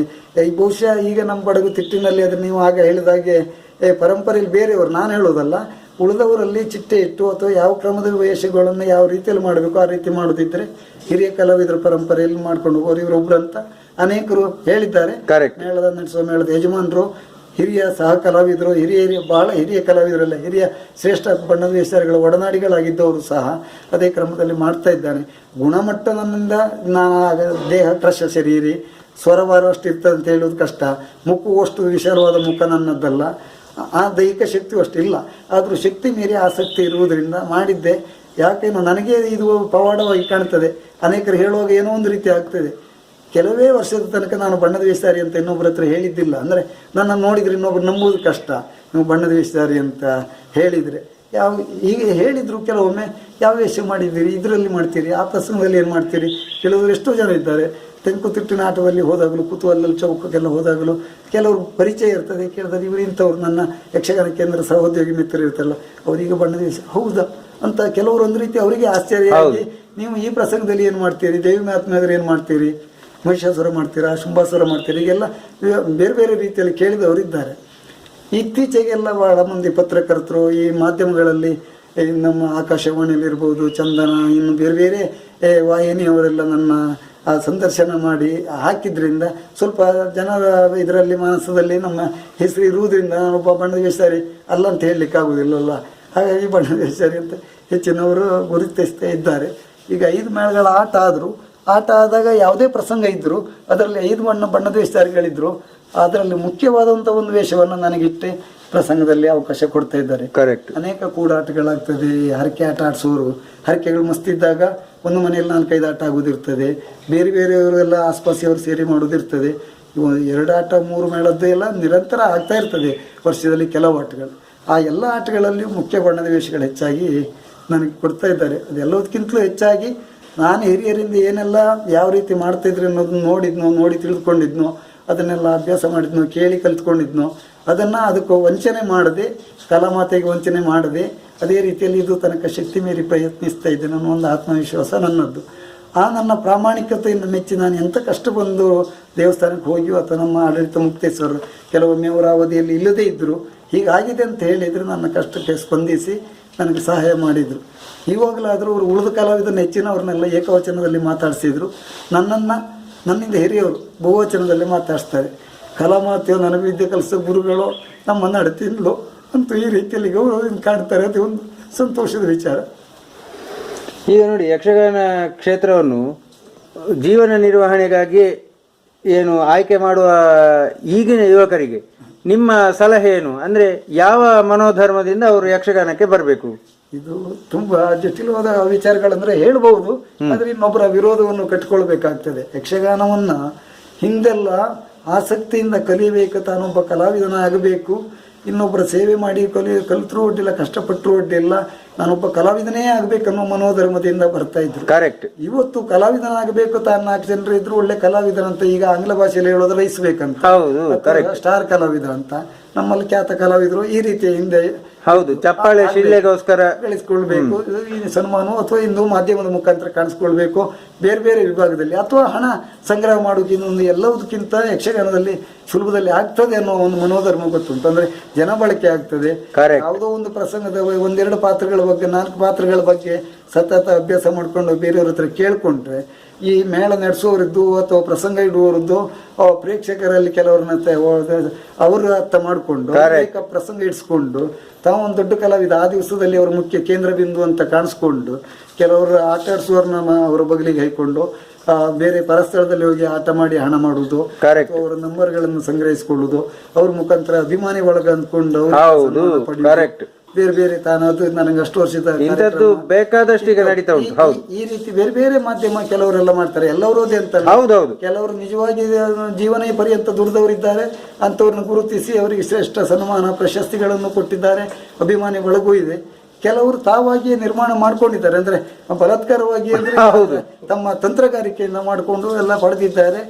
ಈ ಸಾಧನೆಗಿಂತ ಹೆಚ್ಚಿನ ಪ್ರಶಂಸೆಗಳು ಅಥವಾ ಪ್ರೋತ್ಸಾಹಗಳನ್ನು ಪಡೆದು ನೆಮ್ಮದಿಯಿಂದ, ಈಗ ಮೊದಲೆಲ್ಲ ಕಾಲ್ನಡಿಗೆ, ಇವತ್ತು ಸೈಕಲ್ ಹೋಯ್ತು, ದ್ವಿಚಕ್ರ ಬೈಕ್ ಹೋಯ್ತು, ಈಗ ಕಾರು ಬಂತು, ಕಾರಲ್ಲಿ ಅತ್ಯಾಧುನಿಕ ಕಾರ್ ಸೌಲಭ್ಯ ಅವರು ಬಳಸಬಾರ್ದಂತಲ್ಲ ಬಳಸ್ಕೊಳ್ತಾರೆ. ಕೆಲವರು ಅದನ್ನು ಪಡೆಯುವ ಅರ್ಹತೆ ಇದ್ದವರು ಇದ್ದಾರೆ. ನಿರಂತರ ಸಾಧನೆ ಮಾಡಿ ನಾನು ಕಂಡುಕೊಂಡ ಹಾಗೆ ಈಗ ನನ್ನ ಒಡನಾಡಿಗಳಾಗಿದ್ದವರಲ್ಲಿ ಈ ಕಾರ್ಕಳದ ಶಶಿಕಾಂತ್ ಶೆಟ್ಟಿ ಎನ್ನುವರು 3 ತಿಟ್ಟಿನಲ್ಲಿಯೂ ಉಳಿದ ಅನೇಕ ಮಂದಿ ಇರ್ಬೋದು, ನಾನು ಹೆಚ್ಚಿನವ್ರು ನೋಡಲಿಲ್ಲ. ಕರೆಕ್ಟ್. ಅವರು ತುಂಬಾ ಅಧ್ಯಯನ ಮಾಡಿದ್ದಾರೆ, ನಿರಂತರ ಅಧ್ಯಯನ ಈಗಲೂ ಮಾಡ್ತಾ ಇದ್ದಾರೆ. ಕರೆಕ್ಟ್. ಶ್ರೇಷ್ಠ ಕಲಾವಿದರಲ್ಲಿ ಹೋಗಿ ತಾನು ಎಲ್ಲಾ ಪಾತ್ರವನ್ನು ಮಾಡುವ ಯೋಗ್ಯತೆ ಇದ್ರು ಅದನ್ನು ಮಾಡಿದವ್ರ ಹತ್ರ ಹೋಗಿ ಮಾಹಿತಿಗಳನ್ನು ಸಂಗ್ರಹ ಮಾಡಿಕೊಂಡು ಅವ್ರು ಹೇಗೆ ಮಾಡ್ತಾರೆ ಅನ್ನೋದನ್ನ ತನ್ನ ಕಲ್ಪನೆಯನ್ನು ಸೇರಿಸಿ ಈ ಹಿರಿಯವರೊಟ್ಟಿಗೆ ಬಹಳ ಚಂದದಿಂದ ಇದು ಮಾಡಿ ಒಳ್ಳೆಯ ಪ್ರೋತ್ಸಾಹ ಸೌಲಭ್ಯಗಳನ್ನು ಪಡೀತಾ ಇದ್ದಾರೆ. ನಿರಂತರ ನಮ್ಗೆ ಭಾಳ ಅತ್ಯಂತ ಸಂತೋಷ. ಒಬ್ಬ ಸಾಧನೆ ಮಾಡಿ ಆ ಪ್ರಶಂಸೆ ಪ್ರೋತ್ಸಾಹಗಳನ್ನು ಪಡೆಯೋದಕ್ಕೆ ನಾವು ತುಂಬ ಹೆಮ್ಮೆ ಪಡ್ತೇವೆ. ಒಡನಾಡಿಗಳಾಗಿದ್ದರು ಅವ್ರನ್ನ ನೋಡಿ ನಮಗೂ ಬಹಳ ಖುಷಿ ಆಗ್ತದೆ. ನಮ್ಮ ಒಟ್ಟಿನಲ್ಲಿದ್ದವರು ಇಷ್ಟು ಎತ್ತರಕ್ಕೆ ಬೆಳೆದ್ರಲ್ಲ ಅಂತ ಸಾಧನೆ ಹೆಚ್ಚಿನವ್ರು ಮಾಡಬೇಕು, ಪ್ರಯತ್ನ ಮಾಡಬೇಕು, ಕಲೆಗೂ ಒಂದು ಕೊಡುಗೆ ಕೊಡಬೇಕು ನಾನು ಆಶಿಸುವ. ಮತ್ತು ಇನ್ನು ಅನೇಕರು ಜೀವನ ವೃತ್ತಿಗೆ ಆದಿತನ್ನು ಭರವಸೆಯಿಂದ ಬಂದಿರ್ಬೋದು, ಮೇಳಕ್ಕೆ ಬರುವಾಗ ಬರ್ತಾರೆ. ಈಗ ಬೇರೆ ಬೇರೆ ಮಾಧ್ಯಮಗಳಾಯಿತು. ಮೊದಲು ಚಂದಮಾಮ ಇತ್ಯಾದಿ ಪುಸ್ತಕಗಳ ಹಾವಳಿ ಆದರೆ ಈಗ ನಮ್ಮ ಬೇರೆ ಬೇರೆ ವಿಧಾನದ ಮೊಬೈಲ್ಗಳು, ಇವುಗಳ ಬೇರೆ ಬೇರೆ ಇದರಿಂದ ಫೇಸ್ಬುಕ್, ವಾಟ್ಸಪ್, ಒಂದು ವೇಷ ಮಾಡುವುದು ಅದನ್ನ ಇದಕ್ಕೆ ಆ ವೇಷ ಮಾಡಿದ್ದು ಈ ವೇಷ ಕರೆಕ್ಟ್. ಮತ್ತು ಉಳಿದ ಸಮಯದಲ್ಲಿ ಅದನ್ನೇ ನೋಡುವುದು, ಅದನ್ನೇ ಅಧ್ಯಯನ ಮಾಡುವುದು, ಬೇರೆ ಬೇರೆ ಇದರಲ್ಲಿ ಸಮಯ ವ್ಯರ್ಥ ಮಾಡ್ತಾರೆ. ಒಬ್ಬ ಶ್ರೇಷ್ಠ ಕಲಾವಿದ, ಹಿರಿಯ ಕಲಾವಿದನಲ್ಲಿ ಯಾರೇ ಇರಲಿ ಒಂದು ಪ್ರದರ್ಶನದಲ್ಲಿ ಹೇಗೆ ಪಾತ್ರ ಮಾಡ್ತಾನೆ ಅದನ್ನ ನಾವು ನೋಡಿ ಮುಂದೆ ಮಾಡಬೇಕು. ಮನೋಭಾವನೆಗಳು ಬಹಳ ಇಲ್ಲ. ಬೆರಳೆಣಿಕೆ ಒಂದೊಂದು ಮೇಳದಲ್ಲಿ ಬೆರಳೆಣಿಕೆ ಕಲಾವಿದರು ಅಂತವ್ರು ಸಿಗ್ಬೋದು, ಇಲ್ಲ ಅಂತಲ್ಲ, ಹೌದು, ಸಂಖ್ಯೆ ಬಹಳ ಕಡಿಮೆ. ಆದ್ರೆ ರಂಗಸ್ಥಳಕ್ಕೆ ಹೋಗುವ ಒಂದು ಸ್ವಲ್ಪ ಹೊತ್ತಿನ ಮೊದಲು ಎದುರು ವೇಷಕ್ಕೆ ಹೋಗುವವರು ಬಂದ್ಕೊಂಡು ನಾನು ಅಲ್ಲಿ ಏನು ಹೇಳುದು ಮೊದಲು ಕೇಳುವುದಿಲ್ಲ. ಪ್ರಸಂಗ ಮಧ್ಯಾಹ್ನ ಗೊತ್ತಿರ್ತದೆ ಕೆಲವು ಕಡೆಯಲ್ಲಿ, ಅದನ್ನು ಕೇಳುವುದಿಲ್ಲ. ಅವರು ಮನೆಗೆ ಹೋಗಿರ್ತಾರೆ. ಬರುವಾಗಲೂ 7-8 ಗಂಟೆಗೆ ಕೆಲವರು ಬರುವವರು ಇದ್ದಾರೆ, ಕೆಲವರು 9 ಗಂಟೆಗೆ ಅಥವಾ ಫೋನ್ ಮುಖಾಂತರ ಮಾತಾಡಿ ಪ್ರಸಂಗ ಗೊತ್ತಾದ ಮೇಲೆ ಅವ್ರದ್ದು ಇಂಥ ಪ್ರಸಂಗ ಇಂಥ ವೇಷನೂ ಒಂದು ಆಲೋಚನೆ ಇಲ್ಲಿ ಬರೆದಿರ್ತಾರೆ ಮ್ಯಾನೇಜರ್. ಅದನ್ನ ನೋಡಿ ಹೇಳಿ ಆ ಪಾತ್ರದ ಸಮಯಕ್ಕೆ ಸರಿ ಹಾಕೊಂಡು ಬರೋದಿರ್ತದೆ. ಅವನು ವೇಷ ಮಾಡ್ಕೊಳ್ಳೋದೇ ಅವಸರ. ಅದ್ರ ಮಧ್ಯದಲ್ಲಿ ಈ ಕಲಾವಿದನ ಹತ್ರ, ಇಲ್ಲಿರುವವನ ಹತ್ರ, ಎದುರಿ ಬರುವವನ ಹತ್ರ ನಾನೇನು ಹೇಳೋದು, ನಾನೆಂತ ಮಾತಾಡೋದು ಅಂತ ಕೇಳುವವರು ಇರ್ತಾರೆ. ಅವಸರದಲ್ಲಿ ಇವನದ್ದು ವೇಷ ಮಾಡಿಕೊಳ್ಳೋ ಗಡಿಬಿಡಿಯಲ್ಲಿ 1-2 ವೇಷ ಮಾಡಿಕೊಂಡು ಇವನಿಗೆ ಹೇಳುವ ಯೋಧನ ಇಲ್ದಿದ್ರು ತಾಳ್ಮೆ ತಗೊಂಡು ಹೇಳಿದ್ರು. ಅವರಲ್ಲಿ ಹೋಗಿ ಎದ್ದು ತದ್ದು ಹೇಳಿ ಯಾರು ಹೇಳಿದ್ದ ಎಂತ ಹೇಳಿದ್ದ ಕೇಳಿದ್ರೆ ಅವ ಹೇಳಿಕೊಟ್ಟದ್ದಂತ ದೂಷಣೆಗೆ ಅವಕಾಶ ಮಾಡಿಕೊಡುವಂತ ವಿಚಾರಗಳು ಬಹಳ ನಡೀತಾ ಇದೆ. ಹೌದು, ಒಂದೊಂದು ಮೇಳದಲ್ಲಿ ಕೆಲವೇ ಮಂದಿ ಕಲಾವಿದರು ತಯಾರಾಗ್ತಾ ಇದ್ದಾರೆ. ಹೌದು, ಅಂದ್ರೆ ಈಗ ನೀವು ಹೇಳುವುದನ್ನು ಆಶಾದಾಯಕ ಅಂತ. ಹೌದು, ಅಂದ್ರೆ ನೀವು ಹೇಳುವುದನ್ನು ಕ್ರೋಢೀಕರಿಸಿ ಹೇಳುದಿದ್ರೆ ಹೊಟ್ಟೆಪಾಡಿಗಾಗಿಯೇ ಬಂದ್ರು ಕೂಡ ನಾವು ಕಲೆಯ ಬಗ್ಗೆ ಶ್ರದ್ಧೆ, ಭಕ್ತಿ, ಕಾಳಜಿ, ಒಂದು ನಮ್ಮಿಂದ ಕಲೆಗೆ ಏನಾದ್ರೂ ಒಂದು ಕೊಡುಗೆ ಅನ್ನುವಂಥದ್ದು ಆಗಬೇಕು. ಆ ಮನೋಧರ್ಮ ಬಿಟ್ಟು ಕೇವಲ ಒಂದು ಹೊಟ್ಟೆಪಾಡಿಗೆ ಅಂತ ಬರುದು ಅಷ್ಟು ಸರಿಯಲ್ಲ. ಈ ಜನಪ್ರಿಯತೆ ಇನ್ನೊಂದು ಮಾನದಂಡ ಇದೆ, ಬೇರೆ ಬೇರೆ. ಮೊದಲು ಆಯಾಯ ತಿಟ್ಟು ಅಂತ ಇತ್ತು, ಒಂದು ಪ್ರಾದೇಶಿಕವಾಗಿ. ಇಂಥ ಯಾವುದೇ ತಿಟ್ಟಿನ ವಿರೋಧಿ ನಾನಲ್ಲ. ಆಯಾ ತಿಟ್ಟಿನ ಪರಿಶ್ರಮ, ಅವರ ಸಾಧನೆಗಳು ಮೆಚ್ಚುವಂಥದ್ದು. ಇವು ಈಗ ತೆಂಕು ತಿಟ್ಟಿನಲ್ಲಿ ಬಣ್ಣದ ವೇಷದ ಸಂಪತ್ತು ವರ್ಣಿಸಲು ಅಸದಳವಾದಷ್ಟು ಉಂಟು. ಸಾಹಿತ್ಯ ಉಂಟು, ಬೇರೆ ಬೇರೆ ಅವರ ವೈವಿಧ್ಯಮಯವಾದ ಇದು ಬೇರೆ ಬೇರೆ ಇದು ಉಂಟು ಅವರಲ್ಲಿ. ವೇಷಭೂಷಣಗಳಿರ್ಬೋದು, ಬರೇ ಮುಖವರ್ಣಿಕೆಯಲ್ಲೇ ಎಲ್ಲ ವೇಷಗಳಲ್ಲಿಯೂ ಇನ್ನೂ ನಾವು ಎಷ್ಟು ದಿವಸ ಕಲಿಯುವಂಥದ್ದು ಉಂಟು ತೆಂಕುತಿಟ್ಟಿನಲ್ಲಿ. ಅಷ್ಟೆಲ್ಲ ವೈವಿಧ್ಯತೆ ನಮ್ಮಲ್ಲಿಲ್ಲ. ಹಾಗೆ ಒಳ್ಳೆಯ ಮಾತುಗಾರರು, ಶ್ರೇಷ್ಠ ಕಲಾವಿದರಿದ್ದಾರೆ. ಮಧ್ಯ ತಿಟ್ಟಿನಲ್ಲಿಯೂ ಪರಂಪರೆಯ ವೇಷ ಮಾಡಿದವರು ಎಷ್ಟೋ ಮಂದಿ ಇದ್ದಾರೆ, ಒಳ್ಳೊಳ್ಳೆಯ ಕ್ರಮ ತಪ್ಪದೆ ಅಂಥ ಕಲಾವಿದರು ಇದ್ದಾರೆ. ಉತ್ತರ ಕನ್ನಡದಲ್ಲಿ ಹಾಗೆ ಹಿಂದೆಲ್ಲ ನಾವು ನೋಡಿದ ಹಾಗೆ ಹೆಕ್ಟರ್ ಜೋಶಿಯವರು, ಮೂರೂರು ದೈವರ ಹೆಗಡೆಯವರು, ಆಮೇಲೆ ಕೆರೆಮನೆ ಮಾಬ್ಲ ಹೆಗಡೆಯವರು, ಶಂಭು ಹೆಗಡೆಯವರು, ಗಜಾನ ಹೆಗಡೆಯವರು, ಕುಮಟ ಗೋವಿಂದ ನಾಯ್ಕರು, ಇನ್ನು ಚಿಟ್ಟಾಣಿಯವರು, ಹೀಗೆ ಅನೇಕ ಮಂದಿ ಅವರ ಪರಿಶ್ರಮದಿಂದ ಸಾಧನೆ ಮಾಡಿ ಪ್ರೇಕ್ಷಕರ ಮೇಲೆ ಅವರು ಅಚ್ಚುತ್ತಿದ್ದಾರೆ. ಅವರು ಇವಾಗಲೂ ಮನೋಧಾರಣದಲ್ಲಿ ಉಳಿದಿದ್ದಾರೆ. ಕೆಲವೇ ಮಂದಿ ಅವರ ಮಾರ್ಗವನ್ನು ಅವರನ್ನ ನೋಡಿ ಪ್ರಭಾವಿತರಾಗಿ ಅವರಂತಲೇ ಪಾತ್ರ ನಿರ್ವಹಣೆ ಮಾಡಿ ಇವಾಗಲೂ ಜನಪ್ರಿಯ ಕಲಾವಿದರಾದವರು ಇದ್ದಾರೆ ರೂಪಕ್ಕೆ, ಎಲ್ಲೂ ಇಲ್ಲ ಅಂತಲ್ಲ. ಇನ್ನು ಕೆಲವರು ಅದನ್ನು ತಮಾಷೆಯಾಗಿಯೋ ಅಥವಾ ಅವ್ರ ಹತ್ರ ಕೆಲವರು ಕೃಷ್ಣನೋ ಸುಧನ್ವನೋ ಕೆಲವು ಗಂಭೀರ ವೇಷಗಳನ್ನು ಇತ್ತೀಚಿನ ಕೆಲವೊಂದು ಯುವ ಕಲಾವಿದರು ಬಂದರು. ಅಂದರೆ ಜನರನ್ನ ತಕ್ಷಣ ಸೆಳಿಬೇಕಲ್ಲ, ಆ ನಡೆಯಲ್ಲೇ ಹೋದ್ರಾಗುವುದಿಲ್ಲ. ಇನ್ನೇನೋ ಸರ್ಕಸ್ ಮಾಡಿ ಮಾಡುವಂಥ ಖ್ಯಾತಿಗೆ ಮುಂದಲೆಯನ್ನು ನೆಲಕ್ಕೆ ತಾಗಿಸೋದು, ಹಿಂಭಾಗವಾಗಿ ಚೆಳುವಾಗುವುದು, ಮುಂಭಾಗವಾಗಿ ಬಾಗುವುದು, ಇನ್ನೇನೇನೋ ಏನೆಲ್ಲ ಮಾಡಲಿಕ್ಕೆ ಸಾಧ್ಯ ಉಂಟು ಸರ್ಕಸ್ ಅಂತ ಹೇಳ್ತಾರಲ್ಲ, ಅದನ್ನೆಲ್ಲ ಮಾಡಿ ಕೈ ಚಪ್ಪಾಳೆಯನ್ನು ಗಿಟ್ಟಿಸಿಕೊಂಡು ಅವರು ಈಗ ನಾವು ಕನ್ನಡದಲ್ಲಿ ನಾವು ಹೇಳು ತಕ್ಷಣಕ್ಕೆ ಶಬ್ದ ಹೋಗೋದಿಲ್ಲ. ಇದರೆಲ್ಲ ಸೂಪರ್ ಸ್ಟಾರ್, ಇವ್ರದ್ದೆಲ್ಲ ಇದು ಉಂಟು, ಅವರು ಸ್ಟಾರ್ ಕಲಾವಿದ, ಇಂಥದ್ದೆಲ್ಲ ಬಿರುದಾಂಕಿತರಾಗಿ ಅವರು ಏನು ರಂಗಸ್ಥಳಕ್ಕೆ ಬರ್ತಾರೆ. ಈಗ ಬಂದುವ ಹುಡುಗರು ಮಕ್ಕಳಿಗೆ ಮೇಳಕ್ಕೆ ಬರುವವರು ಮೊದಲು ನೋಡೋದು ಅವರನ್ನು, ಮೊಬೈಲ್ ಹಿಡ್ಕೊಂಡು ಹೋಗಿ ರೆಕಾರ್ಡ್ ಮಾಡೋದು ಅವರದ್ದನ್ನು. ಅವ್ರು ಏನು ಕುಣಿತಾರೆ, ಯಾಕೆ ಕುಣಿತಾರೆ, ಏನು ಮಾಡ್ತಾರೆ ಅನ್ನೋದನ್ನೇ ಮಾಡ್ತಾರೆ ಬಿಟ್ಟರೆ ಈ ಶ್ರೇಷ್ಠ ಕಲಾವಿದರು ಒಂದು ಶ್ರುತಿಬದ್ಧವಾದಂಥ ಮಾತುಗಾರಿಕೆಯೋ, ಪದ್ಯ ಎತ್ತುಗಡಿಯೋ, ಕ್ರಮಬದ್ಧವಾದ ರಂಗಸ್ಥಳದಲ್ಲಿ ನಿಲ್ಲುವುದು, ಬಿಲ್ಲು ಹಿಡಿದು ನಿಲ್ಲುವ ಕ್ರಮವೋ, ಅವರ ಬಾಣ ಬಿಡುವಾಗ ಬಾಣದ ಹೆಸರು ಹೇಳುವ ಕ್ರಮಗಳು ಇತ್ಯಾದಿಗಳೆಲ್ಲ ಈಗಲಿನವರಿಗೆ ಬೇಕಾಗಿಲ್ಲ ಇಲ್ಲ. ಎದುರು ವೇಷಧಾರಿಗಳನ್ನು ಗೊಂದಲಕ್ಕೆ ಮಾಡ್ತಾರೆ. ಒಬ್ಬ ತಿಳಿದವ ಒಂದು ಎದುರಿಗೆ ಬರ್ತಾನೆ, ನಾವೇ ಘಟೋತ್ಕಚ ಮಾಡ್ಕೊಂಡು ಹೋಗ್ತೇವೆ, ಇಂಥ ಬಾಣ ಅಂತ ಬಾಣ ಪ್ರಯೋಗ ಯುದ್ಧದಲ್ಲಿ ಪರಾಭವವಾಗುವ ಸಂದರ್ಭ ಅವನಿಗೆ ಪ್ರಯೋಗಿಸುವಾಗ ಇಂಥ ಬಾಣ ಅಂತ ಹೆಸರು ಹೇಳ್ತೇವೆ. ಅವ ಪ್ರತಿ ಅಸ್ತ್ರ ಹೇಳಬೇಕು, ಅದರ ಹೆಸರನ್ನೇ ಹೇಳುವುದಿಲ್ಲ. ಕೊನೆಗೆ ಏನೋ ಒಂದು ಗೊಂದಲ ಆಗ್ತದೆ. ಒಂದು ಯುದ್ಧ ಅಂತ ಹಿಂದಿನವರು ಮಾಡ್ಕೊಂಡಿದ್ದಾರೆ, 8 ಅಂಕಿ ಯುದ್ಧ ಅಂತ, ನಮ್ಮಲ್ಲಿ ಕೃತ್ಕದಿನ ತದ್ದಿನ ತಾದೇಂ ತತ್ತೈ ಅಂತ. ಆ ಯುದ್ಧ ಇವತ್ತು ಒಂದು ಮೇಳದಲ್ಲಿಯೂ ಇಡೀ ರಾತ್ರಿ ಇರಲಿಲ್ಲ. ಎಷ್ಟೋ ಯುದ್ಧ ನಡೀತದೆ, ರಾತ್ರಿ ಬೆಳಗಾಗುದ್ರೊಳಗೆ ಒಂದು 10-20 ಯುದ್ಧಗಳು ನಡೀತದೆ. ಒಂದು 2-3 ಮಿನಿಟ್ ಒಳಗೆ ಅದು ಯುದ್ಧ ಮುಗಿದಾಯ್ತು. ಅಂತ ರಾಕ್ಷಸ ಇರ್ಬೋದು, ದೈತ್ಯ ಗಾತ್ರದ ಬೇರೆ ಬೇರೆ ಪಾತ್ರಗಳಿರ್ಬೋದು, ಕ್ರೂರ ಪಾತ್ರ ಇರ್ಬೋದು, ಮಹಾಮಲ್ಲ ಜಟ್ಟಿ ಇರ್ಬೋದು, ಅವರೆಲ್ಲ ಯುದ್ಧ ಅಂದರೆ ನಮ್ಮ ಹಿಂದಿನವರೆಲ್ಲ ಅಂತಂಥ ಯುದ್ಧಗಳು. ಒಂದು 8 ಅಂಕಿ ಯುದ್ಧದಲ್ಲಿ ಆಗದೆ ಇದ್ರೆ ಮಲ್ಲ ಯುದ್ಧ, ಖಡ್ಗ ಯುದ್ಧ, ಇನ್ನು ಏನೇನೆಲ್ಲ ಸಾಧನೆ ಮಾಡಿ ಅಷ್ಟು ಯುದ್ಧ ಅಮಗೆದ ಹಿಮಸೋತ್ತು ಅನ್ನೋ ಕುತೂಹಲ ನೋಡುವ ಪ್ರೇಕ್ಷಕರಿಗೆ ಮಕ್ಕಳ ಆದಿಯಾಗಿ ಎಲ್ಲ ಇರ್ತಿತ್ತು. ಈಗ ಏನಿಲ್ಲ, ಈಗ ಸಂಕಲ್ಪ ಯುದ್ಧ ಅಂದರೆ ಅವ ಬಾಣ ಬಿಟ್ಟೆ ಇವ ಸತ್ತೋದ ಅನ್ನೋದೇ ಲೆಕ್ಕ. ಒಂದು ಸುತ್ತು ಬರುವುದರೊಳಗೆ ಯುದ್ಧ ಮುಗಿದಾಯಿತು. ಹಾಗೆ ಈಗ ಬರುವ ಕಲಾವಿದರು ಹಾಗೆ ಅನಿರೀಕ್ಷಿತ ಒಬ್ಬರು ಭಾಗವತರ ಹಾಕಿದರೆ ಅವರಿಗೂ ಬರೋದಿಲ್ಲ, ನಾವು ಮಾಡದೆ ನಮಗೂ ಈಗ ಮರೆತು ಹೋಗುವ ಪರಿಸ್ಥಿತಿ ಮಾಡದೇ ಇಲ್ಲ. ಹಾಗೆ ಈ ಯುವ ಕಲಾವಿದರಲ್ಲಿ ಇನ್ನೂ ಹಾಗೆ ಮೇಳದಲ್ಲಿ ಬರುವುದು ಬೇರೆ ಬೇರೆ ರೀತಿಯಲ್ಲಿ. ನಾವು ಹೇಳಿದ್ರೆ ಕೆಲವರಿಗೆ ಬೇಸರ ಆಗ್ಬೋದು. ಒಂದು ಮೇಳದಲ್ಲಿ ಇಂಥದ್ದೆಲ್ಲ ಚೇಳುವಾಗಿ ಎಲ್ಲ ಸರ್ಕಸ್ ಮಾಡಿ ಎಲ್ಲರ ಹತ್ರ ಚಪ್ಪಾಳಿಗೆ ಇಡ್ಸ್ಕೊಂಡು ನಾ 2 ಮೇಳಕ್ಕೆ ಬೇಕಾದವನ್ನ ಅನಿಸ್ಕೊಂಡು ಅಥವಾ ಇಲ್ಲಿ ಇದ್ಕೊಂಡು ಅಲ್ಲಿ ಹೋಗಿ ವೇಷ ಮಾಡಿಕೊಂಡು ಬರುವ ವರ್ಷಕ್ಕೆ ನಿಮ್ಮ ಮೇಳಕ್ಕೆ ಬರ್ತೇನೆ ಅಂತ ಅವರಿಂದ ಸ್ವಲ್ಪ ಹೆಚ್ಚಿಗೆ ಮಾಡ್ಕೊಂಡು ಮುಂಗಡ ಪಡೆದು ಇಲ್ಲಿಯೂ ಈ ರಜೆ ಮಾಡಿಕೊಂಡು ಹಣ ಕೊಡದೆ ಇವರು ಅಲ್ಲಿಗೆ ಬಿಡದೆ ಅವರಿಗೂ ಇಲ್ಲ ಇವರಿಗೂ ಇಲ್ಲದಾಗಿದೆ ಗೊಂದಲ ಆಗುವುದು. ಕೆಲವು ಸರಿ ಬಂದರೂ ಬಾರದಿರಲಿಲ್ಲ. ಇನ್ನು ಕೆಲವರು ಮನೆಗೆ ಹೋದರೆ ಇವತ್ತು ಬರ್ತೇನೆ ಅಂತ ಹೇಳಿ ಹೋದರೆ 3-4 ದಿನ ಬಿಟ್ಟು ಅವರು ಈಗ ಪ್ರಾಮಾಣಿಕವಾಗಿ ಮನೆಯಲ್ಲಿ ಯಾರಿಗೆ ಸೌಖ್ಯ ಇಲ್ಲದೆಯೋ ಏನೋ ತೊಂದರೆ ಆದಿದ್ರೆ ಯಾರೋ ತೀರ್ಕೊಂಡ್ರೋ ಅದು ಅನಿವಾರ್ಯ, ಏನು ಮಾಡಲಿಕ್ಕಿಲ್ಲ. ಇನ್ನು ಏನೇನೋ ಸುಳ್ಳು ನಾವನ್ನ ಹೇಳೋದು, ಎಲ್ಲೆಲ್ಲಿಯೋ ವೇಷಕ್ಕೆ ಹೋಗುವುದು. ಇಲ್ಲಿ ಇರುವವರು ಇವಾಗ ಮೇಳಗಳ ಸಂಖ್ಯೆ ಅಧಿಕ ಆದ್ದರಿಂದ ಕಲಾವಿದರ ಕೊರತೆ ಇದೆ. ಇಲ್ಲಿ ಇರುವವರು ಪ್ರಾಮಾಣಿಕ ಮೇಳಕ್ಕೆ ವೃತ್ತಿನಿಷ್ಠರಾಗಿ ಇರುವವರು ಒಂದು ಮೇಳಕ್ಕೆ ಬೇಸರ ಆಗದಿದ್ದ ರೀತಿಯಲ್ಲಿ ದುಡಿಬೇಕನ್ನುವರು 2-3 ವೇಷ ಮಾಡಬೇಕಾದ ಅನಿವಾರ್ಯತೆ ಹಳಬರಿಗೂ ಅಥವಾ ನಿಷ್ಠಾವಂತ ಕಲಾವಿದರಿಗೆ ಇದೆ, ನಮ್ಮಂಥವರಿಗೂ ಸೇರ್ತದೆ. ಹಾಗಾಗಿ ಇನ್ನೆಲ್ಲ ಎಷ್ಟು ಕೊಡುಗೆ ನಮ್ಮಿಂದ ಕೊಡ್ಲಿಕ್ಕೆ ಆಗ್ತದೆ ಈಗಿನ ಪರಿಸರ. ಅದನ್ನ ನೀವು ಹೀಗೆ ಮಾಡಿದ್ ಸರಿಯೋ ಅಂತ ಕೇಳಿದ್ರೆ ನಮ್ಗೆ ಅವಾಚ್ಯ ಶಬ್ದಲ್ಲೂ ಬೈತಾರೆ, ಮೈ ಮೇಲೆ ಬಂದ್ರು. ಈಗ ರಂಗನಾಡಿಗಳನ್ನು ಹಾಗೆ ನೀವು ಮಾಡಿ ಸರಿ ಆಗ್ಲಿಲ್ಲ ಅಂತ ಹೇಳಲಿಕ್ಕಿಲ್ಲ. ಹೌದು, ಆ ಮನೋಭಾವನೆ ಸುಮ್ಮನೆ ಇರ್ಬೇಕಷ್ಟೇ. ಅವ್ರು ಮಾಡಿದ್ದೇ ಆಟ ಅಂತ ಹೇಳಿ ನಾವು ಸುಮ್ಮನೆ. ನಮ್ಗೀಗ ಕಲಾವಿದರು, ಯುವ ಕಲಾವಿದರು ಯಾವ ವಿಚಾರದಲ್ಲಿ ಬರ್ತಾರಂತೆ ಸ್ಪಷ್ಟವಾಗಿ ಹೇಳುವುದು ಕಷ್ಟ ಆಗ್ತದೆ. ಯಾಕಂತ ಹೇಳಿದ್ರೆ ಹಣ ಮಾಡುವ ಉದ್ದೇಶವೋ, ಕಲೆಯನ್ನು ಕಲಿಯುವ ಉದ್ದೇಶವೋ, ಕಲಿಯುವ ಉದ್ದೇಶ ಆದ್ರೆ ಖ್ಯಾತಿ ಗಳಿಸುವ ಉದ್ದೇಶವೋ, ಖ್ಯಾತಿ ಗಳಿಸುವುದೇ ಇರಬೇಕು. ಕಲಿಯುವುದು ಕಲೆಯನ್ನ ಸಂಪೂರ್ಣ ಅಭ್ಯಾಸ ಮಾಡುವ ಉದ್ದೇಶ ಆದ್ರೆ ಒಂದೇ ಯಕ್ಷಗಾನ ಕೇಂದ್ರಕ್ಕೆ ಹೋಗ್ತಾರೆ, ಕೇಂದ್ರಗಳಿದ್ದಾವೆ. ಅಲ್ಲ ಒಬ್ಬ ಮೇಳದಲ್ಲಿರುವ ಶ್ರೇಷ್ಠ ಕಲಾವಿದರು ಕಲಿಸ್ಲಿಕ್ಕೆ ಗೊತ್ತಿರ್ತದೆ. ಪರಂಪರೆ ಎಲ್ಲವರು ಒಬ್ಬರಿಂದ ಕಲಿತು ಬಂದವರೇ. ಈಗ ತಾಳಗಳಾಗಿರಲಿ, ನೃತ್ಯದಿರಲಿ, ಅಭಿನಯ ಇರಲಿ, ಪಾತ್ರಗಳ ಒಂದು ತಾರತಮ್ಯತೆಗಳಿರಲಿ, ಅವುಗಳನ್ನೆಲ್ಲ ಒಂದು ಅಭ್ಯಾಸ ಮಾಡ್ಬೋದು, ಕೇಳ್ಕೊಳ್ಬೋದು. ಕೇಳುವ ತಾಳ್ಮೆ ಇಲ್ಲ ಈಗ. ಮತ್ತೆ ನಾನು ಸೇರಿ ಬಿಡಾರದಲ್ಲಿ ಯಾರು ಇರೋಲ್ಲ. ನಾವು ಬಿಡಾರ ಬಿಟ್ಟು ಮನೆಗೆ ಬರೋದಕ್ಕೆ ಬೇರೆ ಬೇರೆ ಕಾರಣ ಉಂಟು. ಹೌದು, ಅದು ಮುಂದೆ ಸಂದರ್ಭ ಬಂದರೆ ಹೇಳ್ತೇನೆ. ಹಾಗೆ ಬಿಡಾರದಲ್ಲಿರೋರು ಕಡಿಮೆ. ಮೇಳಗಳಲ್ಲಿ ಮೊದಲು 30-40 ಇಲ್ಲ, ಕಲಾವಿದರು 10 ಜನ, ಹಿಮ್ಮೇಳವರು ಒಂದು 10-15, ಒಟ್ಟು ಒಂದು 20-25 ಜನರೊಳಗೆ ಒಂದು ಮೇಳ ತಿರುಗಾಟ ಇತ್ತು. ಸಂಚಾರಿ ನಡ್ಕೊಂಡು ಹೋಗುವಾಗ 20-22 ಜನರೊಳಗೆ. ಅದರಲ್ಲಿ ಸಾಮಾನ್ಯ ಒಂದು 18-20 ಜನ ಮೇಳದಲ್ಲಿದ್ದಾಗ ಇರ್ತಿದ್ರು.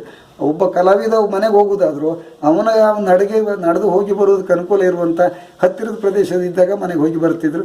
ಮತ್ತು ಇಲ್ಲೇ ವಿಶ್ರಾಂತಿ ಪಡೀತಿದ್ರು. ಮತ್ತು ಅವರಿಗೆ ಹೊಣೆಗಾರಿಕೆ ಇತ್ತು. ರಾತ್ರಿ 3 ಪ್ರಸಂಗ ಬಂದರೂ ಅವರ ಪಾತ್ರವನ್ನು ಅವರೇ ಮಾಡ್ತಿದ್ರು. ಇನ್ಯಾವುದೋ ಒಬ್ಬ ಹುಡುಗನ ಹತ್ರ ರಂಗನಡೆ ಗೊತ್ತಿಲ್ಲದಿದ್ದವನ ಹತ್ರ ಮಾಡಿಸ್ತಿರ್ಲಿಲ್ಲ. ಆ ನಿಷ್ಠೆ ಅವರಲ್ಲಿತ್ತು. ಈಗ ಹಾಗೇನಲ್ಲ. ಈಗ ಬೆಳಿಗ್ಗೆ ಆದ ತಕ್ಷಣ ಈ ಹೇಗೋ ವಾಹನ ಉಂಟಲ್ಲ. ಇನ್ನೊಂದು ಅಂತ ಹೇಳಿದರೆ ನಮ್ಮ ಉಡುಪಿ ಇಲ್ಲಿ ಕಲಾರಂಗ ಅಂತ ಒಂದು ಸಂಸ್ಥೆ ಯಕ್ಷನಿಧಿ ಅಂತ ಆಗಿದೆ. ಒಂದು ಬಹಳ ಒಳ್ಳೆ ಆಶಯ ಇಟ್ಟು ಮಾಡಿದರು. ಬಿ ವಿ ಆಚಾರ್ಯವರು ಮೊದಲು ಅರಾಟಿಯವರು ಒಂದು ಸಂಕಲ್ಪ ಇತ್ತು, ಕಲಾವಿದರದ್ದೇ ಒಂದು ಯೂನಿಯನ್ ಅಂತ ಸಂಘಟನೆ ಮಾಡಿ ಒಂದು ಇದು ಮಾಡಬೇಕಂತ. ಅವರು ಈಗ ಮಾಡೋಕ್ಕಾಗಲಿಲ್ಲ, ಏನೋ ಒಂದು ಕಾರಣದಿಂದ ಅದು ಬಿದ್ದೋಯ್ತು. ಅವ್ರ ನಂತರದಲ್ಲಿ ಇವರೆಲ್ಲ ನಮ್ಮ ಮುರಳಿ ಕಡೆಕಾರರವರು ಬಹಳ ಸಾಧನೆ ಮಾಡಿ ಬೇರೆ ಬೇರೆ ವಿದ್ವಾಂಸರನ್ನೆಲ್ಲ ತೆಕ್ಕೊಂಡು, ನಮ್ಮ ಎಸ್ ವಿ ಉದಯ್ ಕುಮಾರ್ ಶೆಟ್ಟರವರು, ಪ್ರೊಫೆಸರ್ ಎಲ್ಲ ಒಂದು ಸಾಧನೆ ಮಾಡಿ ಎಲ್ಲರನ್ನ ವಿಶ್ವಾಸಕ್ಕೆ ತೆಕ್ಕೊಂಡು ಶ್ರೇಷ್ಠ ಕಲಾವಿದರನ್ನು, ಒಳ್ಳೆ ತಾಳಮದ್ಲೆ ಅರ್ಥಧಾರಿಗಳನ್ನು, ಸಾಮಾಜಿಕವಾದ ಒಳ್ಳೊಳ್ಳೆ ವ್ಯಕ್ತಿಗಳನ್ನು, ವೀರೇಂದ್ರ ಹೆಗ್ಡೆಯವರು ಇರ್ಬೋದು, ಪೇಜಾವರ ಸ್ವಾಮಿಗಳಿರ್ಬೋದು, ಜಿ ಶಂಕರರು, ಪ್ರಮೋದ್ ಮುತ್ತುರಾಜರು, ಇನ್ನು ಅನೇಕ ದೇಶ ವಿದೇಶದಲ್ಲಿ ಇರೋರು ಎಲ್ಲರೂ ವಿಶ್ವಾಸ ತಗೊಂಡು ಕಲಾವಿದರ ಜೀವನ ಭದ್ರವಾಗಿದೆ, ಅವರಿಗೂ ಒಂದು ಸುವ್ಯವಸ್ಥೆ ಆಗಬೇಕನ್ನೋ ಕಾರಣಕ್ಕೆ ನೀವೆಲ್ಲ ನೆರವು ಕೊಡಬೇಕು, ನೀವು ಪ್ರೋತ್ಸಾಹ ಕೊಟ್ಟರೆ ನಮಗೆ ಅನುಕೂಲ ಅಂತ ಎಲ್ಲ ಹೇಳಿ ಒಂದು ಸಂಸ್ಥೆ ಕಟ್ಟಿದ್ರು. ಕರೆಕ್ಟ್. ಪಕ್ಷ ತಿಟ್ಟು ಭೇದ ಮರೆತು ಎಲ್ಲರೂ ನಾವು ಸಾವಿರಾರು ಮಂದಿ ಮೆಂಬರ್ ಆಗಿದ್ದೇವೆ. ಈಗ ಅದರಿಂದ ನಮಗೆ ಸಿಕ್ಕುವ ಪ್ರಯೋಜನ ಅಂತ ಅತ್ಯಂತ ಪ್ರಯೋಜನದಲ್ಲಿ ಒಂದು ಬಸ್ಸಿನ ಪಾಸ್ ಈಗ ಅಂತ ಹೇಳಿದರೆ ಅರ್ಧ, ಈಗ 6 ತಿಂಗಳ ತಿರುಗಾಟದಲ್ಲಿ ಮನೆಗೆ ಹೋಗಿ ಬರುವ ಕಲಾವಿದನಿಗೆ ಒಂದು 10 ರೂಪಾಯಿ ಇದ್ದರೆ ಅವನಿಗೆ 5 ರೂಪಾಯಿ ಅಂದರೆ ಹೆಚ್ಚಿನ ಬಸ್ಸಿನವ್ರು ಕೊಡ್ತಾರೆ. ಕೆಲವೇ 1-2 ಬಸ್ಸಿನವ್ರು ನಮ್ಮ ಹತ್ರ ಇಲ್ಲ ಅಂತ ಹೇಳ್ತಾರೆ, ನಾವು ಏನು ಮಾಡೋದಿಲ್ಲ, ಕೊಟ್ಟರೆ ತಗೊಳ್ಳಿ ಅಂತ ಹೇಳಿದ್ದಾರೆ. ಇನ್ನು ವೈದ್ಯಕೀಯ ನೆರವು, ಬೇರೆ ಬೇರೆ ಮಕ್ಕಳ ಶಿಕ್ಷಣಕ್ಕಾಗಿ ಕೆಲವೆಲ್ಲ ಒಂದು ವ್ಯವಸ್ಥೆಗಳನ್ನು ಮಾಡಿದ್ದಾರೆ. ಅಲ್ಲಿ ಸಂಘಟನೆ ಅಂತಿದೆ, ಒಂದು ಒಳ್ಳೆಯದು. ಆದರೆ ಈ ಸೌಲಭ್ಯ ಆ ಪಾಸ್ ಸಿಗ್ತದಲ್ಲ, ಪಾಸ್ ಸಿಗ್ತದೆ ಅನ್ನೋ ಕಾರಣಕ್ಕೆ ಅರ್ಧ ಚಾರ್ಜ್ ಅಲ್ವಾ, ಇವರೆಲ್ಲವರು ಹೆಚ್ಚಿನವರು ಆ ಬಸ್ಸಿನಲ್ಲಿ ವಾಹನ ಇಲ್ದಿದ್ದವರು ಇದನ್ನು ಬಳಸ್ಕೊಂಡು ಮನೆಗೆ ಹೋಗ್ತಾರೆ. ವಾಹನ ಇದ್ದವರು ಕೂಡ ಅಲ್ಲಲ್ಲ, ವಾಹನ ಇದ್ದವರು ವಾಹನದಲ್ಲಿ ಹೋಗ್ತಾರೆ, ವಾಹನ ಇಲ್ದಿದ್ದವರು ಅನಿವಾರ್ಯತೆ ಇಲ್ದಿದ್ರು ಇದು ಕಡಿಮೆ ಆಗ್ತದೆ, ಮನೆಗೆ ಹೋಗಿ ಬರುವುದೇ ಒಂದು ಹವ್ಯಾಸ ಆಗಿದೆ. ಕರೆಕ್ಟ್.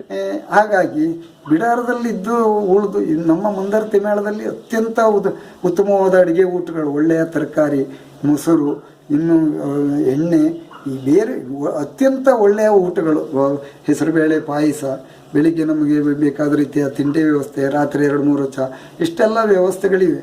ಮಧ್ಯಾಹ್ನದ ಊಟ ನೀವು ನೋಡಿದರೆ ಒಂದು ಅತ್ಯಂತ ವಿಶೇಷ, ಇನ್ನೊಬ್ಬರ ಮನೆಯಲ್ಲಿ ಆದ ವಿಶೇಷದ ಊಟದಾಗಿರ್ತದೆ. ಅಷ್ಟು ಒಳ್ಳೆಯ ಊಟಗಳು ಮತ್ತು ಒಳ್ಳೆ ಶುದ್ಧ ತರಕಾರಿಗಳಿಂದ ಎಲ್ಲ ಮಾಡ್ತಾರೆ.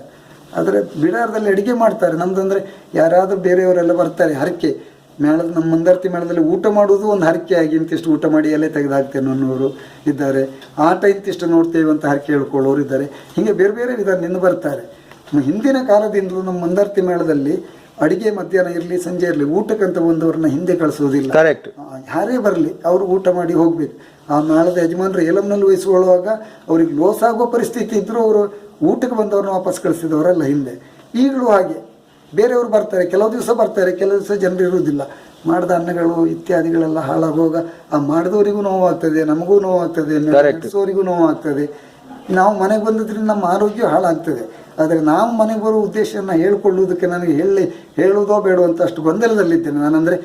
ಅಲ್ಲಲ್ಲ ಬಿಡಿ, ಅಂದ್ರೆ ಅನಿವಾರ್ಯವಾದಂತಹ ಒಂದು ಇದಕ್ಕೆ ನಾವು ಬರಲೇಬೇಕು, ಅನಿವಾರ್ಯತೆ ಇದೆ. ಅಲ್ಲಿ ನಮ್ಗೆ ಏಕಾಗ್ರತೆಯಿಂದ ಅಧ್ಯಯನ ಮಾಡೋದಕ್ಕೂ ಕಷ್ಟ ಆಗ್ತದೆ. ನಮ್ಮ ಸ್ವಭಾವ ಬೇರೆ, ಬೇರೆಯವರ ಸ್ವಭಾವ ಬೇರೆ ಇರ್ತದೆ. ನಮಗನಿಸಿದ್ದನಲ್ಲಿ ಏನಾದರೂ ಹೇಳಿದರೆ ನಿಷ್ಠೂರ ಕಟ್ಕೊಳ್ಬೇಕಾಗ್ತದೆ. ಉಳಿದವ್ರ ಹತ್ರ ನಿಷ್ಠೂರ ಕಟ್ಕೊಂಡ್ರೆ ತಿರುಗಾಟ ಮಾಡೋದು ಕಷ್ಟ ಆಗ್ತದೆ. ಬೇರೆ ಬೇರೆ ಕಾರಣಗಳಿಂದ ನಾವು ಈಗ ಮನೆಗೆ ಹೆಚ್ಚಿನ ದಿವಸಗಳಲ್ಲಿ ಮನೆಗೆ ಬರ್ತಾ ಇದ್ದೇನೆ. ಆದರೂ ಹೋಗುವಾಗ ಬರುವಾಗ ಬಗಲಿನಲ್ಲಿ ಒಂದು ಚೀಲದಲ್ಲಿ 1-2 ಆದರೂ ಪುಸ್ತಕ ಇರ್ತದೆ. ಕಲಿತು ನಾನೊಬ್ಬ ಅರ್ಥಧಾರಿ ಅಂತ ಅಲ್ಲ, ಆದರೂ ಆ ಸಮಯವನ್ನು ಬೇರೆ ಮಾತಾಡೋದಕ್ಕಿಂತ ಇದನ್ನೇನಾದರೂ ತಿಳ್ಕೊಳ್ಳುವ ಅನ್ನೋದ್ರ ಬಗ್ಗೆ ಒಂದು ದಿವಸದಲ್ಲಿ ಒಂದು ಅರ್ಧ ಗಂಟೆ ಆದರೂ ಓದಬೇಕನ್ನುವ ಆಸಕ್ತಿ ನನ್ನದ್ದು. ಕರೆಕ್ಟ್. ಈ ಕಲಾವಿದರಿಗೆ ಎಷ್ಟೋ ಮಂದಿಗೆ ನಾವು ಪುಸ್ತಕ ನಮ್ಮ ಹತ್ರ ಇದ್ದದ್ದು ಓದಿ ಮಗ ಅಂತ ಕೊಟ್ಟದ್ದಿದೆ, ಓದಬೇಕಂತ ಹೇಳಿದ್ದಿದೆ. ನಿರಂತರವಾಗಿ ಹೇಳುವಾಗ ಅವರಿಗೆ ಇವರಿಗೇನು ಎಷ್ಟು ಇದಂತ ಅನ್ನೋ ಭಾವನೆ ತಳೆದವರು ಇದ್ದಾರೆ. ನಮ್ಮ ಹತ್ರ ಅಲ್ಲದೆ ಬೇರೆಯವ್ರ ಹತ್ರ ಹೇಳಿದವರು ಇದ್ದಾರೆ. ಹಾಗಾಗಿ ಹೇಳೋರಿಲ್ಲ. ಆಸಕ್ತಿಯಿಂದ ಕೇಳುವವರು ಇದ್ರೆ ಮಾತ್ರ ನಮಗೆ ಗೊತ್ತಿರುವಂಥದ್ದನ್ನು, ನಾವು ದೊಡ್ಡ ಪ್ರಾಜ್ಞರಂತಲ್ಲ, ಗೊತ್ತಿದ್ದನ್ನು, ನಾವು ನೋಡಿದ್ದನ್ನು, ಕೇಳಿದ್ದನ್ನು, ನಮಗೆ ತಿಳಿದದ್ದನ್ನು ಮುಕ್ತವಾಗಿ ಇದು ತನಕ ಹೇಳಿಕೊಡ್ತಾ ಇದ್ದೇವೆ. ಇನ್ನೊಬ್ಬರು ಮನಸ್ಸು ನೋಯಿಸುವ ಮಾತುಗಳು ಕೆಲಸಗಾರರದ್ದಿರಲಿ ಸಹ ಕಲಾವಿದರದ್ದಿರಲಿ ಮಾಡಬಾರ್ದು ಅನ್ನೋದು ನಮ್ಮ ಭಾವನೆಗಳು.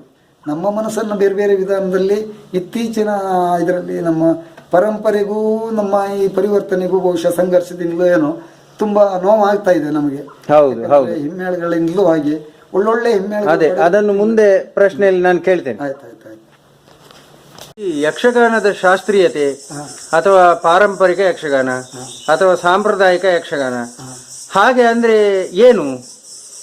ನಮ್ಮಲ್ಲಿ ಈ ಹಿಂದಿನಿಂದ ನಡ್ಕೊಂಡು ಬಂದ ರೀತಿಯನ್ನ ಅದೇ ಒಂದು ಸಂಪ್ರದಾಯ ಅಂದ್ರೆ ಅಂತ ಹಿರಿಯವರು ಮಾಡಿದ್ದೇನೆ ನೋಡಿ ನಾವು ಅನುಕರಿಸಿಕೊಂಡು ಮಾಡ್ಕೊಂಡು ಮುಂದುವರ್ಸ್ಕೊಂಡು ಹೋಗುವಂಥದ್ದನ್ನೇ, ಯಾವುದೇ ಬದಲಾವಣೆ ಮಾಡದೆ ಮುಂದುವರ್ಸ್ಕೊಂಡು ಹೋಗುವಂಥದ್ದನ್ನ ಸಾಮಾನ್ಯ ಸಂಪ್ರದಾಯ ಪರಂಪರೆ ಎನ್ನುವ ಕ್ರಮದಲ್ಲಿ ಹೇಳುವುದನ್ನು ನಾವು ಕೇಳಿದ್ದೇವೆ. ಕರೆಕ್ಟ್. ಅದೇ ಅಂತ ನನ್ನ ಅನಿಸಿಕೆ. ಹೌದು. ಆದರೆ ಆಯಾಯ ಕಾಲಮಾನದಲ್ಲಿ ಯಕ್ಷಗಾನದ ಮೇಲೆ ಬೇರೆ ಬೇರೆ ಕಲೆಗಳ ಪ್ರಭಾವಗಳು, ಬೇರೆ ಬೇರೆ ಸ್ವಲ್ಪ ಸೃಜನಶೀಲ ಕಲಾವಿದರಿಂದ ಬೇರೆ ಬೇರೆ ಮಾಧ್ಯಮಗಳಿಂದೆಲ್ಲ ತಕೊಂಡದ್ದು ಕಾಣ ಸಿಗ್ತದೆ. ನಮ್ಮ ಪ್ರಸಂಗದಲ್ಲಿ ಎಲ್ಲ ನಮ್ಮ ಹಿಂದಿನ ಪ್ರಸಂಗಗಳಲ್ಲಿ ಕೆಲವು ಪ್ರಸಂಗಗಳಲ್ಲಿ ನಮ್ಮ ಪೂರ್ವ ಕವಿಗಳಂತ ಹೇಳಿದರೆ ಭಜನೆಯ ಪದ್ಯಗಳು ಕನಕದಾಸರದ್ದು, ಪುರಂದರದಾಸರದ್ದು ಇಂಥ ದಾಟಿ ಅಂತಲೇ ಇಂಥಲೇ ಅಂದ್ಕೊಂಡು ಉದಾಹರಣೆ ಕೊಟ್ಟು ಪದ್ಯಗಳನ್ನು ಬರೆದಿದ್ದಾರೆ. ಇವಾಗ ನಮ್ಮ ಮುಂದುವರೆದು ಬರ್ತಾ ಇರುವಾಗ ಭಾಗವತಿಗೆಲ್ಲ ಬೇರೆ ಬೇರೆ ಆವಿಷ್ಕಾರಗಳೆಲ್ಲ ಆಯಿತು. ಈ ಪರಿಷ್ಕಾರದ ಸಂದರ್ಭದಲ್ಲಿ ರಾಗ ಶುದ್ಧತೆ ಅಂತಲೋ ಯಕ್ಷಗಾನವನ್ನು ಶಾಸ್ತ್ರೀಯ ಸಂಗೀತ ಅಥವಾ ಇನ್ನೊಂದು ಮಾಧ್ಯಮದ ರೀತಿಯಲ್ಲೇ ಇದಕ್ಕೂ ಯೋಗ್ಯತೆ ಉಂಟನ್ನುವುದನ್ನು ಕಾಣಿಸ್ಬೇಕನ್ನೋದಕ್ಕಾಗಿ ಅದು ಹಾಗೆ ಅನ್ನೋದಕ್ಕೆ ನಾನು ತಿಳಿದ ಹಾಗೆ ಶಿವರಾಮ್ ಕಾರಂತರ ನಮ್ಮ ಗುರುಗಳು ಅವ್ರ ಮುಖಾಂತರ ಬಹಳ ಮಂದಿ ಸಂಗೀತ ವಿದ್ವಾಂಸರು ಕೃಷ್ಣಮಾಚಾರ್ಯಂತ ಮತ್ತು ಇನ್ನೊಬ್ಬರು ನಮ್ಮ ಇದರವರಿದ್ದರು ಎಡಕಂಠದ ಶ್ರೀನಿವಾಸ ಹುಡುಕರು ಬೇರೆ ಬೇರೆ ಸಂಗೀತ ವಿದ್ವಾಂಸರನ್ನು ಕರೆಸಿ ಅವರು ಈ ಭಾಗವತರಿಂದ ಹಾಡುಗಳನ್ನು ಹಾಡಿಸಿ ಅದನ್ನು ಧ್ವನಿಮುದ್ರಣ ಮಾಡಿಕೊಂಡು ಅದು ಯಾವ ರಾಗ ಆಗ್ತದೆ ಅಂತ ಅವ್ರ ಹತ್ರ ಕೇಳಿ ಇದೇ ಅಂತ ಅನ್ನುವುದನ್ನು ಅಧಿಕೃತವಾಗಿ ಇಂಥ ರಾಗ ಅಂತ ಮಾಡಿದ್ದಾರೆ. ಹೌದು, ನಮ್ಮಲ್ಲಿ ಶ್ರೇಷ್ಠ ಭಾಗವತರೆಲ್ಲ ಅದೇ ರಾಗವನ್ನು ಅಷ್ಟು ಪರಿಪೂರ್ಣವಾಗಿ ಹಾಡ್ತಾರೆ. ಆದರೆ ಯಾವ ರಾಗ ಹೇಗೆ ಅಂತ ಕೇಳಿದ್ರೆ ಅವರಿಗೆ ರಾಗ ಯಾವ್ದು ಕೇಳಿದ್ರು ಕೆಲವೊಮ್ಮೆ ಹೇಳದೆ ಗೊತ್ತಾಗುದಿಲ್ಲ. ಹೌದು, ದಾಟಿ ಹಿರಿಯವರಿಂದ ಕಲ್ತದನ್ನ ಹಾಗೆ ಮಾಡ್ಕೊಂಡಿದ್ರು. ಹಾಗೆ ಇದಕ್ಕೆ ಇವರು ಅಧಿಕೃತವಾದ ಒಂದು ಮುದ್ರೆ ಬರುವ ಹಾಗೆ. ಅಂದ್ರೆ ನಮ್ಮಲ್ಲಿ ಏನ್ ಮಾಡ್ತಿದ್ರು ಅಂತಂದ್ರೆ ಶಂಕರಾಭರಣ ಮಟ್ಟೆ ಅನ್ನುವಂಥದ್ದು ಅದೊಂದು ಮಟ್ಟು, ಆ ಮಟ್ಟಿನ ಅದನ್ನೇ ರಾಗ ಅಂತ ಗುರುತಿಸುವ ಕ್ರಮ ಇದ್ದದ್ದು. ಹೌದು, ಹಾಗೆ ಇದು ಇವರು ಆಮೇಲೆ ಶ್ರೇಷ್ಠ ಭಾಗವತರು ನನಗೆ ತಿಳಿದಾಗೆ ಒಡಗುತಿಟ್ಟಿನ ನಾರಾಯಣ ಉಪ್ಪೂರು, ನೀಲಾವರ ರಾಮಕೃಷ್ಣಯ್ಯ, ಜಾನುವಾರು ಕತ್ತೆ ಗೋಪಾಲ ಕೃಷ್ಣ ಕಂಪ್ತಿಯವರು, ಅದಕ್ಕಿಂತಲೂ ಶ್ರೇಷ್ಠ ಭಾಗವತರು ನಮ್ಮ ಬಡಗುತಿಟ್ಟಿನ ಕುಂಜಾಲು ಶೈಲಿಯ ಒಂದು ಪ್ರತಿಪಾದಕರು ಶೇಷಗಿರಿ ಭಾಗವತರು ಅಂತ. ಬಡಗುತಿಟ್ಟಿನಲ್ಲಿ ಪ್ರಥಮದಲ್ಲಿ ಮಧ್ಯತಿಟ್ಟಿನಲ್ಲಿರುವ ಪ್ರಥಮ ಹೆಸರೇ ಅವರದು ಶೇಷಗಿರಿ ಭಾಗವತರು ಅಂತ. ಆಮೇಲೆ ರಸಋಷಿ ಸದೃಶರು ನಮ್ಮ ಮರವಂತಿಯ ನರಸಿಂಹದಾಸರು, ಇವರನ್ನೆಲ್ಲ ಒಟ್ಟು ಸೇರಿಸ್ಕೊಂಡು ಗೋರ್ಪಾಡಿ ವಿಠಲ್ ಪಾಟೀಲ್ ಅವ್ರ ಮುಖಾಂತರ ಎಲ್ಲ ಹಾಡಿಸಿ ಅದನ್ನ ಮತ್ತೆ ನೆಬ್ಬೂರು ನಾರಾಯಣ ಭಾಗವತರು ನಮ್ಮ ಉತ್ತರ ಕನ್ನಡದವರು, ಹೀಗೆ ಬೇರೆ ಬೇರೆ ಹಿರಿಯ ವಿದ್ವಾಂಸರು ಭಾಗವತರನ್ನು ಕರೆಸ್ಕೊಂಡು ಒಂದು ಇದು ಮಾಡಿದ್ರು. ಆ ರಾಗ ಶುದ್ಧತೆ ಅನ್ನುವ ನೆಲೆಯಲ್ಲಿ ಇಂಥದ್ದೇ ರಾಗ ಅಂತ ಅವರು ಎಲ್ಲಿ ಕಾರ್ಯಕ್ರಮ ಕೊಡುವಾಗಲೂ ಇದು ಇಂಥದ್ದೇ ರಾಗ ಅಂತ ಅಧಿಕೃತವಾಗಿ ಹೇಳುವ ರೀತಿಯಲ್ಲಿ ಅವರು ಅದನ್ನು ತರಬೇತಿ ಪಡ್ಕೊಂಡು ಮತ್ತೆ ಅವರ ನಂತರದಲ್ಲಿ ಬಂದ ಶಿಷ್ಯ ವರ್ಗದವರು ಎಲ್ಲ ಈಗ ಗುರುಗಳು ನಾರಾಯಣ ಉಪ್ಪೂರು ಯಕ್ಷಗಾನ ಕೇಂದ್ರ ತೆರೆದಿದ್ರು, ಮಕ್ಕಳಿಗೆ ಹುಡುಗರಿಗೆಲ್ಲ ತರಬೇತಿ ನೀಡಿದ್ರು. ನೀಲವರ ರಾಮಕೃಷ್ಣಯ್ಯನವರು ಹಾಗೆ, ಇವರಿಬ್ಬರು ನೀಲವರ ರಾಮಕೃಷ್ಣಯ್ಯನವರು ಹಾಗೆ ತಾನು ಏನು ಹಾಡ್ತೇನೆ ಅಷ್ಟನ್ನು ಇನ್ನೊಬ್ಬರಿಗೆ ಕಲಿಸೋಕೆ ಬಲ್ಲವರು. ನಾರಾಯಣ ಉಪ್ಪೂರು ಹಾಗೆ ಅವರು ಯಕ್ಷಗಾನ ಪಠ್ಯ ಪುಸ್ತಕಗಳನ್ನು ತಾಳಗಳು ಮತ್ತು ಪದ್ಯಗಳು ಅವುಗಳನ್ನು ಸಂಗೀತವನ್ನು ಸೇರಿಸಿ ಸರಿಗಮಪದ ಇದನ್ನು ಸೇರಿಸಿಕೊಂಡು ಹೀಗೆ ಬರ್ತದೆ ಅಂತ ಕಲಿಸುವಷ್ಟನ್ನೆಲ್ಲ ಸಿದ್ಧಗೊಳಿಸಿ ಮಾಡಿದ್ದಾರೆ. ಹಾಗಾಗಿ ಅದು ಈಗ ಅಂದರೆ ಪರಂಪರೆ ಅನ್ನುವ ನೆಲೆಯಲ್ಲಿ ನಾವು ಯೋಚಿಸುವಾಗ ಇದಕ್ಕೂ ಸ್ವಲ್ಪ ಆವಿಷ್ಕಾರಗಳಾದದ್ದು ಕಂಡು ಬರ್ತದೆ. ಕರೆಕ್ಟ್. ಮತ್ತೆ ಪರಂಪರೆನ ಹಿಂದೆ ಹೇಳಿದಾಗೆ ಹಿರಿಯವರು ಹೇಗೆ ಮಾಡ್ಕೊಂಡು ಬಂದಿದ್ದಾರೆ ಅದನ್ನು ಚಾಚು ತಪ್ಪದೆ ನಾವು ಮುಂದುವರಿಸ್ಕೊಂಡು ಹೋಗುವಂಥದ್ದೇ ಒಂದು ಪರಂಪರೆ ಅನ್ನೋ ನೆಲೆಯಲ್ಲಿ ಇತ್ತು. ಮತ್ತೆ ಈಗ ಯಕ್ಷಗಾನದಲ್ಲಿ ಹಾಡಿನಲ್ಲಿ ಪರಂಪರೆ ಇದೆ, ವೇಷಭೂಷಣದಲ್ಲಿ ಪರಂಪರೆ ಇದೆ, ಮಾತುಗಾರಿಕೆಯಲ್ಲಿ ಪರಂಪರೆ ಇದೆ, ರಂಗ ನಡೆಗಳಲ್ಲಿ ಎದುರಾಳಿಯ ಹತ್ರ ಮಾತಾಡುವಾಗ ಬಿಲ್ಲು ಹಿಡಿದು ನಿಲ್ಲುವ ಪ್ರತಿಯೊಂದರಲ್ಲಿ ಅದರದ್ದೇ ಆದ ಒಂದು ಪರಂಪರೆ ಅಂತ ಹಿಂದಿನಿಂದ ನಡ್ಕೊಂಡು ಬಂದದ್ದಿದೆ. ಈಗ ಮಾತುಗಾರರು ಪದ್ಯ ಹೇಳಿದ್ರೆ ಪದ್ಯಕ್ಕೂ ಒಂದು ಇಂತಿಷ್ಟೇ ಹೋಗ ಅಂತಿರ್ತದೆ, ಇಂಥ ಕಾಲಮಾನಕ್ಕೆ ಇಷ್ಟು ತ್ವರಿತಗತಿ ಇರಬೇಕು, ಇಂತಿಷ್ಟು ಸಮಯದ ಪೂರ್ವಾರ್ಧದಲ್ಲಿ ವಿಳಂಬಗತಿ ಇರಬೇಕಂತ.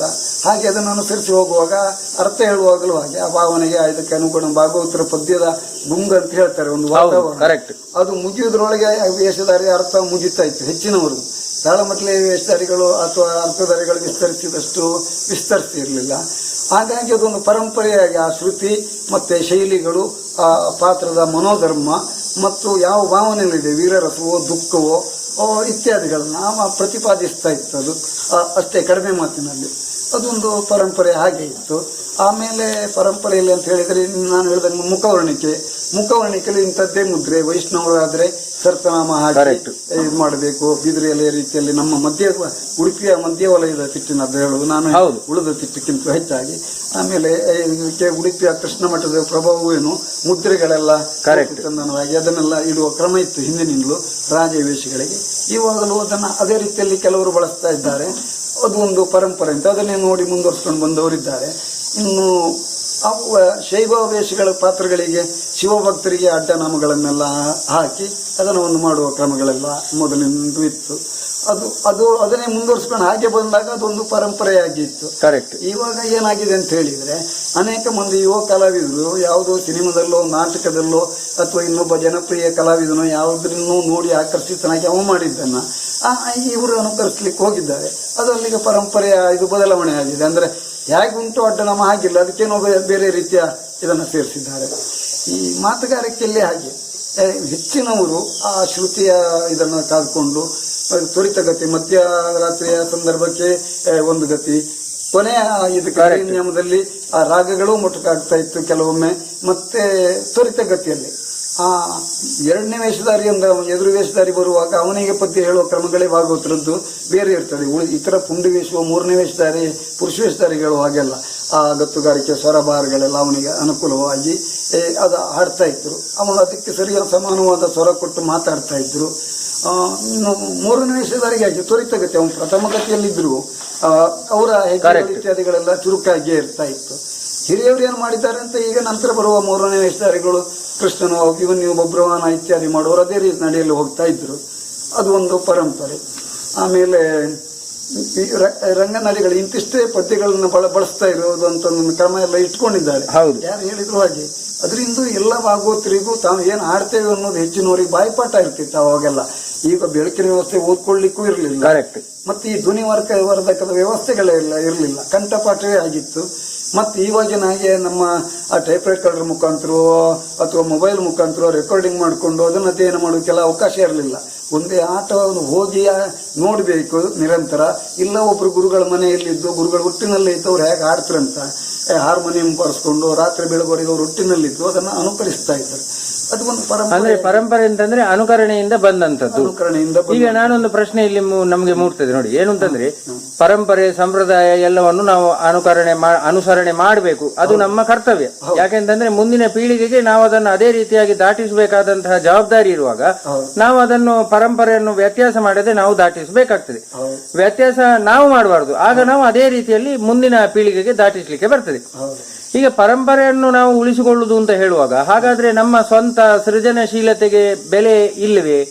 ಅಂದ್ರೆ ಸೃಜನಶೀಲತೆಯನ್ನು ನಾವು ಯಕ್ಷಗಾನದಲ್ಲಿ ಬಳಸಿಕೊಳ್ಳಿಕ್ಕೆ ಇಲ್ವೇ ಅನ್ನುವಂತ ಪ್ರಶ್ನೆ ಬರ್ತದೆ ನೋಡಿ. ಇದಕ್ಕೇನು ಹೇಳ್ತೀರಿ ನೀವು?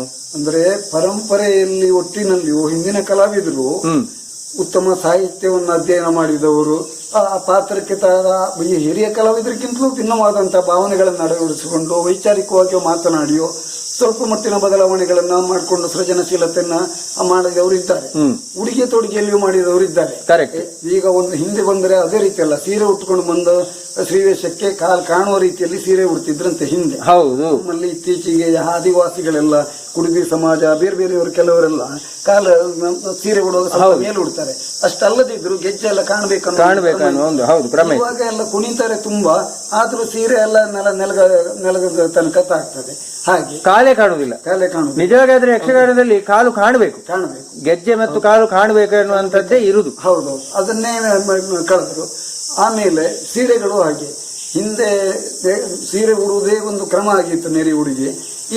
ಇತ್ತೀಚಿನ ಎಲ್ಲ ಕಲಾವಿದರೆಲ್ಲ ಅದರ ಬೇರೆ ಬೇರೆ ಮಾಧ್ಯಮಗಳ ಮುಖಾಂತರ ಕೂಚಿಪುಡಿಯೋ ಕಥಕ್ಕಳಿಯೋ ನಮ್ಮ ಭರತನಾಟ್ಯವನ್ನು ನೋಡಿ ಆ ಕಚ್ಚೆ ಹಾಕುವ ಕ್ರಮಗಳನ್ನ ಈಗ ವೃದ್ಧಿಸಿದ್ರು. ಅದಕ್ಕೆ ಹಿಂದೆ ಒಬ್ರು ಪರಿವರ್ತನೆ ಮಾಡಿದವರು ಇದ್ದಾರೆ, ಸೃಜನಶೀಲ ಕಲಾವಿದರೆ ಅವರು. ಅವರ ಮತದವರು ಅಂದ್ರೆ ಇಲ್ಲಿಗೆ ಹತ್ತಿರ ಕೊಕ್ಕರಣೆ ನರಸಿಂಹಕಂತಿಯವರು ಅಂತ. ಅವರು ಸೀರೆ ಉಡುವಾಗ ಮಾಯ ಹಿಡಿಂಬೆ ಇತ್ಯಾದಿ ಉತ್ತಮ ನರ್ತನಕ್ಕೆ ಅವಕಾಶ ಇರುವಂತಹ ವೇಷಕ್ಕೆ ಕಚ್ಚೆ ಹಾಕಿ ಅವರ ವರ್ಗದ ಹೆಂಗಸರು ಹಾಕುವಂತ ಕ್ರಮ ಉಂಟು. ಅದನ್ನೇ ಒಂದು ಒಳ್ಳೆ ಪಟ್ಟೆ ಸೀರೆ ಕಚ್ಚೆ ಹಾಕಿ ಮತ್ತೆ ಓಲೆ ಕುಚ್ಚ ಅಂತ ಇದನ್ನೆಲ್ಲ ಹಿಂದೆ ನಮ್ಮ ಗುರುಗಳು ಶಿವರಾಮಕಾರಂತರ ಕಂಡುಕೊಂಡ ಹಾಗೆ ದೇವಾಲಯದಲ್ಲಿರುವ ಮೂರ್ತಿಗಳಲ್ಲಿ ಶಿಲಾಪಾಲಿಕೆಯಲ್ಲಿ ಇರುವಂತಹ ಕೆಲವೆಲ್ಲ ಆಭರಣಗಳನ್ನ ಅಥವಾ ಇದು ತೊಟ್ಟುಕೊಂಡು ವೇಷ ಮಾಡ್ಕೊಂಡು ಬರ್ತಾ ಇದ್ರು. ಕಾಣುವವರಿಗೂ ಈ ಯಕ್ಷಗಾನಕ್ಕೊಂದು ಪೂರಕವಾಗಿರ್ತಿತ್ತು. ಮತ್ತೆ ಕಚ್ಚೆ ಹಾಕಿದ್ರಿಂದ ಕುಣಿಯೋದೆಲ್ಲ ನೋಡ್ಲಿಕ್ಕೂ ಖುಷಿ ಆಗ್ತಿತ್ತಲ್ಲ. ಅದು ಅವ್ರು ಒಬ್ಬರೇ ಮಾಡ್ತಿದ್ರೆ ಕೆಲವೇ ಮಂದಿ ಮಾಡ್ಕೊಂಡು ಬಂದ್ರು. ನಮ್ಮಲ್ಲಿ ಯಕ್ಷಗಾನದಲ್ಲಿ ಕಚ್ಚೆ ಹಾಕುವಂಥದ್ದೇ ಒಂದು ಕಸೆ ಹಾಕುವುದೇ ಅಂತ ಉಂಟು. ಸ್ತ್ರೀ ಪಾತ್ರದಲ್ಲಿ ಮೀನಾಕ್ಷಿ, ದ್ರೌಪದಿ, ಯುದ್ಧ ಕೊಳ್ಳುವಂತ ಸುಭದ್ರೆ, ಪ್ರಮೀಳೆ, ಹೀಗೆ ಬೇರೆ ಬೇರೆ ವೇಷಗಳು ಕಸೆ ಸ್ತ್ರೀ ವೇಷ ಅಂತಲೇ ಹೇಳ್ತಾರೆ. ಅದಕ್ಕೆ ಎದುರುಗಡೆ ಹಾಕಿ ಮಾಡುವಂಥದ್ದು, ಜಡೆಯನ್ನೇ ಹೆಣ್ಕೊಂಡು ಬರುವಂತಹದ್ದು, ಕಾಲೆಲ್ಲ ಸರಿಯಾಗಿ ಕಾಣುತ್ತದೆ. ಅದು ಹಾಗೆ ಅದೊಂದು ಕ್ರಮದ್ದೆಲ್ಲ ಇತ್ತು. ಆ ಎದ್ದಳ ಅವಕ್ಕೆ ಪ್ರಮೀಳೆ ಎಂದು ಹೇಳುವಾಗ ಅದಾಗಿ ಕಾಣ್ತಿತ್ತು, ಧನುಷ್ಯರ ಹಿಡಿದು ಹೊರಟಾಗ ವೀರ ಹುಡುಗಿಯಾಗಿ. ಆ ರೀತಿಯ ಒಂದು ಕ್ರಮ ಇತ್ತು. ಈಗ ಅದನ್ನೆಲ್ಲ ಸ್ವಲ್ಪ ಬದಿಗೆ ಸರಿಸಿ ಆಧುನಿಕವಾದ ಭರತನಾಟ್ಯ ಇತ್ಯಾದಿಗಳ ಮಾಧ್ಯಮದವರೆಲ್ಲ ಹಾಕುವ ಕಚ್ಚೆಯನ್ನೇ ಹೆಚ್ಚಾಗಿ ಬಳಸ್ತಾರೆ. ಮತ್ತು ಎರವಲ ಸಾಮಗ್ರಿಗಳು ಹೆಚ್ಚು ಬಂದಿದೆ. ಸೃಜನಶೀಲತೆ ಅಂತ ಹೇಳಿದ್ರೆ ಎಷ್ಟು ಪೂರಕ ಎಷ್ಟು ಮಾರಕ ಅನ್ನೋದ್ರ ಬಗ್ಗೆ. ಹೌದು, ಅಂದ್ರೆ ಈಗ ನೀವು ಹೇಳುವ ಅರ್ಥ ಏನು ಅಂತಂದ್ರೆ ಸೃಜನಶೀಲತೆ ಅಂತಂದ್ರೆ ಯಕ್ಷಗಾನದ ಒಂದು ಚೌಕಟ್ಟನ್ನು ಅರ್ಥ ಮಾಡಿಕೊಂಡು ಅದಕ್ಕೆ ಪೂರಕವಾದಂತಹ ಸೃಜನಶೀಲತೆ ಬೇಕು. ಅದಕ್ಕಿಂತಲೂ ವಿರೂಪಗೊಳಿಸಿದ್ದೇ ಹೆಚ್ಚಾಗಿದೆ. ಹೌದು, ಕರೆಕ್ಟ್. ನನ್ನ ಬಾಲ್ಯದಲ್ಲಿ ನಾನು ತಿಳಿದ ಹಾಗೆ ಯಕ್ಷಗಾನ ನಮ್ಮ ಬ್ರಿಟಿಷರು ಬಿತ್ತಿಯಾದಿಗವರ ಆಕ್ರಮಣ ನಮ್ಮ ದೇಶಕ್ಕಾದ ಸಂದರ್ಭದಲ್ಲಿ ಬಡಗುತಿಟ್ಟಿನ ಯಕ್ಷಗಾನದ ಪರಂಪರೆಗೆ ತುಂಬಾ ಹೊಡ್ತಾ ಇತ್ತು. ಆ ಜನರನ್ನೆಲ್ಲ ಸೆಳೆಯುವ ಉದ್ದೇಶಕ್ಕೆಲ್ಲ ನಾಟಕೀಯ ಉಡುಗೆ ತೊಡುಗೆಗಳು, ಸೊಂಟಕ್ಕೆ ಸುತ್ತ ನಿರಿಗೆಗಳು, ಹಿಂದೆ ಇಳಿ ಬಿಡುವಂಥ ರಾಜ ಮಹಾರಾಜರು ನಾಟಕೀಯ ವೇಷಗಳಲ್ಲಿ ಬಿಡುವಂಥದ್ದು, ತಲೆ ವೇಷ ಕಿರೀಟವನ್ನು ಕಳಚಿ ತಲೆಯನ್ನೆಲ್ಲ ಟೋಪನ್ನು ಇಟ್ಕೊಂಡು ಬರುವುದು, ಆಮೇಲೆ ಇದಕ್ಕೆ ನಮ್ಮ ರಾಜ ಕಿರೀಟವನ್ನು ಬದಲಿಸಿ ಮಣಿ ಕಿರೀಟಗಳನ್ನೆಲ್ಲ ಇಟ್ಕೊಂಡು ಬರುವಂಥದ್ದು, ಹೀಗೆಲ್ಲ ಮಾಡಿದರು. ಅದು ಕೆಲವರು ಆಟ ಆಡಿಸುವವರು ಒತ್ತಾಸೆ ಇರ್ಬೋದು, ಮತ್ತು ಜನರನ್ನ ಸೆಳಿಬೇಕೆನ್ನೋ ಉದ್ದೇಶ ಇರ್ಬೋದು. ಪರಂಪರೆಯ ಶ್ರೇಷ್ಠ ಕಲಾವಿದರು ಸಹ ಇದಕ್ಕೆ ಮಾರು ಹೋಗಿಬಿಟ್ರು. ಅದು ಯಾವ ಕಾರಣದಿಂದ ಆಯ್ತು ಅನ್ನೋದು ಹೌದು, ಕರೆಕ್ಟ್. ಸೃಜನಶೀಲತೆ ಅನ್ನೋ ನೆಲೆಯಲ್ಲಿ ಆದ್ರೂ ಈ ಪರಂಪರೆಗೊಂದು ಹೊಡ್ತಾ ಇತ್ತು ಅದು. ಮತ್ತೆ ನಮ್ಮ ಯಕ್ಷಗಾನಕ್ಕೊಂದು ಆವರಣ ಅಂತ ಇದೆ. ಹೀಗೆ ಅಂತ ವೇಷಭೂಷಣ ಇರ್ಬೋದು, ರಂಗಸ್ಥಳ ಇರಬಹುದು, ನಡಿಗೆ ಇರ್ಬೋದು, ಅಭಿನಯಗಳಿರ್ಬೋದು.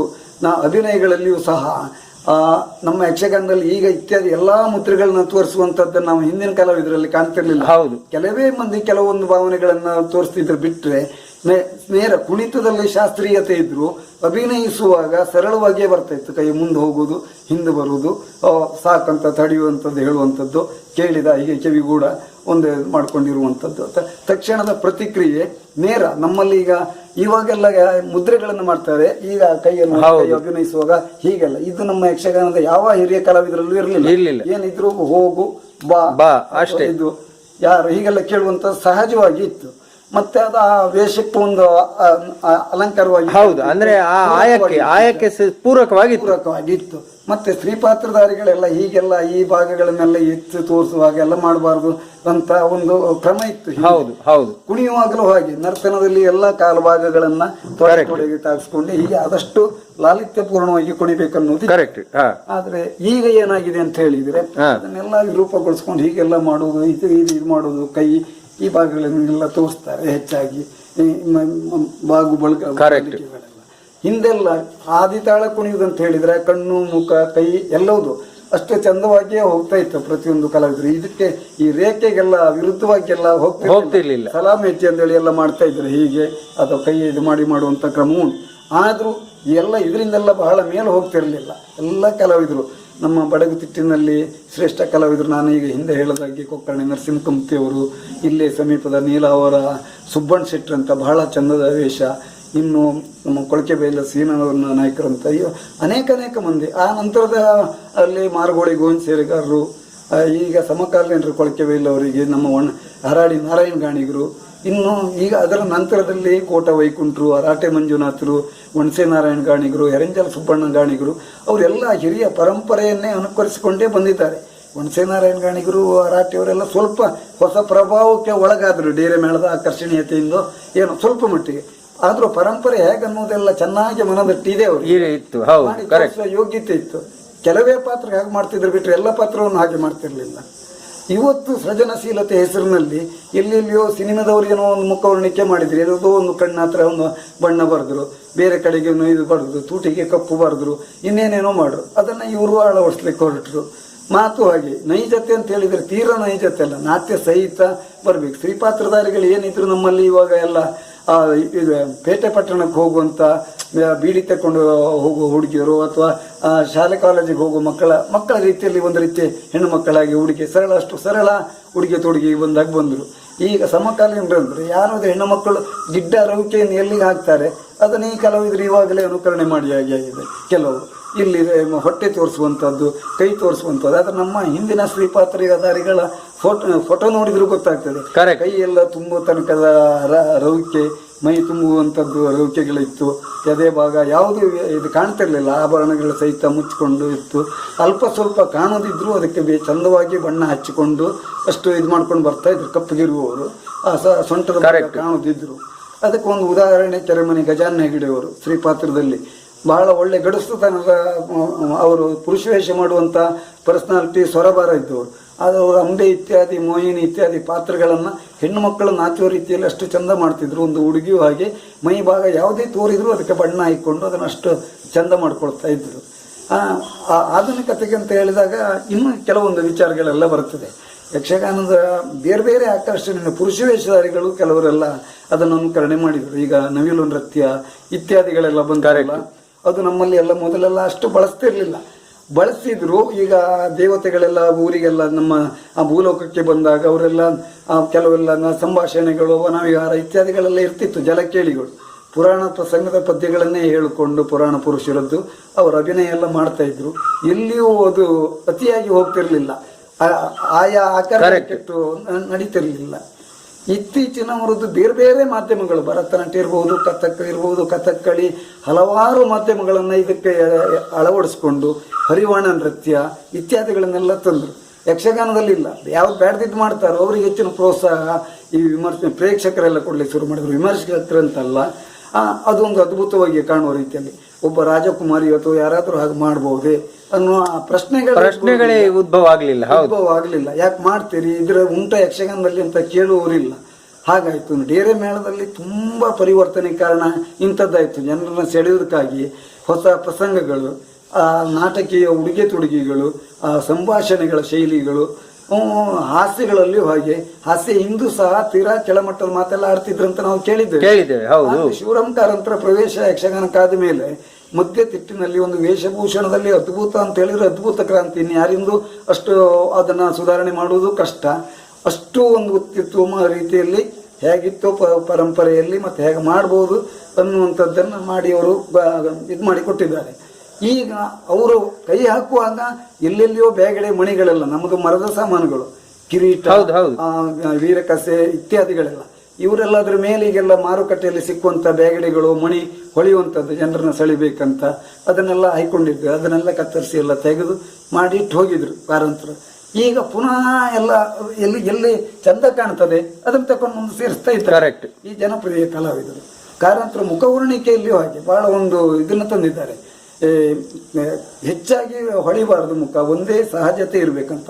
ಈಗ ಖುಷಿ ಬಂದಲ್ಲಿ ಬೇರೆ ಬೇರೆ ಬಣ್ಣಗಳನ್ನು ಬಳಿಯುವುದು, ಕೈ ಒಂದು ಬಣ್ಣ ಕೆಲವರದು, ಮುಖ ಒಂದು ಬಣ್ಣ, ಪರಿವರ್ತನೆ ಎಲ್ಲ ಮಾಡ್ತಾರೆ. ಯೋಗ್ಯವಾದದನ್ನ ಮಾಡ್ಬೇಕಂತ ಮಾಡುವುದಿಲ್ಲ. ಇತರ ಮಾಧ್ಯಮದಲ್ಲಿ ಇರುವುದನ್ನು ಬಳಸ್ತಾರೆ. ಇತರ ಮಾಧ್ಯಮಗಳಲ್ಲಿ ಕಾಲಿಗೆ ಎಲ್ಲ ಭರತನಾಟ್ಯದಲ್ಲೋ ಕೂತ್ಪಡಿಯಲ್ಲೋ ಕೆಂಪು ಬಳಿತಾರೆ, ಕಾಲಿನ ಕೆಳಗಡೆ ಜನರ ದೃಷ್ಟಿ ಆ ಕಡೆ ಹೋಗ್ಲಿ ಅಂತಲೇನೋ. ಅದಲ್ಲದಿದ್ರು ಮೈಗೆಲ್ಲ ಬಣ್ಣ ಹಾಕೊಳ್ತಾರೆ.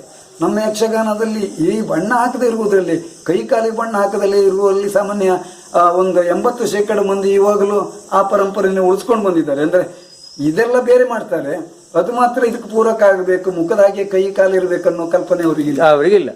ಈ ಯೋಗ್ಯವಾದ ಪರಿವರ್ತನೆ ಮಾಡಬೇಕು, ಸೃಜನಶೀಲತೆ ಇದನ್ನ ಅಳವಡಿಸಬೇಕನ್ನುವ ಕಲ್ಪನೆಗಳು ಹೆಚ್ಚಿನವರಿಗಿಲ್ಲ. ಅದನ್ನ ಎದುರು ಕೂತು ನೋಡಿದ್ರದ್ದು ಎಷ್ಟು ಅಸಹ್ಯ ಆಗ್ತದೆ. ಮುಖ ಒಂದು, ಕಾಲು ಒಂದು, ಅವರನ್ನು ನೋಡುವಾಗ ಬಹಳ ಬೇಜಾರಾಗ್ತದೆ. ಕರೆಕ್ಟ್. ಬದಲಾವಣೆ ಮಾಡುವವರು ಇದನ್ನೆಲ್ಲ ಮಾಡಬೇಕು. ಶಿವರಾಮ್ ಕಾರಂತರ ಅದನ್ನೆಲ್ಲ ಕಂಡು ಇದು ಮುಖದ ಬಣ್ಣ ಹೇಗಿದೆ, ಕೈ ಕಾಲಿಗೂ ಅದೇ ಬಣ್ಣ ಇರಬೇಕಂತ ಮಾಡಿಸಿದ್ದಾರೆ. ನಿಜವಾಗಿ ಮಾಡಬೇಕು, ಅದು ಯೋಗ್ಯವಾದ ಅಳವಡಿಸ್ಕೊಳ್ಳೋಕೆ ಯೋಗ್ಯವಾದಂಥ ವಿಚಾರಗಳು. ಪರಂಪರೆಗೆ ಹೀಗೆ ಭಾಗವತಿಗೆಯಲ್ಲಿ ಈಗ ತುಂಬಾ ಬದಲಾವಣೆ ಆಗಿದೆ. ಹಿಂದೆ ನಾನು ಹೇಳಿದಾಗೆ ಹಿರಿಯ ಭಾಗವತರು ಹಾಡಿದಾಗೆ ಹಾಡ್ತಾ ಇದ್ರು. ಮೊದಲು ಹೆಚ್ಚು ಪುನರಾವರ್ತನೆಗಳಿರಲಿಲ್ಲ. ಇವಾಗ ಒಂದು ಸರಿ ಅಲ್ಲ, ಮೊದಲು 1, 2, 3 ಚರಣಕ್ಕಿಂತ ಹೆಚ್ಚಿಗೆ ಪುನರ್ವ್ಯಾಖ್ಯಾನ ಮಾಡ್ತಾ ಇರಲಿಲ್ಲ. ಈಗ 10, 15 ಸರಿಯೂ ಹೆಚ್ಚಿನ ತನಕ ಮಾಡ್ತಾರೆ ಒಂದೊಂದು ಚರಣವನ್ನು. ಬೇರೆ ರೀತಿಯಾಗಿ ಅಭಿನಯಿಸುವಂತದ್ದು. ಈಗ ಅಭಿಮನ್ಯು ವೀರವೇಷದಿಂದ ಯುದ್ಧಕ್ಕೆ ಹೊರಟಿರ್ತಾನೆ, ಅವರ ಬಂಧುಗಳೆಲ್ಲವ್ರನ್ನ ಇದು ಮಾಡ್ತಾರೆ, ಅವರು ಕೌರವರು ಮುಂದುವರಿತಾರೆ ಹೀಗಂತ. ಆದರೆ ಅಲ್ಲಿ ಹೋಗುವಂತ ಅಭಿಮನ್ಯುವನ್ನ ತಡೆದು ಸುಭದ್ರೆ ಮಾತಾಡುವಾಗ ತಾಸುಗಟ್ಟಲೆ ಇಲ್ಲಿ ಕಳೀತಾರೆ. ಅಂದ್ರೆ ಆ ಸುಭದ್ರೆ ದುಃಖ, ಮಗ ಒಬ್ಬ ಯುದ್ಧಕ್ಕೆ ಹೋಗ್ತಾನೆ, ಏನು ಮಾಡ್ಲಿ ಅಂತ ಅವಳು ಆ ದುಃಖದಲ್ಲಿರುವಾಗ ಇವರು 5-10 ನಿಮಿಷ ಇವರು ಬೇರೆ ಬೇರೆ ಭರತನಾಟ್ಯದ ಯಾವುದೋ ಮುದ್ರೆಗಳನ್ನು ಇತ್ಯಾದಿ ಅಳವಡಿಸಿ ಚಾಲು ಕುಣಿತ ಈ ಸರ್ಕಸ್ ಎಲ್ಲ ಮಾಡುವಾಗ ಒಬ್ಬ ಕಲಾವಿದ ಆ ಭಾವನೆಗಳನ್ನು ಎಷ್ಟು ಹೊತ್ತು ಅಳವಡಿಸಿಕೊಂಡು ಮತ್ತೆ ಹಿಡಿದಿಟ್ಕೊಳ್ಳಿಕ್ಕೆ ಆಗುದಿಲ್ಲ. ಹಾಡುಗಾರನೂ ಹಾಗೆ ಅಷ್ಟು ಹೊತ್ತಿನಲ್ಲಿಯೂ ಆ ಭಾವನೆ ಎಲ್ಲ ಹಾಡ್ಲಿಕ್ಕೆ ಆಗ್ತದ? ಏನೇನೋ ಅವರಿಗೆ ಪೂರಕವಾಗಿ ಒಬ್ಬ ತಾರಮೌಲಿ ಗಳಿಸಿಕೊಂಡು ಕಲಾವಿದ ಆದ್ರೆ ಇವರು ಸ್ವಂತಿಗೆಯನ್ನು ಕಳ್ಕೊಂಡು ಅವನಿಗೆ ಸರಿಯಾಗಿ ಇವ್ರು ಹೇಳಬೇಕು. ಒಂದು ಒಬ್ಬ ಮುಖ್ಯಶ್ರೀ ಪಾತ್ರಧಾರಿಗಳಿಗೆ ಅವನಿಗೂ ಒಂದು ಸುಭದ್ರೆ ಮಾಡೋ ಅಷ್ಟು ಪ್ರಬುದ್ಧ ಕಲಾವಿದನಾಗಿರ್ತಾನೆ. ಆದ್ರೆ ಈ ಮೇಳದ ಯಜಮಾನರದ ಅಕ್ಷಣಿಕೋ ಅಥವಾ ಯಾವ ಕಾರಣಕ್ಕೂ ಅವರು ಸುಮ್ಮನೆ ಉಳಿದದ್ದೇ ಹೆಚ್ಚಿಗೆ. ಈಗ ಎದುರು ಪಾತ್ರಧಾರಿ ಅವನಿಗೆ ಮನಸ್ಥಿತಿಗೆ ವಿರುದ್ಧ ಅದು ನಡೆಯುವಾಗ ಪ್ರಶ್ನಿಸ್ತಾ ಬಂದಿದ್ರೆ ಇದು ಹಾಗಾಗ್ತಿರ್ಲಿಲ್ಲ. ಇಲ್ಲಿ ಹಾಗೆ ಸೃಜನಶೀಲತೆಯ ಹೆಸರಿನಲ್ಲಿ ಪರಂಪರೆಗೆ ತುಂಬ ಧಕ್ಕೆ ಆಗಿದೆ. ಕರೆಕ್ಟ್. ಅಂದ್ರೆ ಅದೇ ನಾವು ಅದರ ಬದಲಿಗೆ ಸೃಜನಶೀಲತೆಯನ್ನು ಯಕ್ಷಗಾನದಲ್ಲಿ ಅಳವಡಿಸಿಕೊಳ್ಳದೆ ಪರಂಪರೆಗೆ ಅನುಸಾರವಾಗಿ ನಡೆಯುವುದೇ ಒಳ್ಳೆಯದು. ಹೌದು, ರಂಗಸ್ಥಳ ಇರ್ಬೋದು. ಪರಂಪರೆ ಬಗ್ಗೆ ಹೇಳುವಾಗ ಯಕ್ಷಗಾನದಲ್ಲಿ ನನ್ನ ಹತ್ರ ಕೇಳಿದ್ರೆ ಮಣ್ಣಿನ ರಂಗಸ್ಥಳ ಬಹಳ, ನಾವು ಎಲ್ಲ ಹಿಂದಿನವರು ಕಲಾವಿದರು ಹಾಗೆ ನಾವು ಸಹ ರಂಗಸ್ಥಳಕ್ಕೆ ಭೂತಾಯಿಗೆ ರಂಗಸ್ಥಳದ ದೇವರಿಗೆ ನಾವು ಹೊಂದಿಸಿ ರಂಗ ಪ್ರವೇಶ ಮಾಡುವಂಥದ್ದು ಮೊದಲಿನಿಂದ. ಮತ್ತೆ ರಂಗಸ್ಥಳದಲ್ಲಿ ಕುಣಿಯುವಾಗ ಆ ಕಾಲ ಗೆಜ್ಜೆಗಳು ಮಣ್ಣಿನಲ್ಲಿ ಕುಣಿಯುವಾಗ ಕೇಳುವ ನಾದ ಈಗ ನಾವು ಎಲ್ಲ ದೂರದವರಿಗೆ ಕುರ್ಚಿ ಹಾಕಿ ಕುಳಿತವ್ರಿಗೆ ಕಾಣುವುದಿಲ್ಲ ಅಂತ ಎಲ್ಲ ಇದರದ್ದು ಮರದ ಹಲಗೆ ಇದೆಲ್ಲ ಸ್ಟೇಜ್ ಮಾಡಿದ್ದಾರೆ ರಂಗ ವ್ಯವಸ್ಥೆಗಳು. ಅದು ಏನಿದ್ರು ವೀರರಸಕ್ಕೆ ಅದು ಇದು ಕುಣಿಯುವಾಗ ಬಡ ದಡ ಬಡ ಶಬ್ದ ಆಗ್ತದೆ ಬಿಟ್ರೆ ಈ ಗೆಜ್ಜೆನಾದ ಕೇಳುವುದಿಲ್ಲ. ಒಂದು ಅದ್ರ ಮೇಲೆ ಮಣ್ಣಿನ ರಂಗಸ್ಥಳವನ್ನು ಕಟೀಲು ಮೇಳದಲ್ಲಿ ಬಯಲಾಟದಲ್ಲಿ ಮಾಡಿದ್ದು ನೋಡಿದ್ದೇನೆ. ಅದು ಬಹಳ ಉತ್ತಮವಾದದ್ದು. ಈಗ ಕುರ್ಚಿ ಹೆಣ್ಣಿನವರಿಗೆ ಕೊಟ್ಟು ಕೂತ್ಕೊಳ್ಳುವವರಿಗೆ ಮಣ್ಣಿನ ರಂಗಸ್ಥಳ ಸ್ಟೇಜನ್ನೇ ಮಾಡಿದಾಗ ಅದರಲ್ಲಿ ಕುಣಿದ್ರೆ ಅದು ಚಂದ ಕಾಣ್ತಿತ್ತು. ಈಗ ಅಲ್ಲಿ ಕೂಡ ಸಣ್ಣ ಒಂದು ಸ್ಟೇಜ್ ಉಂಟು. ಹೌದು, ಸ್ಟೇಜ್ ಉಂಟು. ಆದ್ರೂ ಅವರು ಇಲ್ಲಿಯವರು ಅಷ್ಟೆಲ್ಲ ಇಲ್ಲ, ತಗ್ಗುಂಟು. ಆದ್ರೂ ಹಲಿಗೆ ವ್ಯವಸ್ಥೆಯಲ್ಲೇ ಇದ್ದ ಕಾಣ್ತದೆ. ಮೊದಲು 1-2 ವರ್ಷ ಅವರು ಆಯಾ ಆಟ ಆಡ್ಸೋರ ಹತ್ರ ಮಣ್ಣಿನ ಸ್ಟೇಜ್ ಮಾಡಿಸಿದ್ದಾರೆ. ಅದು ಬಹಳ ಒಂದು ಅದ್ಭುತವಾದ ಒಂದು ಇದಾಗ್ತಿತ್ತು, ನಮಗೆ ಪರಂಪರೆ ಪೂರಕ ಆಗ್ತಿತ್ತು ಅಂತ ನನ್ನ ಆಸೆ ಇದ್ದಿತ್ತು. ಕರೆಕ್ಟ್. ಅದು ಒಂದು ಹೋಯ್ತು. ಆಮೇಲೆ ಈ ಭಾಗವತರು ಎಲ್ಲ ಹೆಚ್ಚಾಗಿ ಧ್ವನಿವರ್ಧಕದ ವ್ಯವಸ್ಥೆ. ಮೊದಲೆಲ್ಲ 2-3 ಮೈಲ್ ದೂರ ಒಬ್ಬರು ಒಳ್ಳೆ ಹಾಡುಗಾರ ಹಾಡಿದ್ರೆ ಕೇಳುತ್ತಿತ್ತು, ಅವರ ಹಾಡು ಕೇಳ್ಕೊಂಡು ಹೋಗ್ತಿದ್ರಂತೆ. ಯಾವ ಧ್ವನಿವರ್ಧಕ ವ್ಯವಸ್ಥೆ ಇರಲಿಲ್ಲ. ಈಗ ಪರಿಸರ ಮಾಲಿನ್ಯ ಅಂತ ಹೇಳ್ತಾರೆ, ಆ ಶಬ್ದ ಬಂತು ಈ ಶಬ್ದ ಬಂತು ಕೇಳುವುದಿಲ್ಲ ಅಂತ. ಆದರೆ ಪ್ರಥಮದಲ್ಲೇ ರಂಗಕ್ಕೆ ವಿದ್ಯುತ್ ದೀಪ ಬರುವ ಮೊದಲು ದೀವಟಿಗೆ ಇತ್ತು. ದೀವಟಿಗೆ ಹೋದ ತಕ್ಷಣಕ್ಕೆ ಪೆಟ್ರೋನೆಕ್ಸ್ ಅಂತ ನಮ್ದು ಅದು ಬಂತು. ಅದಾರು ಸ್ವಲ್ಪ ಪೂರಕವಾಗಿತ್ತು ಇದಕ್ಕೆ. ಆ ನಂತರದಲ್ಲಿ ಬಂದ ಈಗ ವಿದ್ಯುತ್ ದೀಪಗಳು ಪ್ರಥಮದಲ್ಲಿ ಎಲ್ಲ ನಮ್ಮ ಯಕ್ಷಗಾನದ ವೇಷಭೂಷಣಕ್ಕೆ ಪೂರಕವಾಗಿ, ಪರಂಪರೆಗೆ ಪೂರಕವಾಗಿ ಸ್ವಲ್ಪ ಈ ಹಳದಿಯ ಕಲ್ಲರು ಇದಾಗಿ ಹೆಚ್ಚು ಹೊಡೆದಿದ್ದಾಗ ರಾತ್ರಿಯನ್ನು ಸ್ವಲ್ಪ ಕಲ್ಪಿಸಿಕೊಂಡು ಮಾಡುವ ರೀತಿಯಲ್ಲಿ ಎಲ್ಲಿ ಒತ್ತಿಸಿ ನಮ್ಮ ಹಗ್ಗಗಟ್ಟಿದ್ದು ಕಾಣದಿದ್ದ ಹಾಗೆ ಮುಖವರ್ಣಿಕೆಯನ್ನು ಅತಿ ಹತ್ತಿರದಲ್ಲಿ ಕಾಣದ ರೀತಿಯಲ್ಲಿ ಚಂದವಾಗಿ ಕಾಣ್ತಾ ಇತ್ತು.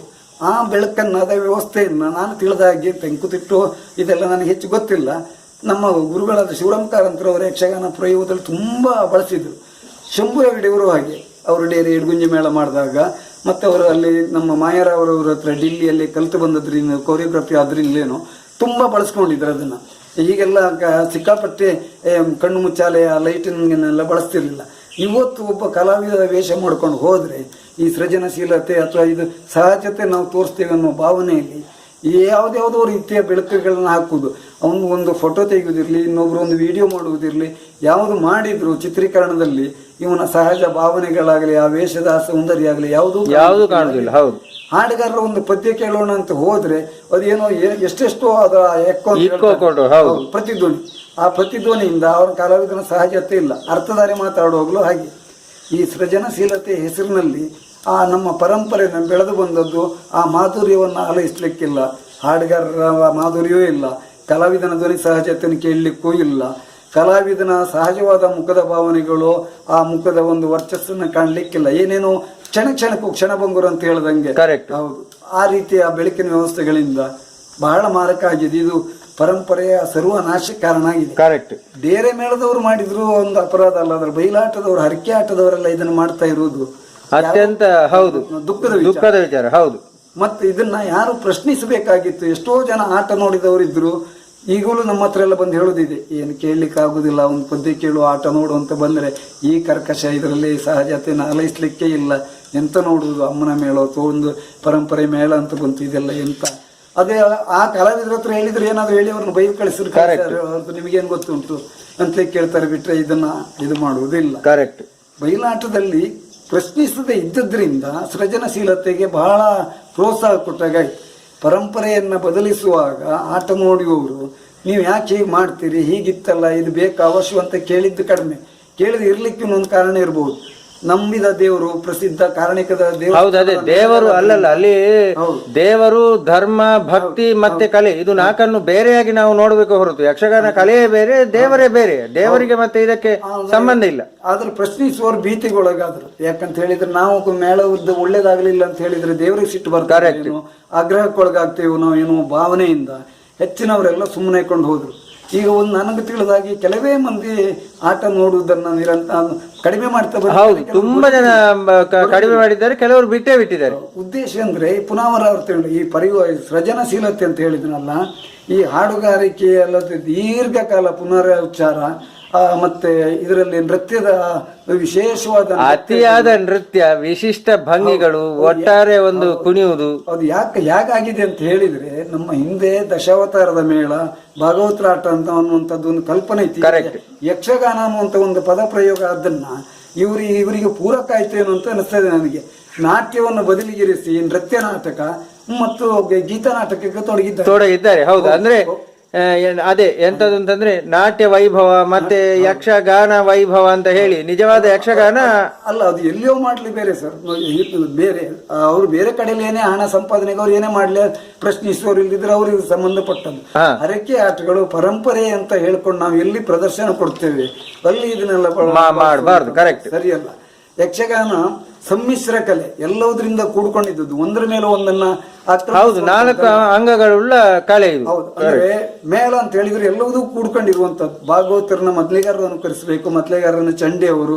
ವೇಷದಲ್ಲಿಯೂ ಹಾಗೆ, ವೇಷದಲ್ಲಿ ನಾವು ಮುಂಡಾಸು, ಕಿರೀಟ, ಕೈದೆ ಮುಲ್ಲ ಇದ್ದ ಹಾಗೆ ಮತ್ತು ಎಲ್ಲವರು ಒಬ್ರನ್ನೊಬ್ರು ಅನುಸರಿಸಿಕೊಂಡು ಹೊಂದ್ಕೊಂಡು ಹೋಗೋದ್ರಿಂದಲೇ ಮೇಳ ಕೂಡ್ಕೊಂಡಿರುವಂತದ್ದಂತ ಇತ್ತು. ಇದು ಆಗಲ್ಲ. ಇವಾಗ ಭಾಗವತರು, ನಾನು ಬೇರೆ ಯಾವ ಮಾಧ್ಯಮದ ಉತ್ತರ ಕನ್ನಡ, ದಕ್ಷಿಣ ತೆಂಕುತಿಟ್ಟಿನ ಬಗ್ಗೆ ಹೇಳುದಿಲ್ಲ, ನನಗೆ ತಿಳಿದಾಗೆ ಒಳ್ಳೊಳ್ಳೆ ಭಾಗವತರು ನಮ್ಮಲ್ಲಿದ್ದಾರೆ. ಹಿರಿಯ ಕಲಾವಿದರು, ಪರಂಪರೆಯನ್ನು ನೆನಪಿಸುವಂತ ಕಲಾವಿದರು ಇದ್ದಾರೆ. ಆದರೂ ಒಬ್ಬರು ಈ ಬೇರೆ ಬೇರೆ ಮಾಧ್ಯಮ ಡೇರೆ ಮೇಳದಿಂದ ಹೋಗಿ ಬಂದು ಅಥವಾ ಅಲ್ಲಿ ಆಕರ್ಷಣೆಯನ್ನು ನೋಡಿ ಅದರಿಂದ ಪ್ರಭಾವಿತರಾಗಿ ಕೆಲವಷ್ಟನ್ನು ಅದನ್ನೇ ಅನುಕರಿಸ್ತಾ ಇದ್ದಾರೆ.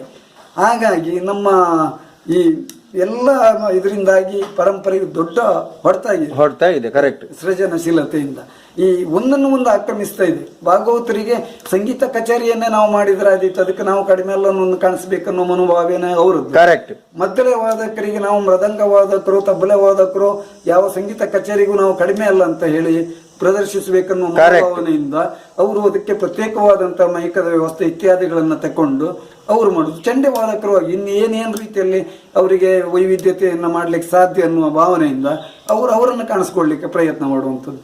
ವೇಷಧಾರಿಗಳು ಹಾಗೆ, ನಾವು ಆ ಕಲಾವಿದನೇ ಕಡಿಮೆ ಅಲ್ಲ, ಈ ಕಲಾವಿದನೇ ಕಡಿಮೆ ಅಲ್ಲ, ನಮ್ಮ ನಾಟ್ಯ ಹಾಗುಂಟು ಹೀಗುಂಟು ಅಂತ ಒಬ್ಬ ಒಳ್ಳೆಯ ನರ್ತಕ ಅನ್ನೋದನ್ನೇ ತೋರಿಸ್ಬೇಕನ್ನೋ ಭಾವನೆ ಅವರದ್ದು, ಮುಖದ ಭಾವನೆ ಮತ್ತೆ ಇದನ್ನು ತೋರಿಸ್ಬೇಕನ್ನೋದೇ ಬಿಟ್ರೆ, ಆ ಕವಿಗಳು, ಪೂರ್ವ ಕವಿಗಳು ಏನು ಪದ್ಯದಲ್ಲಿ ಆಶೆ ಇಟ್ಟು ಬರೆದಿದ್ದಾರೆ, ಏನು ಇದು ಮಾಡಿದ್ದಾರೆ ಅನ್ನೋದನ್ನ ಮರೆತು ಇವರು ಇದನ್ನ ಸರ್ಕಸ್ ಎಲ್ಲ ಮಾಡ್ತಾ ಇದ್ದಾರೆ ಬಿಟ್ರೆ ಇದಿಲ್ಲ. ಯಕ್ಷಗಾನದಲ್ಲಿ ಏನಿದ್ರು ಕವಿಗಳ ಆಶಯವನ್ನ ಹಾಡುಗಾರರು, ಭಾಗವತರು ಅರ್ಥೈಸಿಕೊಂಡು ಅವರದ್ದನ್ನು ಕೆಲವು ಕೊಡ್ಬೇಕು. ಸೃಜನಶೀಲ ಭಾವನೆಗಳು, ವೀರರಸ ಆದ್ರೆ, ದುಃಖ ಆದ್ರೆ, ಅಂದ್ರೆ ಪ್ರಸಂಗದ ಕಥೆಯನ್ನು ಆ ಹಾಡುಗಳ ಮೂಲಕ ಕವಿ ಕಟ್ಟಿಕೊಟ್ಟಿದ್ದಾನೆ. ಆ ಹಾಡುಗಳ ಪ್ರತಿಯೊಂದು ಆಶಯಗಳನ್ನು ಕಲಾವಿದನಾದವನು ತನ್ನ ಇದರಿಂದ ತೋರಿಸಿಕೊಡ್ಬೇಕು. ತಮ್ಮ ಸೃಷ್ಟಿ ಮಾಡುವವರು ಭಾಗವತರು, ಅವರು ಒಂದು ರಾಗವನ್ನು ಬಳಸಿದಾಗ ಆ ಭಾವನೆಗೆ ಸೃಷ್ಟಿಗೊಳ್ತದೆ. ಅದಕ್ಕೆ ಕಲಾವಿದನು ಪೂರಕವಾಗಿ ಹೊಂದ್ಕೊಂಡು ಹೋಗ್ಬೇಕಾಗ್ತದೆ, ಸಾಧ್ಯ ಆಗ್ತದೆ. ಇವರು 10 ಸಾರಿ ಅದನ್ನೇ ಹೇಳುವಾಗ, 2 ವೇಷಧಾರಿಗಳಿರುವಾಗ ಒಂದು ವೇಷ ಕುಣಿಯುವಾಗ ಇನ್ನೊಂದು ವೇಷ ನಮ್ಮಲ್ಲಿ ಈ ಗದ್ದೆ ಕೃಷಿ ಮಾಡಿದವರಲ್ಲಿ ಮೆಣಸಿನ ಗದ್ದೆಯೋ ಭತ್ತದ ಪೈರು ಗದ್ದೆಯಲ್ಲಿಯೋ ದೃಷ್ಟಿ ತಾಗಬಾರ್ದಂತ ಒಂದು ಬೆರ್ಚಪ್ಪನ ನಿಲ್ಲಿಸಿದಾಗ ಹಾಗೆ ಇಲ್ಲಿ ಯಾವ ಭಾವನೆಗಳಿರಲಿಲ್ಲ. ಉದಾಹರಣೆಗೆ 10-15 ನಿಮಿಷ ಒಬ್ಬ ಕಲಾವಿದ ಏಕೋಭಾವನೆಯಿಂದ ಇರ್ಲಿಕ್ಕೆ ಸಾಧ್ಯವೇ ಇಲ್ಲ. ನನಗೂ ಇಂಥದ್ದೇ ಅನುಭವಗಳಾಗಿದೆ. ಈಗ ಬಹಳ ಒಳ್ಳೆಯ ಪ್ರಸಂಗಕರ್ತರು ನಮ್ಮ ಗುಂಡು ಸೀತಾರಾಮಯ್ಯ ಅಂತ ಸ್ವರ್ಭದವರು ಬಹಳ ಚಂದ ಪ್ರಸಂಗ ಬರೆದಿದ್ದಾರೆ. ಚಿತ್ರಾಕ್ಷಿ ಕಲ್ಯಾಣ ಅಂತ ಸ್ವಲ್ಪ ಹೊಸ ಪ್ರಸಂಗ ಅಂತಾರೆ. ಅದರ ಎಲ್ಲ ಪರಂಪರೆ ವೇಷಗಳಿದೆ. ಅಷ್ಟ ದಿಕ್ಪಾಲಕರು, ಬ್ರಹ್ಮ, ವಿಷ್ಣು, ಮಹೇಶ್ವರರು ಎಲ್ಲ, ಮತ್ತೆ ರಾಜರು, ಮಹಾರಾಜರು ಎಲ್ಲಾ ಕತೆ ಬರುವಂತ ಒಂದು ಕಥೆಯಲ್ಲಿ ರಾಕ್ಷಸರು ಇದ್ದಾರೆ. ರಾಕ್ಷಸರ ಪಾತ್ರ 2 ಬರ್ತದೆ, ಖಳನಾಯಕ ಕರೆಕ್ಟ್.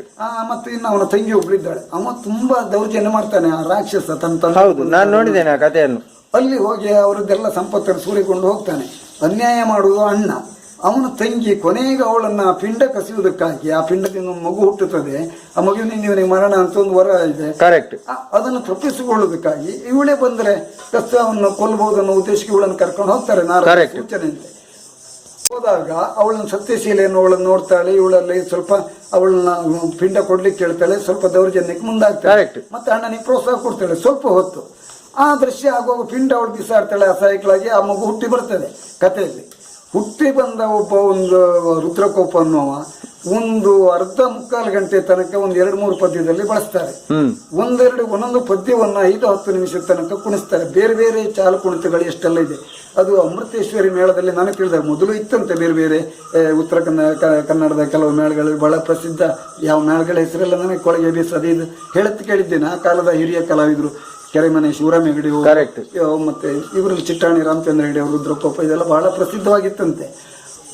ಅದೇ ಚಿಟ್ಟಾಣಿ ರಾಮಚಂದ್ರ ಹೆಗಡೆ ಅವರು ಅಮೃತೇಶ್ವರಿ ಮೇಳಕ್ಕೆ ಬಂದಾಗ ಗುರುಗಳಾದ ನಾರಾಯಣಪ್ಪವರು ಜನಾಕರ್ಷಣೆಗಾಗಿ ಮತ್ತು ಒಳ್ಳೆಯವರು ಮುಖ್ಯ ಕಲಾವಿದರು, ಅವರನ್ನೇ ಎದ್ದು ಕಾಣಿಸುವ ಉದ್ದೇಶಕ್ಕಾಗಿ ತುಂಬ ಪ್ರೋತ್ಸಾಹ ಅವರಿಗೆ ಕೊಟ್ಟರು.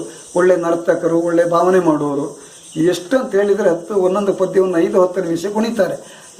ಇವಳು ಅನ್ಯಾಯ ಮಾಡಿದವಳು, ಇವಳನ್ನು ಕೊಲ್ಲಿಕ್ಕಂತ ಬರ್ತಾನೆ. ಬಂದಾಗ ಇವಳು ಅವನ ಕಾಲ ಅಡಿ ಬೀಳ್ತಾಳೆ, ಕೊಲ್ಲಬಾರದು, ನನ್ನನ್ನು ರಕ್ಷಿಸ್ಬೇಕಂತ ಕೇಳ್ತಾನೆ.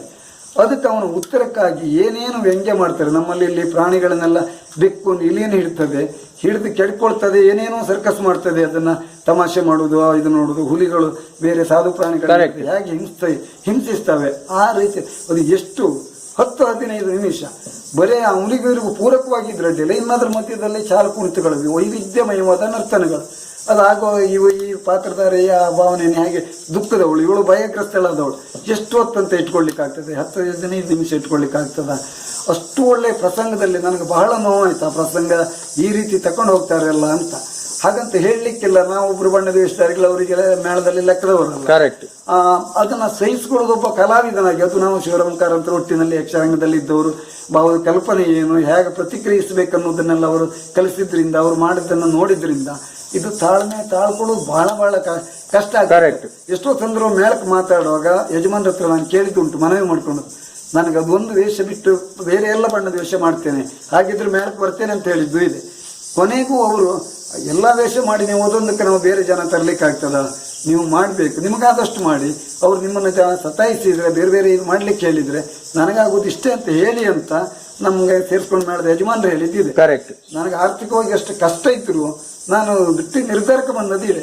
ನಮ್ಮ ಬಯಲಾಟದಲ್ಲಿ ಅದು ಅಜರಾಮರವಾದಂಥ ಪ್ರಸಂಗ. ಈಗ ಅದು ಅಷ್ಟು ಚಿರವಾಗಿ ಉಂಟು. ಯಾವಾಗ ಪದಾರ್ಪಣೆ ಮಾಡಿದ್ರು ಗೊತ್ತಿಲ್ಲ. ವರ್ಷದಲ್ಲಿ ಒಂದು 10-50 ಪ್ರಸಂಗ ಆಗ್ತದೆ. ನಮ್ಮ ಇದೆ ಚಿತ್ರಾಕ್ಷಿ ರಾಜರುದ್ರಕೋಪ ಅಂತ ಹೇಳ್ತಾರೆ. ಫಸ್ಟ್ ಸಂದರ್ಭದಲ್ಲಿ ಆ ವೇಷ ಮಾಡ್ಕೊಂಡು ನಾವು 10-15 ನಿಮಿಷಗಳು ಕೂತ್ಕೊಳ್ಳು, ಏಳು, ಏನೆಲ್ಲ ಹೇಳ್ತಾರೆ ಅಂತ ಹೇಳಲಿಕ್ಕಿಲ್ಲ. ಪಾತ್ರಧಾರಿಗಳು ಅಷ್ಟನ್ನು ಮಾಡಬೇಕು. ನಾವು ಬಣ್ಣದ ವೇಷ ಅಬ್ಬರಾಗಿ ಕಾಣಬೇಕಂತ ಬಟ್ಟೆ ಇಟ್ಕೊಳ್ತೇವೆ, ಅಂಡಿಗೆ ಬಟ್ಟೆ ಹಾಕ್ತೇವೆ, ದಗಲೆ ಹಾಕ್ತೇವೆ, ಕಿರೀಟ ಕಟ್ಕೊಂಡಿರ್ತೇವೆ, ಬಿಗಿದದ್ದೆಲ್ಲ ಅಷ್ಟು ಇದಿರ್ತದೆ. ಉಳಿದ ವೇಷದಲ್ಲಿ ಇದ್ದಾಗ ಆಗುದಿಲ್ಲ. ಆದ್ರೆ ಇವರದ್ದು ಸ್ವಲ್ಪ ನೀನು ಬೀಳ್ಬೇಕು, ಹೇಳ್ಬೇಕು, ಚೇಳುವಾಗಬೇಕು, ಅವ್ರು ಹೇಳ್ದ ಕಾಲು ಹಿಡಿಬೇಕು, ಅಲ್ಲಿ ಹೋಗು, ಇಲ್ಲಿ ಹೋಗು, ಬಗ್ಗೆ ನಡಿ, ಅದೊಂದು ಹೇಳಿದ್ರೆ ಇಲ್ಲಿಯೋ 1-2 ವೀರರಸದ ಪದ್ಯವನ್ನು ಅವ ಮುಂದೆ ಅವನಿಗೆ ಬಳಸ್ಕೊಳ್ಳೋದ್ರೆ ಎಷ್ಟೋ ಅವಕಾಶಗಳು ಉಂಟು. ಬೇಟೆಗೆ ಹೋಗುವುದುಂಟು, ಚಿತ್ರಾಕ್ಷಿಯನ್ನು ನೋಡಿ ಕುಣಿಯುವಂಥದ್ದುಂಟು. ಆ ಮದುವೆ ಗಾಂಧರ್ವವಾದಾಗ ಅವನ ಅಪ್ಪ ಪ್ರತಿಭಟಿಸುವುದಕ್ಕೆ ದೇವತೆಗಳು ಸಹಿತ ಬರ್ತಾನೆ ಗಂಧರ್ವ. ಎಷ್ಟೆಷ್ಟು ವೇಷಗಳು ಉಂಟು, ಆ ವೇಷ ಕಾಣಿಸ್ಲಿಕ್ಕೆ ಅವಕಾಶ ಉಂಟು. ಇಲ್ಲಿ ಮಾತ್ರ ಹುಟ್ಟಿ ಬಂದಾಗ ಅವನು ಇನ್ನೂ ಪ್ರಬುದ್ಧನಾಗಲಿಲ್ಲ ಅಂತ ಸಂದರ್ಭದಲ್ಲಿ ಅಷ್ಟನ್ನೆಲ್ಲ ಮಾಡಿಸ್ತಾರೆ. ಹೀಗೆ ಈ ಸೃಜನಶೀಲತೆ ಒಟ್ಟಿಗೆ ತುಂಬಾ ಪರಂಪರೆಯ ನಾಶಕ್ಕೆ ಕಾರಣ ಆಗಿದೆ ಸರ್. ಇದು ಬಡಗು ತಿಟ್ಟು ಮತ್ತೆ ಬಡಬಡಗು ತಿಟ್ಟು, ಈ 2 ತಿಟ್ಟುಗಳ ನಡುವಿನ ಅಂತರ ಏನು? ಒಂದು ಇನ್ನೊಂದು ಬಡಬಡಗು ತಿಟ್ಟು ಅಂದ್ರೆ ಯಾವುದದು ಸ್ಪೆಸಿಫಿಕಲಿ? ನಾವು ಕೇಳಿದಾಗ ನಮ್ಮ ಹಿರಿಯವರು ಕೆಲವರು ಕಲಾವಿದರೆಲ್ಲ ಅಲ್ಲಿಗೆ ಹೋಗಿ ಬಂದಿದ್ದಾರೆ ಅಂತ ಕೇಳಿದ್ದೇವೆ. ದಾಸ್ ಭಾಗವತರು, ಆಮೇಲೆ ಒಣಸೆ ನಾರಾಯಣ ಗಾಣಿಗರು, ನಮ್ಮ ಗುರುಗಳಾದ ಹೆರಂಜಳ ವೆಂಕಟರಮಣ ಗಾಣಿಗೆ, ಹೀಗೆ ಕೆಲವೇ ಕಲಾವಿದರು. ಕೊಕ್ಕಣ್ಣೆ ನರಸಿಂಹಕಂತಿಯವರು ಹೋಗಿರ್ಬೇಕು, ಅವರ ಒಡನಾಟ ನನಗಿರ್ಲಿಲ್ಲ, ಕೇಳಿದ್ದು. ಅಲ್ಲಿ ಅಂತ ಉತ್ತರ ಕನ್ನಡದಲ್ಲಿ ಹೆಚ್ಚಾಗಿ ಅಂದ್ರೆ ಬಡಬಡಗು ತಿಟ್ಟು ಅಂತಂದ್ರೆ ಉತ್ತರ ಕನ್ನಡವೇ, ಉತ್ತರ ಕನ್ನಡದ ಎಲ್ಲ ಕರ್ನಾಟಕ ಅಲ್ಲ, ಹೊನ್ನಾವರ ನಮ್ಮ ಈ ಪ್ರಾಂತ್ಯದ ಇದು. ಅಂದ್ರೆ ಅಲ್ಲಿರುವ ಎಲ್ಲಾ ಮೇಳಗಳ ಅಲ್ಲ, ಅಲ್ಲಿರುವ ಎಲ್ಲಾ ಮೇಳಗಳನ್ನು ನಾವು ಬಡಬಡಗು ಅಂತ ಹೇಳುದಾ ಅಥವಾ ಕರ್ಕಿ ಮೇಳವನ್ನು ಮಾತ್ರ ಹೇಳುದಾ? ಅದರ ಬಗ್ಗೆ ನನಗೆ ಸರಿಯಾದ ಅಧಿಕೃತವಾದ ತಿಳುವಳಿಕೆ ಇಲ್ಲ. ಆದ್ರೆ ಸಾಮಾನ್ಯ ಅವರದ್ದೇ ಆದ ಒಂದು ಪ್ರಭೇದ. ಕರ್ಕಿ ಮೇಳದ ತಿಟ್ಟಿನ ಇದೇ ಬೇರೆ, ಇನ್ನು ಬೇರೆ ಕೆರೆಮನೆಯವರದ್ದೇ ಸ್ವಲ್ಪ ವ್ಯತ್ಯಾಸಗಳನ್ನು ಒಬ್ಬ ಭಾವನೆ ಮಾತಾಡುತ್ತಲೇ ಕೇಳಿದ್ದೆ, ನನಗೆ ಗೊತ್ತಿಲ್ಲ. ಒಂದೊಂದು ಈಗ ನಮ್ಮ ಸಂಗೀತದಲ್ಲಿ ಭೀಮಸೇನ್ ಜೋಶಿ ಅವರು ಅಥವಾ ಆ ಗರಾಣೆ ಈ ಗರಾಣೆ ಅಂತೆಲ್ಲ ಹೇಳ್ತಾರಲ್ಲ, ಹಾಗೆ ಇಲ್ಲಿ ನಮ್ಮ ಮಧ್ಯ ಪ್ರಾಂತ್ಯದಲ್ಲಿ ಈಗ ಹರಾಡಿ ತಿಟ್ಟು, ಮಡಪಾಡಿ ತಿಟ್ಟು ಅಂತ ಒಬ್ಬೊಬ್ಬ ಪ್ರತಿಭಾನ್ವಿತ ಒಬ್ಬ ಶ್ರೇಷ್ಠ ಕಲಾವಿದ ಅವ ಏನೋ ಅವನ ಉಳಿದವರು ಅನುಕೂಲಿಸ್ತಾರೆ. ಅದೇ ಒಂದು ತಿಟ್ಟಾಗಿ ಕಾಣ್ತದೆ. ಅಲ್ಲಿಯೂ ಪ್ರಭೇದಗಳಿರಬಹುದು, ನನಗೆ ಅದರ ಬಗ್ಗೆ ಹೆಚ್ಚಿನ ತಿಳುವಳಿಕೆ ಇಲ್ಲ. ಹಾಗೆ ಕರ್ಕಿ ತಿಟ್ಟು ಅಂತ ಹೇಳೋದು ಮಟ್ಟ ಎಲ್ಲ ಹೇಳೋದು ಕೇಳಿದ್ದೇನೆ. ಅಲ್ಲಿ ಏನಾಗಿದೆ ಅಂದ್ರೆ ಅಲ್ಲಿ ಎಲ್ಲಾನೇ ಹೆಚ್ಚಿನ ಇದರಲ್ಲಿಯೂ ಕುಣಿತದೊಟ್ಟಿಗೆ ಭಾವಕ್ಕೆ ತುಂಬಾ ಪೂರಕವಾಗಿದೆ ಭಾವನೆಗಳು ಹೆಚ್ಚಿಗೆ. ಈ ಒಂದು ಚರಣವನ್ನ ಹಲವು ಬಾರಿ ಹೇಳುವಂತದ್ದೆಲ್ಲ ಉತ್ತರ ಕನ್ನಡದ ಈ ಮೇಳಗಳು ಬಡ ಬಡನಲ್ಲಿ ಹೆಚ್ಚಿದೆ. ಮತ್ತೆ ಈಗ ಅದರ ಹಿಂದಿನ ಕಲಾವಿದರು ಕೆರೆಮನೆ ಶಿವರಾಮ ಹೆಗಡೆಯವರು ಮತ್ತೆ ಮೂಡ್ಕಣಿ ನಾರಾಯಣ ಹೆಗಡೆಯವರು ಅಂತ ಈಗ ಅವರೆಲ್ಲ ಬಹಳ ಶ್ರೇಷ್ಠ ಕಲಾವಿದರು, ತುಂಬಾ ಮಾಡ್ತಾ ಇದ್ರು ಹಾಗೆ ಭಾವನೆಯಲ್ಲಿ ಅಂತ ಹೇಳಿ ಕೇಳಿದ್ದೇನೆ. ಹಾಡುಗಾರರು ಅದಕ್ಕೆ ಪೂರಕವಾಗಿ ಇದ್ರಂತೆ. ಅವರ ನಂತರದಲ್ಲಿ ಬಂದವರು ಕೆರೆಮನೆ ಮಾವಲ ಹೆಗಡೆಯವರು ಇರಬಹುದು, ಚಿಟ್ಟಾಣಿ ರಾಮಚಂದ್ರ ಹೆಗಡೆಯವರು, ಆ ನಂತರ ಈಗ ಶಂಭು ಹೆಗಡೆಯವರು ಡಿಲ್ಲಿಗೆಲ್ಲ ಹೋಗಿ ವಿಶೇಷವಾದ ಅಧ್ಯಯನ ಮಾಡಿ ಅವರು ಭಾವನೆಗಳನ್ನೆಲ್ಲ ಬಹಳ ವಿಸ್ತಾರ ಮಾಡಿದ್ರು. ಕೃಷ್ಣ ಸಂಧಾನದ ಕೃಷ್ಣ, ಬೇರೆ ಕೆಲವೆಲ್ಲ ನೈಜತೆಗೂ ಒಳಗೊಡಿಸಿದ್ರು. ವೈವಿಧ್ಯಮಯ ಕುಣಿತ ಮತ್ತೆ ಅವರ ಕೊರಿಯೋಗ್ರಫಿಯನ್ನು ಬಳಸಿದ್ದಾರೆ, ತಂತ್ರಗಾರಿಕೆ. ಮತ್ತೆ ಅವರು ಹಾಡನ್ನ ಅವರಿಗೆ ಪೂರಕವಾಗಿ ಮಾಡ್ಕೊಂಡಿದ್ದಾರೆ. ಅಂದ್ರೆ ಹಲವು ಬಾರಿ ಯಾವುದೇ ಭಾಗವತರು ಒಂದು ಚರಣ 4-5 ಸಾರಿಗಿಂತ ಹೆಚ್ಚಿಗೆಲ್ಲ ಹೇಳಲಿಕ್ಕಿಲ್ಲ. ಇವರು 10-15 ಸಾರಿ 20 ಸಾರಿವರೆಗೂ ಬಳಸಿದ್ದು ಇದ್ದಿರಬಹುದು. ಹಾಗೆ ಅವರು ಹಣ ಹಾಕಿ ಮೇಳ ನಡೆಸುವವರು, ಕಲಾವಿದರನ್ನವರು ಇಟ್ಕೊಂಡವರು, ಅವರಿಗೆ ಪೂರಕವಾದ ಅಂದ್ರೆ ಉತ್ತರ ಕರ್ನಾಟಕ ಉತ್ತರ ಕನ್ನಡದ ಅದರಲ್ಲಿ ಅಭಿನಯಕ್ಕೆ ಭಾವನೆಗೆ ಪ್ರಾಶಸ್ತ್ಯ ಹೆಚ್ಚು. ನಮ್ಮ ನಡುತಿಟ್ಟಿನಲ್ಲಿ ಅದರಲ್ಲಿಯೂ ಮತ್ತೆ ಉಡುಗೆ ತೊಡುಗೆಯಲ್ಲಿ ಬಹಳ ವ್ಯತ್ಯಾಸ ಇದೆ ಅಂತ ನಾನು ಕೇಳಿದ್ದೇನೆ. ನಮ್ಮಲ್ಲಿ ಇರುವಷ್ಟು ಪರಿಪೂರ್ಣವಾದ ಈಗ ನಮ್ಮಲ್ಲಿ ಅವರನ್ನೇ ಅವರು ಎಲ್ಲದರಲ್ಲಿಯೂ ಅನುಕರಿಸಿದ್ದಾರೆ. ಹೌದು, ಕರೆಕ್ಟ್. ಮೊದಲು ಅವರು ಕಟ್ಟುವ ಕ್ಯಾದಿಗೆ ಮುಂದೆ ಎಲ್ಲ ಇಷ್ಟು ಪರಿಪೂರ್ಣವಾಗಿ ಇರಲಿಲ್ಲ, ಏನೇನೋ ಸುತ್ತಕೊಂಡು ಬರ್ತಾ ಇತ್ತು. ಕರೆಕ್ಟ್. ಕಸೆ ಹಾಕುವಂತದ್ದು, ಹಾಗೆ ಚಾಲ್ತಿಯ ಸೀರೆ, ಹೆಂಗಸರ ಮಕ್ಕಳು ಉಡುದು ಸಣ್ಣ ಚೌಕಳಿ ಸೀರೆ ಇತ್ಯಾದಿಗಳೆಲ್ಲ ಸ್ವಲ್ಪ ಬಳಸ್ತಾ ಇದ್ರು. ಕರೆಕ್ಟ್. ವೇಷಗಳಲ್ಲಿ ತುಂಬಾ ಅದು ಜಾನಪದದ ರೀತಿಯಲ್ಲಿ ಇತ್ತು, ಆ ಪರಿಸರಕ್ಕೆ ಹೊಂದ್ಕೊಂಡು ಇತ್ತನ್ನುವ ವಿಚಾರಗಳನ್ನ ನಮ್ಮ ಹಿರಿಯ ಕಲಾವಿದರು ಹೇಳುತ್ತ ಕೇಳಿದ್ದೇವೆ. ಚಂಡೆಗಳು ಸಹ ಇರ್ಲಿಲ್ಲಂತೆ ಮೊದಲು. ನಮ್ಮಲ್ಲಿಯೂ ಚಂಡೆ ಕಡಿಮೆ ಅಂತೆ, ವೇಷಧಾರಿಗಳೇ ಚಂಡೆ ಬಾರಿಸೋದು, ಹಾಸ್ಯಗಾರರು ಸಖಿ ಶ್ರೀವೇಶದವರು ಇತ್ತು. ಅಲ್ಲಿ ಚಂಡೆಗೆ ತಾಸ್ಮಾರ್ ಅಂತ ನಮ್ಮ ಈ ಬೇಂಡು ಮತ್ತೆ ಉಂಟಲ್ಲ ನಾಗಸ್ವರ ಇತ್ಯಾದಿಗಳಲ್ಲಿ, ಅದರಲ್ಲಿ ದೇವಾಲಯದಲ್ಲಿ ಬಳಸ್ತಾರಲ್ಲ, ಅದನ್ನೇ ಬಾರಿಸ್ತಾ ಇದ್ರಂತೆ ಆವಾಗ. ಅದನ್ನೇ ಹಿಮ್ಮೇಳದಲ್ಲಿ ಮೊದಲೇ ಇದ್ರು. ಚಂಡೆ ಎಲ್ಲ ಅದೇ ಆಗಿತ್ತಂತೆ. ಇದೊಂದು ವ್ಯತ್ಯಾಸಗಳು ಇಲ್ಲಿಗೂ ಅಲ್ಲಿಗೂ ಅಂತ ನಾನು ಕೇಳಿದ್ದು. ಈ ಉಡುಗೆ ತೊಡುಗೆಯಲ್ಲಿ ಈ ಹಾಡು ಪ್ರಸಂಗ ಪಟ್ಟೆ ಇದೇ ಆದ್ರೂ ವಿಸ್ತಾರಗಳ ಭಾವನೆಗೆಲ್ಲ ಜಾಸ್ತಿ. ಹೌದು, ವಿಸ್ತಾರ, ರಂಗನಡೆ ಅದು ಎಲ್ಲ ವ್ಯತ್ಯಾಸಗಳಿತ್ತು ಸ್ವಲ್ಪ ಮಟ್ಟಿಗೆ. ಈಗಿದ್ದೆಲ್ಲ ಅಂದ್ರೆ ಈಗ ನಡುತಿಟ್ಟಿಗೆ ಮತ್ತೆ ಬಡ ಬಡಗು ತಿಟ್ಟಿಗೆ ಹೆಚ್ಚಿನ ವ್ಯತ್ಯಾಸಗಳಿಲ್ಲ. ಈಗ ಇಲ್ಲ. ಆದ್ರೆ ನಡುತಿಟ್ಟಿನ ಪ್ರಾಶಸ್ತಿ ಅಂತ ಹೇಳಿದ್ರೆ ನಮ್ಮಲ್ಲಿ ಅದೇ, ನನಗೆ ಉದ್ದಾಳತೆ ರಂಗಸ್ಥಳದೆಲ್ಲ ಗೊತ್ತಿಲ್ಲ, ಈಗ ಒಂದು ಕ್ರಮ ಉಂಟದು, ಎಲ್ಲ ಕಡೆಯಲ್ಲೂ ಒಂದೇ ಇರಬಹುದು. ವೇಷಮುಷಿಗಳು ಕರ್ಣನ್ ಅಂತ ಹೇಳಿದ್ರೆ ಮುಂಡಾಸು ಬಹಳ ಒಂದು 10-14 ಕಟ್ಟೆಗಳಂತ ಹುಲ್ಲನ್ನು ಮತ್ತೆ ವಸ್ತ್ರದಿಂದ ಸುತ್ತಿ ಸೀರೆ ಅಥವಾ ಕಸಿ ಸೀರೆಯಿಂದ, ಅದು ಕರ್ಣನ ಮುಂಡಾಸು. ಹಿಂದಿನ ಆಳ್ತನವೂ ಅಷ್ಟು ಪರಿಪೂರ್ಣವಾದ ಒಳ್ಳೆಯ ಆಳ್ತನದವರು, ಗಟ್ಟಿಮುಟ್ಟಾದ ಕಟ್ಟುಮಸ್ತಾದ ಆಳುಗಳು ಅವರು ಕಟ್ಟುತ್ತಾ ಇದ್ರು. ಕಟ್ಟೆ ಅಂದ್ರೆ ಈಗ ಇವಾಗಿನ ಲೆಕ್ಕದಲ್ಲಿ ಒಂದು 10-15 kg ಇರ್ಬೋದು. ಅದಕ್ಕೆ ಹುಲ್ಲು ಜಡೆ ಅಂತ ಒಂದು 8-10 ಸುತ್ತೆಲ್ಲ ಸುತ್ತುವಂಥದ್ದೆಲ್ಲ ಇತ್ತು. ಅದನ್ನೆಲ್ಲ ಮಾಡುವಾಗ ವೇಷ ಕಟ್ಕೊಳ್ಲಿಕ್ಕೆ 1 ಗಂಟೆ ಬೇಕಾಗ್ಬಹುದು, ಅದನ್ನ ಮುಖಾಲಿಕ್ಕೆ ಅಲ್ಲದೆ. ಆ ಕ್ರಮದಲ್ಲಿ ಆ ವೇಷ ಹಾಗೆ ಇತ್ತು. ಕರ್ಣನ ವೇಷ ಅಂತ ಹೇಳಿದ್ರೆ ಹಾಗೆ. ಉತ್ತರ ಕನ್ನಡದಲ್ಲಿ ಕರ್ಣನ ವೇಷಗಳಷ್ಟೆಲ್ಲ ದೊಡ್ಡ ಮುಂಡಾಸು, ಕರ್ಣ ಅಥವಾ ಶಲ್ಯಗಳೆಲ್ಲ ಶಲ್ಯನ ವೇಷ ಇಲ್ಲ. ನಮ್ಮಲ್ಲಿ ಕರ್ಣ ಶಲ್ಯ ಅಂತ ಹೇಳಿದ್ರೆ ಒಂದು ಕಪ್ಪು ಮುಂಡಾಸು, ಒಂದು ಕೆಂಪು ಮುಂಡಾಸು, ಅದ್ಭುತವಾದದ್ದು. ನಮ್ಮ ಒಂದು ಆಳಿಗೆ ಅರ್ಧ ಆಳಿನಷ್ಟೇ ಅದರದ್ದು ಕಟ್ಟುತ್ತಾ ಇದ್ರು. ಅವರ ಮುಖಗಳು ಅಷ್ಟು ವಿಶಾಲವಾಗಿತ್ತು, ಅದು ಕಟ್ಟುವಷ್ಟು ಶೋಭೆ ಕಾಣ್ತಿತ್ತು. ಅವರ ಎದೆ, ಭುಜ, ಆಳ್ತನ, ನಿಲುವು ಎಲ್ಲವೂ ಅದಕ್ಕೆ ಪೂರಕವಾಗಿತ್ತು. ಅಲ್ಲಿ ಎಲ್ಲ ಈಗ ವೃಷಸೇನ ಅಂತ ಹೇಳಿದ್ರೆ ಉತ್ತರ ಇದು ನಡುವ ನಮ್ಮ ಬಡಬಡಗು ತಿಟ್ಟಲ್ಲಿ ವೃಷಕ್ಕೆ ಅಂತ ಹೇಳಿದ್ರೆ ಇಲ್ಲಿ ನಮ್ಮಲ್ಲಿ ಪುಂಡು ವೇಷ ಅಂತ ಹೇಳ್ತಾರೆ. ಸ್ವಲ್ಪ ಹಾರಿ ಬೀಳುವಂತ ವೇಷಗಳು 3ನೇ ವೇಷ ಅಂತ. ಆ ರೀತಿಯಲ್ಲಿ ಸಣ್ಣ ಕೇದಿಗೆ ಮುಂದಲೇ ಕೃಷ್ಣನು ಅಭಿಮನ್ಯುವೆಲ್ಲ ಕಟ್ಟುವಾಗಿ, ಸುಧನನಿಗೆ ಕಟ್ಟುವಾಗಿದ್ದೇ ಕಟ್ಕೊಂಡು ಬರ್ತಿದ್ರು ಅಂತ ಕೇಳಿ. ನಮ್ಮಲ್ಲಿ ವೃಷಕೇತು ಅಂತ ಹೇಳಿದ್ರೆ ಕರ್ಣನ ಮಗ, ಕರ್ಣನ ಅಂಥದ್ದೇ ಮುಂಡಾಸು ಕಟ್ತಾ ಇದ್ರು. ಅದಕ್ಕೆ ಕಪ್ಪು ಮುಂಡಾಸು ಅಂತ ಹೇಳಿದ್ರೆ ಎದುರು ಕೇದಿಗೆ ಇಲ್ಲ, ಕೆಲವೊಂದು ವ್ಯತ್ಯಾಸಗಳೆಲ್ಲ ಇದೆ. ಹಾಗೆ ಆ ವೇಷವನ್ನ ತಂದೆಯ ವೇಷ ಕರ್ಣನ ವೇಷ ಆಗಿತ್ತು. ಇಲ್ಲಿ ಆ ವೇಷವನ್ನು ಹಾಗೆ ವೃಷಕೇತು ವೇಷ ಮಾಡ್ತಾ ಇದ್ರು. ಪುಣ್ಯ ಸಣ್ಣ ಪ್ರಾಯದವನೇ ಇರಲಿ, ಯುದ್ಧಕ್ಕೆ ಅಶ್ವಮೇಧದ ಇದಕ್ಕೆಲ್ಲ ಹೋಗುವಾಗ ಚಿಕ್ಕಮ್ಮ, ಆದ್ರೂ ಅವನು ಹೋಗುವಾಗಲೂ ಒಬ್ಬೊಬ್ಬರವನ ಕಾಳಗದಲ್ಲಿ ಎಲ್ಲ, ಆದ್ರೂ ವೇಷ ಮಾತ್ರ ಹಾಗೆ ಅಷ್ಟೇ ದೊಡ್ಡ ಮುಂಡಾಸವನ್ನು ಕಟ್ಟಿತ್ತು. ಕೆಂಪು ಮುಂಡಾಸ ಅದರೊಳಗೆ ಪ್ರದ್ಯುಮ್ನ, ಅಲ್ಲಿ ಮನ್ಮಥ ಅಂತ ಹೇಳಿದ್ರೆ ನಮ್ಮಲ್ಲಿ ಈಗ ಬ್ರಹ್ಮ ಕಪಾಲು ಇತ್ಯಾದಿ ಪ್ರಸಂಗದಲ್ಲಿ ನಮ್ಮ ಬಡಬಡಗು ತಿಟ್ಟಲ್ಲಿ ಈ ಸಣ್ಣ ಕೇದಿ ಮುಂದೆಯನ್ನೇ ಕಟ್ಕೊಂಡು ಬರ್ತಾರೆ ಪ್ರದ್ಯುಮ್ನ. ಇಲ್ಲಿ ನಾವು ಉಳಿದ ಬೇರೆ ಪ್ರಸಂಗದಲ್ಲಿ ಕರೆಕ್ಟ್. ನಮ್ಮಲ್ಲಿ ಪ್ರದ್ಯುಮ್ನ ಅನ್ನುವಾಗ ಮುಂಡಾಸು, ಕೆಂಪು ಮುಂಡಾಸು, ಎಲ್ಲಿನ ಮುಂಡಾಸು ಎಷ್ಟು ದೊಡ್ಡದು ಉಂಟು ಹಾಗೆ ಕಟ್ಕೊಂಡು ಬರುವ ಕ್ರಮ ಒಂದು ಇತ್ತು. ಮತ್ತೆ ಕಿರೀಟದ ವೇಷಗಳೆಲ್ಲ ಅಲ್ಲಿ ಉತ್ತರ ಕನ್ನಡದಲ್ಲಿ ಅರ್ಜುನನ ವೇಷಕ್ಕೆ ಕ್ಯಾದಿಗೆ ಮುಂದೆ ಕಟ್ಟುವ ಕ್ರಮ ಇಲ್ಲ. ನಮ್ಮಲ್ಲಿ ಕ್ಯಾದಿಗೆ ಮುಂದೆ ಕಟ್ತಾರೆ. ಅರ್ಜುನ ಅಂತ ಹೇಳಿದರೆ ಕ್ಯಾದಿಗೆ ಮುಂದೆ ವೇಷವನ್ನೇ. 5 ಜನ ಪಾಂಡವರಲ್ಲಿ ಸ್ವಲ್ಪ ವ್ಯತ್ಯಾಸ ಇರಲಿ ಅನ್ನೋ ಕಾರಣಕ್ಕೂ ಇರಬಹುದು. 2 ಕಿರೀಟ, ಧರ್ಮರಾಜ, ಭೀಮ, ನಕುಲ ಸಹದೇವರಿಗೆ ಕ್ಯಾದಿಗೆ ಮುಂದೆ ವೇಷ ಇರ್ತಾ ಇತ್ತು. ಈ ವೇಷದಲ್ಲಿ ಅವರು ಅಲ್ಲಿ ಅದನ್ನು ಸ್ವಲ್ಪ ಅರ್ಜುನನಿಗೆ ಅವ ದೇವಲೋಕಕ್ಕೆ ಇಂದ್ರನಿಗೆ ಸಹಾಯ ಮಾಡೋಕೆ ಹೋದಾಗ, ನಿವಾತ ಕವಚರ ವಧೆಗೆ ಹೋದಾಗ ಅವ್ರನ್ನ ವಧೆ ಮಾಡಿದಾಗ ಮೆಚ್ಚಿ ಅವನಿಗೆ ಅರ್ಧ ಸಿಂಹಾಸನದಲ್ಲಿ ಇಂದ್ರಾಸನದಲ್ಲಿ ಕುಳ್ಳಿರಿಸ್ತಾನೆ. ಅವನಿಗೆ ಕಿರೀಟವನ್ನು ಬಿರಿದು ಬಂದ ಕಾರಣಕ್ಕಿರಬಹುದು ಅವರು ಕಿರೀಟ ವೇಷವನ್ನೇ ಕಟ್ಕೊಂಡು ಬರೋ ಕ್ರಮ ಉಂಟು. ಒಂದು ನಾನು ನೋಡಿದ ಹಾಗೆ ಇವಾಗಲೂ ಅದನ್ನೇ ಶ್ರೇಷ್ಠ ಕಲಾವಿದರು ಮಾಡಿದ್ದನ್ನೇ ಈಗ ಮಾಬ್ಲ ಹೆಗ್ಡೆ ಅವರು ಮತ್ತು ಶಂಭು ಹೆಗ್ಡೆ ಅವರಿಂದ ಪ್ರಭಾವಿತರಾದವರು ಅವರ ಶಿಷ್ಯರಂದರು ಅನ್ನಬಹುದು. ಹೌದಲ್ಲೂ ನನಗೆ ಸರಿಯಾಗಿ ಗೊತ್ತಿಲ್ಲ. ಅವರ ವೇಷಗಳಲ್ಲಿ ಎಲ್ಲ ಅವರ ಪ್ರಭಾವಗಳೆಲ್ಲ ಹೆಚ್ಚು ಕಾಣ್ತದೆ. ಯಾವುದು ಒಂದು ಬಳಕೂರು ಕೃಷ್ಣಯ್ಯಜಿಯವರು, ಕೊಂಡದಕುಳಿ ರಾಮಚಂದ್ರ ಹೆಗ್ಡೆಯವರು, ಹೀಗೆ ಅವರೆಲ್ಲ ಅವರು ಮಾಡಿಕೊಂಡು ಬಂದ ಕ್ರಮವನ್ನೇ ಮುಂದುವರಿಸ್ಕೊಂಡು ಬಂದಾಗ ಕಾಣ್ತದೆ. ತುಂಬ ಸಾಧನೆಯನ್ನು ಮಾಡಿದ್ದಾರೆ ಅವರು. ಕರೆಕ್ಟ್. ಯಕ್ಷಗಾನದಲ್ಲಿ ಅವರ ಹಿರಿಯರನ್ನೆಲ್ಲ ನೆನಪಿಸ್ತಾರೆ. ಶಂಭು ಹೆಗ್ಡೆಯವ್ರನ್ನು, ಮಾಬ್ಲ ಹೆಗ್ಡೆಯವ್ರನ್ನೆಲ್ಲ ನೆನಪಿಸುವ ಯೋಗ್ಯತೆ ಉಳ್ಳವರು. ಸಾಹಿತ್ಯದಲ್ಲಿ, ಭಾವನೆಯಲ್ಲಿ ಎಲ್ಲವುದರಲ್ಲಿ ಇದು ಮಾಡಿದ್ದಾರೆ ಅಂತ ಕಲಾವಿದರು ಅವರು. ಬಡಬಡಗು ತಿಟ್ಟಿನಲ್ಲಿ ನಮ್ಮ ತಿಟ್ಟಿಗೂ ಅಲ್ಲಿಗೂ ಇವೊಂದು ವ್ಯತ್ಯಾಸ ಅಂತ ಹೇಳಿದ್ರೆ, ಕೃಷ್ಣನ ವೇಷದಲ್ಲಿ ನಮ್ಮ ಮಧ್ಯ ತಿಟ್ಟಿನಲ್ಲಿ ಕೃಷ್ಣನ ವೇಷಕ್ಕೆ ನೆರಿಗೆಯನ್ನ, ಸೀರೆಯನ್ನ ನೆರಿಗೆ ಮಾಡಿ ಉಟ್ಕೊಳ್ಳುವ ಕ್ರಮ. ಕಸೀರಿದ್ದು ಅಂತ ಕೆಲವೊಮ್ಮೆ ಕಸಿ ಸೀರೆ ಹಾಕ್ತಾರೆ. ಹೆಚ್ಚಿನ ಸಂದರ್ಭ ಸ್ತ್ರೀ ಪಾತ್ರಧಾರಿಗಳು ಉಡುವ ಸೀರೆಯನ್ನೇ ಕಾಲ ಗೆಜ್ಜೆ ಎಲ್ಲ ಕಾಣುವ ಹಾಗೆ ಸ್ವಲ್ಪ ಮೇಲ್ಗಡೆ ಇದು ಮಾಡಿ ನೆರಿಯ ಉಡುಗೆ ಉಟ್ಟು ಮಾಡುವ ಕ್ರಮ ಇತ್ತು ಕೃಷ್ಣನ ವೇಷ. ಆದರೆ ನಮ್ಮ ಬಡಬಡಗು ತಿಟ್ಟಿನಲ್ಲಿ ಅದನ್ನು ಈಗ ಅರ್ಜುನನು, ನಮ್ಮ ಅಭಿಮನ್ಯು ಹೌದು ರಾಜ ಕಸೆ ಹಾಕಿದ ಹಾಗೆ ಹಾಕೊಂಡು ಬರ್ತಾರೆ.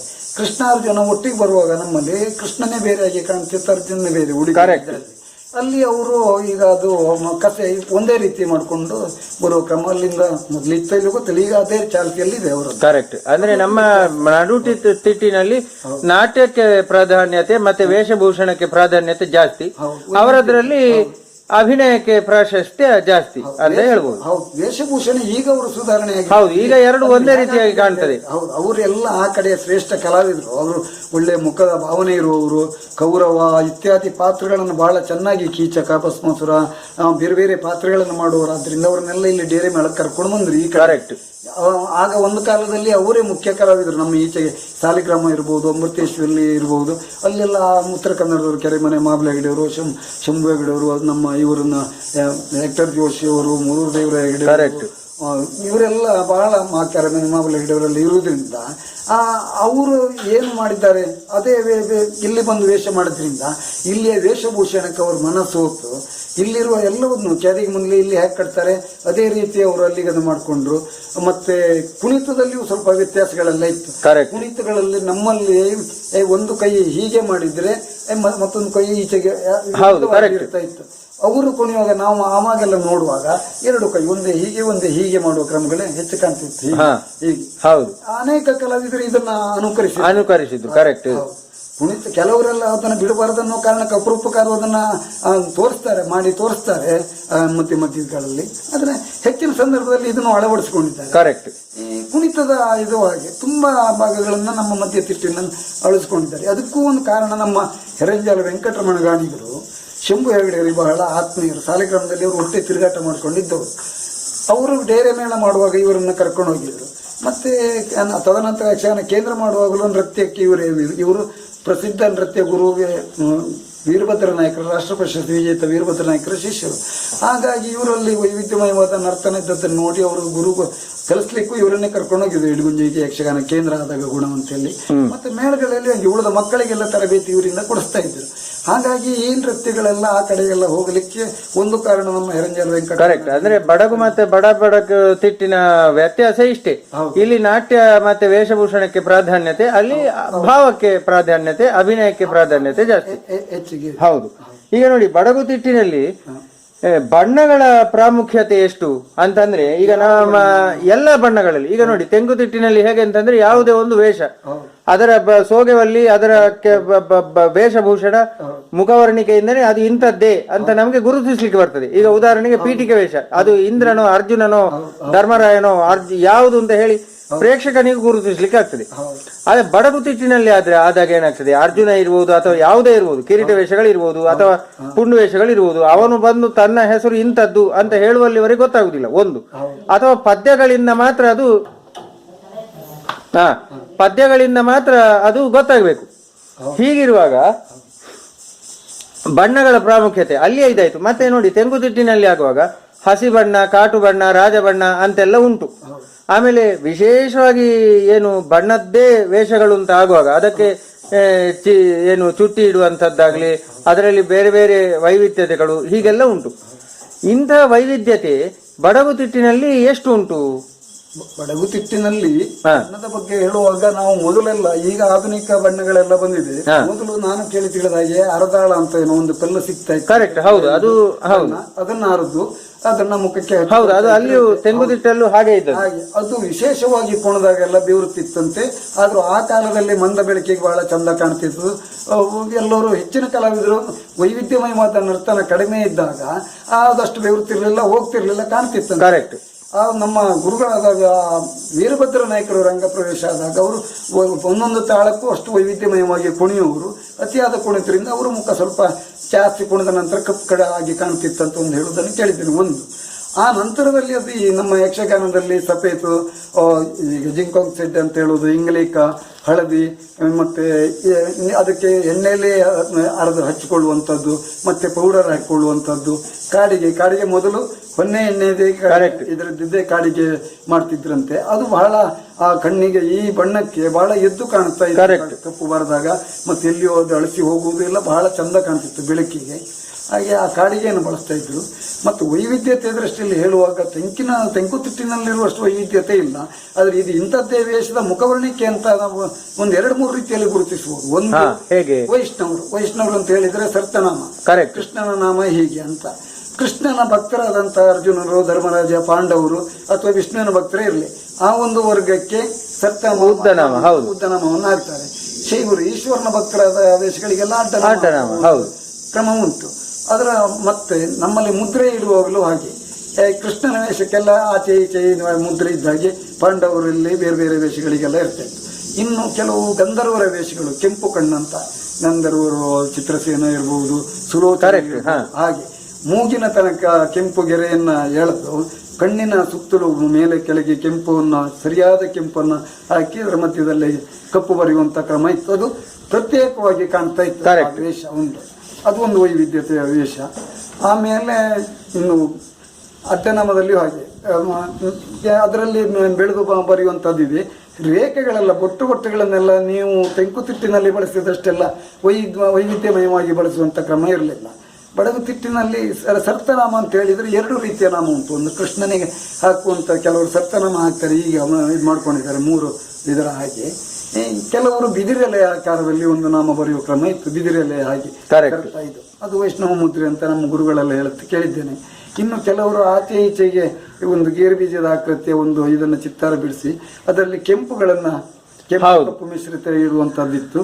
ಆಮೇಲೆ ಕಣ್ಣಿನ ಕೆಳಗಡೆ ಕಪ್ಪು ಬರೆದರೆ ಕೆಳಗಡೆ ಕೆಂಪನ್ನು ಬರೆಯುವ ಒಂದು ಕ್ರಮ ಹಿರಿಯ ಕಲಾವಿದರ ಪರಂಪರೆ. ಹಿರಿಯ ಕಲಾವಿದರು ಉಂಟು, ಕುಷ್ಟಗಾಣಿಗರು, ರಾಮಗಾಣಿಗರು, ಉಡುಪಿ ಹೊಸ ನಾಯಕರೆಲ್ಲ ಬರೆಯುವ ಕ್ರಮ ಇತ್ತು. ಈಗ ಅದೆಲ್ಲ ಸ್ವಲ್ಪ ಮಾಸ್ತಾ ಇದೆ, ಅದೊಂದು ವ್ಯತ್ಯಾಸಗಳಿದೆ. ಮತ್ತೆ ಎಲ್ಲ ರೀತಿಯಲ್ಲಿ ಹೇಳುವಾಗಲೂ ನಿಮ್ಮಲ್ಲಿ ಇಂಥ ವೇಷಕ್ಕೆ ಹೀಗೆ ಇದು ಇಂಥ ವೇಷವನ್ನು ಗುರುತಿಸುವ ಮಟ್ಟದಲ್ಲಿ ಇಲ್ಲ. ನಾನು ಹೇಳಿದಾಗೆ ಕರ್ಣ ಆದ್ರೆ ಕಪ್ಪು ಮುಂಡಾಸನ್ನು ಕಂಡಾಗ ಇದು ಕರ್ಣ, ಕೆಂಪು ಬಂದ್ರೆ ಆ ಪ್ರಸಂಗದಲ್ಲಿ ಇಂಥದ್ದು ವೇಷ ಆದ್ರೆ ಇದು ಶಲ್ಯ ಗುರುತಿಸ್ಲಿಕ್ಕೆ ಸಾಧ್ಯ ಆಗ್ತದೆ. ಹೌದು. ಮತ್ತೆ ಮೀಸೆ ಇದ್ದ ವೇಷಗಳು ಬೇರೆ, ಮೀಸೆ ಇಲ್ಲದಿದ್ದ ವೇಷಗಳು ಬೇರೆ. ಹಿಂದೆ ಪರಂಪರೆಯಲ್ಲಿ ಕಟ್ಟುವ ಮೀಸೆ ವೇಷಗಳಿತ್ತು. ಎಲ್ಲವೂ ಈ ಮೀಸೆ ಕಟ್ಟಿ ಬರುವಂಥದ್ದು. ಈ ಕ್ರೈಪರ್ಗಳೀಗ ನಾವು ಹೇಳುವ ಆಧುನಿಕ ಸೌಲಭ್ಯಗಳ ಕಡಿಮೆ ಅದನ್ನು ಮಾಡ್ತಾ ಇದ್ರು. ಈ ಗಲ್ಲ ಬರೆಯುವಂಥದ್ದೊಂದು ಪೂರಕವಾಗಿತ್ತು ಕಟ್ಟು ಮೀಸೆಗೆ. ಆ ಗಲ್ಲವನ್ನು ಕಪ್ಪು ಬರೆದಾಗ ಬಹಳ ಶೋಭೆ ಕಾಣ್ತಿತ್ತು ಅದು. ಮತ್ತೆ ಕರ್ಣಪಾತ್ರ ಮುಂದಲೆ ಕೇದಿಗೆ ಎಲ್ಲ ಕಟ್ಟಿದ ಮೇಲೆ ದೂರಕ್ಕೆ ಬಹಳ ಅಷ್ಟು ಚಂದ ಕಾಣ್ತದೆ. ಮುಂಡಾಸಿನ ವೇಷಕ್ಕೂ ಹಾಗೆ, ಕೇದಿಗೆ ಮುಂದಲಿಗೂ ಹಾಗೆ, ಕಿರೀಟದ ವೇಷಗಳಿಗೂ ಹಾಗೆ ಅದೊಂದು ಇದೆ ಹೀಗೆ. ಇನ್ನು ನಮ್ಮಲ್ಲಿ ಉಡುಗೆಯಲ್ಲಿ ಕೃಷ್ಣನ ವೇಷಕ್ಕೆ ನಾವು ಹೇಳಿದ ಹಾಗೆ ಬೇರೆಯಾಗಿ ಕಾಣುವಂಥದ್ದು ಕೃಷ್ಣ ನೆರಿಗೆ ಉಡುಗೆ ತೊಟ್ಟು ಬಂದಾಗ ಅದು ಬೇರೆಯಾಗಿ ಕಾಣ್ತದೆ. ಅರ್ಜುನ ಅಂದಾಗ ಅದು ಕೇದಿಗೆ ಮುನ್ಲಿ ವೇಷ, ಕಪ್ಪು ಕೇದಿಗೆ ಮುನ್ಲಿಗೆ ಅರ್ಜುನನಿಗೆ, ಕೆಂಪು ಕೇದಿಗೆ ಮುನ್ಲಿಗೆ ವೇಷ ಜಯಂತ ಇತ್ಯಾದಿ ಪಾತ್ರಗಳಿಗೆಲ್ಲ ಕೆಂಪು ಕೇದಿಗೆ ಮುಂದೆ. ಅದು ನಮ್ಮ ಪರಿಸರದವರು ನೋಡಿದ ಹಿಂದಿನಿಂದಲೂ ಆಟ ನೋಡಿದವರಿಗೆ ಇದು ಹೀಗೆ ಅಂತ ಗೊತ್ತಾಗ್ತದೆ ವೇಷ. ಇನ್ನು ಕೌಂಡ್ಲಿಕ ಅಂತ ರತಿ ಕಲ್ಯಾಣದಲ್ಲಿ ಕೌಂಡ್ಲಿಕನ ವೇಷ ಬರ್ತದೆ, ಅದು ಕೆಂಪು ಮುಂಡಾಸಿನ ವೇಷ, ಅದು ಒಂದು ಖಳನಾಯಕನ ಪ್ರವೃತ್ತಿ ವೇಷ. ಇದೀಗ ಇಂಥದ್ದೇ ವೇಷ ಅಂತ ಆ ಪ್ರಸಂಗದಲ್ಲಿ ಬರುವಾಗ ಗುರುತಿಸ್ತಾರೆ. ಗಂಧರ್ವರ ವೇಷಕ್ಕೆ ಹಾಗೆ ಕೆಂಪು ಮುಂಡಾಸು. ಹೌದು, ಅದಕ್ಕೆ ವೇಷ ಮುಖವರ್ಣಿಕೆ ಜೊತೆಗೆ ಸಾಮಗ್ರಿಗಳು ಅವರು ಗಂಧರ್ವ ಲೋಕದವರೇ ಇರಲೇಬೇಕಿದೆ. ನಮ್ಮಲ್ಲಿ ಕಾಟುಕೋಳಿ ಅಂತ ಹೇಳ್ತಾರೆ, ಹಕ್ಕಿಯ ಪಕ್ಕಗಳು ಬೇರೆ ಬೇರೆ ಇದು ಚಿತ್ತರದ ಒಳ್ಳೆ ಹೊಳಿತದೆ ಎಣ್ಣೆ ಇದರ ಹೊಳದಾಗೆ. ಅದನ್ನ ಗಂಧರ್ವನ ವೇಷಕ್ಕೆಲ್ಲ ಕೇದಿಗೆಗೆ ಸುರಿಯೋ ಕ್ರಮ ಇತ್ತು ಕೆಳಗೆ ತನಕ. ಮತ್ತೆ ಹಿಂದೆ ಒಂದು ಕೆಂಜಳಿಲು ಅಂತ ಅದರ ಬಾಲವನ್ನ ಗಂಧರ್ವನ ವೇಷಕ್ಕೆ ಮತ್ತು ಕಿರಾತರ ವೇಷಕ್ಕೆ ಮಾಡುವ ಕ್ರಮ ಉಂಟು. ಕಿರಾತರ ವೇಷವನ್ನು ಪ್ರತ್ಯೇಕ ಅಂತ ಗುರುತಿಸಬಹುದು. ಈಗ ಅದು ಪರಿವರ್ತನೆ ಆಗಿದೆ. ಮೊದಲೆಲ್ಲ ಕಿರಾತನ ವೇಷ ಅಂತ ಹೇಳಿದ್ರೆ ನಮ್ಮಲ್ಲಿ ಕೆಂಪು ಮುಂಡಾಸಿನ ವೇಷ ಕೋರೆ ಕಟ್ಟುವಂಥದ್ದು, ಅಡ್ಡ ಸರ್ತಲ್ಲ, ಇದು ನೇರ ಇದ್ರೆ ಇದು ಅಡ್ಡಕ್ಕೆ ಒಂದು ಕಟ್ಟುವುದು ಇದೆ. ಕೆಲವರು ವೈವಿಧ್ಯಮನೆಗಾಗಿ ಜೋಡಾಟಕ್ಕಾಗಿ ಎರಡು ಕಡೆ ಕಟ್ಟುವುದು ಇದೆ. ಎರಡನ್ನು ಅಷ್ಟು ದೊಡ್ಡದಾಗಿ ಕಟ್ಟಲಿಕ್ಕೆ ಆಗುವುದಿಲ್ಲ. ಅದು ಕಟ್ಟುವಾಗಲೂ ಅದರ ಮುಖಕ್ಕೂ ಆಗಿ ಕೆಂಪು ಗಂಧರ್ವರಿಗೆ ಬರದ ಹಾಗೆ ಕೆಂಪು ನಾಮ ಇಲ್ಲಿಗೂ ಹಾಗೆ ನಾಮ ಬರೆಯುವ ಕ್ರಮ. ಆದ್ರೆ ಮುಂಡಾಸಿನಲ್ಲಿ ವ್ಯತ್ಯಾಸ ಏನಂತ ಹೇಳಿದ್ರೆ ಕಿರಾತರಿಗೆ ಕೇದಿಗೆ ಕಟ್ಟುವಂಥ ಕ್ರಮ ಇಲ್ಲ. ಕೆಲವರು ಮುಂದಲೇ ಸಹ ಕಟ್ಟುತ್ತಿರಲಿಲ್ಲ, ಮುಂದಲೆಯೂ ಕಟ್ಟುವುದಿಲ್ಲ ಕೆಲವರು. ಈಗ ಅದನ್ನು ಕರ್ಣಪಾತ್ರ ಎಲ್ಲ ಕಟ್ತಾ ಇದ್ರು ಮುಂಡಾಸ ನಿಲ್ಲಿಸ್ಕೊಳ್ಳುವುದಕ್ಕೆ. ಅದರ ಮೇಲೆ ಒಂದು ಕಡೆಯಿಂದ ಕೂದಲುಗಳನ್ನು ಮುಂಡಾಸನ ಕಡೆಯಿಂದ ಇಳಿ ಬಿಡುವ ಕ್ರಮ ಇತ್ತು. ಹೌದು, ಮತ್ತೆ ಆ ಕೆಂದಳಿನ ಬಾಲವನ್ನ ಹಿಂದೆ ಕಟ್ಟುವ ಕ್ರಮ. ಅದರ ಮೇಲೆ ಮುಂಡಾಸಿನ ಆಚೆ ಈಚೆಗೆ ಕಟ್ಟುದಿದ್ರು ಸಪ್ಪಿನ ಎಲೆಯನ್ನ ಸುರಿಯುವ ಕ್ರಮಗಳಿತ್ತು. ಇದರಲ್ಲಿ ಶೋಭೆಗೆ ಕೇದಿಗೆ ನಮ್ಮ ರಾಜವೇಷಗಳಲ್ಲಿ ಬೇರೆ ಚಿತ್ರಸೇನು ಕೀಚಕನು ಇತ್ಯಾದಿ ವೇಷಗಳಿಗೆ ಅದನ್ನ ಇಡ್ತಾರೆ. ಯಾವುದು ಕೇದಿಗೆಗೆ ಮತ್ತೆ ತುರಾಯಿ ತಾವರೆ ಅನ್ನೋದು ಮತ್ತೆ ಹೂಚಂಡ ಅಂತ ಇರ್ತದೆ, ಅದಕ್ಕೆ ಕಟ್ಟುವಂಥದ್ದು. ಈ ವೇಷಕ್ಕಿಲ್ಲ. ಇಟ್ಟರು ಹೂವಿನ ಚೆಂಡ ಕೆಲವರ ನಂತರ ಸ್ವಲ್ಪ ಪರಿವರ್ತನೆ ಮಾಡಿ ಕಟ್ಟದವರು ಇದ್ರು. ಅವರು ಈ ತುರಾಯಿಯನ್ನೆಲ್ಲ ಇಡುವ ಕ್ರಮಗಳನ್ನೆಲ್ಲ ಮಾಡಲಿಲ್ಲ. ಅದು ಪ್ರತ್ಯೇಕವು ಸ್ವಲ್ಪ ಅವರು ಕಡಿಮೆಯವರು ಇರ್ಬೋದು ಅಥವಾ ಈ ಸೌಲಭ್ಯ ಅವರಿಗಿಲ್ಲ ಅಂತ ಕಾಡು ಜನಾಂಗದವರನ್ನು ಕಾರಣಕ್ಕೇನು ಸ್ವಲ್ಪ ಅವ್ರನ್ನ ಅನುಕರಿಸಿ ಹೊರಟವ್ರ ರೀತಿಯಲ್ಲಿ ವ್ಯವಸ್ಥೆಗಳು ಇಲ್ಲಿದ್ದಾರೆ. ಈಗ ಬಣ್ಣದ ಇದು ಆಯ್ತು. ಈಗ ವಿಶೇಷವಾಗಿ ಬಣ್ಣದ ವೇಷಗಳಿಗೆ ಬಂದ್ರಿ. ಹೌದು ಸರ್, ಬಣ್ಣದ ವೇಷಗಳಿಗೆ ಬಂತು. ಬಣ್ಣದ ವೇಷಗಳಲ್ಲಿ ಬಂದಾಗ ನಮ್ಮ ಪೂರ್ವ ಕಲಾವಿದರೆಲ್ಲ ನಾನು ಈ ಹಿಂದೆಗೆ ಹೇಳಿರ್ಬಹುದು, ನಾನು ತಿಳಿದ ಹಾಗೆ ಈಗ ಸೂರಾಲ ಅಣ್ಣಪ್ಪಣ್ಣ ಅನ್ನೋರು ಪ್ರಸಿದ್ಧ ಬಣ್ಣದ ವೇಷಧಾರಗಳು. ಈ ಕಡೆಯಲ್ಲಿ ಬಣ್ಣದ ವೇಷದವರ ಆರ್ಭಟಕ್ಕೆ ಆವಾಗ ಅಂಗಡಿಯೆಲ್ಲ ತಂದವರ ಲಾಡಿನುಂಡಿ ಎಲ್ಲ ಉದುರಿ ಹೋಗಿದೆ ಅಂತೆ. ಅವರು ಆರ್ಭಟಕ್ಕೆ ಅಷ್ಟು ಜಯಕಾರ ಇತ್ತು ಅಂತ. ಅವರೇನು ಅವರಿಗೆ ಕೊಡ್ಲಿಕ್ಕೆ ಹೇಳಿದ್ದು ಕೊಡದಿದ್ದಕ್ಕೆ ಅದನ್ನು ಉದುರಿಸ್ತೇನೆ ಅಂತ ಹೇಳಿದ್ದಾರೆ ಅಂತ. ಅದೇ ಮಾತಿನ ಪ್ರಕಾರ ಕೂಗಿನಿಂದ ಉದುರಿಸಿದ್ದಾರೆ ಅಂತ ನಾವು ಕೇಳು. ಮತ್ತು ಬಣ್ಣದಲ್ಲಿ ಎಷ್ಟು ವೈವಿಧ್ಯಮಯ ಬಣ್ಣ. ಈ ಪರಿಸರದಲ್ಲಿ ಒಂದು ಪ್ರತೀತಿ ಇದೆ. ಏನು ಒಳ್ಳೆ ಹಲಸಿನ ಹಣ್ಣು ಅಥವಾ ಇನ್ಯಾವುದಾದ್ರು ಒಳ್ಳೆ ಹಳದಿ ಬಣ್ಣದ ಹಣ್ಣುಗಳು ಅಥವಾ ಆಕರ್ಷಣೆ ಬಣ್ಣದ ಹಣ್ಣುಗಳನ್ನು ಕೊಯ್ದಾಗ ಬಣ್ಣ ಅಂತ ಹೇಳಿದ್ರೆ ಸೂರಲ ಅಣ್ಣಪ್ಪನ ಬಣ್ಣದ ಆಗಿದೆ ಅಂತ ಅಷ್ಟು ಪ್ರತೀತಿ ಒಂದು ಬಂದಿದೆ. ಒಬ್ಬರು ಕಲಾವಿದರು ಬಣ್ಣದ ವೇಷಧಾರಿಗಳು ಅವರ ಛಾಪನ್ನು ಮೂಡಿಸಿದ್ದಾರೆ. ಹಾಗೆ ಇನ್ನು ನಾನು ಬೆಳಕಳ ಸುಬ್ಬಣ್ಣಯ್ಯ ಅಂತ ಅವರು ಪ್ರಸಿದ್ಧ ಬಣ್ಣದ ವೇಷಧಾರಿಗಳಂತೆ. ಕೊಳಕೆಬೈಲು ಕೃಷ್ಣನವರು ಅದ್ಭುತ ಬಣ್ಣದ ವೇಷಧಾರಿಗಳು. ವಿಶಾಲವಾದ ಮುಖ, ಬಣ್ಣದ ವೇಷಧಾರಿಗಳಿಗೆ ಉದ್ದ ಮುಖ, ಹಾಗೆ ಬಹಳ ಆಕರ್ಷಣೀಯವಾದ ಸ್ವರ ಬೇಕು, ಗಂಭೀರ ಸ್ವರ ಆಳ್ತನಗಳು ಅಷ್ಟಿದ್ದಾಗ ಮಾತ್ರ ಅದು ಚಂದ. ಆಮೇಲೆ ಮುಖ ವಿಶಾಲ ಉದ್ದ ಮತ್ತು ಅಗಲ ಇದ್ದರೆ, ಹಣೆ ಎಲ್ಲ ವಿಶಾಲ ಇದ್ದರೆ ಬೇಕಾದ ಚಿತ್ರಗಳನ್ನು ಬರೀಲಿಕ್ಕೆ ಆಗ್ತದೆ. ಈಗ ಕೊಳಕೆಬೈಲು ಕೃಷ್ಣನವರು, ಬಣ್ಣದ ಸಂಜೀವಯ್ಯ ಅನ್ನುವರು, ಉಳುತ್ತೂರು ಗಣಪತಿ ಅವರೆಲ್ಲ ಬಹಳ ಬಣ್ಣ ಬರೀತಿದ್ರು ಅಂತ ಕೇಳಿದ್ದೇನೆ. ಬಣ್ಣಕ್ಕೆ ಬರುವಾಗ ಮುಖವರ್ಣಿಕೆಯಲ್ಲಿ ಹೇಳುವಾಗ ಕೆಲವೇ ಸುಳಿಗಳಿದೆ. ಗಂಡು ಬಣ್ಣ ಬೇರೆ, ಹೆಣ್ಣು ಬಣ್ಣದ ಪ್ರಭೇದಗಳು ಬೇರೆ. ಗಂಡು ಬಣ್ಣಕ್ಕಾಗುವಾಗ ರಾವಣ ಶಿವಭಕ್ತ, ಅವನಿಗೆ ಹೆಚ್ಚಿನವರು ನಮ್ಮಲ್ಲಿ ಎಲ್ಲ ಮೊಲದ ಕಿವಿ ಅಂತ ಬಿಸುಳಿ ಅಂತ ಹೇಳ್ತಾರೆ. ಆ ಮಾಡುವ ಕ್ರಮ ಇದೆ ಹಿಂದಿನವರಲ್ಲಿ. ಅದು ಯಾಕೆ ಮಾಡಿದ್ರು ಅಂತ ನಮಗೂ ಆಶ್ಚರ್ಯ ಆಗ್ತದೆ. ರಾವಣನಿಗೆ ಅವ ಶಿವಭಕ್ತ, ಶಿವನನ್ನು ಮೆಚ್ಚಿಸಿಕೊಂಡವ, ಅವ ತುಂಬ ವೇದಾಧ್ಯಯನ ಮಾಡಿದವ. ಎಲ್ಲ ನೆಲೆಯಲ್ಲಿಯೂ ಅಡ್ಡನಾಮ ಅವನಿಗೆ ಪೂರಕ ಆಗ್ಬೋದು ಅಂತ ನಾನೊಬ್ಬ ಅವನ ಬಗ್ಗೆ ತಿಳ್ಕೊಳ್ಳೋಕೆ ಹೊರಟು ನನಗೆ ಆ ಅಡ್ಡನಾಮ ಎಷ್ಟು ಪ್ರಶಸ್ತ ಅಂತ ನನಗನ್ನಿಸಿದ್ದು. ಕೆಲವರ ಒಂದು ವಾದ ಇದೆ, ಅವರು 3 ಜನ್ಮವನ್ನ ಕಳೆದು ಬಂದವರು. ಮೊದಲು ಹಿರಣ್ಯಕಶ್ಯಪ, ಅಂದ್ರೆ ಅವರು ಕಾರಣ ಈಗ 2ನೇ ಜನ್ಮ ಆದ್ದರಿಂದ ಈ ರೀತಿ ಬಳಸಿರ್ಬೋದು ಅಂತ ಕೆಲವರು ಹೇಳ್ತಾರೆ. ಹೌದು, ಅದು ಸರಿ ಇರ್ಬೋದು. ಯಾಕೆಂತಂದ್ರೆ ಕೆಂಪು ಮುಂಡಾಸು ನೋಡಿ ಯಾವುದಕ್ಕೆ ಗಂಧರ್ವ ಇದಕ್ಕೆ ಇರುದು ಆ ಒಂದು ರೀತಿಗೆ ಅಂತ ಹೇಳಿ ಆ ರೀತಿ ಇರ್ಬೋದು. ಅಂದ್ರೆ ಅದನ್ನ ಸೂಚಿಸಿದ್ರು ಇರ್ಬೋದು. ಕರೆಕ್ಟ್. ಆದ್ರೆ ನಂತರದಲ್ಲಿ ಬರುವಂತ ಇನ್ನು ಇವರು ಇರ್ತಾರೆ, ಅದರ ಶಿಶುಪಾಲದಂತ ವಕ್ರರಲ್ಲಿ ಆ ವೈವಿಧ್ಯತೆಯನ್ನು ನಮ್ಮ ಪೂರ್ವಿಕರು ಬಳಸ್ಕೊಂಡು ಬರಲಿಲ್ಲ. ಹೌದು. ಮೂರಾದ್ರೆ ಪ್ರಥಮದಲ್ಲಿ ಏಕಸುಳಿ ಬರಬೇಕಿತ್ತು 1ನೇ ಜನ್ಮಕ್ಕೆ, 2ನೇಗ ದ್ವಿಸುಳಿಗಾಗುವಾಗ ರಾವಣ ಕುಂಭಕರ್ಣರಿಗೆ ಮಾತ್ರ ಈಗ ದ್ವಿಸುಳಿ ಇದ್ರು. 3ನೇ ಆಗಿ ಬರುವಂತ ಜನ್ಮಗಳಲ್ಲಿ ನಮ್ಮ ಶಿಶುಪಾಲದವರಿಗೆ ಆ ರೀತಿಯಾದಂತ ತ್ರಿಸುಳಿಯನ್ನು ಬಳಸಿದ್ ನಾನು ನೋಡ್ಲಿಲ್ಲ. ಹಾಗೆ ಪೂರಕಾದ್ರೆ ಅದನ್ನು ಮಾಡ್ಕೊಂಡು ಬರ್ಬೇಕು, ಮಾಡಿದ್ದಿಲ್ಲ. ಇದಕ್ಕೆ ಮಾತ್ರ ಮಾಡಿದ್ದಾರೆ. ಅದೇನೇ ಇರಲಿ, ಬಣ್ಣದ ವೇಷದ ವೈವಿಧ್ಯತೆಗಿರಬಹುದು.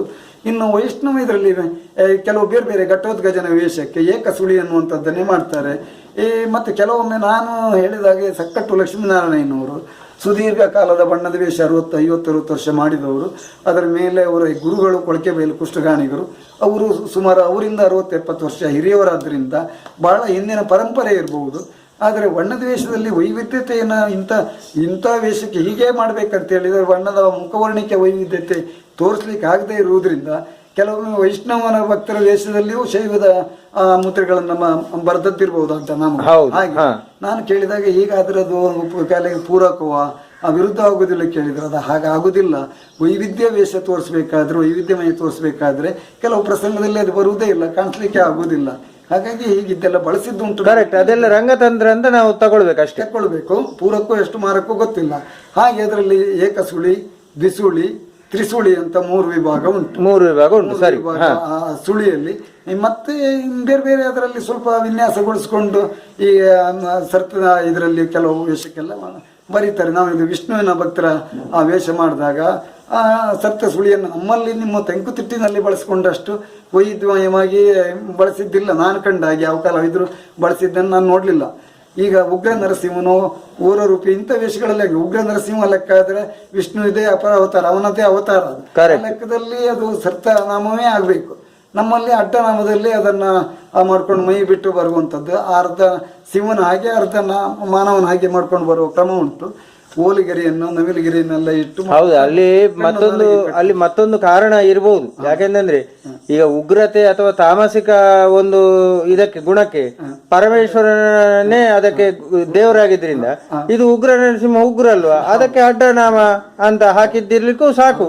ಎಷ್ಟಂದ್ರು ಜಾನಪದ ಒಂದು ಹಿನ್ನೆಲೆಯಿಂದ ಇದ್ದಂತಹ ಒಂದು ಕಲೆ ಅಲ್ವಾ ಇದು. ಮಾಡಿರಬಹುದೇ. ಆದ್ರೆ ನನಗೆ ಸುದೀರ್ಘ ಕಾಲ ಅದನ್ನು ಮಾಡಿದ್ರಿಂದ, ಉಗ್ರ ನರಸಿಂಹ ಪಾತ್ರ ಮಾಡಿದ್ರಿಂದ ನನಗನ್ನಿಸಿತು ಇದು ಏನಿದ್ರು ವಿಷ್ಣುವಿನದ್ದು ಸರ್ತನಾಮ, ನಾವು ಯಾಕೆ ಹೀಗೊಂದು ಪ್ರಯೋಗ ಮಾಡಿ ನೋಡಬಾರ್ದಂತ ನನಗನ್ನಿಸಿದ್ರಿಂದ ನಾನು ಅದನ್ನು ಸರ್ತನಾಮವನ್ನು ಬಳಸುವುದಕ್ಕೆ ಇತ್ತೀಚಿನ ವರ್ಷಗಳಲ್ಲಿ, ಕೆಲವು ವರ್ಷಗಳಿಂದ, ಒಂದು 10-20 ವರ್ಷದಿಂದ ಮಾಡ್ತಾ ಇದ್ದೇನೆ. ಮತ್ತೆ ಅದು ಒಂದು ಪಾತ್ರವನ್ನು ನಾಟಕೀಯವಾಗಿ ನಾವು ಪರಂಪರೆ ವೇಷ ಮಾಡುವುದಿದ್ರು ಉಗ್ರ ನರಸಿಂಹನ ವೇಷವನ್ನು ಮಾತ್ರ ನಾನೇನು ಈ ಕ್ಯಾಲೆಂಡರ್ಗಳಲ್ಲಿ ಇತ್ಯಾದಿಗಳೆಲ್ಲ ನೋಡಿದ್ರಿಂದಲೇನು ಆ ಒಂದು ಆಕರ್ಷಣೆ ಆಯ್ತು. ಮತ್ತೆ ಒಂದು ಹೀಗೆ ಚಿತ್ರಣ ಕೊಡ್ಬೋದು ಏನೋ ಅಂತಾರೆ, ವಿವರ್ಮನವರ ಚಿತ್ರವೋ ಯಾವುದೋ ನನಗೆ ಗೊತ್ತಿಲ್ಲ. ಅಂತೂ ನಾನು ಅದನ್ನು ಶಿವನಾಗಿ ಮುಖವರ್ಣಿಕೆಯನ್ನು ಮಾಡಿ ಈ ಹತ್ತಿಯಿಂದ ಬೇರೆ ಬೇರೆ ಇದನ್ನು ಮಾಡಿ ಗಲ್ಲ ಎಲ್ಲ ಕಟ್ಟಿ ಅದನ್ನು ಸಿಂಹ ಹೇಗೋ ಹಾಗೆ ಮುಖವರ್ಣಿಕೆಯನ್ನು ಮಾಡಿ ಮುದ್ರೆ ಮಾತ್ರ ಸರ್ತನಾಮವನ್ನು ಹಾಕಿ ವಿಷ್ಣು ಮುದ್ರೆಯನ್ನು ಹಾಕಿ ಮಾಡುವ ಒಂದು ಕ್ರಮ ಮಾಡ್ಕೊಂಡು ಬಂದಿದ್ದೇನೆ. ಅದು ಒಂದು. ಇನ್ನು ಘೋರರೂಪಿ ಅಂತ ಇದೆ. ಘೋರರೂಪಿಗೂ ಹೀಗೆ ಅಡ್ಡನಾಮದ ಸಹಿತ ಸಿಂಹನ ವೇಷವನ್ನು ನಮ್ಮ ಪರಂಪರೆಯಲ್ಲಿ ಹಿಂದೆ ಜಾಂಬವತಿ ಕಲ್ಯಾಣದಲ್ಲೆಲ್ಲ ಬರುವ ಕ್ರಮ ಉಂಟು. ಅದಕ್ಕೂ ಹಾಗೆ ಈಗ ಈ ಕಿರೀಟ ಸಾಮಗ್ರಿ ಇರಲಿಲ್ಲ. ಈ ಅಂಗಿ ಮಾತ್ರ ಸಿಂಹನ ವೇಷಕ್ಕೂ ಒಂದೇ, ಆಂಜನೇಯನ ವೇಷಕ್ಕೂ ಹನುಮಂತನ ವೇಷಕ್ಕೂ ಒಂದೇ ಬಳಸ್ತಾ ಇದ್ರು. ಆಗೆಲ್ಲ ಹಣ ಹೆಚ್ಚು ಹಾಕುವುದಕ್ಕೆ ಕಷ್ಟ ಸಾಧ್ಯ ಆದ್ರಿಂದಲೂ ಯಾವುದೋ ಇಟ್ಕೊಂಡು ಹೊತ್ಕೊಂಡು ತಿರುಗುದು ಕಷ್ಟ ಆದ್ರಿಂದ ಗೊತ್ತಿಲ್ಲ. ಆಗ ಈ ಕಲ್ಲರು ಇರಲಿಲ್ಲ, ಈ ಬಣ್ಣ ಇರಲಿಲ್ಲ, ಹಸಿರು ಬಣ್ಣದ ಅಂಗಿ ಇರ್ತಿತ್ತು. ಹನುಮಂತನಿಗೆ ಹೋಗ್ಲೋದೆ ಈ ಸಿಂಹನೋ ಅಥವಾ ಹುಲಿಯಾದರೂ ಇದನ್ನೇ ಹಾಕೊಂಡು ಬರ್ತಿದ್ರು. ಈ ಅಂಗಿಯ ಹಸಿರು ಅಂಗಿ ಮುಖವರ್ಣಿಕೆ, ಇದು ಓಲಿಗೆರೆಯನ್ನು ಕಟ್ಟಿ ಅದೇ ವೇಷವನ್ನು ಘೋರರೂಪಿಯ ವೇಷಕ್ಕೂ ಹಾಗೆ ಮಾಡ್ತಾ ಇದ್ರು ಶಶಿಪ್ರಭು ಪರಿಣಯದಲ್ಲಿ. ಮತ್ತೆ ಇನ್ನು ವೀರಭದ್ರ ಕೆಲವು ಪ್ರಸಂಗ ಜೋಡಾಟಕ್ಕಾಗುವಾಗ, ಭೈರವ ಬೇರೆ ಬೇರೆ ಮೀನಾಕ್ಷಿ ಕಲ್ಯಾಣಕ್ಕಾಗುವಾಗ ಒಂದು ಮೇಳದಿಂದ ನಾವು ಎದ್ದು ಕಾಣಬೇಕನ್ನೋದಕ್ಕಾಗಿ ಪ್ರಮತಾದಿಗಳು ಬೇರೆ ಬೇರೆ ಇದ್ದಾರೆ, ವೀರಭದ್ರ, ಭೈರವ, ಭೃಂಗಿ ಹೀಗೆ. ಆಗ ಅದನ್ನು ವೈವಿಧ್ಯಮಯ ವೇಷ ತೋರಿಸ್ಬೇಕನ್ನೋ ಉದ್ದೇಶಕ್ಕೆ ಒಂದು ಕಿರೀಟ ಕಟ್ಟಿ ವೀರಭದ್ರ ಬಂದರೆ ಬಣ್ಣದ ವೇಷದ ವೀರಭದ್ರನ್ನೇ ಮಾಡಿದ್ದು ಹೆಚ್ಚಿಗೆ ಇದೆ. ಒಂದು ವೇಷ ಒಬ್ಬ ಕಲಾವಿದನಾಗುವಾಗ ಬಣ್ಣದ ತಟ್ಟಿ, ನಾವು ಈಗ ರಾಕ್ಷಸರ ರಾವಣ ಬಂದಾಗೆ ಇದನ್ನ ವೀರಭದ್ರ ಅಂತ ಬಂದದ್ದಿದೆ. ಅದೇ ದಕ್ಷಾಧ್ವರಕ್ಕಾಗುವಾಗ ರಾಜ ಕಿರೀಟವನ್ನು ಕಟ್ಟಿ ಅದಕ್ಕೆ ಹಿಂದಿನಿಂದ ದೇವಾಲಯದ ಬಲಿಪೀಠಕ್ಕಿರುವಂತಹ ಪ್ರಭಾವಳಿಯನ್ನ ಇಟ್ಟು ಕಣ್ಣು ನಾಲಿಗೆಯನ್ನೆಲ್ಲ ವಿಶೇಷ ಕಟ್ಟಿ ಬರುವಂತಹ ಹತ್ಯೆಯನ್ನು ವಿಶೇಷವಾದ ಮುಖದ ಅಗಲವನ್ನು ಮಾಡ್ಕೊಂಡು ಬರುವ ಕ್ರಮ ಇತ್ತು, ಹಿಂದಿನಿಂದಲೂ ಇತ್ತು. ಅದಕ್ಕೆ ದೊಂದಿಯನ್ನು ಸಿಗಿಸ್ತಾ ಇದ್ರು, ಒಂದು 5-6 ದೊಂದಿಯನ್ನು ಇಟ್ಟುಕೊಂಡು ಅವ ಹುಟ್ಟಿ ಬರುವ ಇದಕ್ಕೆ ಮಾಡುವ ವೀರಭದ್ರನ ವೇಷ ಆ ವೈವಿಧ್ಯತೆ ಇತ್ತು. ಭೃಂಗಿ ಇತ್ಯಾದಿಗಳಿಗೆ ಇದನ್ನೇ ನಮ್ಮ ಕಣ್ಣು ನಾಲಿಗೆಯನ್ನು ಕಟ್ಟಿಕೊಂಡು ಒಂದು ವೇಷ ಮಾಡಿಕೊಂಡು ಬರುವ ಕ್ರಮಗಳು. ಬಣ್ಣದಲ್ಲಿ ಹಾಗೆ ಕಿರೀಟ, ಬಣ್ಣದ ಕಿರೀಟಗಳಲ್ಲಿ ವೈವಿಧ್ಯತೆ ಕಿರೀಟಗಳ ತೆಂಕುತಿಟ್ಟಿನಲ್ಲಿದ್ದಾಗ ಬಡಗುತಿಟ್ಟಿನಲ್ಲಿಲ್ಲ. ಏನಿದ್ರು ಬಣ್ಣದ ಕೇಸರಿ ತಟ್ಟಿ ಅಂತ ಹೇಳ್ತಾರೆ, ಅಥವಾ ಬಣ್ಣದ ತಟ್ಟಿ ಅಂತ ಹೇಳ್ತಾರೆ ನಮ್ಮಲ್ಲಿ. ಅದು ಒಂದು ತಟ್ಟಿ ಇರ್ತದೆ. ಇನ್ನೀ ವೀರಭದ್ರೆಯಲ್ಲಿ ಅದರ ಇತ್ತೀಚಿನ ಮಾಡುವಾಗ ನಾವು ರಾಜವೇಷದ ಕಿರೀಟವನ್ನು ಕಟ್ಟುವ ಕ್ರಮ, ಕಣ್ಣು ಎಲ್ಲ ತೆಂಕುತಿಟ್ಟಿನಲ್ಲಿ ವೀರಭದ್ರ ಮಾಡಿದ ಹಾಗೆ ಎಲ್ಲ ಬಡವಿನಲ್ಲಿ ಅದನ್ನೇ ಅನುಕರಿಸಿ ಮಾಡುವುದು ಬೆಳವಣಿಗೆ ಆಗ್ತಾ ಇದೆ. ಕರೆಕ್ಟ್. ಈಗ ನೋಡಿ, ಬಡಗುತಿಟ್ಟಿನಲ್ಲಿ ಬಣ್ಣದ ವೇಷದ ಒಡ್ಡೋಲಗ ಕ್ರಮಗಳಲ್ಲಿ ಕೂಡ ಬೇರೆ ಬೇರೆ ಭಿನ್ನತೆ ಉಂಟಾ? ಹೌದು ಸರ್, ಒಂದು ಹಿಂದಿನ ವಿಚಾರವನ್ನು ಒಂದೆರಡು ಉಳಿದಿವೆ, ಮುಂದುವರಿಸಿಕೊಂಡು ಇದಕ್ಕೆ ಬರ್ತದೆ. ಅಂದರೆ ಹೆಣ್ಣು ಬಣ್ಣದ ವೇಷಗಳಿದೆ. ಹೆಣ್ಣು ಬಣ್ಣದ ವೇಷಗಳಲ್ಲಿ ಈ ಕಪ್ಪು ಮುಖವನ್ನು ಮಾಡುವಂತ ಒಂದು ಕ್ರಮ ಇದೆ. ಸಹ ಕಲಾವಿದ ಕೆಂಪು ಮುಂಡಾಸಿನೋ ಕಪ್ಪು ಮುಂಡಾಸಿನ ವೇಷಧಾರಿ, ಕಪ್ಪು ಮುಂಡಾಸಿನವ ಮುಖ್ಯ ಬಣ್ಣದ ವೇಷಧಾರಿ ಒಬ್ಬನೇ ನಮ್ಮ ಬಡಗುತಿಟ್ಟಿನಲ್ಲಿ. 2 ಬಣ್ಣದ ವೇಷ ಬರುವಾಗ ಅವ ಗಂಡು ಬಣ್ಣ ಮಾಡಿದರೆ, ಈ ಮುಂಡಾಸಿನ ವೇಷಧಾರಿ ಅವ ರಾಜವೇಷದ ಮುಖ ಮಾಡ್ಕೊಂಡಿದ್ದವನಿಗೆ ಅದನ್ನು ಮಾಡಿ ಇದನ್ನು ಮಾಡಬೇಕಾದ ಪರಿಸ್ಥಿತಿ ಇರ್ತದೆ. ಆಗ ಕೆಲವೊಮ್ಮೆ ಹಳದಿ ಮುಖಕ್ಕೆ ಕೆಂಪು ಗೆರೆಯನ್ನು ಬೇರೆ ಸುಳಿಯನ್ನೆಲ್ಲ ಬರೆದು ಮಾಡ್ಕೊಂಡು ಬಂದವರು ಇದ್ದಾರೆ. ಮತ್ತೆ ಹೆಚ್ಚಾಗಿ ಕಪ್ಪು ಬಣ್ಣವನ್ನು ಬರೆಸ್ತಾ ಇದ್ರು, ಬರೆಯುವ ಒಂದು ಕ್ರಮ ಇತ್ತು. ಅದರಲ್ಲಿ ಒಂದು ದೊಡ್ಡ ಆನೆಗೆ ತಿಲಕ ಉರುಟು ಇದು, ಇನ್ನೊಂದು ಅರ್ಧಚಂದ್ರಾಕೃತಿಯ ತಿಲಕ, ಇನ್ನು ಲವಕುಶರ ಕಾಳಗ ಶೂರ್ಪನಕ್ಕೆ ಬರ್ತದೆ. ಅದಾಗುವಾಗ ಅವಳು ಶೂರ್ಪನಕ್ಕೆ ಗಂಡ ತೀರಿ ಹೋದವಳಾಗಿರ್ತಾಳೆ. ಶೂರ್ಪನಕ್ಕೆ ವಿವಾಹಕ್ಕೆ ಬರುವ ಶೂರ್ಪನಕ್ಕೆ ಬೇರೆ, ಇದಕ್ಕೆ ಬರುವವಳು ಬೇರೆ. ಪಂಚವಟಿ ಸೀತಾಪರಕ್ಕೆ ಬರುವಾಗ ಅವಳು ಗಂಡ ತೀರ್ಕೊಂಡಿರ್ತಾನೆ. ಆಗ ಯಾವುದೋ ಕಲಾವಿದರ ಕಲ್ಪನೆಯೂ ಇರಬಹುದು. ಅಡ್ಡನಾಮ ರಾವಣ ಹಾಕಿದಾಗೆ ವಿಭೂತಿಯ ಕಲ್ಪನೆ ಅಂತಲೇ ಅಡ್ಡನಾಮವನ್ನು ಹಿರಿಯ ಕಲಾವಿದರು ಹಾಕಿದ್ದನ್ನು ನೋಡಿದ್ದೆ ನಾನು. ಅದೇ ರೀತಿಯಲ್ಲಿ ನಾವು ಅದನ್ನು ಮಾಡ್ಕೊಂಡು ಬರ್ತೇವೆ. ಹಾಗೆ 1-2-3 ರೀತಿಯ ವಿಧಾನಗಳು ಇದೆ. ಅದು ಚಿಟ್ಟೆಗಳು ಗಂಡು ಬಣ್ಣಕ್ಕೆ ಬೇರೆ, ಹೆಣ್ಣು ಬಣ್ಣಕ್ಕೆ ಬೇರೆ. ಹೆಣ್ಣು ಬಣ್ಣಕ್ಕಾಗುವ ಸಣ್ಣ ಸಣ್ಣ ಚಿಟ್ಟೆ ಒಂದು ಸಪುರ ಇಡುವ ಕ್ರಮ ನಮ್ಮಲ್ಲಿ ಇದೆ. ಗಂಡು ಬಣ್ಣಕ್ಕೆ ಇದು ದೊಡ್ಡದು. ಹೀಗೆ ಇನ್ನು ಒಡ್ಡೋಲಗದ ಕ್ರಮಗಳು ಹೇಳುವಾಗ ಇನ್ನದೊಂದು ಗಾರುಡಿ ವೇಷ ಉಂಟು ಹೆಣ್ಣು ಬಣ್ಣದಲ್ಲಿ. ಶೂರ್ಪನಕ್ಕೆ ರೂಪಾಂತರ ಆಗುವುದು ಲವಕುಶರ ಕಾಲದಲ್ಲಿ. ಕಿರೀಟವನ್ನು ತೆಗೆದಿರಿಸಿ ಮುಖವರ್ಣಕ್ಕೆ ಎಲ್ಲ ಸಾಧು ಸ್ವಲ್ಪ ಕ್ರೂರವಾದ ರೀತಿಯಲ್ಲಿ ಮಾಡ್ಕೊಂಡು ಬರುವುದೊಂದು ಕ್ರಮ ಉಂಟು. ನಮ್ಮ ತೆಂಗುತಿಟ್ಟಿನ ಕೊರವಂಜಿ ಹಾಗೆ ಅದೇ ಕೊರವಂಜಿ, ಗಾರುಡಿ ಅನ್ನೋದು ಕೊರವಂಜಿ. ಇಲ್ಲಿ ಲವಕುಶರ ಕಾಲಕ್ಕಾಗುವಾಗ ಅವಳು ಅದು ಪೂರಕವಾದದ್ದು. ನಮ್ಮ ಪುರಾಣದಲ್ಲಿ ಇದೆಯೋ ಇಲ್ಲೋ ಗೊತ್ತಿಲ್ಲ, ಇಲ್ಲ ಅಂತ ಹೇಳ್ತಾರೆ. ಹೊಸ ಪ್ರಸಂಗ ಅಂತ ಹೇಳ್ತಾರೆ. ಅದನ್ನು ಪುರಾಣಕ್ಕೆ ಪೂರಕವಾಗಿ ಲವಕುಶರ ಕಾಳಗ, ವಿಭೀಷಣ ಇವರೆಲ್ಲರೂ ಬರ್ತಾರೆ. ಅವಳು ಪಂಚವಟಿ ಸೀತಾ ಅಪಹರಣದಲ್ಲಿ ಸೀತೆಯನ್ನು ಮದುವೆ ಆಗ್ಲಿಕ್ಕೆ ಆಗದೆ ಇದ್ದೆ, ಅಂದರೆ ರಾಮ ಲಕ್ಷ್ಮಣರನ್ನು ಮದುವೆ ಆಗ್ಲಿಕ್ಕೆ ಆಗದಿರೋದು ತನಗೆ ಅವಮಾನ ಆದ್ದಕ್ಕಾಗಿ, ತಮ್ಮ ವಂಶದವರು ನಾಶ ಆದ್ದಕ್ಕಾಗಿ ಪ್ರತಿಕಾರ ಮಾಡಬೇಕನ್ನೋ ಉದ್ದೇಶಕ್ಕಾಗಿ ಅವಳು ಒಂದು ಪಣ ತೊಟ್ಟುಕೊಂಡೇ ಬರ್ತಾಳೆ. ಗಾರುಡಿ ವೇಷ ಹಾಕಿಕೊಂಡು ಇಲ್ಲಿ ಬರ್ತಾಳೆ. ಸೀತೆಯನ್ನು ಲವಕುಶರ ಕಾಲದ ಸೀತೆ ಮಕ್ಕಳನ್ನು ಕೊಲ್ಲಲಿಕ್ಕೆ ಪ್ರಯತ್ನ ಮಾಡ್ತಾಳೆ. ಅದರಿಂದ ಆಗದಿದ್ದ ಮೇಲೆ ಇನ್ನೇ ಏನಾದರೂ ಮಾಡಿ ಮಕ್ಕಳನ್ನ ಬಲಿ ತೆಗೆದುಕೊಳ್ಬೇಕು ರಾಮನ ಮಕ್ಕಳೇ ಅವರನ್ನು ಗೊತ್ತಾದ ಮೇಲೆ ಗಾರುಡಿ ವೇಷ ಹಾಕೊಂಡು ಹೋಗ್ತಾಳೆ. ಅದಕ್ಕೊಂದು ಸ್ವಲ್ಪ ವೇಷ, ಉಡುಗೆ ತೊಡುಗೆ ಎಲ್ಲ ಸೀರೆ ಎಲ್ಲ ಕಪ್ಪು ಸೀರೆಗಳು. ಕರೆಕ್ಟ್. ಇದು ಸ್ವಲ್ಪ ವ್ಯತ್ಯಾಸ ಇರ್ತದೆ. ಸ್ವಲ್ಪ ಕೊರವಂಜಿಗಳು ನಮ್ಮಲ್ಲಿ ಇವಾಗೆಲ್ಲ ಕೆಲವು ಕಡೆಗೆ ಬರ್ತದಲ್ಲ, ಹಾಗೆ ಮಾಡ್ಕೊಂಡು ಬರ್ತಾರೆ. ಒಡ್ಡೋಲಗ ಕ್ರಮಗಳು ನಮ್ಮಲ್ಲಿ ಹಿಂದೆ ಇತ್ತು. ಬಣ್ಣದ ವೇಷಕ್ಕೆ, ಗಂಡು ಬಣ್ಣದ ವೇಷಕ್ಕೆ ಉಂಟು. ನೀವು ತೆಂಕುತಿಟ್ಟಿನಲ್ಲಿ ಹೇಗೆ ಮಾಡ್ತಾರೆ, ಪ್ರಥಮ ಎದ್ದು ಬಂದು ಕನ್ನಡಿಯಲ್ಲಿ ಮುಖ ನೋಡುವಂಥದ್ದು, ಹಲ್ಲು ಉದ್ದುವಂಥದ್ದು, ಬಾಯಿ ತೊಳೆದುಕೊಳ್ಳುವಂಥದ್ದು, ಆಮೇಲೆ ಸ್ನಾನ ಆದ ಮೇಲೆ ಸಂಧ್ಯಾ ವಿಭೂತಿ ಧಾರಣೆ, ಆಮೇಲೆ ಲಿಂಗವನ್ನು ಪ್ರತಿಷ್ಠಾಪಿಸಿಕೊಂಡು ಲಿಂಗದ ಸ್ನಾನ ಮಾಡಿಸಿದ ಮೇಲೆ ಅದಕ್ಕೆ ಪುಷ್ಪಾರ್ಚನೆ, ಅದರ ಮೇಲೆ ತಾನು ಮಂತ್ರಗಳನ್ನು ಹೇಳಿಕೊಂಡು ಆ ಆವರ್ತಗಳಿಗೆ, ತಾಳದ ಆವರ್ತಗಳಿಗೆ ಸರಿಯಾದಂಥ ಪೂಜೆ ಎಲ್ಲವನ್ನು ಮುಗಿಸಿ ಕರೆಕ್ಟ್ ಮತ್ತೆ ಆವರ್ತದ ಕೊನೆಯ ಹಬ್ಬರದ ಮುಕ್ತಾಯಕ್ಕೆ ತಾತ್ತದೆ ಅಂತ ಆ ವಿಭೂತಿಯನ್ನು ಧರಿಸ್ಕೊಂಡು ಹೊರಂಗ ಸ್ಥಳಕ್ಕೆ ಪ್ರವೇಶ ಹಬ್ಬಕ್ಕೆ ಹೋಗುವಂಥ ಕ್ರಮ.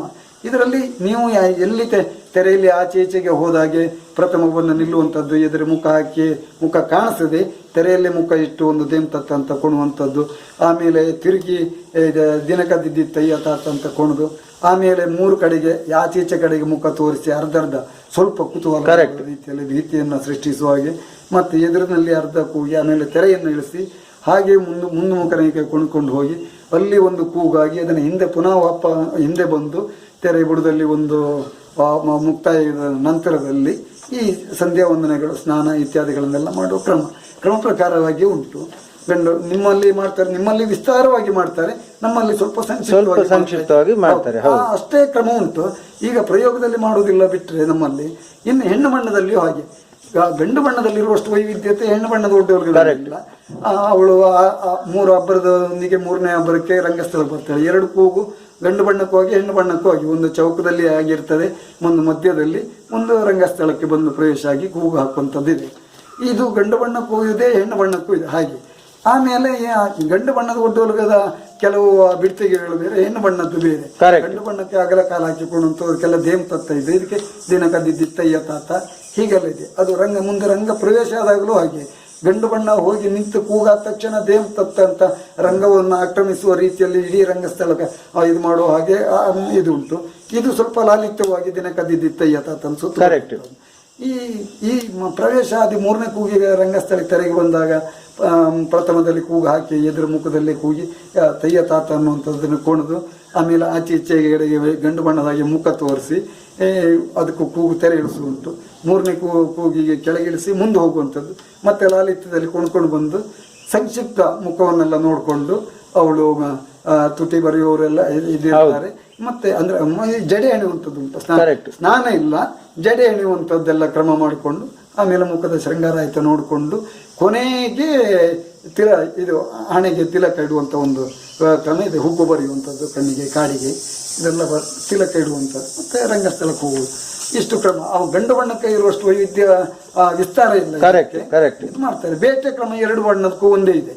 ಗಂಡು ಬಣ್ಣದಲ್ಲಿ ಹಾಗೆ ಅವ ಬೇಟೆಗೆ ಹೋಗುವ ಆದರೆ ಅವ ಪ್ರವೇಶ ಆಗಿ ಅವನ ಸ್ವಗತ ಹೇಳಿಕೊಂಡು ಅವನ ಬೇಟೆಗೆ ಹೊರಡ್ತಾನೆ.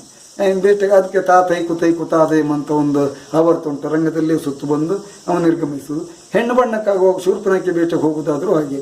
ಈ ಹಿಡಿಂಬಾಸುರನ ಇತ್ಯಾದಿ ಕಾಟು ರಾಕ್ಷಸರ ಬೇಟೆಗೆ ಹೋಗುವವರು ಇದನ್ನು ಬಳಸ್ತಾರೆ, ಯಾವುದೇ ವೇಷ ಇದ್ದರು. ನಾನು ಹಿಂದೆ ಮುಖವರ್ಣಿಕೆ ಸುಳಿಯಲ್ಲಿ ಹೇಳಿದೆ, 3 ಮಾತ್ರ ಹೇಳಿದೆ. ಇನ್ನು ಕಾಟು ಬಣ್ಣ ಅಂತ ಇದೆ. ನಮ್ಮದು ಬೇಟೆ ಆಡೋದಕ್ಕೆ ಹೋಗುವಂಥ ಬಣ್ಣದ ವೇಷಗಳಲ್ಲಿ ಚೇಳು ಸುಳಿ, ಕ್ರೂರ ವೇಷಗಳು, ಮತ್ತು ಹೆಚ್ಚಾಗಿ ಋಷಿ ಮುನಿಗಳನ್ನು ಹಿಂಸಿಸುವುದು, ಕಾಡಿನಲ್ಲೇ ಇರುವಂಥವನು ಅಂಥವನ್ನೆಲ್ಲ ಹಿಡಿಂಬಾಸುರ, ಬೇರೆ ಬೇರೆ ತಮಾರಕೇತು ಇಂಥ ವೇಷಗಳಿಗೆಲ್ಲ ಚೇಳು ಸುಳಿ ಅನ್ನುವಂಥದ್ದನ್ನು ಮಾಡಿದ್ದಾರೆ. ಇನ್ನು ಕೆಲವರವರು ಅನುಕೂಲಕ್ಕೆ ವೈವಿಧ್ಯಮಯವಾಗಿ ನಿಮ್ಮ ತೆಂಕುತಿಟ್ಟಿನಲ್ಲಿ ಬೆಳೆಸಿಕೊಂಡಾಗಿ ನಾವೆಲ್ಲ ಮಾಡಿದ್ದಿದೆ. ಅದು ಹಿಂದೆ ಇತ್ತ ಇಲ್ಲವೋ ಬೇರೆ. ನಮ್ಮ ಶಿವಲಿಂಗವನ್ನು ಮಾಡಿದ್ದಿದೆ, ಶಿವಲಿಂಗದ ಇದಕ್ಕೆ ಬೇರೆ ಬೇರೆ ಹೀಗೆಲ್ಲ ಅದನ್ನು ಅನುಕರಿಸಿ ಕೆಲವೆಲ್ಲ ಮಾಡಿದ್ದೀವಿ. ಆದರೆ ನನ್ನ ನೆಲೆಯಲ್ಲಿ ನಾವು ಯಾವುದೇ ಇರಲಿ ನಮ್ಮದೇ ಆದಂಥ ಒಂದು ಪ್ರತ್ಯೇಕತೆಯನ್ನು ಉಳಿಸ್ಕೊಳ್ಬೇಕನ್ನೋ ಉದ್ದೇಶಕ್ಕೆ ನಾವು ಹೆಚ್ಚಾಗಿ ಅದನ್ನೇ ಬಟ್ಟೆ ಇಳಿಸೋದಕ್ಕೆ ಹೋಗಲಿಲ್ಲ. ನಮ್ಮಲ್ಲಿ ಹಿರಿಯವರು ಹೇಗೆ ಮಾಡ್ಕೊಂಡು ಬಂದಿದ್ದಾರೆ ಅದನ್ನೇ ಹೆಚ್ಚಾಗಿ ಮಾಡ್ಕೊಂಡು ಬಂದಿದ್ದೇನೆ. ಈಗ ಅನೇಕ ಮಂದಿ ಉಳಿದ ಹುಡುಗರು ಮಕ್ಕಳು ಬೇರೆ ಮೇಳದಲ್ಲಿರುವವರೆಲ್ಲ ತೆಂಕುತಿಟ್ಟಿನ ಮುಖವರ್ಣಿಕೆಯನ್ನೇ ಹೆಚ್ಚಾಗಿ ಬಳಸ್ತಾ ಇದ್ದಾರೆ. ಅಂದ್ರೆ ಯಾವುದು ಮುಖ್ಯ ಉಂಟು ಅದನ್ನು ಬಳಸುವುದಿಲ್ಲ, ಹಸಿ ಬಣ್ಣವನ್ನು ಬಳಸುವುದಿಲ್ಲ. ಇವರು ಹೊಡಿ ಬಣ್ಣ ಹೇಳ್ಕೊಂಡು ಹೋದ್ರು. ಎಷ್ಟು ಅವರು 4-5 ತಾಸು ಕೂತು ಚಿಟ್ಟೆ ಇಡ್ತಾರೆ, ಕಿಟ್ಟಿನ ಚಿಟ್ಟೆ ಇಡುವುದಿಲ್ಲ ಇವರು ಬೆಂಡು ಥರ್ಮಕೋಲಿನದ್ದು ಹತ್ತಿಯದ್ದು ಅಥವಾ ಬೆಳೆಗೆ 2 ಗೆರೆ ಹೇಳ್ಕೊಂಡು ಹೋಗ್ತಾರೆ. ಆದರೆ ಉಡುಗೆ ತೊಡುಗೆಗೆ ಹೋಗೋ ಬಣ್ಣದ ವೇಷ ಸರ್ವನಾಶ ನಮ್ಮಲ್ಲಿ ಇತ್ತೀಚೆಗೆ ಮಾಡಿದ್ದಾರೆ. ಎಂತ ಹೇಳಿದ್ರೆ ಬಣ್ಣದ ವೇಷಕ್ಕೆ ನಮ್ಮಲ್ಲಿ ರಾಜವೇಷಕ್ಕಿರುವ ಹಾಗೆ ಕಸೆ ಹಾಕಿ ಇದನ್ನೆಲ್ಲ ತೋರಿಸುವ ಒಂದು ಕ್ರಮ ಇತ್ತು. ಅದ್ರ ಮೇಲೆ ಕೆಂಪು ಬಿಳಿಯ ಹೆಗಲುವಲಿ ಗಂಡು ರಾಜವೇಷಕ್ಕಿರುವ ಹಾಗಿದ್ದೆ ಸ್ವಲ್ಪ ನೀಳವಾಗಿ ಇರ್ತಾ ಇತ್ತು. ಇವಾಗ ನಮ್ಮಲ್ಲಿ ಏನಾಗಿದೆ ಅಂತ ಹೇಳಿದರೆ ದೇವಿ ಮಹಾತ್ಮೆ ಅಂತ ಒಂದು ಪ್ರಸಂಗ, ಒಂದು ಅತ್ಯಂತ ಉತ್ತಮವಾದ ಪ್ರಸಂಗ, ಒಂದು ದೇವಿಯ ಆಖ್ಯಾನ ಇರುವ ಇದು ಪೂಜ್ಯ ಭಾವನೆ ಪ್ರಸಂಗ. ಆದರೆ ಇಲ್ಲಿ ಬಂದಾಗ ಏನೆಲ್ಲ ಅಲ್ಲಿ ವೇಷ ಬಳಸ್ತಾ ಇದ್ರು ಅದೇ ರೀತಿಯನ್ನ ಇಲ್ಲಿ ಬಳಸಲಿಕ್ಕೆ ಶುರು ಮಾಡಿ. ಇಲ್ಲಿ ಒಂದು ಪ್ರಶ್ನೆ ಉಂಟು ನಂದು. ನೋಡಿ, ನಾನು ಮೊನ್ನೆ 2-3 ದೇವಿ ಮಹಾತ್ಮೆಗಳನ್ನು ನಾನು ಬಡಗುತಿಟ್ಟಿನಲ್ಲಿ ನೋಡಿದೆ. ಯಾವ್ದು ಮೇಳ ಅಂತ ಬೇಡ ಬಿಡಿ, ಬಡಗುತಿಟ್ಟಿನಲ್ಲಿ ನಾನು ನೋಡಿದೆ. ನಾನು ಅದನ್ನು ಎಲ್ಲವನ್ನು ನೋಡಿ ಚಂದ ಆಗ್ತದೆ. ಇಲ್ಲಿ ಕೆಂಪು ಮುಂಡಾಸು ಉಂಟು, ಕಪ್ಪು ಮುಂಡಾಸು ಉಂಟು. ಈಗ ವಿದ್ಯುನ್ಮಾಲಿಗೆ ಕೆಂಪು ಮುಂಡಾಸು ಬಳಸ್ತಾರೆ, ಒಳ್ಳೇದಾಗಿದೆ ಅದು. ಅದಕ್ಕೆ ಲಾಲಿತ್ಯ ಪೂರ್ಣವಾದಂತಹ ಒಂದು ಹಾಡು ಉಂಟು, ಆ ಹಾಡಿನಲ್ಲಿ ಚೆನ್ನಾಗಿ ಅವರು ನರ್ತನ ಮಾಡ್ತಾರೆ. ಹಾಗಿದ್ದಾಗ ಮಹಿಷಾಸುರನನ್ನು ಮತ್ತೆ ದೇವಿಯನ್ನು ಕೂಡ ಬಡಗುತಿಟ್ಟಿಗೆ ಅದನ್ನು ಯಾಕೆ ಪರಿವರ್ತನೆ ಮಾಡಿ ಬಡಗುತಿಟ್ಟಿನ ರೀತಿಯಲ್ಲಿ ಯಾಕೆ ಮಾಡಬಾರ್ದು? ಆಮೇಲೆ ಶುಂಭಾಸುರನನ್ನು ಕೂಡ ಹಾಗೆ, ಈಗ ನಿಮ್ಮಲ್ಲಿ ರಾವಣ ಎಲ್ಲ ಉಂಟು, ಅದೇ ರೀತಿಯಾಗಿ ಮಾಡ್ಬೋದು. ಆಮೇಲೆ ಈ ಚಂಡಮುಂಡರನ್ನು ಕೂಡ ಹಾಗೆ, ಅದನ್ನು ಕೂಡ ಏನು ಒಂದು ರೀತಿ ಕೆಂಪು ಮುಂಡಾಸೋ ಅಥವಾ ಆ ರೀತಿಯಾಗಿ ಏನಾದ್ರು ಮಾಡ್ಬೋದು. ಅಥವಾ ಕ್ಯಾದಿಗೆ ಮೊದಲೇ ಹಾಗೆ ಮಾಡಿದ್ರು ಏನೂ ತೊಂದರೆ ಇಲ್ಲ. ಬಟ್ ಯಾಕೆ ಆ ರೀತಿ ಮಾಡದೆ ಸಂಪೂರ್ಣ ತೆಂಕಿನದ್ದನ್ನೇ ಇಲ್ಲಿ ಅಳವಡಿಸಿಕೊಂಡು ಅತ್ಲಾಗಿ ಇದು ಏನಾಗ್ತದೆ ಅಂತಂದ್ರೆ ಅಲ್ಲಿ ಬಡಗುತಿಟ್ಟಿನ ಒಂದು ಯಕ್ಷಗಾನವನ್ನು ನೋಡಿದ ಅನುಭವವೇ ಆಗುದಿಲ್ಲ. ಇದರ ವಿಷಯಾಂತರ ಆಗ್ತಾ ಇರುವುದರಿಂದ ಹಿಂದಿನ ನಾನು ಆಡ್ತಾ ಇದ್ದ ಮಾತನ್ನೇ ಮುಂದುವರಿಸಿಕೊಂಡು ಈ ಪ್ರಶ್ನೆಗೆ ಉತ್ತರ ಬರ್ತೇನೆ. ಹಾಗಂದ್ರೆ ತೆಂಕುತಿಟ್ಟಿನ ದೇವಿ ಮಾತ್ಮೆ ಬಂದಾಗ ಆ ಮಹಿಷಾಸುರನಂತ ವೇಷಕ್ಕೆಲ್ಲ ಹೆಗಲುವಲ್ಲಿ ಮತ್ತೆ ನಿರಿಗೆಗಳನ್ನೆಲ್ಲ ಈಚೆಗೆ ಆಮದು ಮಾಡಿಕೊಂಡ್ರು. ಅದು ಮಾಡಿದ್ದನ್ನೇ ಈ ನಂತರ ಬಂದ ವೇಷಧಾರಿಗಳು ಅಲ್ಲಿಂದ ಕಟೀಲು ಮೇಳದವರೇ ಒಬ್ರು ಸಿಟ್ರು ಇಲ್ಲಿ ಬಂದದ್ದು, ನಮ್ಮ ದರಳಿಯಾಡಿ ಅವರು ಹೆಸರೇನು ಉಂಟು, ಸಿಟ್ರು ನೆನಪಾಗುದಿಲ್ಲ, ಪರವಾಗಿಲ್ಲ ಬಿಡಿ. ಅವರು ಅದನ್ನೆಲ್ಲ ಹಿಡ್ಕೊಂಡು ಬಂದ್ರು. ಶಿವರಾಮ್ ಸಿಟ್ರು ಅಂತ ಜಬ್ಲಾಡಿ ಅವರೆಲ್ಲ ಹಿಡ್ಕೊಂಡು ಬಂದ್ರು ಆ ಕೋಡ್ಗಳು ಇತ್ಯಾದಿ ಸಾಮಗ್ರಿಗಳು. ಉಳಿದ ನಂತರದವರೆಲ್ಲ ಅದನ್ನೇ ಮಾಡಿದರು. ಸಂಕ್ಷಿಪ್ತವಾಗಿ ಬಳಗಾರ ರಾಮಣ್ಣನವರಂತ ಆಗ ಅದು ಮೊದಲು ಅವರೆಲ್ಲ ತೆಂಕುತಿಟ್ಟಿನಲ್ಲಿ ಮಾರ್ಗೋಳಿ ಸೇರಿಗಾರರು ನರಸಿಂಹದಾಸರಲ್ಲಿರುವಾಗ ನೋಡಿ ಪ್ರಭಾವಿತರಾದರು. ಆಗಲೇ ಬಹಳ ಮೊದಲು ದೇವಿ ಮಾತ್ಮೆ ಬಂದಾಗಲೂ ಈ ನೆರಿಯನ್ನೆಲ್ಲ ಬಳಸ್ತಾ ಇದ್ರು. ಕೋಡ್ ಅಲ್ಲಿ ಹೇಗೆ ಮಾಡ್ತಾರೆ ಅದನ್ನೇ ಮಾಡ್ತಾ ಇದ್ರು.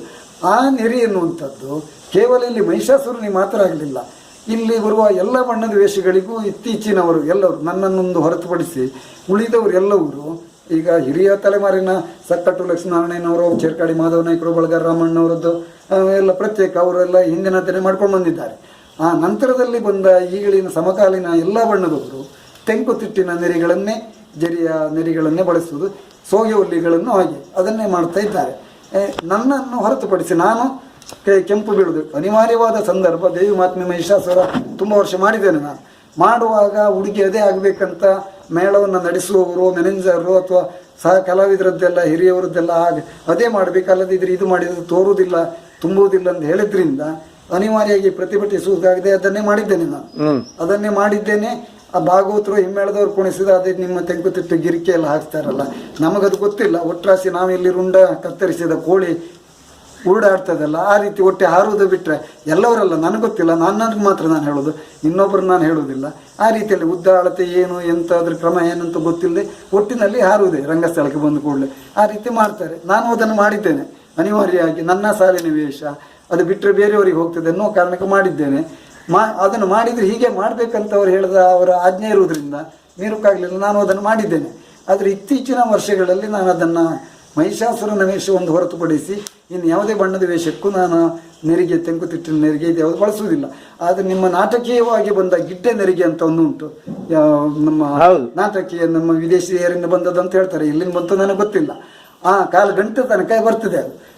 ನಮ್ಮಲ್ಲಿ ಅದು ಇರಲಿಲ್ಲ. ನಮ್ಮಲ್ಲಿ ಹಿಂದೆ ವಿ ಆಕಾರದಲ್ಲಿ ಕಟ್ಟುವ ಒಂದು ಕ್ರಮ ಇತ್ತು. ಹಿಂದೆ ನಮ್ಮ ಅಂಡೆನ ಬಿಳಿಯಾದ ದಟ್ಟಿಯನ್ನು ನಾವು ಸುತ್ತುವಾಗ ಅದು ಜನರಿಗೆಲ್ಲ ಕಾಣಬಾರದು ಅನ್ನೋದಕ್ಕಾಗಿ ಕಟ್ತಾ ಇದ್ರು. ಹಾಗೆ ಮಾಡೋ ಕ್ರಮ ಇತ್ತು. ಅದು ಈಗ ಎಲ್ಲಾ ರಾಜವೇಷ ನಮ್ಮ ಎದುರು ವೇಷ ಬರುವುದು ಅದನ್ನೇ ಕಟ್ಕೊಂಡು ಬರುವುದರಿಂದ ನಾವು ಆ ನೆರಿಗೆ ಕಟ್ಟದೇ ಇದ್ರೆ ನಮ್ಮ ವೇಷ ಸಫರ್ ಆಗ್ತದೆ, ನಾವು ಅದರಲ್ಲಿಯೂ ಸಫರ್ದವರು. ಆ ಕಾರಣಕ್ಕೆ ಅದು ಒಂದು ಅರ್ಧಕ್ಕೆ ಕಟ್ತಾ ಇದ್ದೇನೆ. ಆಗ ಅದು ಒಂದು ಬಿಟ್ಟರೆ ಮತ್ತೆ ಇದೆಲ್ಲ ನಾವು ಕೆಂಪು ಬಿಳಿ ಹೆಗಲೋಲಿಯನ್ನೇ ಉಪಯೋಗಿಸ್ತಾ ಇದ್ದೇನೆ. ಕರ್ಣಪಾತ್ರವು ಹಾಗೆ ನಿಮ್ಮಲ್ಲಿ ಏನು ತೆಂಕುತಿಟ್ಟಿನಲ್ಲಿ ಮಹಿಷಾಸುರನಿಗೂ ಬಣ್ಣದ ವೇಷ ಕಟ್ತಾರೆ, ಅದನ್ನೇ ನಿಮ್ಮ ಯಾವುದೇ ಬಡಗುತಿಟ್ಟಿನ ಮೇಳಗಳಲ್ಲಿ ಅದನ್ನೇ ತಕೊಂಡು ಮುಂದೆ ಕಟ್ತಾ ಇದ್ದಾರೆ. ನಮ್ಮದು ಬಡಗುತಿಟ್ಟನ್ನು ಕಲ್ಪನೆ ಅವರಿಗಿಲ್ಲ, ನಾವು ಹಾಗೆ ಮಾಡ್ತಾ ಇದ್ದಾರೆ. ಒಂದು ಅದರದ್ದೆಲ್ಲ ಉಲ್ಲಾನಗಳು ಬೇರೆ ಬಣ್ಣಗಳು, ನಮ್ಮಲ್ಲೆಲ್ಲ ಅದು ಬಳಸೋದು ಬಹಳ ಕಡಿಮೆ. ನಮ್ಮಲ್ಲಿ ಕಪ್ಪು ಗಡ್ಡೆ ಬಿಳಿ ಗಡ್ಡೆ ಎರಡು ಬಿಟ್ಟರೆ ಇನ್ನಿತರ ಗಡ್ಡೆಗಳಲ್ಲಿ ಇರಲಿಲ್ಲ.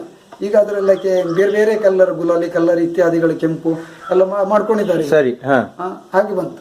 ಈಗ ನೀವು ಹೇಳಿದಾಗೆ ದೇವಿ ಮಾತ್ಮೆಗೆ ಬರ್ತೇನೆ. ದೇವಿ ಮಾತ್ಮೆಯ ಪ್ರಸಂಗ ಒಳ್ಳೆಯ ಪುರಾಣ ಪುಣ್ಯ ಪ್ರಸಂಗ, ಒಳ್ಳೆಯ ಆದರ್ಶದ ಪ್ರಸಂಗ, ಜನರು ಎಲ್ಲರೂ ಇಷ್ಟಪಡುವ ಪ್ರಸಂಗ. ದೇವಿ ಪ್ರೀತ್ಯರ್ಥವಾಗಿ ಅಮ್ಮನವರ ಮೇಳಗಳು ಎಲ್ಲ ವಿಚಾರವೂ ಮೆಚ್ಚುವಂಥದ್ದೇ ಆದಂಥದ್ದು ಒಳ್ಳೆಯದೇ.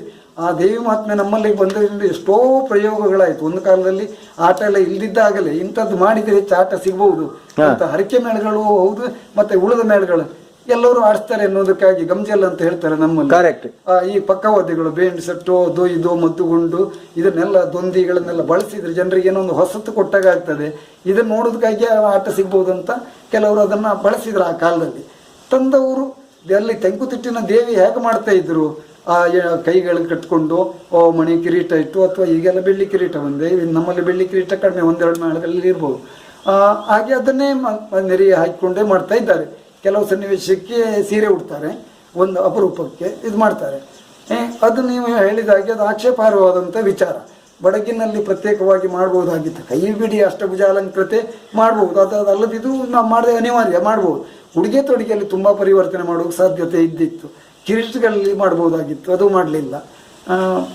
ಮತ್ತೆ ತಿರುಗುವುದು ಹಾಗೆ ಬಡಗಿನ ಕುಣಿತ ಉಂಟು. ಇವರು ಅದನ್ನೇ ನಿಜವಾಗಿ ನೋಡಿ, ಮಹಿಷಾಸುರನಿಗೆ ಹೇಗೆ ಮಾಡ್ಬೋದು ಅಂತಂದ್ರೆ, ನಿಮ್ಮ ರಾವಣ ಪಾತ್ರದ್ದು ಉಂಟಲ್ಲ ಎಂತ ತಟ್ಟಿ, ಅಲ್ಲಿ ಕೊನೆಗೆ ಕಿರೀಟದ ಚಿತ್ರ ಉಂಟಲ್ಲ, ಅಲ್ಲಿ ಅದರಲ್ಲಿ ಕೋಡಿನ ಚಿತ್ರ ಮಾಡ್ಬೋದು. ನಾನು ಅದಕ್ಕೆ ಬರ್ಬೇಕಂತಿದ್ದೆ. ಹಾಗೆ ಮಹಿಷಾಸುರ ನಿವೇಶ ಮಾಡುವಾಗ ಹಿಂದೆ ನಾನು ಕೇಳಿದಾಗ ಬಣ್ಣದ ಕುಟ್ಟಿಯಪ್ಪ ಅವರ ಕಲ್ಪನೆ ಅದ್ಭುತವಾಗಿ ಅವರು ಸೃಷ್ಟಿ ಮಾಡಿದ್ದಂತ ಅದು ಆ ನಿಮ್ಮ ತೆಂಕುತಿಟ್ಟಿನಲ್ಲಿ 100ಕ್ಕೆ 100 ಅದರ ಬಗ್ಗೆ ಆಕ್ಷೇಪವೇ ಅದ್ಭುತವಾದಂತ ಕಲ್ಪನೆ. ಯಾವ ಚಿತ್ರಕಲಾವಿದನೆಂದು ಮಾಡುದು ಬಹುಶಃ ಕಷ್ಟ ಅಂತ ಒಂದು ಪರಿಣಾಮಕಾರಿ ಪೂರಕವಾಗಿ ಮಾಡಿದ್ದಾರೆ. ನಮ್ಮ ಬಡಗಿನಲ್ಲಿ ಮುಖವರ್ಣಿಕೆಯನ್ನ ಕೆಲವೊಂದನ್ನು ಅಳವಡಿಸಿಕೊಂಡ್ರು, ಕಿರೀಟವನ್ನು ಕೊಂಬು ಕಟ್ಟಿದ್ರು, ನೀವು ಹೇಳಿದ ಹಾಗೆ ಬಣ್ಣದ ರಾವಣನ ಕೇಸರಿ ತಟ್ಟಿಯೋ ಅದಲ್ಲದಿದ್ರು ಒಂದು ಪುಂಡುವೇಷಕ್ಕೆ ಬರುವಾಗ ಸಣ್ಣ ರಾಜವೇಷದ ಕಿರೀಟ ಇನ್ನು ಈ ಪ್ರಭಾವಳಿಯನ್ನು ಕಟ್ಟಿಯೋ ಬೇರೆ ಏನಾದ್ರೂ ಒಬ್ಬ ರಾಜಕುಮಾರನ್ ಎನ್ನುವ ಲೆಕ್ಕದಲ್ಲಿ ಅವನನ್ನ ರೂಪಿಸ್ಲಿಕ್ಕೆ ಸಾಧ್ಯತೆ ಇತ್ತು. ಯಾಕೆ ನಾನು ಅದನ್ನು ವಿಶೇಷವಾಗಿ ಹೇಳುದು ಅಂತಂದ್ರೆ, ಯಕ್ಷಗಾನ ಎನ್ನುವಂಥದ್ದು ಅಮೂರ್ತ ಕಲೆ, ಅದು ಮೂರ್ತ ಕಲೆ ಅಲ್ಲ. ನಾವು ಕಲ್ಪಿಸಿಕೊಳ್ಬೇಕು, ಪ್ರೇಕ್ಷಕ ಕಲ್ಪಿಸಿಕೊಳ್ಬೇಕು. ಅದು ಕೇದಗೆ ಮುಂದೆಯಲ್ಲಿ ಬಂದ್ರು ಅಷ್ಟೇ. ನಾನು ಮಹಿಷಾಸುರ ಅಂತ ಹೇಳಿದ್ರೆ ನಾವು ಒಪ್ಪಬೇಕು. ಅಮೂರ್ತ ಕಲೆ ಆಗಿರುವುದರಿಂದ ಅದು ಯಕ್ಷಗಾನಕ್ಕೆ ಅದೊಂದು ಬೆನಿಫಿಟ್. ಅದು ಪ್ರವೇಶ ಆದ ತಕ್ಷಣ ಅವನಿಗೆ ರಾಜ ಪಟ್ಟ ಆಗ್ತದೆ, ರಾಜಕುಮಾರ ಆದ್ರಿಂದ ಅವನಿಗೆ ಪ್ರಥಮದಲ್ಲಿ ಹಾಗೆ ಬಂದ್ರು, ಎರಡನೇ ಕಿರೀಟ ಇಡುವಂತ ಕ್ರಮಗಳನ್ನು ಅಥವಾ ಅವನು ಪ್ರವೇಶ ಆಗಿ ಕಿರೀಟ ಕಟ್ಕೊಂಡು ಬರ್ಬಹುದು, ಅವನ ಪೀಠವನ್ನು ಅಧಿಕಾರ ಕೊಟ್ಟಿರ್ತಾರೆ. ಆ ಲೆಕ್ಕದಲ್ಲಿ ಎಲ್ಲಾ ಲೆಕ್ಕದಲ್ಲಿಯೂ ಕಿರೀಟ ನಾನು ತುಂಬಾ ಪ್ರಯತ್ನಿಸಿದ್ದೇನೆ ಮಾಡ್ಬೇಕಂತ. ಆದ್ರೆ ನಮ್ಮ ಕೆಲಸಗಾರರಿಂದಲೂ ಅದಕ್ಕೆಲ್ಲ ಆಕ್ಷೇಪ ಬಂತು. ಕೊಂಬು ಕಟ್ಟುವವರೆಲ್ಲ ನಮಗೆ ಕಟ್ಟಿಕೊಳ್ಳಿಕ್ಕೆ ಆಗುದಿಲ್ಲ, ತೆಂಕುತಿಟ್ಟಿನ ಕೋಡೆ ನಾವು ಕಟ್ಟುವುದು, ಅದು ಹಾಗಾಗ್ತದೆ ಹೀಗಾಗ್ತದೆ, ಅದೆಲ್ಲ ಆಗುದಿಲ್ಲ ಅಂತ. ಮತ್ತು ತುಂಬಾ ಕೆಲಸ ಇರುವುದರಿಂದ ಕಿರೀಟ ಎಲ್ಲಿ ಅದ್ರ ಜಾರಿ ಹೋದ್ರೆ ಇಟ್ಕೊಳ್ಳೋದು ಕಷ್ಟ ಅಲ್ಲ. ದೇವಿ ಮಾತ ಮೇಲೆ ಎಷ್ಟು ವೇಷಗಳು, ಬ್ರಹ್ಮ ವಿಷ್ಣು ಮಹೇಶ್ವರರು ಶುಂಭ ನಿಶುಂಭರು ಎಲ್ಲಾ ವೇಷಗಳು ಇದ್ರು ಹೆಚ್ಚಿನ ಜನರ ನಿರೀಕ್ಷೆ ನಾನು ತಿಳ್ಕೊಂಡಾಗ ಬಡತಿಟ್ಟು ತೆಂಕುತಿಟ್ಟು ಹಾಗಿರ್ಬೋದು. ದೇವಿ ಮಹಿಷಾಸುರ ಕೇಂದ್ರೀಕೃತ ಜನರ ಇದು ಆ ಪಾತ್ರಗಳ ಬಗ್ಗೆ ಇದೆ. ಯಾವ ಕಾರಣಕ್ಕೂ ಆ ವೇಷಗಳು ನೀರಸ ಆಗಬಾರದು ಅನ್ನೋ ನೆಲೆಯಲ್ಲಿ ಶಕ್ತಿ ಮೀರಿ ಕೆಲಸ ಮಾಡ್ಬೇಕನ್ನೋದಕ್ಕಾಗಿ ಕಿರೀಟ ತೊಂದರೆ ಆಗ್ಬಹುದು ಏನೋ ಅನ್ನೋದು ನಮ್ಮ ಬಲಾತ್ಕಾರವಾಗಿ ಮಾಡುವಂತ ಹೇಳಿದ್ರೆ ನಮಗಷ್ಟು ಸ್ವಾತಂತ್ರ್ಯ ಇರಲಿಲ್ಲ. ಸ್ವಾತಂತ್ರ್ಯ ಇದ್ದಿದ್ರೆ, ಎಳೆಯ ವಯಸ್ಸಿನಲ್ಲಿ ಈ ಮನಸ್ಥಿತಿ ಇದ್ದಿದ್ರೆ ನಾನು ಮಾಡ್ತಿದ್ದೆ. ನನಗೂ ಬಹಳ ಆಸೆ ಇತ್ತು, ದೇವಿ ಮಹಾತ್ಮೆಯನ್ನೇ ನಮಗೆ ಒಂದು ನಿರ್ದೇಶನಕ್ಕೆ ಅವಕಾಶ ಸಿಕ್ಕಿದೆ. ಬಡಗುತಿಟ್ಟಿನ ಕಲ್ಪನೆಯಲ್ಲೇ ಎಲ್ಲ ವೇಷಗಳನ್ನ ಮಾಡ್ಬೇಕೆನ್ನೋ ಬಹಳ ಆಸೆ ಇತ್ತು, ಅದು ಆಗಲಿಲ್ಲ ಏನೋ ದೇವರ ದೈವೇಚ್ಛೆ. ಹಾಗೆ ನಮ್ಮಲ್ಲಿ ಈ ಪ್ರಯೋಗ ಆಗಿದೆ ಕಲಾರಂಗದ ವತಿಯಿಂದ. ಒಂದು ಎಲ್ಲ ಸಮಾನ ಮನಸ್ಕರೆಲ್ಲ ಸೇರಿ, ವಿದ್ವಾಂಸರವರೆಲ್ಲ ಸೇರಿ ದೇವಿ ಮಹಾತ್ಮೆಯಲ್ಲಿ ಇದಕ್ಕೆ ವೇಷಗಳಿಗೆಲ್ಲ ಬ್ರಹ್ಮ ವಿಷ್ಣು ಮಹೇಶ್ವರರಿಗೆ ಕಪ್ಪು ಕೆಂಪು ಬಿಳಿಯ ಕ್ಯಾದಿ ಮುಂದೆಯನ್ನ ಮಾಡಿದ್ರು. ಅವರ ಮನೋಧರ್ಮ ತಾಮಸ ಹೀಗೆ. ಆಮೇಲೆ ಮಧುಕೈಟವರಿಗೂ ರಾಜ ಕಿರೀಟವನ್ನು ಕಟ್ಟಿಕೊಂಡು ಈಗ ನಮ್ಮ ಬದಲಾಗಿ ಮಾಡ್ಕೊಂಡು ಬಂದಿದ್ದಾರೆ. ಒಂದು ಪ್ರಯೋಗ ಆಗಿದೆ, ಹೀಗೆ ಮಾಡ್ಬೇಕಂತ ಇದನ್ನ ಮಾಡಿದ್ದಾರೆ. ಶುಂಭನೆ ಶುಂಭರು ಬಣ್ಣದ ವೇಷಗಳಿಂದಲೇ ಮಾಡಿಸಿದ್ದಾರೆ. ಬಣ್ಣದ ವೇಷಗಳಿಂದ ಮಾಡಿ ರಕ್ತಬೀಜನನ್ನು ಹಾಗೆ ತೆಂಕುತಿಟ್ಟಿನಲ್ಲಿ ಮಾಡಿದ ಹಾಗೆ ಇದು ಮಾಡಿ ಒಂದು ಆಯಾಮದಲ್ಲಿ ಮಾಡಿದ್ದಾರೆ. ಪರಿವರ್ತನೆ ಇಲ್ಲ. ಮಹಿಷಾಸುರನಿಗೂ ಹಾಗೆ ರಾಜ ಕಿರೀಟವನ್ನು ಇಟ್ಟು ಕೊಂಬನ್ನು ಆಚೀಚಿ ಕಟ್ಟಿದ್ದಾರೆ. ಒಂದು ಪ್ರಯೋಗ ಒಂದು ಬಹಳ ಚೆನ್ನಾಗಿದೆ, ಅದು ದಾಖಲೀಕರಣ ಆಗಿರ್ಬೋದು. ಮಹಿಷಾಸುರ ಮಾಡಿದವರು ರಾಜರು ಗೋಪಾಲ್ ಗಾಣಿಗರಂತ, ನಾನು ಅದರಲ್ಲಿ ಶುಂಭಾಸುರ ಮಾಡಿದ್ದೆ ಆ ದಿವಸ ಬಣ್ಣದ ತಟ್ಟಿ. ಇನ್ನೊಬ್ಬರು ಸಹ ಕಲಾವಿದರು ನಾಗೇಶ್ ಗಾಣಿಗರಂತ ನಿಶುಂಭ ಮಾಡಿದ್ರು. ಆ ಒಂದು ಪ್ರಸಂಗ ಆಗಿದೆ. ಮತ್ತೆ ನಮ್ಮಲ್ಲಿ ಏನಂತ ರಂಗನಡೆಗಳಲ್ಲಿ ಹೋಗಿ ಎಲ್ಲ ಪದ್ಯಗಳು ಹೆಚ್ಚಿನದ್ದು. ಈಗ ದೇವೇಂದ್ರನು ಕೆಲವು ನಮ್ಮ ರಕ್ತಬೀಜನಿಗೆ ಒಂದು 2-3 ಇದಕ್ಕೆ ಬಿಟ್ಟರೆ ಹೆಚ್ಚಿನ ಪದ್ಯಗಳೆಲ್ಲ ಇದುಗಳ ಮಧುಕೈಟವರಿಗೆಲ್ಲ ಅನೇಕ ಸಂದರ್ಭಗಳಲ್ಲಿ ತೆಂಕುತಿಟ್ಟಿನ ಪದ್ಯಗಳನ್ನು ಬಳಸೋದು ಹೆಚ್ಚಿಗೆ. ಈ ಜೋರಿನದ್ದು ಏರು ಪದಗಳನ್ನು ವೇಷ ಎಲ್ಲ ಬಂದ್ರೆ ಇತ್ತೀಚೆಗೆ ಸ್ವಲ್ಪ ಬದಲಾವಣೆ ಆಗಿದೆ. ಹೆಚ್ಚಿನ ತಾಳದ ನಮ್ಮ ಇದನ್ನು ಹೇಳ್ತಾರೆ. ಆದ್ರೂ ಜಾಗಟ್ಟೆ ಇಲ್ದಿದ್ರು ದೊಡ್ಡ ತಾಳವನ್ನಾದ್ರೂ ಇಟ್ಕೊಂಡು ಹೊಡಿಬೇಕನ್ನುವ ಏನೋ ಒಂದು ಆಸೆ. ಯಾವ ಉದ್ದೇಶದಿಂದ ಮಾರು ಹೋಗಿದ್ರು ಗೊತ್ತಿಲ್ಲ, ಅವ್ರನ್ನ ಆಕ್ಷೇಪಿಸುವುದಕ್ಕೂ ನಮ್ಮಿಂದ ಆಗುದಿಲ್ಲ. ನಮ್ಮಲ್ಲಿ ತಾಳ ಅಂತಲೇ ಒಂದಿದೆ, ಹೀಗೆ ಇತ್ತು. ಎಲ್ಲಾ ರೀತಿಯಲ್ಲಿ ಹೋಗುವಾಗ ದೇವಿ ಮಹಾತ್ಮೆಗೆ ಹೇಳಬೇಕು ತುಂಬಾ ವಿಚಾರ ಹೇಳಲಿಕ್ಕುಂಟು. ದೇವಿ ಮಹಾತ್ಮೆಯ ಇದರಲ್ಲಿ ತಾಳ ಒಂದಾಯ್ತಲ್ಲ, ಮತ್ತೆ ನಾವು ಆ ವೀರರಸಕ್ಕೆಲ್ಲ ಈ ಚಂಡೆಗಳು ಇದು ಎಲ್ಲ ಸಾಕಾಗುವುದಿಲ್ಲ ಅನ್ನುವ ಒಂದು ಮನೋಭಾವನೆ ಇವರಲ್ಲಿ ಬಂದಿದೆ. ಅದು ಬಂದಾಗ ಮಾತ್ರ ಆ ತೆಂಕುತಿಟ್ಟಿನ ನಡೆಯನ್ನು ಬಾರಿಸಿದಾಗ ಮಾತ್ರ ರಂಗ ತುಂಬಲಿಕ್ಕೆ ಆಗ್ತದೆ ಅನ್ನೋ ಮನೋಭಾವನೆಗೆ ಈ ಸದ್ಯ ನಮ್ಮ ಬಯಲಾಟದ ಎಲ್ಲರೂ ಹೊಂದ್ಕೊಂಡಾಗ ಕಾಣ್ತದೆ, ಹಿಮ್ಮೇಳು ಮುಮ್ಮೇಳು. ಆದ್ರೆ ಅದಕ್ಕಲ್ಲದೆ ಪ್ರತ್ಯೇಕ ಮಾಡುವ ನಮ್ಮಲ್ಲಿ ಹಿಂದಿ ಎಷ್ಟೋ ಆವಿಷ್ಕಾರಗಳೆಲ್ಲ ಆಗಿದೆ. ಈಗ ದೇವಿ ಮಹಾತ್ಮೆಯಲ್ಲಿ ಎಲ್ಲಾ ರೀತಿಯಿಂದ ಎಲ್ಲ ಒಳ್ಳೆ ಕಲಾವಿದರು, ಶ್ರೇಷ್ಠ ಭಾಗವತರು, ಶ್ರೇಷ್ಠ ಕಲಾವಿದರು, ವಿಮರ್ಶಕರು, ವಿದ್ವಾಂಸರು ಸೇರಿ ಒಂದು ರೂಪಿಸಬಹುದಾದಂತ ಒಂದು ವಿಚಾರ. ನಮ್ದು ಪ್ರತ್ಯೇಕ. ಬಂದ್ರೆ ಈಗ ಒಬ್ರು ಯಾವುದೋ ಹೊರಗಡೆಯಿಂದ ಒಬ್ರು ಬಂದ್ರು, ತೆಂಕುತಿಟ್ಟಿನ ಆಟ ನೋಡ್ರು, ಬಡಗು ತಿಟ್ಟಿದ್ದನದ್ದು ನೋಡು.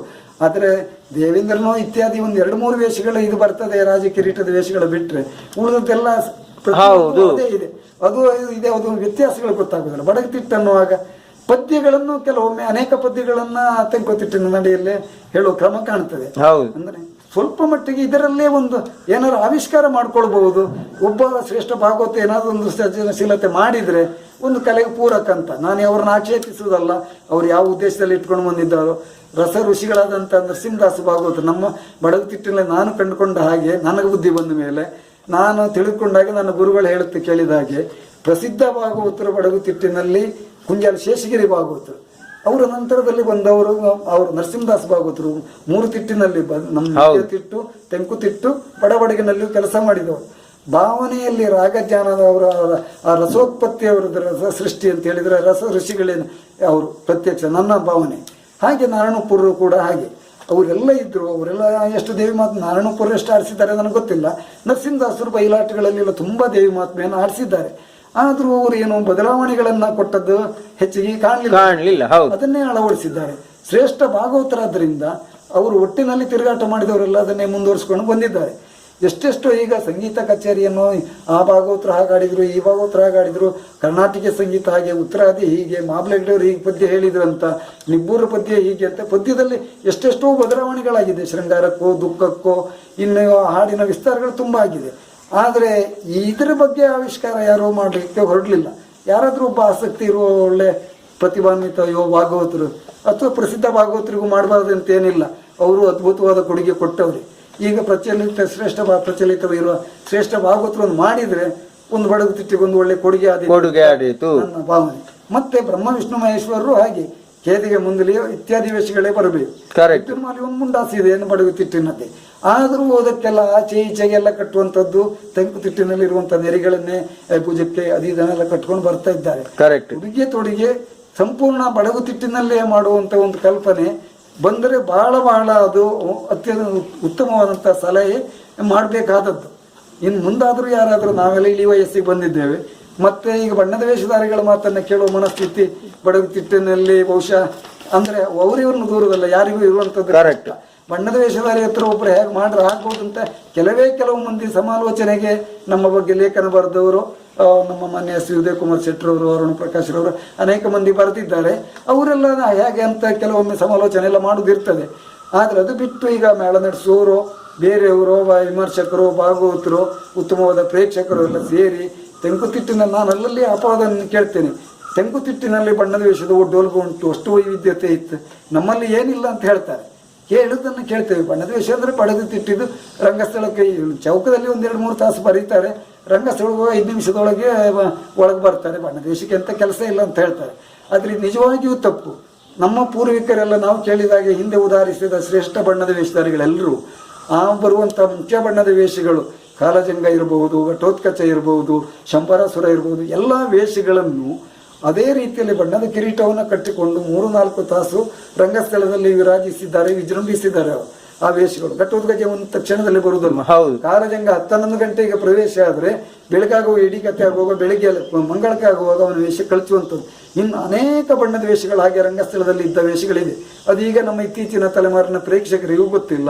ನಾನು ಒಂದು ಹಾಸ್ಯಾಸ್ಪದ ವಿಚಾರ ಅಂತ ಹೇಳಿದರೆ, ಕಳೆದ 2 ವರ್ಷದ ಹಿಂದೆ ಸಹ ಭಾಗವತರಾಗಿ ಬಂದವರೊಬ್ಬರು ಇನ್ನವರು ಮುಂದೆ 1-2 ವರ್ಷದಲ್ಲಿ ಮುಖ್ಯ ಭಾಗವತರಾಗುವವರೇ, ಅವ್ರ ಹೆಸರು ಹೇಳೋಕೆ ಇಚ್ಛಿಸುವುದಿಲ್ಲ. ಹೀಗೆ ಚೌಕದಲ್ಲಿ ಏನೋ ಒಂದು ಸಂಭಾಷಣೆ ಆಗ್ತಾ ಇರುವಾಗ ಕನಕಾಂಗಿ ಕಲ್ಯಾಣದಲ್ಲಿ 2ನೇ ವೇಷಧಾರಿಗಳ ವೇಷ ಯಾವುದಂತ ಒಂದು ಪ್ರಶ್ನೆ ಇಟ್ಟರು ಕಲಾವಿದರು. ಅದಕ್ಕೆ ನೇರವಾಗಿ ಆ ಭಾಗವತರು ಹೇಳಿದ ಮಾತು, ಅದು 2ನೇ ವೇಷಧಾರಿಗಳು ಮಾಡೋದು ಘಟೋತ್ಕಚ ಅಂತ ಹೇಳಿದೆ. ನಾನಲ್ಲಿ ಎದುರು ಕೂತ್ಕೊಂಡಿದ್ದೆ. ನಾನಾಗ ಪ್ರತಿಭಟಿಸಿ ಹೇಳಿದೆ ಅನಿವಾರ್ಯವಾಗಿ, ಬಣ್ಣದ ವೇಷಧಾರಿಗಳ ವೇಷ ಘಟೋತ್ಕಚ, 2ನೇ ವೇಷಧಾರಿ ಮಾಡುವಂಥದ್ದು ಬಲರಾಮನ ವೇಷ ಅನ್ನೋದನ್ನು ಅವರಿಗೆ ನೆನಪಿಸಿದೆ. ಹಾಗೆ ಈಗ ನಮ್ಮ 5 ಮೇಳದಲ್ಲಿ, ನಮ್ಮದು ಬಂದಾರ್ತಿ 5 ಮೇಳದಲ್ಲಿ ಕನಕಾಂಗಿ ಕಲ್ಯಾಣ ಆದರೆ ಘಟೋತ್ಕಚನ ವೇಷ ನಾನೊಬ್ಬನಿಗೆ ಮಾತ್ರ ಅವಕಾಶ ಉಂಟು. ಉಳಿದವರೆಲ್ಲ ಬೇರೆಯವರೇ ನಾಟಕೀಯ ವೇಷಧಾರಿಗಳೇ ಅದನ್ನು ಆಕ್ರಮಿಸಿದ್ದಾರೆ. ಹಾಗೆ ನಾನು ಕೆಲವು ಸಂದರ್ಭಾನುಸಾರ ಅವಕಾಶ ಸಿಕ್ಕಿದಾಗೆಲ್ಲ ನಾನು ಅದನ್ನು ಪ್ರತಿಭಟಿಸಿದ್ದೇನೆ. ಯಾಕಂತ ಹೇಳಿದರೆ, ಒಂದು ಶಿವರಾಮ್ ಕಾರಂತ ನಮ್ಮ ಗುರುಗಳ ಒಡನಾಟದಿಂದ ಅವರ ಮಾರ್ಗದರ್ಶನ ನಿರೂಪಿತನಾದವ ನಾನು. ಸಕ್ಕಟ್ನವರು ಮಾದನಾಯಕರು ಹಿರಿಯ ಕಲಾವಿದರ ಒಡನಾಡಿಯಾಗಿ ಬೆಳೆದವ ಮಾರ್ಗದರ್ಶನದಿಂದ ಮತ್ತು ಸ್ವಯಂ ಅಧ್ಯಯನ ಮಾಡಿಕೊಂಡವನಾದ್ರಿಂದ ಈ ಇತರ ಮಾಧ್ಯಮದವರನ್ನ ತೆಂಕುತಿಟ್ಟುಗಳನ್ನೆಲ್ಲ ನೋಡಿದ್ರಿಂದ ನಾನು ಮತ್ತೆ ಎಲ್ಲ ಮೇಲಾಗಿ ಯಕ್ಷಗಾನ ಅಲ್ಲದೆ ನಾನು ಇನ್ನೊಬ್ಬರ ಮನೆಯಲ್ಲಿ ಕೂಲಿ, ನಾನು ಮರದ ಕೆಲಸ ಚಿನ್ನದ ಕೆಲಸ ಕಲೀಲಿಲ್ಲ. ನಾನು ಕೂಲಿ ಮಾಡಿ ಆದರೂ ನಾನು ಜೀವನ ಸಾಗಿಸೇನು, ಹೋಟ್ಲಲ್ಲಿ ಗ್ಲಾಸ್ ತೊಳೆದಾದರೂ ಮಾಡಿಯೇನು. ಬಣ್ಣದ ವೇಷ ಒಂದು ಮಹತ್ವವಾದ ಕಲೆ ಬಡಗುತಿಟ್ಟಿನಲ್ಲಿ. ಅದನ್ನು ಕೇವಲ ಇನ್ನೊಬ್ಬರಿಗೆ ನಾವು ಯಾವಾಗಲೂ ಕೊಡೋದು ಅವ್ರು ಹೇಳಿದಂಗೆ ಕೇಳಿಕೊಂಡು ಯಾವುದೋ ಒಂದು ಪ್ರವೇಶಗಳಿಗೆ ಹೋಗಿ ಬರುವಂಥದ್ದಲ್ಲ. ಅನಿವಾರ್ಯ ಕೆಲವೊಂದು ಪ್ರಸಂಗ ಇರ್ತದೆ, ಸೂಲಗತ್ತಿ ಗಿತ್ತಿ ಹಾಗೆ ಹೋಗಬೇಕಾಗ್ತದೆ, 1-2 ಪ್ರವೇಶ, ಅದು ಬೇರೆ. ಆದರೆ ಮುಖ್ಯ ವೇಷಗಳಿರುವಾಗ ಅದನ್ನು ಇನ್ನೊಬ್ಬರಿಗೆ ಕೊಟ್ಟು ನಾವು ಯಾವುದೋ ಮಾಡ್ಕೊಂಡು ಹೋಗಬಾರ್ದು.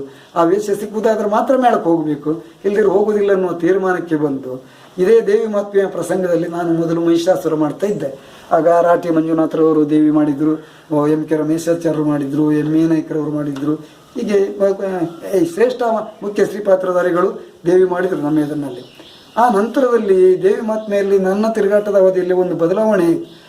ಮೊದಲು ನನಗಿಂತ ಮೊದಲು ಗುರುಗಳಾದ ಸಕಟ್ ಲಕ್ಷ್ಮೀನಾರಾಯಣವರಿಗೆ ಈ ಮಹಿಷಾಸುರ ಹರ್ಕೊಂಡು ಹೋಗುವುದು ಮಾಡುವುದು ಏನಿದ್ರು ಅವರೊಂದು ಚಿತ್ರಣ ಮಾಡಿ ಅದಕ್ಕೊಂದು ತಳಗಟ್ಟು ಹಾಕಿದ್ದವರು ಕುಟ್ಟಿಯಪ್ಪಣ್ಣವರು. ಅದೇ ರೀತಿಯಲ್ಲಿ ಇವರಿಂದ ಮಾಡೋದು ಕಷ್ಟ ಅಂತ ಅನಿಸ್ತು, ಅಥವಾ ಅವ್ರ ಮನಸ್ಥಿತಿ ಒಪ್ಪದೇ ಇದ್ದಿದ್ದರಿಂದ ತಾನು ಶುಂಭಾಸುರ ಮಾಡ್ತೇನೆ. ಅದು ಒಂದು ಸಮರ್ಥ ವೇಷ, ಬಣ್ಣದ ವೇಷ, ತಂಕಿನೆಲ್ಲ ಮಾಡ್ತಾರಲ್ಲ 2ನೇ ಬಣ್ಣದವರಾದರು.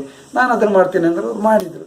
ಆಗ ಇತರ ವೇಷಧಾರಿಗಳು 2 ಜನ ಬಣ್ಣದವರು ಇರ್ತಿರ್ಲಿಲ್ಲ. ಇತರ ಬಣ್ಣದ ವೇಷ ಉತ್ಸಾಹಿ ಕಲಾವಿದರು ಅದನ್ನು ಅಪಹರಣ ಮಾಡಿದ್ರು. ಆ ವೇಷವನ್ನು ಮ್ಯಾನೇಜ್ಮೆಂಟ್ನವ್ರನ್ನ ಒಳಗೆ ತೆಕ್ಕೊಂಡು ಈ ಬ್ರಹ್ಮ ವಿಷ್ಣು ಮಹೇಶ್ವರರು ಮಾಡಿ ವಾಗ್ಜಾಲ ಅವರಿಗೆಲ್ಲ ಕಡಿಮೆ, ದೈಹಿಕ ತ್ರಾಣ ಉಂಟು, ರಂಗವನ್ನು ತುಂಬುವ ಯೋಗ್ಯತೆ ಉಂಟು. ಹಾಗಾಗಿ ಆದಾದ ಮೇಲೆ ಅದನ್ನು ತೆಕ್ಕೊಂಡು ಒಳ್ಳೆ ಮಹಿಷಾಸುರ ಅನಿಸ್ಕೊಂಡು ಈ ಬಣ್ಣದ ವೇಷದಾರಿಂದ ಅದನ್ನು ಕಸುವ ಪ್ರಯತ್ನ ಮಾಡಿದರು. ಸಕ್ಕಟ್ನವರು ಮೇಳ ಬಿಟ್ಟರು.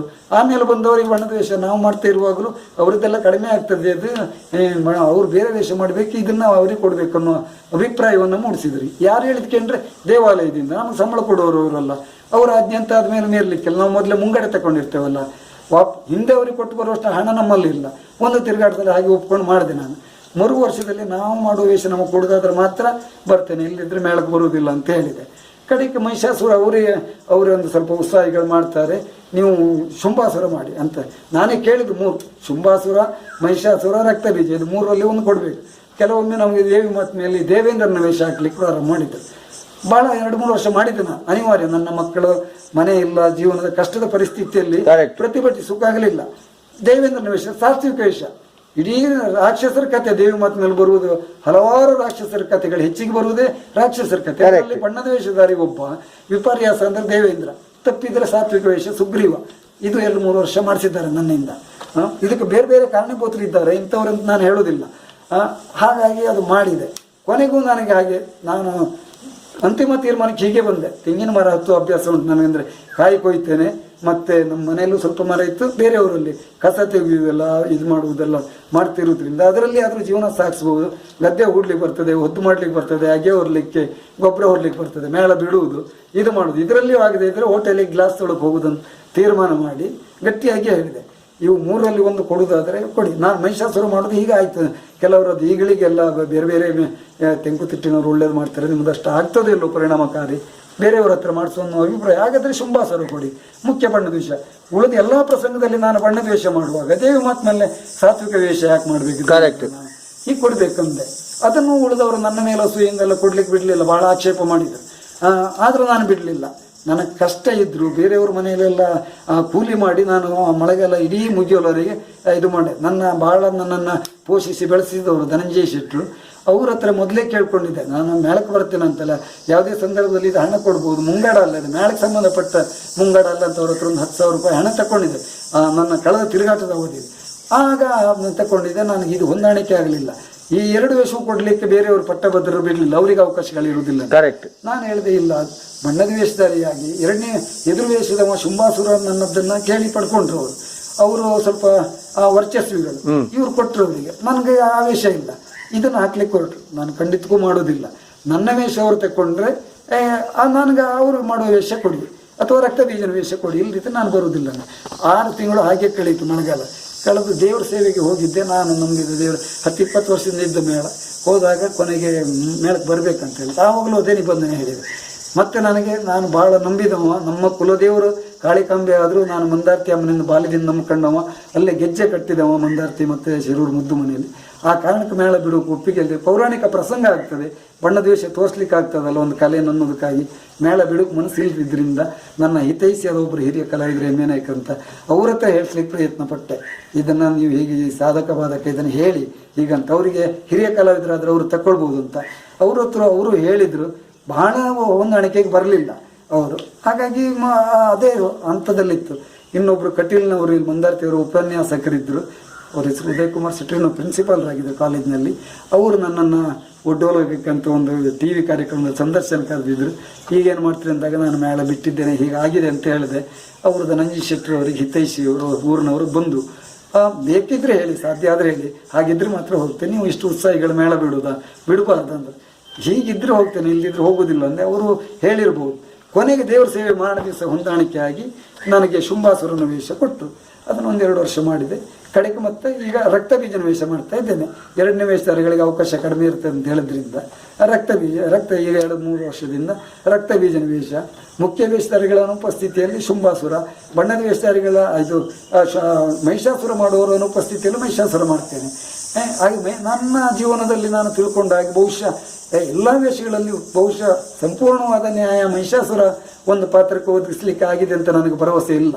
ದೈಹಿಕದ ನಿತ್ರಾಣೋ ಅಥವಾ ಆಳತನದ ಕೊರತೆ ಅದರಿಂದ ಇರಬಹುದು ಅಂತ ನನಗೆ ಅನ್ನಿಸಿದೆ. ಆದರೆ ಬಣ್ಣದ ವೇಷವನ್ನು ಕಸಿತಾರೆ ಅನ್ನೋ ಕಾರಣಕ್ಕೆ ಛಲ ತುಟ್ಟು ನಾನು ಅದನ್ನು ಕೆಲವು ವರ್ಷ ಮಾಡಿದ್ದೇನೆ. ಅದಕ್ಕೆ ನ್ಯಾಯ ಕೊಟ್ಟಿದ್ದೇನೆ ಅಂತ ಹೇಳೋದಿಲ್ಲ ಸಂಪೂರ್ಣ, ಕರೆಕ್ಟ್. ಹೀಗೆ ಮತ್ತೆ ಅದೇ ಎಲ್ಲ ವೇಷಗಳಲ್ಲೂ ದೇವಿ ಮಾತ್ಮೆ ಅಂತ ಪ್ರಸಂಗದಲ್ಲಿ ಬಡಗುತಿಟ್ಟಿನಲ್ಲೇ ಮಾಡುವಂಥ ಒಂದು ಬೆಳವಣಿಗೆ ಆದರೆ ಬಹಳ ಸಂತೋಷ. ನಾನು ಯಾವ ಕಾರಣಕ್ಕೂ ತೆಂಕುತಿಟ್ಟಿನ ವಿರೋಧಿ ಅಲ್ಲ. ನಾನು ಬಹಳ ಧರ್ಮಸ್ಥಳ ಇರ್ಬೋದು, ಕುಂಬಳ ಮತ್ತೆ ನಮ್ಮ ತಿಟ್ಟಿನ ವಿರೋಧದ ಪ್ರಶ್ನೆ ಇಲ್ಲ, ನಮ್ಮ ತಿಟ್ಟನ್ನು ನಾವು ಉಳಿಸಿಕೊಳ್ಳುವ ಒಂದು ಪ್ರಯತ್ನ ಅಷ್ಟೇ. ಬಾಲ್ಯದಿಂದ ಕಠಿಣ ಮೇಳದಲ್ಲಿ ಆಟ ಹಿರಿಯ ಕಲಾವಿದರು ಬಣ್ಣ ಬರೆಯುವುದು ಚಿಟ್ಟೆ ಇಡುವುದನ್ನು ಹೋಗಿ ಕೂತು ನೋಡಿ ಬಂದಿದ್ದೆ. ಅಂಬೋಣ್ಣನವರದ ಮತ್ತೆ ನಮ್ಮ ಸೀನನಾಯ್ಕರು ಬರೆಯುವುದು ಅನ್ನು ನೋಡಿದ್ದೇನೆ. ಆಮೇಲೆ ಬಣ್ಣದ ಮಾಲಿಂಗನವರು ಅವರೆಲ್ಲ ಬರೆಯುವಾಗ ನಾನು ಅಲ್ಲೇ ಹೋಗಿಕೊಂಡು ಆಸಕ್ತಿಯಿಂದ ನೋಡಿದೆ.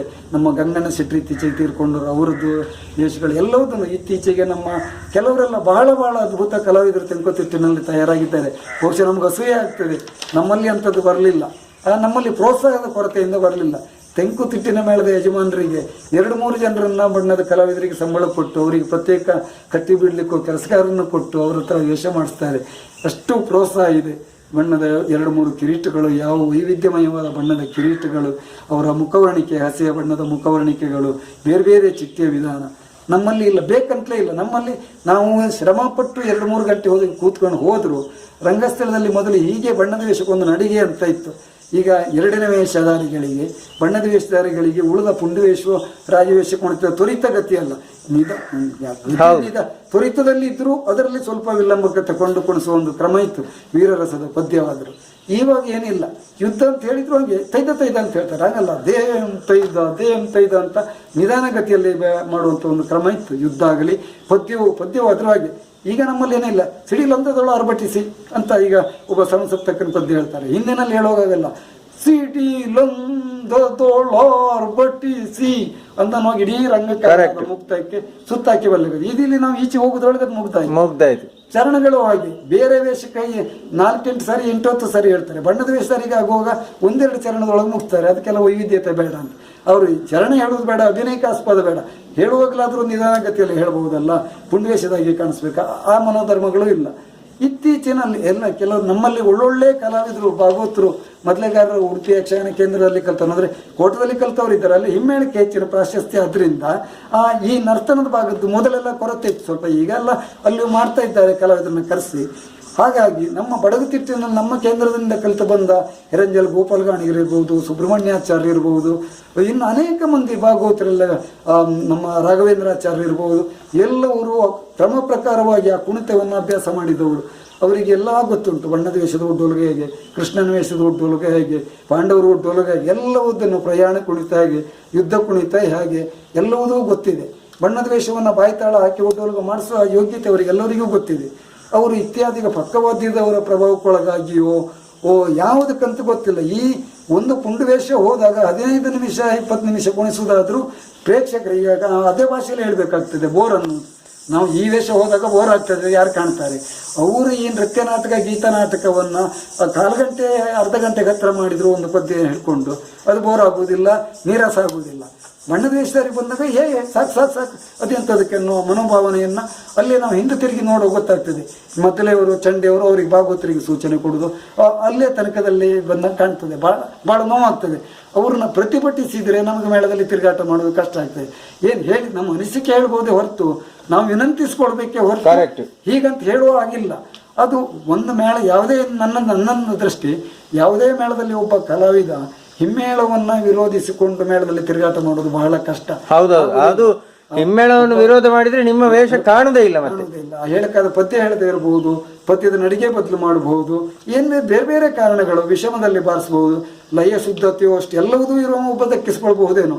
ನಮ್ಮಂತವರಿಗೆಲ್ಲ ಕಷ್ಟ ಸಾಧ್ಯ. ಯಾರು ಎಂತ ಶುದ್ಧಿ ಇದ್ರು, ಎಂತ ದೊಡ್ಡ ಮೇರು ಕಲಾವಿದನೇ ಆಗಿದ್ರು ಕೂಡ ಹಿಮ್ಮೇಳದವರು ಸರಿಯಾದ ಸಾಥ್ ಕೊಡದೇ ಇದ್ರೆ ಆ ವೇಷ ಕಾಣುದಿಲ್ಲ. ಅದಕ್ಕೆ ನನ್ನಂತ ಹೇಳಿದ ನನ್ನದವರು ಮನವಿ, ನಾವು ಅವ್ರನ್ನ ದೂರುದಲ್ಲ. ಎಲ್ಲವನ್ನೂ ತಿಳಿದ ಕಲಾವಿದರು, ಏನು ಕೊಡುಗೆ ಕೊಡುವ ಯೋಗ್ಯತೆ ಇದೆ. ಸಮರ್ಥ ಭಾಗವತರು ನಮ್ಮ ಹಿಂದೆ ನಾವು ಶೇಷಗಿರಿ ಭಾಗವತರು, ಕಾಳಿಂಗನವರು ಅಥವಾ ಇತ್ತೀಚೆಗೆ ನಾರಾಯಣಪ್ಪರು, ನೀಲವರ ರಾಮಕೃಷ್ಣ ಇವರ ನಂತರದಲ್ಲಿ ಬಂದವರಲ್ಲಿ ಪ್ರಸಿದ್ಧ ಭಾಗವತರು, ಯಕ್ಷಗಾನದ ಎಲ್ಲ ಅಂಗವನ್ನು ತಿಳಿದುಕೊಂಡವರು. ನಮ್ಮ ಈಗ ನಾನು ಉದಾಹರಿಸಿದ ಕೆಲವು ಭಾಗವತರು ಇನ್ನು ಅನೇಕರಿದ್ದಾರೆ. ಕೆ ಪಿ ಹೆಗಡೆಯವರು ಹೆಚ್ಚಿನ ಭಾಗವತರಿದ್ದಾರೆ, ಅವ್ರನ್ನೆಲ್ಲ ಉದಾಹರಿಸಲಿಲ್ಲ. ಇವರು ಉಡುಪಿಯ ಕೇಂದ್ರದಲ್ಲಿ ಕಲಿತವರು, ಪರಂಪರೆ ಏನೆನ್ನುವುದನ್ನು ಸಂಪೂರ್ಣ ಕುಣಿತ ಸಹಿತ ಕಲಿತವರಾದ್ರಿಂದ ನಾನು ಹೇಳ್ತೇನೆ ಇವರಿಗೆ ಯಾವಾಗಲೂ ಒಂದು ಒಳ್ಳೆಯ ಪುನರ್ ಸ್ಥಾಪನೆ ಮಾಡ್ಬೋದು ಬಣ್ಣದ ವೇಷಗಳನ್ನು ರಂಗಸ್ಥಳದಲ್ಲಿ ಅವರು ಮನಸ್ಸು ಮಾಡಿದರೆ. ಅದಕ್ಕೆ ಯಜಮಾನರಿಂದ ಆಕ್ಷೇಪ ಉಂಟು, ಪ್ರೇಕ್ಷಕರಿಂದ ಉಂಟು, ಸಹ ಕಲಾವಿದರಿಂದ ಉಂಟು, ಯಾವ ರೀತಿಯಿಂದ ಉಂಟೆನ್ನೋ ನನಗೆ ಗೊತ್ತಾಗೋದಿಲ್ಲ. ಯಾಕೆ ಹಾಗೆ ಮಾಡ್ತಾರೆ ಅಂತ ನಾನು ಅವ್ರನ್ನ ದೂರುವುದಿಲ್ಲ, ಅಥವಾ ನಾನು ಭೀತಿಯಿಂದ ನಾನು ಹೇಳೋದಲ್ಲ. ಅವ್ರು ಯಾಕೆ ಆ ಭಾವನೆಗೊಳಗಾಗಿದ್ದಾರೆ ನನಗೆ ಗೊತ್ತಿಲ್ಲ. ಮಾಡಿಸೋದು ಗೊತ್ತಿದೆ. ಈಗ ನಾವಿಲ್ಲಿ ಅಪರೂಪದ ಆಟ ಆದಾಗ ನಮ್ಮಿಂದಲೂ ಮಾಡಿಸ್ತಾರೆ. ಈಗ ಮೊನ್ನೆ ಒಂದು ಪ್ರಯೋಗ ಆಗಿದೆ, ಗೋಪಾಲ್ ಗಾಣಿಗರು ಒಳ್ಳೆಯ ರೀತಿಯಿಂದ ಮದುವೆ ಅಂತ ಒಂದು ಹಿಡಿಂಬೆ ವೇಷ ಮಾಡಿಸಿದ್ದಾರೆ.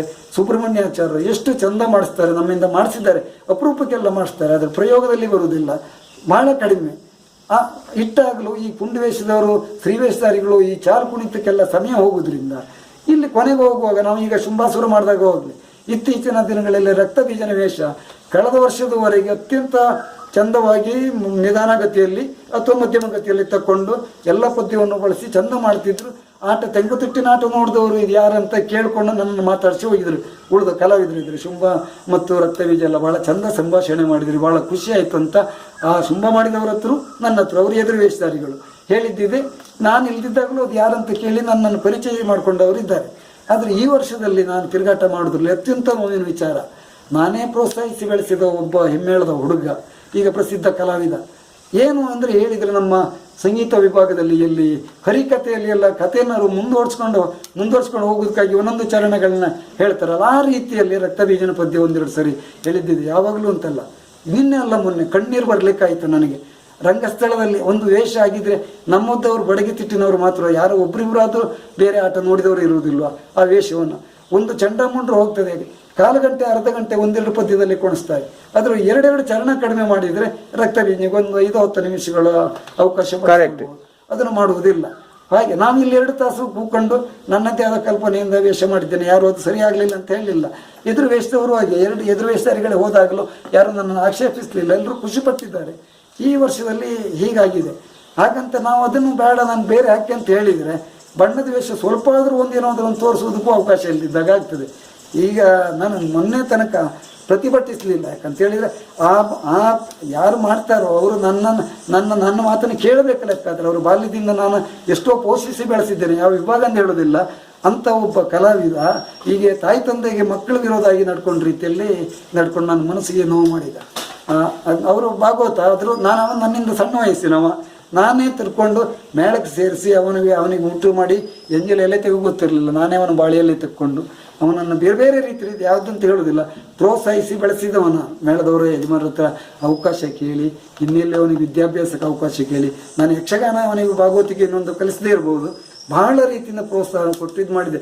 ಉಳಿದವ್ರಿಗೆ ಗೊತ್ತುಂಟು, ಅದನ್ನು ನೋಡಿದವರಿದ್ದಾರೆ. ಆದರೆ ಅವರು ನಮ್ಮ ರಕ್ತಬೀಜನನ್ನು ಆ ರೀತಿಯಾಗಿ 1-2-3 ಪ್ರಯೋಗದಲ್ಲಿ ಭಾಳ ಹಿಂಸೆ ಮಾಡಿದರು. ಹೀಗಿದ್ದೆಲ್ಲ ಆಗುವಾಗ ಭಾಳ ಬೇಸರ ಆಗ್ತದೆ. ಈಗ ನಮ್ಮಲ್ಲಿ ಸಮರ್ಥ ರೀತಿಯಲ್ಲಿ ಒಂದು ಕೊಡುಗೆ ಕೊಡಬೇಕಾದಂಥ ಅವರೆಲ್ಲ ತಿಳ್ಕೊಂಡವರು ಈ ರೀತಿ ಮಾಡ್ತಾರೆ ಅಂದ್ರೆ ಏನು ಹೇಳಬೇಕಂತ ಗೊತ್ತಿಲ್ಲ. ಕರೆಕ್ಟ್. ಈಗ ನೋಡಿ, ಹರಕೆ ಬಯಲಾಟಗಳು ಯಕ್ಷಗಾನದ ಅಭಿವೃದ್ಧಿಗೆ ಪೂರಕವೇ? ಹರಿಕೆ ಬಯಲಾಟಗಳು ನಾನು ಕೇಳ್ತಾ ಇರೋದು ಹೌದು ಗೊತ್ತಾಯ್ತಲ್ಲ. ಹರಿಕೆ ಬಯಲಾಟಗಳು ನಿಜವಾಗಿ ಯಕ್ಷಗಾನದ ಅಭಿವೃದ್ಧಿಗೆ ಪೂರಕ, ಅದು ಹೋಗುವ ರೀತಿಯಲ್ಲಿ ಹೋದರೆ. ಆದರೆ ನಮ್ಮಲ್ಲಿ ಇನ್ನು ಅನೇಕ ತೊಂದರೆಗಳಾಗಿವೆ.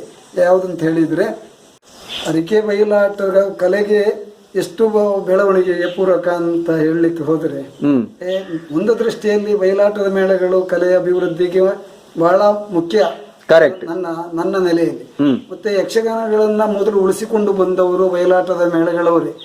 ವಿಸ್ತರಿಸಿ ಪರಂಪರೆಯನ್ನು ಉಳಿಸಿಕೊಂಡು ಬಂದದ್ದು ಕರೆಕ್ಟ್. ಎಲ್ಲ ಹರಿಕೆ ಮೇಳಗಳು ಒಂದು ಕಾಲದಲ್ಲಿ ನನ್ನ ತಿಳುವಳಿಕೆ ಪ್ರಕಾರದಲ್ಲಿ ಇವಾಗಿನ ಹಾಗೆ ಹೆಚ್ಚಿನ ಗುರುಕುಲಗಳು ಶಾಲಾ ಕಾಲೇಜುಗಳಿಲ್ಲದ ಆ ಸಂದರ್ಭದಲ್ಲಿ, ಕರೆಕ್ಟ್, ಜನರಲ್ಲಿಯೂ ನೈತಿಕ ಶಿಕ್ಷಣ ಇತ್ಯಾದಿಗಳಿಲ್ಲದ ಆ ಸಂದರ್ಭದಲ್ಲಿ ಕಲೆಯ ಮುಖಾಂತರ ಮತ್ತು ಮನೋರಂಜನೆಯ ಮುಖಾಂತರ ಜನರ ಮನೋಪರಿವರ್ತನೆಗೆ ಊರಿನ ಪ್ರಸಿದ್ಧ ದೇವಾಲಯಗಳು, ಊರಿನ ಆಸ್ಪಾಸಲ್ಲಿ ದೇವಾಲಯಗಳು, ಆರ್ಥಿಕ ಭದ್ರತೆ ಇರುವವರು ಮೇಳಗಳನ್ನು ಸ್ಥಾಪನೆ ಮಾಡಿ ಶ್ರೇಷ್ಠ ಕಲಾವಿದರ ಮುಖಾಂತರ ಆ ಊರಿನಲ್ಲೂ ಸುತ್ತುಗಳನ್ನ ಊರಿನಲ್ಲಿ ಹೋಗಿ ಪೌರಾಣಿಕ ನಮ್ಮ ದಶಾವತಾರದ ಮೇಳ ಅಂತಲೇ ಹೆಸರಿದ್ದದ್ದು. ಕರೆಕ್ಟ್. ದಶಾವತಾರದ ಭಗವಂತನ ಅವತಾರದ 10 ಅವತಾರಗಳು, ಇನ್ನು ದೇವಿ ಮಹಾತ್ಮೆ, ಮಹಾಭಾರತದ ಕಥೆಗಳು ಇತ್ಯಾದಿಗಳನ್ನೆಲ್ಲ ಮಾಡಿ ಒಳ್ಳೇದು ಮಾಡಿದ್ರೆ ಏನು ಪರಿಣಾಮ ಆಗ್ತದೆ, ಕೆಟ್ಟದ್ದು ಮಾಡಿದ್ರೆ ಏನಾಗ್ತದೆ ಎನ್ನುವ ಮುಖಾಂತರ ಜನತೆಯ ಮನೋಪರಿವರ್ತನೆ ಮಾಡೋದಕ್ಕೆ ವಿದ್ಯೆ ಇದ್ರೆ ಹೇಗಾಗ್ತದೆ, ದುಷ್ಟ ಪ್ರವರ್ತನೆ ಯಾಕೆ ಬಿಡಬೇಕನ್ನೋದ್ರ ಬಗ್ಗೆ, ಉಪಕಾರ ಇನ್ನೊಬ್ಬರಿಗೆ ಮಾಡಿದ್ರೆ ಏನು ಸಿಗ್ತದೆ ಅನ್ನೋದ್ರ ಎಲ್ಲ ಆದರ್ಶಗಳನ್ನು ಆ ಒಂದು ಬಿಂಬಿಸುವುದಕ್ಕೆ ಮನೋರಂಜನೆ ಒಟ್ಟಿಗೆ ಹೊರಟಂತ ಒಂದು ವಿಭಾಗ. ಕರೆಕ್ಟ್. ಅದರಲ್ಲಿ ನಮ್ಮ ಯಕ್ಷಗಾನದ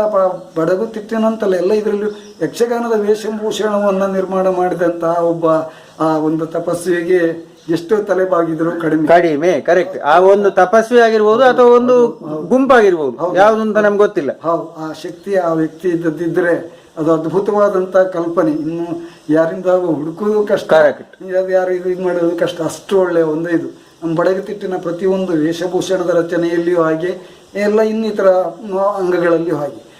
ಆ ನೆಲೆಯಲ್ಲಿ ಪೌರಾಣಿಕ ಪ್ರಸಂಗಗಳನ್ನೇ ಆಡ್ತಾ ಬರ್ತಾ ಇದ್ರು. ದೇವರ ಪ್ರೀತ್ಯರ್ಥವಾಗಿ ಹರಕೆ ಆಟಗಳು ನಡೀತಾ ಇದ್ದವು. ಯಾವ ಗಂಡು ದೇವರು ಇರ್ಬೋದು, ಹೆಣ್ಣು ದೇವರು ಇರಬಹುದು. ದೇವಸ್ಥಾನದಲ್ಲಿ ಮೇಳ ಸ್ಥಾಪನೆ ಆದ ಮೇಲೆ ಆ ದೇವರ ಪೌರಾಣಿಕ ಪ್ರಸಂಗ ಹೊರತುಪಡಿಸಿ ಕ್ಷೇತ್ರ ಸ್ಥಳ ಪುರಾಣಗಳನ್ನೆಲ್ಲ ಇದು ಮಾಡುತ್ತಾ ಬರುವ ಇದನ್ನೆಲ್ಲ ನಾವು ಗಮನಿಸಿದಂಗೆ ಇರ್ತಾ ಇತ್ತು. ಆಗ ಏನಂತ ಹೇಳಿದರೆ, ಅವರು ಆ ಕಾಲದಲ್ಲಿ ಪ್ರಾರಂಭ ಆಗುವಾಗ ಯಾವ ಒಂದು ನೆಲೆಗಟ್ಟು ಫೌಂಡೇಶನ್ ಹಾಕಿದ್ದಾರೆ ಅದನ್ನು ಚಾಚು ತಪ್ಪದೆ ಪಾಲಿಸಿಕೊಂಡು ಬರ್ತಾ ಇದ್ರು ಹೆಚ್ಚಿನವರೆಲ್ಲವರು. ಕರೆಕ್ಟ್. ಆ ನೆಲೆಯಿಂದ ಒಂದು ಪೌರಾಣಿಕ ಪ್ರಸಂಗಗಳಾದ್ದರಿಂದ ಪರಂಪರೆ ಉಳ್ಕೊಂಡು ಮುಂದುವರ್ಕೊಂಡು ಬಂದಿದೆ. ಎಲ್ಲ ಕಡೆಯಲ್ಲಿ ಆಟ ಆದಾಗಲೂ ಈ ಅವರು ಹೇಳಿದ ಪ್ರಸಂಗಗಳನ್ನು ಆಡುವ ಒಂದು ಕ್ರಮ ಇತ್ತು. ರಂಗನಡೆಗಳು ನಾವು ಈ ಹಿಂದೆ ಚರ್ಚಿಸಿದಾಗ ಬೇರೆ ಬೇರೆ ವಿಧವಾದ ರಂಗನಡೆಗಳು ಎಲ್ಲ ಇತ್ತು. ವೇಷಭೂಷಣ ಇದು ಹೀಗೆ ಇರಬೇಕು ಅನ್ನುವುದು ಆ ಬಯಲಾಟದ ಮೇಳಗಳಲ್ಲಿ ಇತ್ತು. ಅವರು ಇವಾಗಲೂ ಮಾಡಿಸ್ಕೊಂಡು ಹೋಗಲಿಕ್ಕೆ ಸಾಧ್ಯ. ಯಾಕಂತ ಹೇಳಿದರೆ ಕೆಲವೊಂದು ಪ್ರಸಿದ್ಧ ಮೇಳಗಳು, ಉದಾಹರಣೆಗೆ ನಮ್ಮ ಮಂದಾರ್ತಿ, ಮಾರಣಕಟ್ಟೆ, ನಾನು ಮಧ್ಯ ಪ್ರಾಂತ್ಯದಲ್ಲಿ ಹೇಳುವಾಗ ಕರೆಕ್ಟ್, ಈ ಮೇಳಗಳಿಗೆ ಎಲ್ಲ ನಮ್ಮ ಮೇಳಗಳಲ್ಲಿ ಅಂತೂ 25 ವರ್ಷಕ್ಕಿಂತ ಹೆಚ್ಚಿಗೆ ಆಟ ಮುಂಗಡವಾಗಿ ನಿಶ್ಚಿತವಾದದ್ದಿದೆ. ಇಂಥಲ್ಲಿ ಎಲ್ಲ ಆಟ ಮಾಡುವಾಗ, ಇನ್ನು ಮಾರಣಕಟ್ಟೆಯಲ್ಲಿ ಎಲ್ಲ 2 ಮೇಳಗಳಿದೆ, ಮನಸ್ಸಿನಲ್ಲಿ 2 ಇದೆ. ಇಲ್ಲಿ ಎಲ್ಲ ಆಟ ಮಾಡುವಾಗ ಅವರು ಆಟದ ಆಡಿಸುವವರ ಹತ್ರ ನಾವು ನಿಬಂಧನೆಯನ್ನು ಹಾಕಬಹುದು. ಪೌರಾಣಿಕ ಪ್ರಸಂಗ ಆಡ್ತೇವೆ, ಇಂತಿಂಥ ಕ್ರಮಗಳೆಲ್ಲ ಹಿಂದೆ ಇತ್ತು, ಅದನ್ನೇ ನಾವು ಮುಂದುವರಿಸ್ಕೊಂಡು ಹೋಗಬೇಕಾದ ಕರ್ತವ್ಯ ಅನ್ನೋದನ್ನು ಅವರಿಗೆ ನೆನಪಿಸುವುದರ ಜೊತೆಗೆ ಸಂದರ್ಭಾನುಸಾರ ಹೆಚ್ಚಿಗೆ ಪ್ರೋತ್ಸಾಹ ಅದಕ್ಕೆ ಕೊಡಬೇಕು. ಈಗ ಬಡಗುತಿಟ್ಟಿನಲ್ಲಿ ನಮ್ಮ ಪೌರಾಣಿಕ ಪ್ರಸಂಗಗಳಲ್ಲಿಯೂ ಇತ್ಯಾದಿ ಪ್ರಸಂಗಗಳಲ್ಲಿ ಪರಂಪರೆ ನಾಶ ಆಗಲಿಕ್ಕೆ ಕಾರಣ ಈ ಡೇರೆ ಮೇಳಗಳ ಆಕರ್ಷಣೀಯತೆಗಳು. ಡೇರೆ ಮೇಳಗಳ ಆಟ ನೋಡಿದ್ದು ಒಂದು, ನಮ್ಮ ಕೆಲವು ಶ್ರೇಷ್ಠ ಕಲಾವಿದರು ಡೇರೆ ಮೇಳಗಳಲ್ಲಿ ಇರುವವರನ್ನು ನಮ್ಮ ಈ ಹರಕೆ ಬಯಲಾಟದವರು ಕರ್ಕೊಂಡು ಬಂದದ್ರಿಂದ, ಅವರಲ್ಲಿ ಜನಪ್ರಿಯ ಕಲಾವಿದರಾದ್ದರಿಂದ ಅವರು ಏನು ಹೇಳಿದರು, ಇಲ್ಲಿಗೆ ದೇವರ ವರಪ್ರಸಾದ ಅನ್ನುವ ರೀತಿ ಈ ಮೇಳ ನಡೆಸುವವರು ಅಥವಾ ಅಭಿಮಾನಿಗಳು ಕಲಾವಿದರು ಒಪ್ಪಿಕೊಂಡದ್ರಿಂದ ಅವರಲ್ಲಿ ಏನೆಲ್ಲ ಮಾಡಿದ್ದಾರೋ ಅವರು ಪ್ರಯೋಗಗಳು ಇತ್ಯಾದಿಗಳನ್ನು ಪರಂಪರೆ ನಾಶ ಮಾಡ್ಕೊಂಡು ಮುಂದುವರ್ಸ್ಕೊಂಡು ಬಂದಿದ್ದಾರೋ ಜನಪ್ರಿಯತೆಗಾಗಿ, ಅದನ್ನೇ ಇಲ್ಲಿ ದಾರಿ ಎರುವುದಕ್ಕೆ ಹೊರಟರು. ಅದೇ ಏನೋ ಒಂದು ರೀತಿಯಲ್ಲಿ ಜನರಿಗೆಲ್ಲ ಭಾಳ ಖುಷಿ. ಕೆಲವರ್ಗದವ್ರಿಗೆ ಬೇಡ ಅಂದ್ಕೊಂಡ್ರು, ಕೆಲವರಿಗೆ ಖುಷಿ ಆಯಿತು, ಕಲಾವಿದರಿಗೂ ಅದೇ ಕಾರಣ ಆಯಿತು. ಈಗ ಅದೇ ಮುಂದುವರ್ಕೊಂಡು ಬಂದ ಕಾರಣ ನಾವು ಪರಂಪರೆಯಲ್ಲಿ ಒಂದು ಪೌರಾಣಿಕ ಪ್ರಸಂಗ ಆದರೆ, ಒಂದು ಉದಾಹರಣೆ ಸುಧನ್ವ ಕಾಳಗ, ಆದರೆ ಪಾಂಡವರು ಆ ಧರ್ಮರಾಜನ ಒಡ್ಡೋಗಾಗಿ ಹೀಗಾಯಿತು, ಅರ್ಜುನನನ್ನು ಕಳಿಸ್ತಾರೆ ಪೀಠಿಗೆ ಆಗಿ, ಹೀಗೆಲ್ಲ ಅಶ್ವಮೇಧ ಯಾಗ ಮಹಾಭಾರತ ಯುದ್ಧದ ಕಥೆ ಹೇಳಿಕೊಂಡು ಅಶ್ವಮೇಧ ಯಾಗ ಮಾಡುವ ತೀರ್ಮಾನ, ಹೀಗೆ ಎಲ್ಲೆಲ್ಲಿ ಹೋಗಿ ಬಂದಿದ್ದೇವೆ, ಮುಂದೆ ಎಲ್ಲಿ ಹೋಗಬೇಕು ಅನ್ನೋದ್ರ ಬಗ್ಗೆ ಹೇಳ್ಕೊಂಡು ಅವರು ಒಟ್ಟಿನಲ್ಲಿ ಯಾರಿದ್ದಾರೆ ಅದನ್ನೆಲ್ಲ ಹೇಳಿ ಅವರು ನಿರ್ಗಮನ ಆದ ಮೇಲೆ ಈಗ ಒಂದು ಸುಧನ್ವ ಕಾಲಕ್ಕಾಗುವಾಗ ಚಂಪಕಾಪುರಕ್ಕೆ ಹೋದಾಗ ಅಲ್ಲಿ ದ್ವಾರಪಾಲಕರು ತಡೆಯುವುದು, ಆಮೇಲೆ ಅವರು ಬಂದು ಹಂಸಧ್ವಜನ ಹತ್ರ ಹೇಳುವುದು, ಅದರ ನಂತರದಲ್ಲಿ ಕೂವಲೆ ಮತ್ತು ಪ್ರಭಾವತಿ ಅದೇ ಎಲ್ಲಾ ಪಾತ್ರಗಳನ್ನು ಒಳಗೊಂಡು ಮಾಡ್ತಾ ಇದ್ರು. ವೃಷಕೇತು, ಪ್ರದ್ಯುಮ್ನ, ಅದರ ಮಧ್ಯದಲ್ಲಿ ಅನುಸಾಲು ಅಂತ ಒಂದು ಬಣ್ಣದ ವೇಷ ಯಾವುದನ್ನೂ ಬಿಡ್ತಿರ್ಲಿಲ್ಲ ಆವಾಗೆಲ್ಲ. ಈಗ ಏನಾಗಿದೆ ಅಂತ ಹೇಳಿದ್ರೆ ಡೇರೆ ಮೇಳದವರ ಆಕರ್ಷಣೆಯಲ್ಲಿ ಅವರು ಒಂದೊಂದು ಹೆಸರಿಟ್ಕೊಳ್ತಾರೆ. ಸುಧನ್ವ, ಅಭಿಮನ್ಯು, ಬಬ್ರುವನ, ಕಾರಣ ಹೀಗೆ ಇನ್ನು ಯಾವ್ದಾದ್ರು ಒಂದು ಹೆಸರು, ಕಲ್ಯಾಣ ಆದರೂ ಹಾಗೆ ಚಿತ್ರಾಕ್ಷಿ, ಮೀನಾಕ್ಷಿ ಅವಳು ಅಥವಾ ಪಂಚಕಲ್ಯಾಣಿ, ಹೀಗೆ ಹೆಸರು ಹಾಕೊಂಡು ಅವ್ರು ಮಾಡುವುದೇನು, ಪೂರ್ವ ಕವಿಗಳ ಸಂಬಂಧಿಕರು ಅಥವಾ ಕವಿಗಳು ಈಗ ಕೆಲವರೆಷ್ಟು ಮಂದಿ ಇಲ್ಲ, ಬದುಕೇ ಉಳಿದಿಲ್ಲ ನಾವು ಮಾಡುವಂಥ ಪ್ರಸಿದ್ಧ ಪ್ರಸಂಗಕರ್ತರು. ನಿಜವಾಗಿ ಅವರು ಏನಾದರೂ ವೀಲು ಅಥವಾ ಏನಾದರೂ ಅವರು ಉತ್ತರಾಧಿಕಾರಿಗಳಿಗೆ ಮಾಡಿ ಹೋಗಿ ಇಷ್ಟದ್ದೇ ಇದ್ದರೆ ಅವರ ಆಶಯ ಯಾವ ಆಶಯ, ವರ್ಷಗಟ್ಟಲೆ ತಪಸ್ಸು ರೀತಿ ಮಾಡಿ ಪೌರಾಣಿಕ ಪ್ರಸಂಗಕ್ಕೆ ಬೇಕಾಗುವ ಎಲ್ಲ ಪ್ರಸಂಗಗಳು ಪದ್ಯಗಳನ್ನು ರಚನೆ ಮಾಡಿದ್ದನ್ನು ಇವರು ಬಿಟ್ಟು ಇವರಿಗೆ ಅನುಕೂಲ ಆಗುವಾಗ ಎಲ್ಲಿಯೋ ಒಂದು ತುಣುಕನ್ನು ತೆಕ್ಕೊಂಡು ಆ ಪ್ರಸಂಗದ ಹೆಸರು ಹಾಕಿಕೊಂಡು ಸುಧನ್ವ ಕಳಗ ಅದರ ಅರ್ಜುನ ಬಂದ ಸುತ್ತ ಪದ್ಮವ್ಯೂಹ ಒಂದು ಅರ್ಜುನ ಆ ಸುಧನ್ವ ಕೃಷ್ಣನೊಳಗೆ ಮುಗಿಸುವಂಥ ಸನ್ನಿವೇಶಗಳು ಇರ್ತದೆ. ಕೃಷ್ಣಾರ್ಜುನ ಆದರೂ ಹಾಗೆ ಈ ಸುಭದ್ರೆ ಸಂಧಾನಕ್ಕೆ ಹೊರಡುವಂಥದ್ದು ಕೃಷ್ಣನ ಹುಟ್ಟುವಾಗ. ಅದ್ರ ಮೊದಲಾದರೆ ಗೈಯನ ಕಥೆ ಇದೆ, ಪಾಂಡವರಿಗೆ ಅರ್ಜುನ ಭಾಷೆ ಕೊಟ್ಟದ್ದನ್ನು ಕೇಳಿ ನೋಯುವಂಥದ್ದಿದೆ, ದೇವತೆಗಳ ಬದಿಗೆ ಅವ ಗಯಗಂಧರ್ವ ಎಲ್ಲ ಎಲ್ಲೆಲ್ಲ ಹೋಗಿ ಬರುವಂಥದ್ದು, ಅಷ್ಟೆಲ್ಲ ಕಥೆಗಳೆಲ್ಲ ಇದೆ. ಅದು ಎಲ್ಲವನ್ನೂ ಬಿಟ್ಟಿದ್ದಾರೆ. ಅಷ್ಟು ಪದ್ಯ ರಚನೆ ಮಾಡಬೇಕಾದ್ರೆ ಅವ್ರಿಗೆ ಎಷ್ಟು ಕೆಲಸ ಇಲ್ಲ. ಇವರು ಇದನ್ನೆಲ್ಲ ಮೊಟಕು ಮಾಡಿ ಅಲ್ಲಿದ್ದನ್ನೇ ಈಗ ಬಯಲಾಟದ ಮೇಳಗಳಲ್ಲಿ ಆಗ್ತಾ ಇರುವುದು ಅದೇ ಪರಂಪರೆ ನಾಶ ಮಾಡ್ತಾ ಇದ್ದಾರೆ. ಯಾವುದಂತ ಹೇಳಿದರೆ ಯಾವುದೂ ಕ್ರಮ ಪ್ರಕಾರ ಇಲ್ಲ, ಒಂದು ಪ್ರಸಂಗದ ಹೆಸರು ಹಾಕ್ಕೊಳ್ತಾರೆ. ಈ ಮತ್ತು ಜೊತೆಗೆ ಕೂಡಾಟಗಳು, ಈ ಒಂದು ಮೇಳಕ್ಕಿಂತ ಹೆಚ್ಚಿನ ಮೇಳಗಳ ಕೂಡಾಟ ಆಗುವಾಗ ರಂಗಸ್ಥಳದ ಆಗಮನ ನಿರ್ಗಮನ, ಪಾತ್ರಧಾರಿಗಳಿಗೆ ಎಲ್ರಿಗೂ ಪಾತ್ರ ಬರಬೇಕನ್ನುವ ಕಾರಣಕ್ಕೆ ಪಾತ್ರಗಳ ಪದ್ಯಗಳನ್ನು ಮುಟುಕು ಮಾಡೋದು, ಅಥವಾ ಯಾವ ಮುಖ್ಯ ಕಲಾವಿದರಿದ್ದಾರೆ ಅವರಿಗೆ ಬೇಕಾಗುವ ಪಾತ್ರಗಳನ್ನು ಮಾತ್ರ ಇಟ್ಟುಕೊಂಡು ಉಳಿದ ಪಾತ್ರಗಳನ್ನೆಲ್ಲ ಬಿಡುತ್ತಾ ಬರುವಂಥದ್ದು. ಅದು ಮಾಡೋದ್ರಿಂದ ರಂಗನಡೆ ಏನನ್ನೋದು ಈಗ ಬರುವ ಹುಡುಗರ ಮಕ್ಕಳಿಗೆ ಯಾರಿಗೂ ಅಭ್ಯಾಸ ಬರುವುದಿಲ್ಲ. ಒಂದೆರಡು ಪದ್ಯದ ಅರ್ಥ ಆದರೂ ಹೇಳಿದರೆ ಮುಂದೆ ಹೋಗ್ಲಿಕ್ಕೆ ಅವಕಾಶ ಇರ್ತದೆ, ಅದು ಇಲ್ಲ. ಇವರು ನನಗೆ ವೇಷ ಇಲ್ಲ ಅಂತ ಕೆಲವರೆಲ್ಲ ಮನ್ಕೊಂಡೇ ಬಿಡ್ತಾರೆ. ಇವರು ಉಳಿದವ್ರದ್ದು ಇದಾಗ್ತದೆ. ನಮ್ಮಲ್ಲೇ ಉದಾಹರಣೆಗೆ 4-5 ಮೇಳಗಳ ಆಟ ಆಗ್ತದೆ. ಆಟ ಆಡಿಸೋರು ಹೇಳಿಕೆ ಸುಖ ಆಗ್ತದೆ, ಖರ್ಚು ಒಂದರಲ್ಲೇ ಆಗ್ತದೆ, ಬರುವವರು ಏನೋ ಒಂದು ಆಕರ್ಷಣೆ 5 ಮೇಳದ ಆಟ ಇದೆ ಅಂತ ಬರ್ತಾರೆ ಅನ್ನೋ ಇನ್ನು ಬೇರೆ ಬೇರೆ ಕಾರಣಗಳಿಂದ ಆಡ್ತಾರೆ, ಅಂದರೆ ಅವ್ರಿಗೆ ಕೆಲಸಗಳೆಲ್ಲ ಉಳಿತದೆ ಅನ್ನೋದಕ್ಕಾಗಿ. ಇಲ್ಲಿ ಆಗುವಾಗ 5 ಮೇಳದ ಆಟ ಆಡುವಾಗ, ಕೂಡಾಟ ಆಡುವಾಗ ಹೌದು ಪ್ರಸಂಗ 4-5 ಇಟ್ಕೊಳ್ತಾರೆ. ಇಟ್ಕೊಂಡ್ರೆ ಎಲ್ಲಿ ಯಾವುದು ಇಡೀ ಪ್ರಸಂಗ ಮಾಡುವುದಿಲ್ಲ, ಇಡೀ ಎಲ್ಲೆಲ್ಲ ಮಧ್ಯದಿಂದ ಪ್ರಾರಂಭ ಮಾಡ್ತಾರೆ. ಮಾಡಿದ್ರು ಈಗ ಇದರಲ್ಲಿ 5 ಪ್ರಸಂಗಗಳನ್ನು ಕಾಲಾವಧಿಗೆ ಮಾಡಲಿಕ್ಕೆ ಸಾಧ್ಯತೆ ಇದೆ, ಎಲ್ಲವನ್ನು ಸಂಕ್ಷಿಪ್ತ ಮಾಡಿ. ಕರೆಕ್ಟ್. ಈಗ ನಮಗೆ ಏನಂತ ಹೇಳಿದ್ರೆ ನಮಗೆ ಸಂಗೀತ ಕಚೇರಿ ಆಗಬೇಕು, ಮೃದಂಗವಾದನೋ ಚಂಡಿವಾದನದವರಿಗೆ ಅವರದ್ದನ್ನು ತೋರಿಸ್ಲಿಕ್ಕಿದಾಗಬೇಕು, ಕರೆಕ್ಟ್ ಕಚೇರಿ ಆಗಬೇಕು. ಈ ಆಮೇಲೆ ನಮ್ಮ ನೃತ್ಯ ನಾಟಕ ಆಗಬೇಕು. ಈ ಇದರೊಳಗೆ ಕಲಾವಿದರಿಗೆ ಮಾತಾಡಲಿಕ್ಕೂ ಪ್ರಸಂಗದ ಎಲ್ಲ ಪಾತ್ರಗಳನ್ನು ಬಳಸ್ಕೊಳ್ಳಿಕ್ಕೆ ಅವಕಾಶ ಇಲ್ಲ ಆಗಿದೆ. ಅಷ್ಟು ಮಾತ್ರ ಅಲ್ಲದೆ 5 ಮೇಳಗಳ ಮುಖ್ಯ ಪಾತ್ರಧಾರಿಗಳಿಗೆ ಎಲ್ಲರಿಗೂ ವೇಷ ಆಗಬೇಕು. ಹೌದು, ಇಲ್ಲ ಕೆಲವೊಮ್ಮೆ ಇಲ್ಲ, ಅರ್ಧದ ಮಾಡಿದ್ರು ಅರ್ಧ ಇನ್ನೊಬ್ಬ ಮಾಡಿದ್ರು ಮಾಡ್ಯಾನು. ಹೀಗಿದ್ದೆಲ್ಲ ಇದು ಬಂದಿದೆ. ನಮ್ಮ ಮೇಳ ಅಂತಲ್ಲ, ನಾವು ಇತರ ಮೇಳಗಳೊಟ್ಟಿಗೂ ಮಾಡುವುದಿರ್ತದೆ ಅಲ್ಲಿ ಜೋಡಾಟ. ಹೌದು, ಆ ಮೇಳದವರು ಪ್ರತಿಷ್ಠೆಗಾಗಿ ಈ ಮೇಳದಲ್ಲಿ ಒಬ್ಬ ಒಳ್ಳೆಯ ಒಂದು ಕರ್ಣ ಮಾಡುವ ಇದ್ರು, ನಮ್ಮ ಮೇಳಕ್ಕೆ ಬೇಕಂತ ಅವರು ಅದನ್ನು ಕೇಳುವುದು. ನಮ್ಮ ಮೇಳದವ ಅವನಿಗೆ ನಿಜವಾಗಿ ಇವನಷ್ಟು ಗುಣಮಟ್ಟದ ಕರ್ಣ ಮಾಡ್ಲಿಕ್ಕೆ ಆಗುದಿಲ್ಲ, ಆದ್ರೂ ನಮ್ಮ ಮೇಳದ ಪ್ರಶ್ನೆ ನಮಗೂ ಮುಖ್ಯ ವೇಷ ಬೇಕು ಹಾಗೆ ಕೇಳುವಂಥದ್ದು. ಒಟ್ಟಿನಲ್ಲಿ ಆ ನೋಡುವವರಿಗೆ ಇವು ಮಾಡಿದ್ರೆ ಆಗ್ತಿತ್ತು ಅನ್ನೋ ಮನೋಧರ್ಮ ಇರ್ತದೆ, ಇವನೊತ್ತು ಆಗಿದ್ರೆ ಆಗ್ತಿತ್ತಂತ. ಹೀಗಿದ್ದಾಗಿ ಒಟ್ಟು ಪ್ರದರ್ಶನದ ಗುಣಮಟ್ಟ ಎಲ್ಲ ಕಡಿಮೆ ಆಗ್ತಾ ಬರ್ತದೆ. ಯಾರು ಯಾವುದನ್ನು ಮಾಡ್ತಾರೋ ಅದನ್ನು ಜನ ನಿರೀಕ್ಷೆ ಇರ್ತಾರೋ ಅದನ್ನು ನೋಡಿದ್ರೆ, ಅಂದ್ರೆ ಹರಕೆ ಬಯಲಾಟಗಳಿಂದ ಆಟದ ಸಂಖ್ಯೆ, ಪ್ರದರ್ಶನಗಳು ಹೆಚ್ಚಾಗ್ತದೆ, ಮೇಳಗಳ ಸಂಖ್ಯೆ ಹೆಚ್ಚಾಗ್ತದೆ, ಹೆಚ್ಚಿನ ಕಲಾವಿದರಿಗೆ ಒಂದು ಬದುಕು ಕಟ್ಟಿಕೊಳ್ಳಿಕ್ಕೆ ಅವಕಾಶ ಆಗ್ತದೆ. ಅನಾಹುತ ತುಂಬಾ. ಹೌದು, ಅನಾಹುತ ಅಂದ್ರೆ ಇದೆ, ಯಕ್ಷಗಾನ ಕುಲಗೆಡ್ತಾ ಹೋಗ್ತದೆ. ಕುಲಗೆಟ್ಟುವುದಕ್ಕಿಂತ ಹೆಚ್ಚಿನ ಮೇಳಗಳ ಹೆಚ್ಚಿನ ಸಂಖ್ಯೆ ಹೆಚ್ಚಾದ್ರಿಂದ ಎಲ್ಲ ಮೇಳಕ್ಕೂ ಮುಖ್ಯ ಕಲಾವಿದರು ಬೇಕಾದ್ರಿಂದ ಗುಣಮಟ್ಟದವ್ರು ಸಿಕ್ತಿದ್ದಾಗ ಬೆಳೆದೂರಿಗೆ ಉಳಿದವನೇ ಸಾಮಾನ್ಯ ಕಲಾವಿದನನ್ನು ಒಂದು ಮುಖ್ಯ ಸ್ಥಾನಕ್ಕೆ ಕುಳ್ಳಿರಿಸ್ತಾರೆ. ಅವನಿಗೆ ಎಲ್ಲ ಪಾತ್ರಗಳು ಮಾಡುವ ಅವಕಾಶಗಳು ಅವನಿಗೆ ಗೊತ್ತಿರುವುದಿಲ್ಲ, ತರಬೇತಿ ಪಡೆದಿರುವುದಿಲ್ಲ.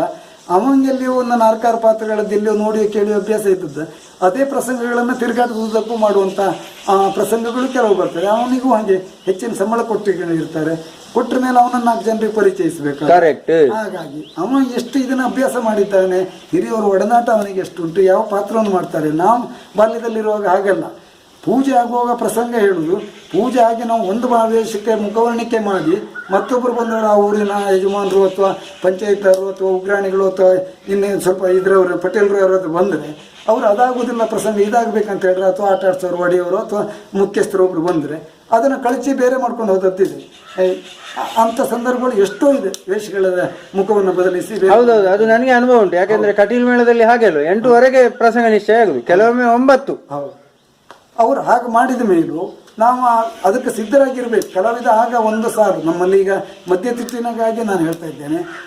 ಒಂದು ಪ್ರಸಂಗ ಒಂದು ಮೇಳಕ್ಕೆ ಬರುವಾಗ ಒಬ್ಬ ಇಂಥ ಸಾಲಿನ ವೇಷ, ಬಣ್ಣದ ವೇಷಧಾರಿ ಆದರೆ ಯಾವ್ಯಾವುದು ಘಟೋದ್ಗಜನೋ ಹಿಡಿಂಬಾಸುರನೋ ನಮ್ಮ ಇದು ಕಾಲಜಂಗನೋ ಇತ್ಯಾದಿ ಎಲ್ಲವನ್ನೂ ಕಲ್ತ್ಕೊಂಡಿರ್ಬೇಕು. ಅದು ಮಾತ್ರ ಅಲ್ಲ, ಒಂದು ಪ್ರಸಂಗದಲ್ಲಿ ಅವನ ಸಾಲಿನ ವೇಷಗಳಂತ 2-3ಗಳೆಲ್ಲ ಅದು ಗೊತ್ತಿರಬೇಕು ಅವನಿಗೆ.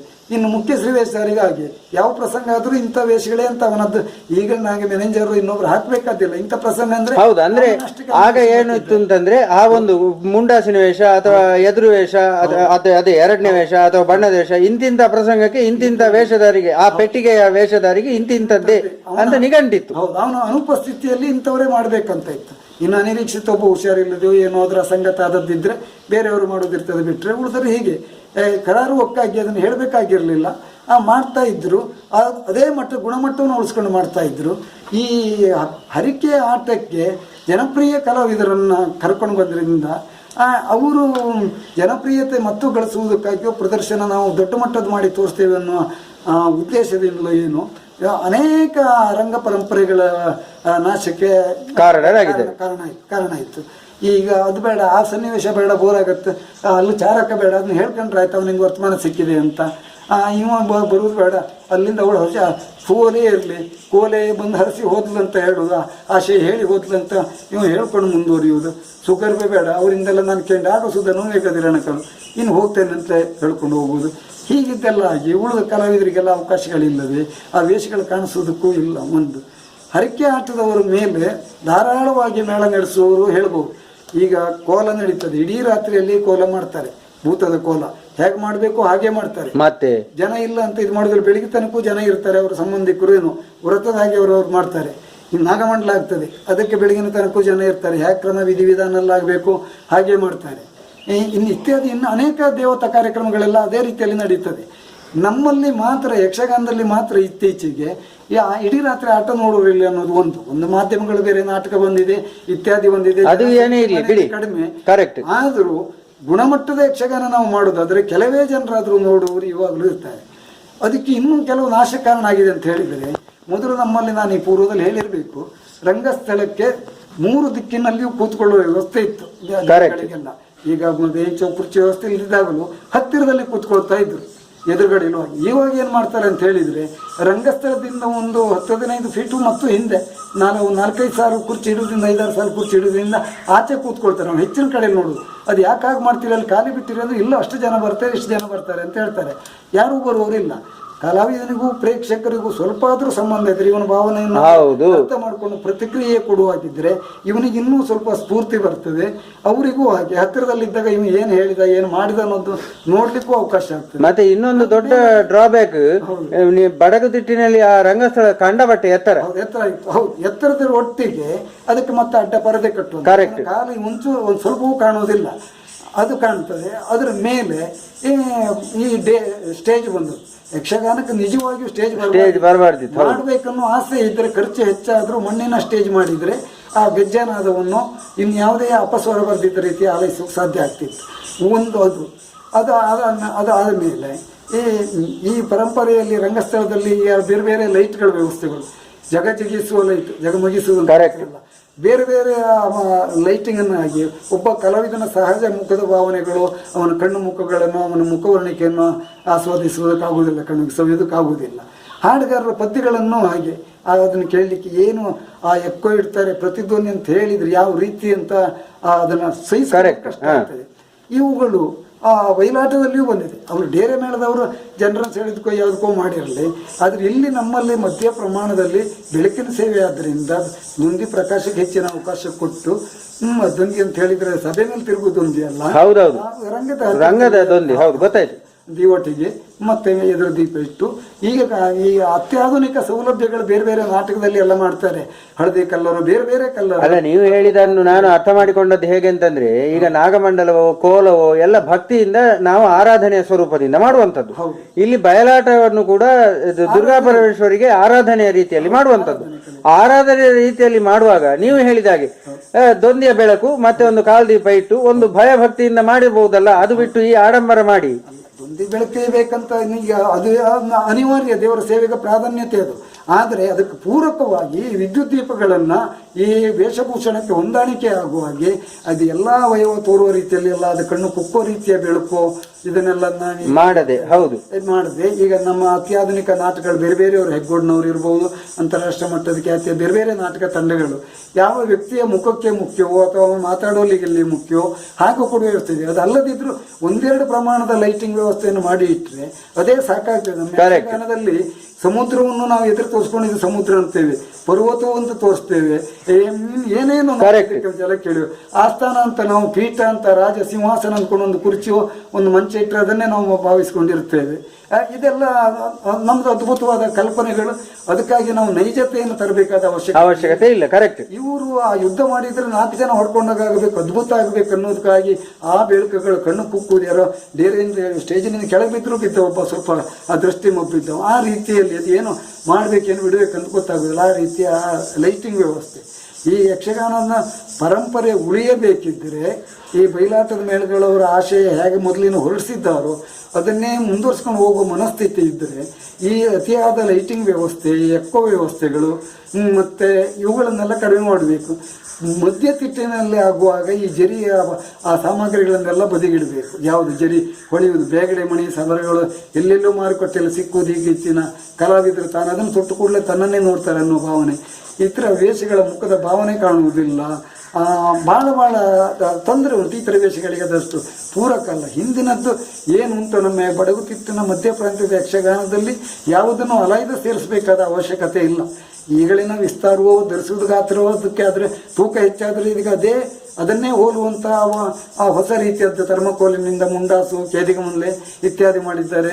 ಮತ್ತು ಬೇರೆ ಫೈಬರ್ನಿಂದೆಲ್ಲ ಕಿರೀಟಗಳು ಮಾಡಿದ್ದಾರೆ, ಆಭರಣಗಳಿಗೆಲ್ಲ ಮಾಡಿದ್ದಾರೆ. ಅದೇ ರೀತಿಯಲ್ಲಿ ಯಥಾಸ್ಥಿತಿಯಲ್ಲಿದೆ.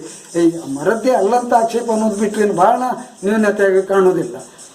ಆ ರೀತಿಯಲ್ಲಿ ಹೊಂದಾಣಿಕೆ ಆಗುವಂಥದ್ದನ್ನೇ ಮಾಡಬೇಕೆ ಹೊರತು ಕರೆಕ್ಟ್ ಇದನ್ನು ಮಾಡಬಾರ್ದು.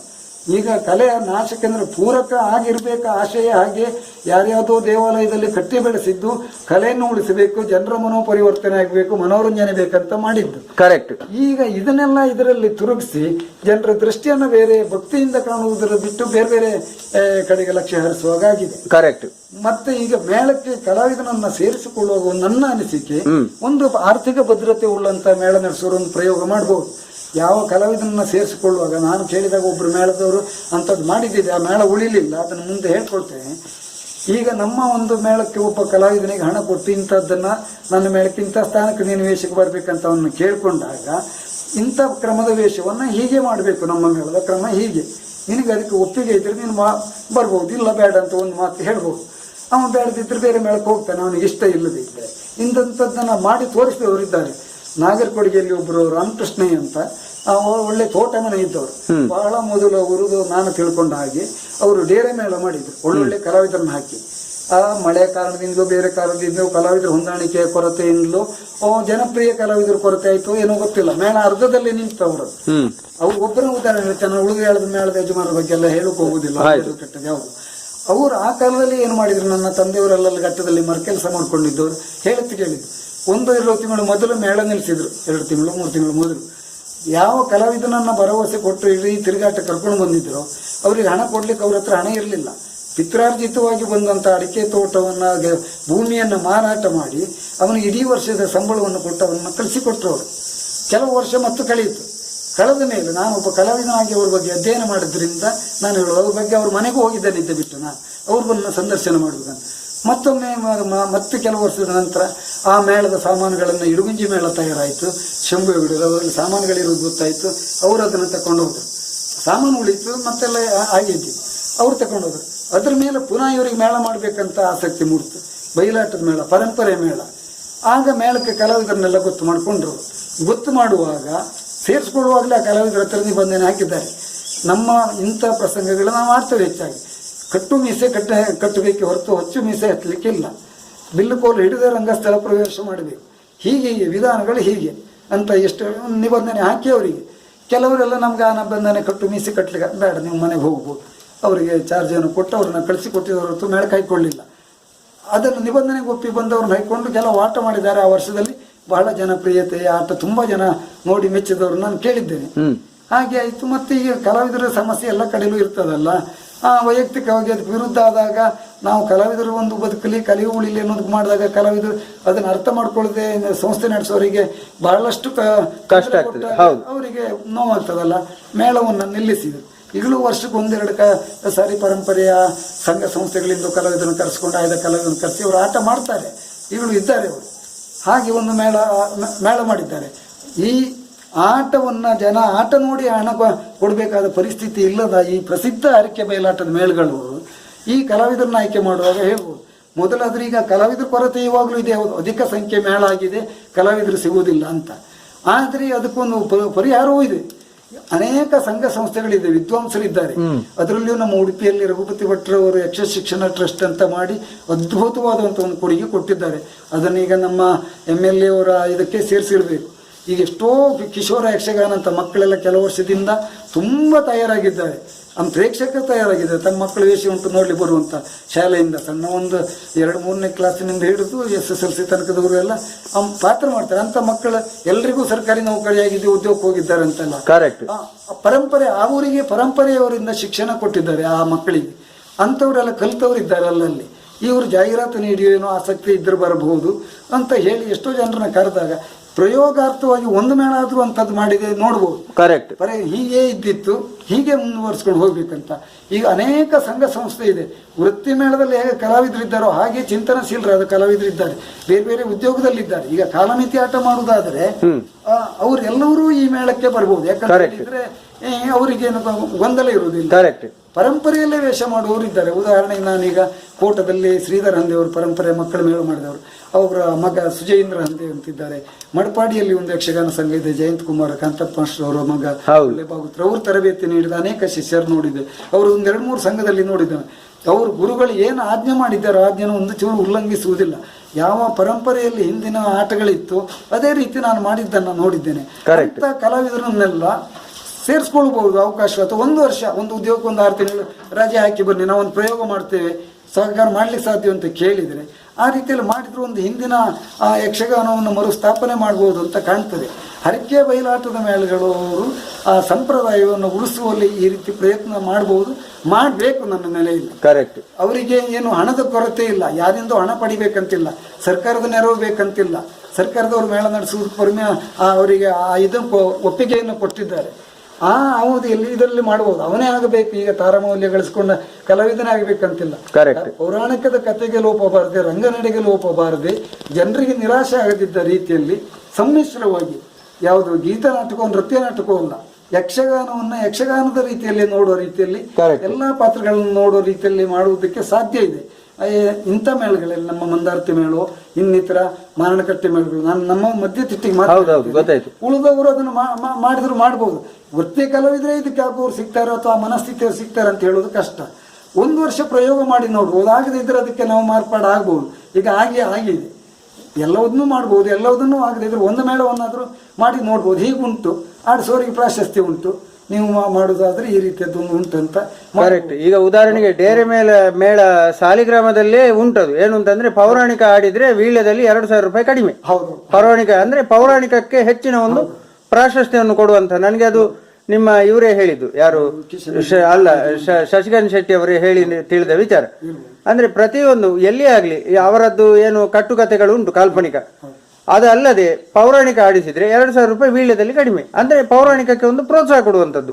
ಆ ರೀತಿ ಇದು ಡೇರೆ ಮೇಳವೇ ಮಾಡುವಾಗ ಬಯಲಾಟದವರಿಗೆ ಖಂಡಿತ ಮಾಡಬಹುದು ಅಲ್ವಾ? ಅದು ಒಂದು. ಮತ್ತೆ ಪುರಾಣವನ್ನ ನಾನು ಹೇಳೋದು ದೇವ್ರ ಮೇಲೆ ಆಗ್ರಹಕ್ಕೆ ನಾನು ಒಳಗಾಗ್ತೇನೋ ಅಥವಾ ದೇವ್ರು ನನ್ನನ್ನು ಮುನಿಬಾರದು. ಆದ್ರೂ ನನಗನ್ನಿಸುವುದು ಹೀಗೆ, ಪರಂಪರೆಯ ಮಾಳ ದೇವರ ಆಶಯ ಮೊದಲಿದ್ದದ್ದು ಪುರಾಣವನ್ನು, ಸಂಸ್ಕೃತಿಯನ್ನು, ಪರಂಪರೆಯನ್ನು ಉಳಿಸಿರುವಂತಹ ಮೇಳಗಳಲ್ಲಿ ಈ ರೀತಿಯಾದಂತಹ ಹೊಸ ಪ್ರಯೋಗಗಳನ್ನೆಲ್ಲ, ಹೊಸ ಪ್ರಸಂಗ ಮಾಡಬಾರ್ದು. ಹೌದೌದು, ಹೊಸ ಪ್ರಸಂಗ ಅಲ್ಲ. ನಮ್ಮಲ್ಲಿ ಮಹಾಭಾರತ, ರಾಮಾಯಣ ಇತ್ಯಾದಿಗಳನ್ನೇ ಮಾಡ್ತಾರೆ, ಹೊತ್ತು ಮಾಡುವುದಿಲ್ಲ.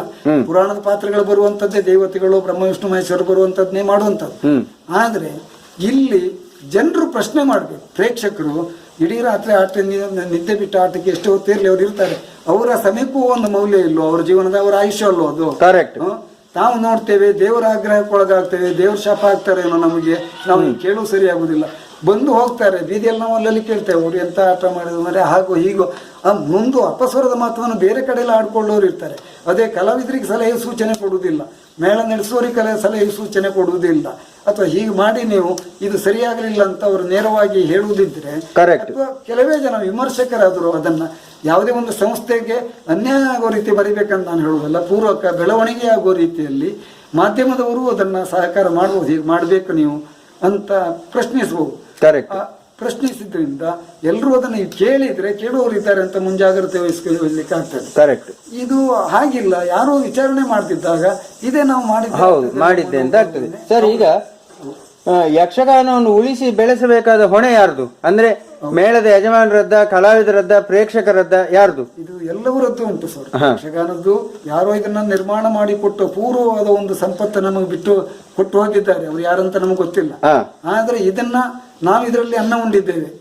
ಹಿರಿಯ ಕಲಾವಿದರು, ಕಲಾ ವಿಭಾಗದಲ್ಲಿ ನಾನು ಹೇಳೋದು, ಕಲಾವಿದನಾಗಿ ಹೇಳೋದು, ಅದೆಷ್ಟೋ ಮಂದಿ ಕಲಾವಿದರು ಹಿರಿಯವರೆಲ್ಲ ಬಹಳ ಬಹಳ ವರ್ಷಗಳಿಂದ ಕೆಲವು ದಿವಸ ಒಂದು ಊಟ ಮಾಡಿಕೊಂಡು 10-15 ಮೈಲು ನಡ್ಕೊಂಡು ಇಡೀ ರಾತ್ರಿಯಲ್ಲಿ 3-4 ವೇಷ ಮಾಡಿಕೊಂಡು ಆ ಕಲೆಯನ್ನ ಮಾಡಬೇಕಾದ ಕ್ರಮದಲ್ಲಿ ಮಾಡಿ ಅದನ್ನ ಉಳಿಸಿ ಬೆಳೆಸಿ ಮುಂದಿನವರಿಗೆ ಕೊಟ್ಟು ಅದರ ಉತ್ತರಾಧಿಕಾರಿಗಳಾಗಿ ನಾವು ಅದರ ಫಲವನ್ನು ಉಣ್ತಾ ಇದ್ದೇವೆ. ಕರೆಕ್ಟ್. ಅವ್ರು ಪಟ್ಟಷ್ಟು ಕಷ್ಟ ನಮಗಿಲ್ಲ. ಸಂಚರಿಸಕ್ಕೆ ವಾಹನದ ವ್ಯವಸ್ಥೆ ಇದೆ. ಇಡೀ ರಾತ್ರಿಯಲ್ಲೇ ಈಗ ನಮ್ಮಂತ ಬಣ್ಣದ ವೇಷಕ್ಕೆ ವಿಭಾಗಕ್ಕೆ ಜನ ಇಲ್ದಿಂದ ಕೆಲವು ಪ್ರಸಂಗದಲ್ಲಿ 2-3 ಮಾಡ್ಲಿಕ್ಕೆ ಬರ್ತದೆ. ಆದ್ರೆ ಕೆಲವು ಸ್ಥಾನದ ವೇಷಧಾರಿಗಳಿಗೆ ಕೆಲವೇ ವೇಷಗಳು ಬರ್ತದೆ. ಆದ್ರಿಂದ ಸೌಲಭ್ಯಗಳೆಲ್ಲ ವಿಶೇಷವಾಗಿ ಸಿಕ್ಕಿದೆ. ಅದನ್ನ ಅರ್ಥ ಮಾಡಿಕೊಂಡು ನಾವು ಯಾವ ಹಿರಿಯವರೆಲ್ಲ ಯಾವ ಆಶಯ ಇಟ್ಟು ಇದನ್ನ ಮಾಡಿದ್ದಾರೋ, ಬೆಳೆಸ್ಕೊಂಡು ಬಂದಿದ್ದಾರೋ, ಅದಕ್ಕೆ ಲೋಪ ಬಾರದೆ ಅದನ್ನು ಉಳಿಸಿ ಬೆಳೆಸ್ಕೊಂಡು ಮುಂದಿನ ತಲೆಮಾರಿನವರಿಗೂ ಮುಟ್ಟಿಸುವಂತ ಹೊಣೆಗಾರಿಕೆ ಖಂಡಿತವಾಗಿಯೂ ನಮಗಿದೆ. ಅದನ್ನ ನಾವು ಮಾಡಬೇಕು. ನಮಗೆ ವಿದ್ಯೆ ಕಲಿಸಿದ ಗುರುಗಳು ಮಾರ್ಗದರ್ಶನ ಮಾಡಿದ್ದಾರೆ, ಒಡನಾಡಿ ಹಿರಿಯ ಕಲಾವಿದರು ಮಾಡಿದ್ದಾರೆ. ಅವರೆಲ್ಲ ಮಾಡಿದ ಮಾರ್ಗದರ್ಶನವನ್ನು ನಾವು ಅರ್ಥ ಮಾಡಿಕೊಂಡು ನಾವು ಸಾಧ್ಯ ಆದರೆ, ನಾವು ದೊಡ್ಡ ಪ್ರಾಚಾರ್ಯರಲ್ಲ, ನಮಗೆ ಗೊತ್ತಿದ್ದದ್ದನ್ನು ಕೇಳಿದಾಗ ನಿರ್ವಂಚನೆಯಿಂದ ಅವ್ರಿಗೆ ಹೇಳಿಕೊಂಡು ಅವರು ಅದನ್ನು ಅರ್ಥ ಮಾಡ್ಕೊಳ್ಬೇಕು. ಇವಾಗ ನಾವು ಹೇಳೋದಂತ ನಮಗೂ ತುಡಿತ ಅಲ್ಲ, ಕಲಿಸ್ಬೇಕನ್ನೋ ತುಡಿತ ನಮಗೆ ಹೇಗಿರ್ತದೋ ಕಲಿಬೇಕನ್ನೋ ಬಯಕೆ ಅವರಿಗೂ ಬಂದವರಿಗೆ ಇರಬೇಕಾಗ್ತದೆ. ಈಗ ಏನಾಗಿದೆ ಅಂತ ಹೇಳಿದ್ರೆ, ನಾನು ನಮ್ಮ ಹಿಂದಿನ ಪ್ರಶ್ನೆಯಲ್ಲಿ ಬಂದಿದೆ, ಈ ತಲೆ ಸರ್ಕಸ್ ಚೇಳುವಾಗುವುದು ಇತ್ಯಾದಿ ಕಲಾವಿದರನ್ನು ಕಂಡುಕೊಂಡು ಅದ್ರ ಬಗ್ಗೆ ಆಕರ್ಷಿತರಾಗ್ತಾರೆ. ಬಿಟ್ಟರೆ ಒಂದು ಪದ್ಯಕ್ಕೆ ಹೇಗೆ ಅರ್ಥ ಹೇಳುವುದು, ಒಂದು ಶ್ರುತಿಬದ್ಧವಾಗಿ ಅರ್ಥ ಹೇಳುವುದು ಹೇಗೆ, ಒಂದು ಪದ್ಯಕ್ಕೆ ಎಷ್ಟು ಹೋಗದಲ್ಲಿ ಅರ್ಥ ಹೇಳಬೇಕು, ಅದರ ಗತಿಯನ್ನು ಅರ್ಥೈಸಿಕೊಂಡು ಅನ್ನುವುದನ್ನ ಆ ತಾಳ್ಮೆಯಿಂದ ಅಧ್ಯಯನ ಮಾಡುವಾಗ ಕಲಾವಿದರ ಕೊರತೆ ಕಡಿಮೆ ಇದೆ. ಈಗ 1/4 ಗಂಟೆ ಕೊಣದ ಒಂದು 10 ಮಿನಿಟ್ ಆದ್ರೂ ಮಾತಾಡ್ಬೇಕಲ್ಲ. ನಾನು ಅದನ್ನು ಒಂದು ಕಡೆ ಬರ್ದಿದ್ದೆ. ಅದು ಮಾಡುವುದಿಲ್ಲ. ಈಗ ನಾವು ಆಗಿದ್ರೆ ಪ್ರಾಚಾರ್ಯರು, ನನ್ನ ಬಗ್ಗೆ ಅಪವಾದ ಉಂಟು. ನಮ್ಮ ಗುರುಗಳು ಸಕಟ್ ಲಕ್ಷ್ಮೀನಾರಾಯಣವರು ಹೇಳ್ತಿದ್ರು, ಯಾವುದು ಬಣ್ಣದ ವೇಷ ಮಾಡ್ಕೊಂಡು ಹೆಚ್ಚಿಗೆ ಮಾತಾಡಬಾರ್ದು, ಮಾತಾಡಿದ್ರೆ ಅದರ ಗಾಂಭೀರ್ಯತೆ ಕೆಡ್ತದೆ ಅನ್ನೋ ಒಂದು ಮಾತು ಹೇಳಿದ್ರು. ನಾನು ಅದನ್ನು ಒಪ್ಕೊಂಡೆ. ಆದ್ರೆ ನಾನು ಯಾಕೆ ಅದನ್ನು ಬಳಸಿದೆ ಅಂತ ಹೇಳಿದ್ರೆ, ಅನೇಕ ಕಡೆ ಅಪವಾದದ ಮಾತು ಕೇಳಿದ್ದೆ ನಾನು. ಈ ಉಳಿದ ಕಲಾವಿದರು ಹೇಳುತ್ತೇನೆ, ಬಣ್ಣದ ವೇಷಧಾರಿ ಅಂದರೆ 2 ಕೂಗು ಹಾಕಿ ಒಳಗೆ ಬರೋಕಿರುವವ, ಅವನಿಗೆ ಮಾತಾಡೋಕೆ ಬರುವುದಿಲ್ಲ, ಆ ವೇಷ ಮಾಡೋಕೆ ಬರುವುದಿಲ್ಲ. ಈ ಬಣ್ಣದ ವೇಷಧಾರಿ ವೇಷ ಕಸ್ಕೊಂಡವ್ರೆ ಎಲ್ಲ ಆಡುವ ಮಾತುಗಳು. ಅದನ್ನು ಕೇಳಿ ಬಹಳ ನನಗೆ ನೋವಾಗಿದೆ. ನಾನು ರಾವಣ ಇರ್ಬೋದು, ಘಟೋತ್ಕಚ ಇರ್ಬೋದು, ಕಾಲಜಂಗನ ಇರ್ಬೋದು, ಅವರ ಪ್ರಸಂಗದ ಮುಖಾಂತರ ಏನು ಕವಿಗಳ ಆಶಯ ಬರೆದಿದ್ದಾರೆ, ಅವರ ಮನಸ್ಥಿತಿಯಾಗಿ ಯಾವ ಲೆಕ್ಕದಲ್ಲಿ ಒಳಗೋಗಿ ಬಂದು ಹೋಗುವ ವೇಷಗಳಲ್ಲ.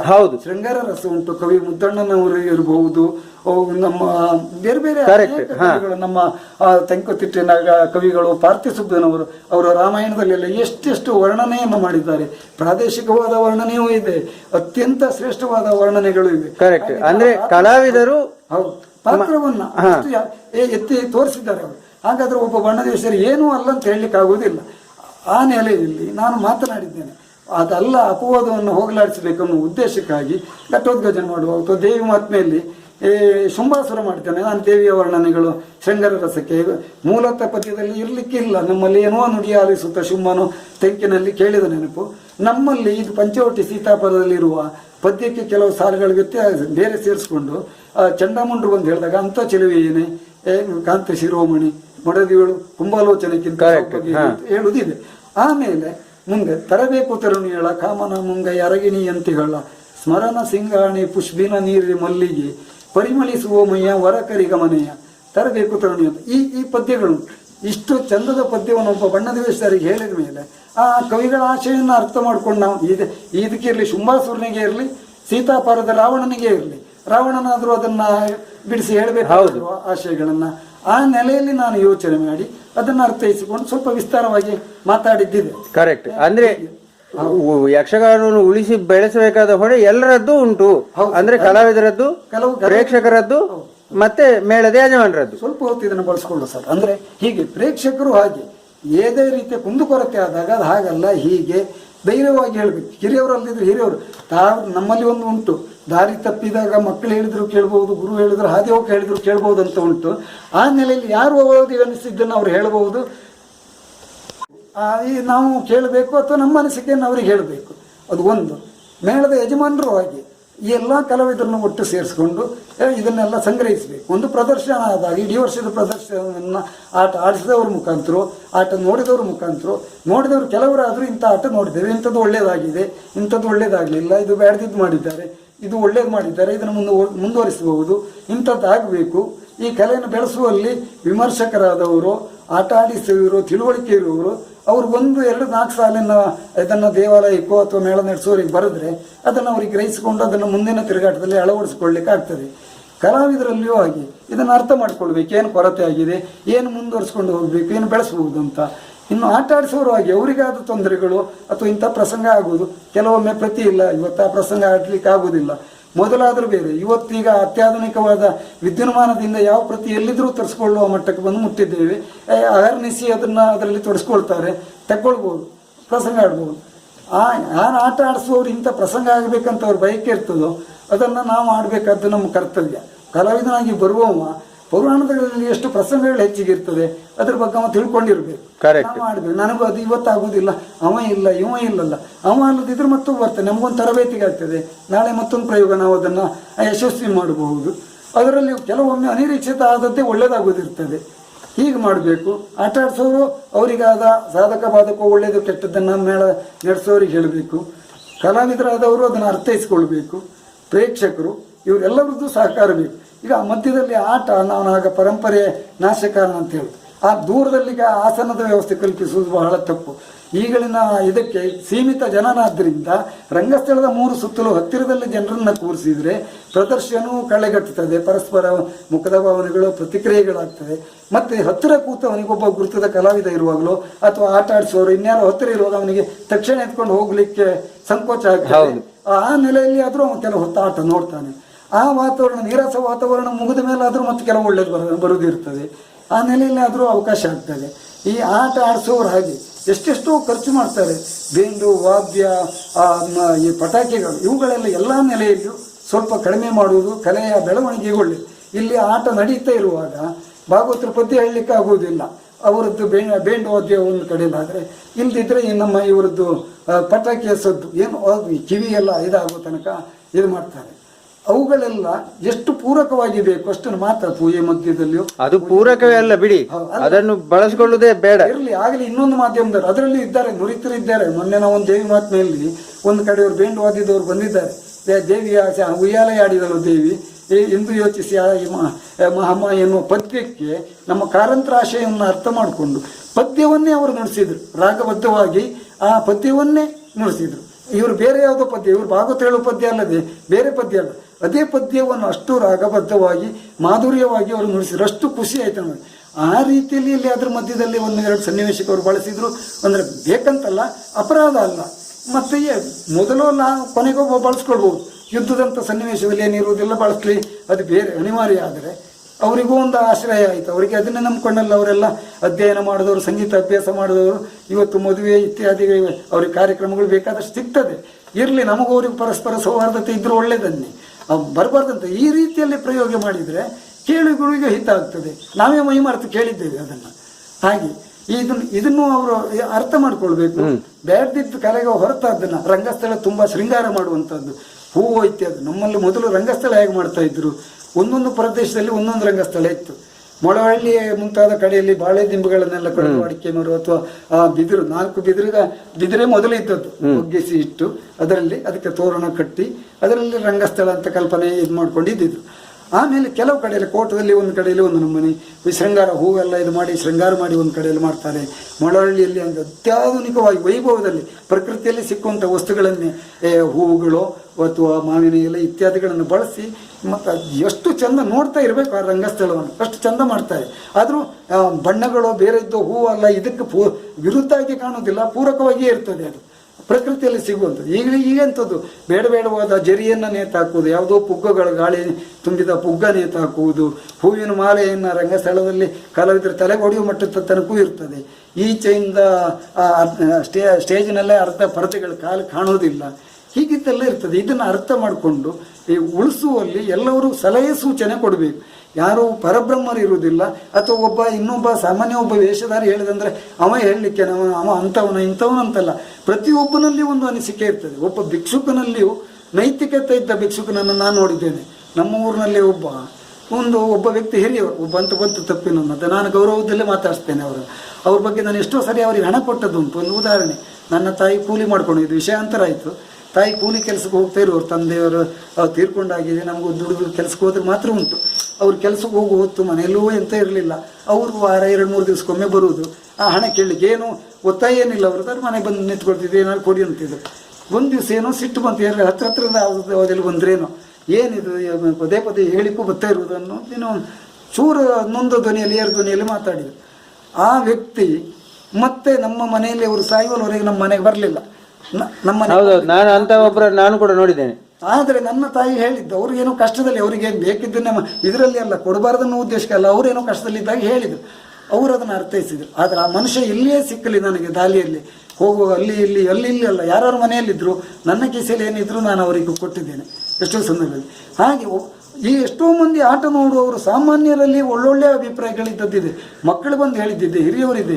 ಪಕ್ಷಿ ಪ್ರಾಣಿಗಳ ವೇಷಗಳನ್ನು ಇವತ್ತು ಕುತೂಹಲದಿಂದ ನೋಡೋರು ಇದ್ದಾರೆ. ಬಣ್ಣದ ವೇಷಗಳನ್ನು ನಮ್ಮ ಮೇಳದವರಿಗೆ ಬೇಡ ಬಿಟ್ಟರೆ ಡೇರೆ ಬಯಲಾಟದ ಮೇಳದಲ್ಲಿ ಎಷ್ಟು ಮಕ್ಕಳು ನಾನು ಬಣ್ಣ ಬರೀತಾ ಇರ್ತೇನೆ, ಅವ್ರು ಕುತೂಹಲದಿಂದ ನೋಡುದು, ಅದ್ರ ಬಗ್ಗೆ ಕೇಳುದು. ಕೆಲವರೆಲ್ಲ ಜೋರು ಮಾಡಿ ಕಳಿಸ್ತಾರೆ. ನಾನು ರಂಗಸ್ಥಳಕ್ಕೂ ವೇಷ ಹೋಗುವ ಗಡಿಬಿಡಿಯಲ್ಲಿದ್ದೀರಿ ಎಲ್ಲಿಯಾದರೆ ಮತ್ತೆ ಹೇಳ್ತೇನೆ ಅಂತ ಹೇಳಿದ್ದು ಬಿಟ್ಟರೆ ಯಾವ ಹೊತ್ತು ಅವ ಮಕ್ಕಳ ಪ್ರಶ್ನೆಗೆ ನಾನು ವಿರುದ್ಧ ಮಾತಾಡಿ ಅವ್ರನ್ನ ನೋಯಿಸಿದವ ಅಲ್ಲ. ಏನು ಕೇಳ್ತಾರೋ ನನಗೆ ತಿಳಿದಷ್ಟನ್ನು ಹೇಳಿದ್ದುಂಟು. ವೇಷಗಳ ಬಗ್ಗೆ, ವೇಷ ಮಾಡ್ಕೊಳ್ಳೋದ್ರ ಬಗ್ಗೆ, ಹಿನ್ನೆಲೆ ಬಗ್ಗೆ. ಅದು ಪಕ್ಷಿ ಪ್ರಾಣಿಗಳ ವೇಷ ಪ್ರಸಂಗದಲ್ಲಿ ಬಂದರೆ ಮಕ್ಕಳು ಅತ್ಯಂತ ಕುತೂಹಲದಿಂದ ನಿದ್ದೆ ಬಂದವರು ಬಂದು ಓಡ್ತಾರೆ. ನಮ್ಮ ಯಕ್ಷಗಾನದಲ್ಲಿ ಕಿರಾತನ ವೇಷ ಈಗ ಪರಂಪರೆ ನಾಶದಲ್ಲಿ ಹೇಳುವುದು. ಬಡಗು ತಿಟ್ಟಿನಲ್ಲಿ ಕಿರಾತರ ಕೋರೆ ಮುಂಡಾಸ್ ಕಟ್ಟುವವರೇ ಇಲ್ಲ ಆಗಿದೆ. ಈಗ ಇದ್ರು ರೆಡಿಮೇಡ್ ಈ ರೀತಿಯಲ್ಲಿ ಮಾಡ್ಲಿಕ್ಕೆ ಆಗುದಿಲ್ಲ, ತಯಾರು ಮಾಡ್ಕೊಂಡ ಹೆಣ್ಣು. ಆದರೆ ಕಿರಾತರೆಲ್ಲ ರಾಜ ಮಹಾರಾಜರಾಗಿದ್ದಾರೆ, ಆ ರೀತಿ ಮಾಡ್ಕೊಂಡು ಬರ್ತಾ ಇದ್ದಾರೆ. ಇವುಗಳನ್ನೆಲ್ಲ ಅರ್ಥ ಮಾಡ್ಕೊಳ್ಬೇಕು. ಮೇಳದ ಯಜಮಾನರಿಗೆ ಪ್ರೇಕ್ಷಕರು ಹೇಳಬೇಕು. ಎಲ್ಲ ಕಲಾವಿದರ ಹತ್ರ ನಮ್ಮ ಹತ್ರ ಕೇಳುವುದಿಲ್ಲ ಅಂತಲ್ಲ, ಬರೇ ಭಾಗವತರು 2 ವೇಷಧಾರಿಗಳು ಮಾತ್ರ ಸಲಹೆ ಸೂಚನೆ ಕೊಡೋರು ಅಂತಲ್ಲ. ಎಲ್ಲ ಕಲಾವಿದರಿಗೂ ಅವರವ್ರದ್ದಾದ ಅನಿಸಿಕೆ ಇರ್ತದೆ, ಅನುಭವಗಳಿರ್ತದೆ. ಎಲ್ಲವರದ್ದನ್ನು ಅವರು ದೊಡ್ಡ ಮನಸ್ಸು ಮಾಡಿ ತಗೊಳ್ಬೇಕು. ಮೊದಲಿದ್ದದ್ದು ಹೌದು, ಮೇಳದಲ್ಲಿ ದೇವಸ್ಥಾನದಲ್ಲಿ ಪ್ರಸಾದ ಕೊಟ್ಟು ಕಳಿಸ್ತಾ ಇದ್ದರು ಭಾಗವತರಿಗೆ. ಹಾಗೆ ಬಕಾರೋ ಭಗವದ್ಭಕ್ತ, ಗಕಾರೋ ಗರ್ವವರ್ಜಿತ, ತಕಾರೋ ತತ್ವ ನಿರ್ಣಯ, ವಕಾರೋ ವಾಕ್ಯ ಪಾಠೇನ. ಹೀಗೆ ಅವರಲ್ಲಿ ಅಂತ ಯೋಗ್ಯತೆ ಇತ್ತು, ಎಲ್ಲವುದನ್ನು ಹೇಳುವ ಸಾಮರ್ಥ್ಯ ಇತ್ತು.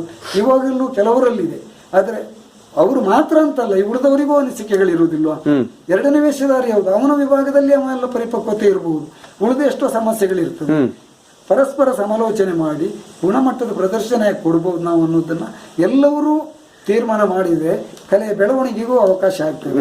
ಬಯಲಾಟಗಳು ಈಗ ಯಕ್ಷಗಾನದ ಪರಂಪರೆ ನಾಶ ನಮ್ಮ ಬಯಲಾಟದಲ್ಲಿ ಆದರೂ ಸಂಘ ಸಂಸ್ಥೆಯವರು, ಕೆಲವೇ ಸಂಘ ಸಂಸ್ಥೆಯವರು ಉಳಿಸ್ಕೊಂಡಿದ್ದಾರೆ. ನಾನು ಹೇಳಿದ್ರೆ ನಮ್ಮ ವೃತ್ತಿ ಬಾಂಧವರ ಹತ್ರ ನಿಷ್ಠೂರಕ್ಕೊಳಗಾಗಬೇಕಾದಿತ್ತು. ಅನೇಕ ಸಂಘ ಸಂಸ್ಥೆಗಳ ಆಟಗಳನ್ನು ನಾನು ನೋಡ್ತೇನೆ ಬಿಡುವಿದ್ದಾಗ. ಶ್ರೇಷ್ಠ ಗುರುಗಳ ಮಾತನ್ನು ಪಾಲಿಸುವ ಸಂಘ ಸಂಸ್ಥೆಗಳಲ್ಲಿ ಪ್ರಯಾಣದ ಕುಣಿತ, ಯುದ್ಧ ಕುಣಿತ, ಪರಂಪರೆಯ ವೇಷದ ಇದು ಹೇಗೆ, ಶ್ರುತಿಬದ್ಧ ಮಾತು, ಪದ್ಯ ಎತ್ತುಗಡೆ ಎಷ್ಟು ಇತ್ಯಾದಿಗಳನ್ನೆಲ್ಲ ಅಲ್ಲಿ ಹೋಗಿ ನಾವು ಕಲಿಯುವಷ್ಟನ್ನ ಈಗಲೂ ಸಂಘ ಸಂಸ್ಥೆಯಲ್ಲಿ ಕೆಲವು ಕಲಾವಿದರಲ್ಲಿ ವೃತ್ತಿ ಮೇಳದಲ್ಲಿ ಕೆಲವರಲ್ಲಿ ಇದೆ, ಅದಕ್ಕೆ ಅವಕಾಶ ಇಲ್ಲದೆ ಕೆಲವರು ಎಲ್ಲ ಮುಲ್ಲೆ ಗುಂಪಾಗ್ತಾ ಇದೆ. ಹಾಗಾಗಿ ಇರುವಂಥದ್ದನ್ನು ಸದ್ಬಳಕೆ ಮಾಡಿಕೊಳ್ಳುವಲ್ಲಿ ಮೇಳ ನಡೆಸುವವರು, ಕಲಾವಿದರು, ಹಿಮ್ಮೇಳದವರು ಎಲ್ಲರೂ ಒಂದು ಸಹಕಾರ ಮಾಡಿದರೆ ಇದು ಮುಂದೆ ಉಳಿಬಹುದು. ಬಯಲಾಟದ ಮೇಳ, ಹರಕೆ ಮೇಳದವರು ಏನಿದ್ರು ಪೂರ್ವವರ ಆಶಯ ಏನಿತ್ತು ಆಶೋತ್ತರ ಅಂತೆ ನಡ್ಕೊಳ್ಬೇಕಾದ ಕರ್ತವ್ಯ. ಅವರು ಆಟ ಆಡಿಸುವುದು ಯಾರದ್ದು ಹಣ ಉಂಟು ಅಂತ ಅವರ ಪ್ರತಿಷ್ಠೆಯ ಪ್ರದರ್ಶನಕ್ಕಲ್ಲ, ದೇವರವ್ರದ್ದೇನೋ ಇಷ್ಟಾರ್ಥವನ್ನು ಈಡೇರಿಸಿದ್ದಾರೆ, ಅದರ ಪ್ರೀತ್ಯರ್ಥ ಅವರು ಆಡಿಸುವುದು. ಕರೆಕ್ಟ್. ಯಾರು 100 ಜನ ಇಲ್ದಿದ್ರು ಅಡ್ಡಿಲ್ಲ, ಮನೆಯವರಾದರೂ ಶ್ರದ್ಧೆಯಿಂದ ಅವ್ರ ಇಷ್ಟ ಮಿತ್ರರು ಒಂದು 25 ಜನ ಆದರೂ ಶ್ರದ್ಧೆಯಿಂದ ಕೂತ್ಕೊಂಡು ಆಟ ನೋಡಿದರೆ ಕಲಾವಿದನಿಗೆ ಮೈಮರೆತು ಅಭಿನಯಿಸುವುದಕ್ಕಾಗ್ತದೆ. ಉದಾಹರಣೆ ನಾವು ಎಷ್ಟೋ ಪ್ರದರ್ಶನದಲ್ಲಿ ಆಗಿ ನೋಡಿದ್ದೇವೆ, 4-5 ಜನ ಆದರೂ ಅವರು ಅತ್ಯಂತ ಶ್ರದ್ಧೆಯಿಂದ ಕೂತ್ಕೊಂಡು ಆಟ ನೋಡುವಾಗ ಯಾವ ಲೆಕ್ಕದಲ್ಲೂ ಕಲಾಮಾತೆಗೆ ವಂಚನೆ ಮಾಡ್ಲಿಕ್ಕೆ ನಮಗೆ ಮನಸ್ಸು ಬರುವುದಿಲ್ಲ. ಮೊದಲು 1000 ಜನ 2-3 ಸಾವಿರ ಇರ್ಬೋದು, ಒಂದು 25-30 ಜನ ಆದರೂ ರಂಗಸ್ಥಳದ ಹತ್ತಿರದಲ್ಲಿ ಶ್ರದ್ಧೆಯಿಂದ ಕೂತ್ಕೊಂಡು ಆಟ ನೋಡುವವರಿದ್ದರೆ ಬೆಳಗೋರಿಗೆ ಮಾಡಲೇಬೇಕು. ಮತ್ತೆ ಕಾಲಮಿತಿ ಆಟ, ಹರಕೆ ಆಟಗಳು ಮಾಡಲೇಬಾರದು, ಬೆಳಗೋರಿಗೂ ಮಾಡಲೇಬೇಕು. ಈಗ ವೃತ್ತಿ ಕಲಾವಿದರು ಸಿಗದಿದ್ದ ಸಂದರ್ಭದಲ್ಲಿ ಸಂಘ ಸಂಸ್ಥೆಗಳಲ್ಲಿಯೂ ಇದ್ದಾರೆ, ಅಥವಾ ಆರ್ಥಿಕ ಭದ್ರತೆ ಉಳ್ಳಂಥ ದೇವಾಲಯಗಳಲ್ಲಿ ಯಕ್ಷಗಾನ ಕೇಂದ್ರಗಳ ಸ್ಥಾಪನೆ ಮಾಡಬಹುದು. ಸರ್ಕಾರದವರು ಎಲ್ಲೆಲ್ಲಿಗೆಲ್ಲ ನೆರವು ಕೊಡ್ತಾರೆ. ಯಾವ್ಯಾವ ವರ್ಗದವರಿಂದ ಶಾಲೆ ತೆರೆಸಿ ಯಕ್ಷಗಾನ ಕಲಾವಿದರನ್ನು ಸೃಷ್ಟಿ ಮಾಡುವುದು ಹಿಂದೂ ಇತ್ತು. ಎಲ್ಲ ಮತೀಯರದ್ದು ಯಕ್ಷಗಾನ ಮೇಳಗಳು ಕಲಾವಿದರಿದ್ದರು, ಇವತ್ತೂ ಮಾಡ್ಬೋದು. ಕೆಲವೊಂದು ವರ್ಗಕ್ಕೆ ವಿಶೇಷವಾದ ಪ್ರೋತ್ಸಾಹ ಸರ್ಕಾರದಿಂದ ಸಿಗ್ತದೆ, ಆ ನೆಲೆಯಲ್ಲಿ ಮಾಡಿದರೂ ಮಾಡ್ಬೋದು. ಉಳಿದ ಯಕ್ಷಗಾನ ಎಲ್ಲ ಕಲಾ ವಿಭಾಗಕ್ಕಿಂತ ನಮ್ಮದು ಪ್ರತ್ಯಕ್ಷ ದಿನಕ್ಕೊಂದು. ನಾವಂದರೆ ಇವತ್ತಿನಿಂದ ಹಾಗೆಲ್ಲ, ಸಿನಿಮಾದಲ್ಲೂ ನಾಟಕದವರು ಇವತ್ತು ಹೇಳಿದ್ದನ್ನೇ ಅವನು ನಾಳೆ ಹೇಳಬೇಕಾಗ್ತದೆ. ನಮ್ಮದು ಹಾಗಲ್ಲ, ವೈವಿಧ್ಯತೆ ಉಂಟು. ಒಬ್ಬ ಪಾತ್ರಧಾರಿ ಇವತ್ತು ನಾವು ರಾಮ ಮಾಡಿ ಒಂದು ಮಾತಾಡಿದರೆ ನಾಳೆ ಮಾತಾಡಿದವ ಇದನ್ನು ಸೇರಿಸ್ಕೊಂಡು ಅವನದ್ದಾದಂಥ ಅನಿಸಿಕೆಗಳನ್ನು ಸೇರಿಸ್ಕೊಂಡು ಇನ್ನೊಂದು ರೂಪದಲ್ಲಿ ಮಾಡ್ತಾನೆ. ನೂತನವಾಗಿಯೂ ಅದನ್ನು ನಿರ್ಮಿಸುವ ಯೋಗ್ಯತೆ ಕಲಾವಿದರಲ್ಲಿದೆ. ಅವರು ಅದನ್ನು ಬೆಳೆಸ್ತಾ ಹೋದಾಗ ಇದು ಕಲೆಗೆ ಒಳ್ಳೆ ಕೊಡುಗೆ ಆಗ್ತದೆ. ಅಂಥ ಕಲಾವಿದರೆಲ್ಲ ಹೆಚ್ಚಾಗಿ ತಯಾರಾಗಿ ಬರಬೇಕು, ಪರಂಪರೆಯೇ ಉಳಿಬೇಕು, ಬೆಳಗೋರಿಗೂ ಆಟ ಆಗಬೇಕು. ಈಗ ಎಲ್ಲರೂ ನಿದ್ದೆಗೆಟ್ಟೋ ಉದ್ಯೋಗ ತೊಂದರೆ ಮಾಡ್ಕೊಳ್ಬೇಕಂತಲ್ಲ, ಆಟ ಆಡಿಸೋರು ಅನಿವಾರ್ಯ. ಅವರು ಹರಕೆ ಹೇಳ್ಕೊಂಡಿದ್ದಾರೆ, ದೇವರವರು ಇಷ್ಟಾರ್ಥ ಈಡೇರಿಸಿದ್ದಾರೆ. ಆ ನೆಲೆಯಲ್ಲಿ ಅವರು ಬೆಳಗೋರಿಗೆ ಒಂದು 25-50 ಜನ ಇದ್ರೂ ಸಾಕು.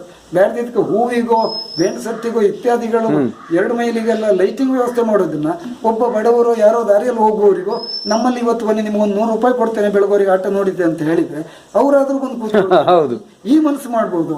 ಅವರು ಯಾರ್ಯಾರಿಗೂ ಕೊಟ್ಟು ಬ್ಯಾಡ್ದಿದ್ದಕ್ಕೆಲ್ಲ ಇದು ಮಾಡೋದ್ರಿಂದ ಯಕ್ಷಗಾನಕ್ಕೆ ಹೊರತಾದ್ದನ್ನು ತಂದಿದ್ರೆ ಕುಲಗೆಡಿಸೋದಕ್ಕಿಂತ ಹಸಿದವರಿಗೆ ಊಟ ಹಾಕ್ಬೋದು.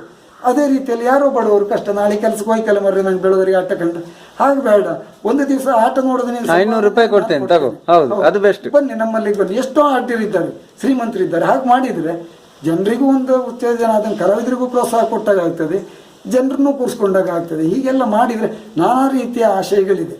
ಬಯಲಾಟದ ಮೇಳಗಳಲ್ಲಿ ಕಲೆ ನಾಶ ಆಗ್ತಾ ಇರುವುದು ಸಂಪೂರ್ಣ ಆಗಿದೆ ಅಂತಲ್ಲ, ಇದಕ್ಕೆ ಕಾರಣಗಳು ನಾನು ಗುರುತಿಸಿಕೊಂಡ ಹಾಗೆ ಬೇರೆ ಮೇಳದ ಕಲಾವಿದರು ಬಯಲಾಟಕ್ಕೆ ಜನಪ್ರಿಯ ಕಲಾವಿದರು ಬಂದು ಅವರ ಅಲ್ಲಿ ಮಾಡಿದ ಆಶಯಗಳನ್ನ ಇಲ್ಲಿದ್ದಾರೆ ಇರೋದ್ರಿಂದ, ಪ್ರಯೋಗಗಳಲ್ಲಿ ಪಾತ್ರಗಳನ್ನ ಬಹಳಷ್ಟು ಕಡಿತಗೊಳಿಸಿದ್ರಿಂದ, ಮತ್ತೆ ಈ ಗೀತ ನಾಟಕ ಸಂಗೀತ ನಾಟಕಕ್ಕೆ ಪ್ರಾಧಾನ್ಯತೆ ನೀಡಿದ್ರಿಂದ, ಆ ಮಾತಿಗೆ ಅವಕಾಶಗಳು ಕಡಿಮೆ ಆದ್ರಿಂದ, ಈ ಎಲ್ಲದರಿಂದ ಈಗ ನಾಶ ಆಗ್ತಾ ಇದೆ. ಇದನ್ನು ಮರುಸ್ಥಾಪನೆ ಮಾಡ್ಲಿಕ್ಕೆ ಆಗದಿದ್ದ ವಿಚಾರ ಅಲ್ಲ. ಸಮಾನ ಮನಸ್ಕರು ಎಲ್ಲರೂ ಸೇರಿ ಈ ಮೇಳ ನಡೆಸುವವರು, ಹೊಣೆಗಾರಿಕೆ ಇದ್ದವರು, ಮಾಧ್ಯಮದವರೆಲ್ಲ ಸೇರಿದರೆ ಖಂಡಿತಕ್ಕೂ ಇದನ್ನು ಮರುಸ್ಥಾಪನೆ ಮಾಡ್ಬೋದು, ಉಳಿಬೋದು, ಬೆಳಿಬೋದು ಅಂತ ನನ್ನ ಅನಿಸಿಕೆ.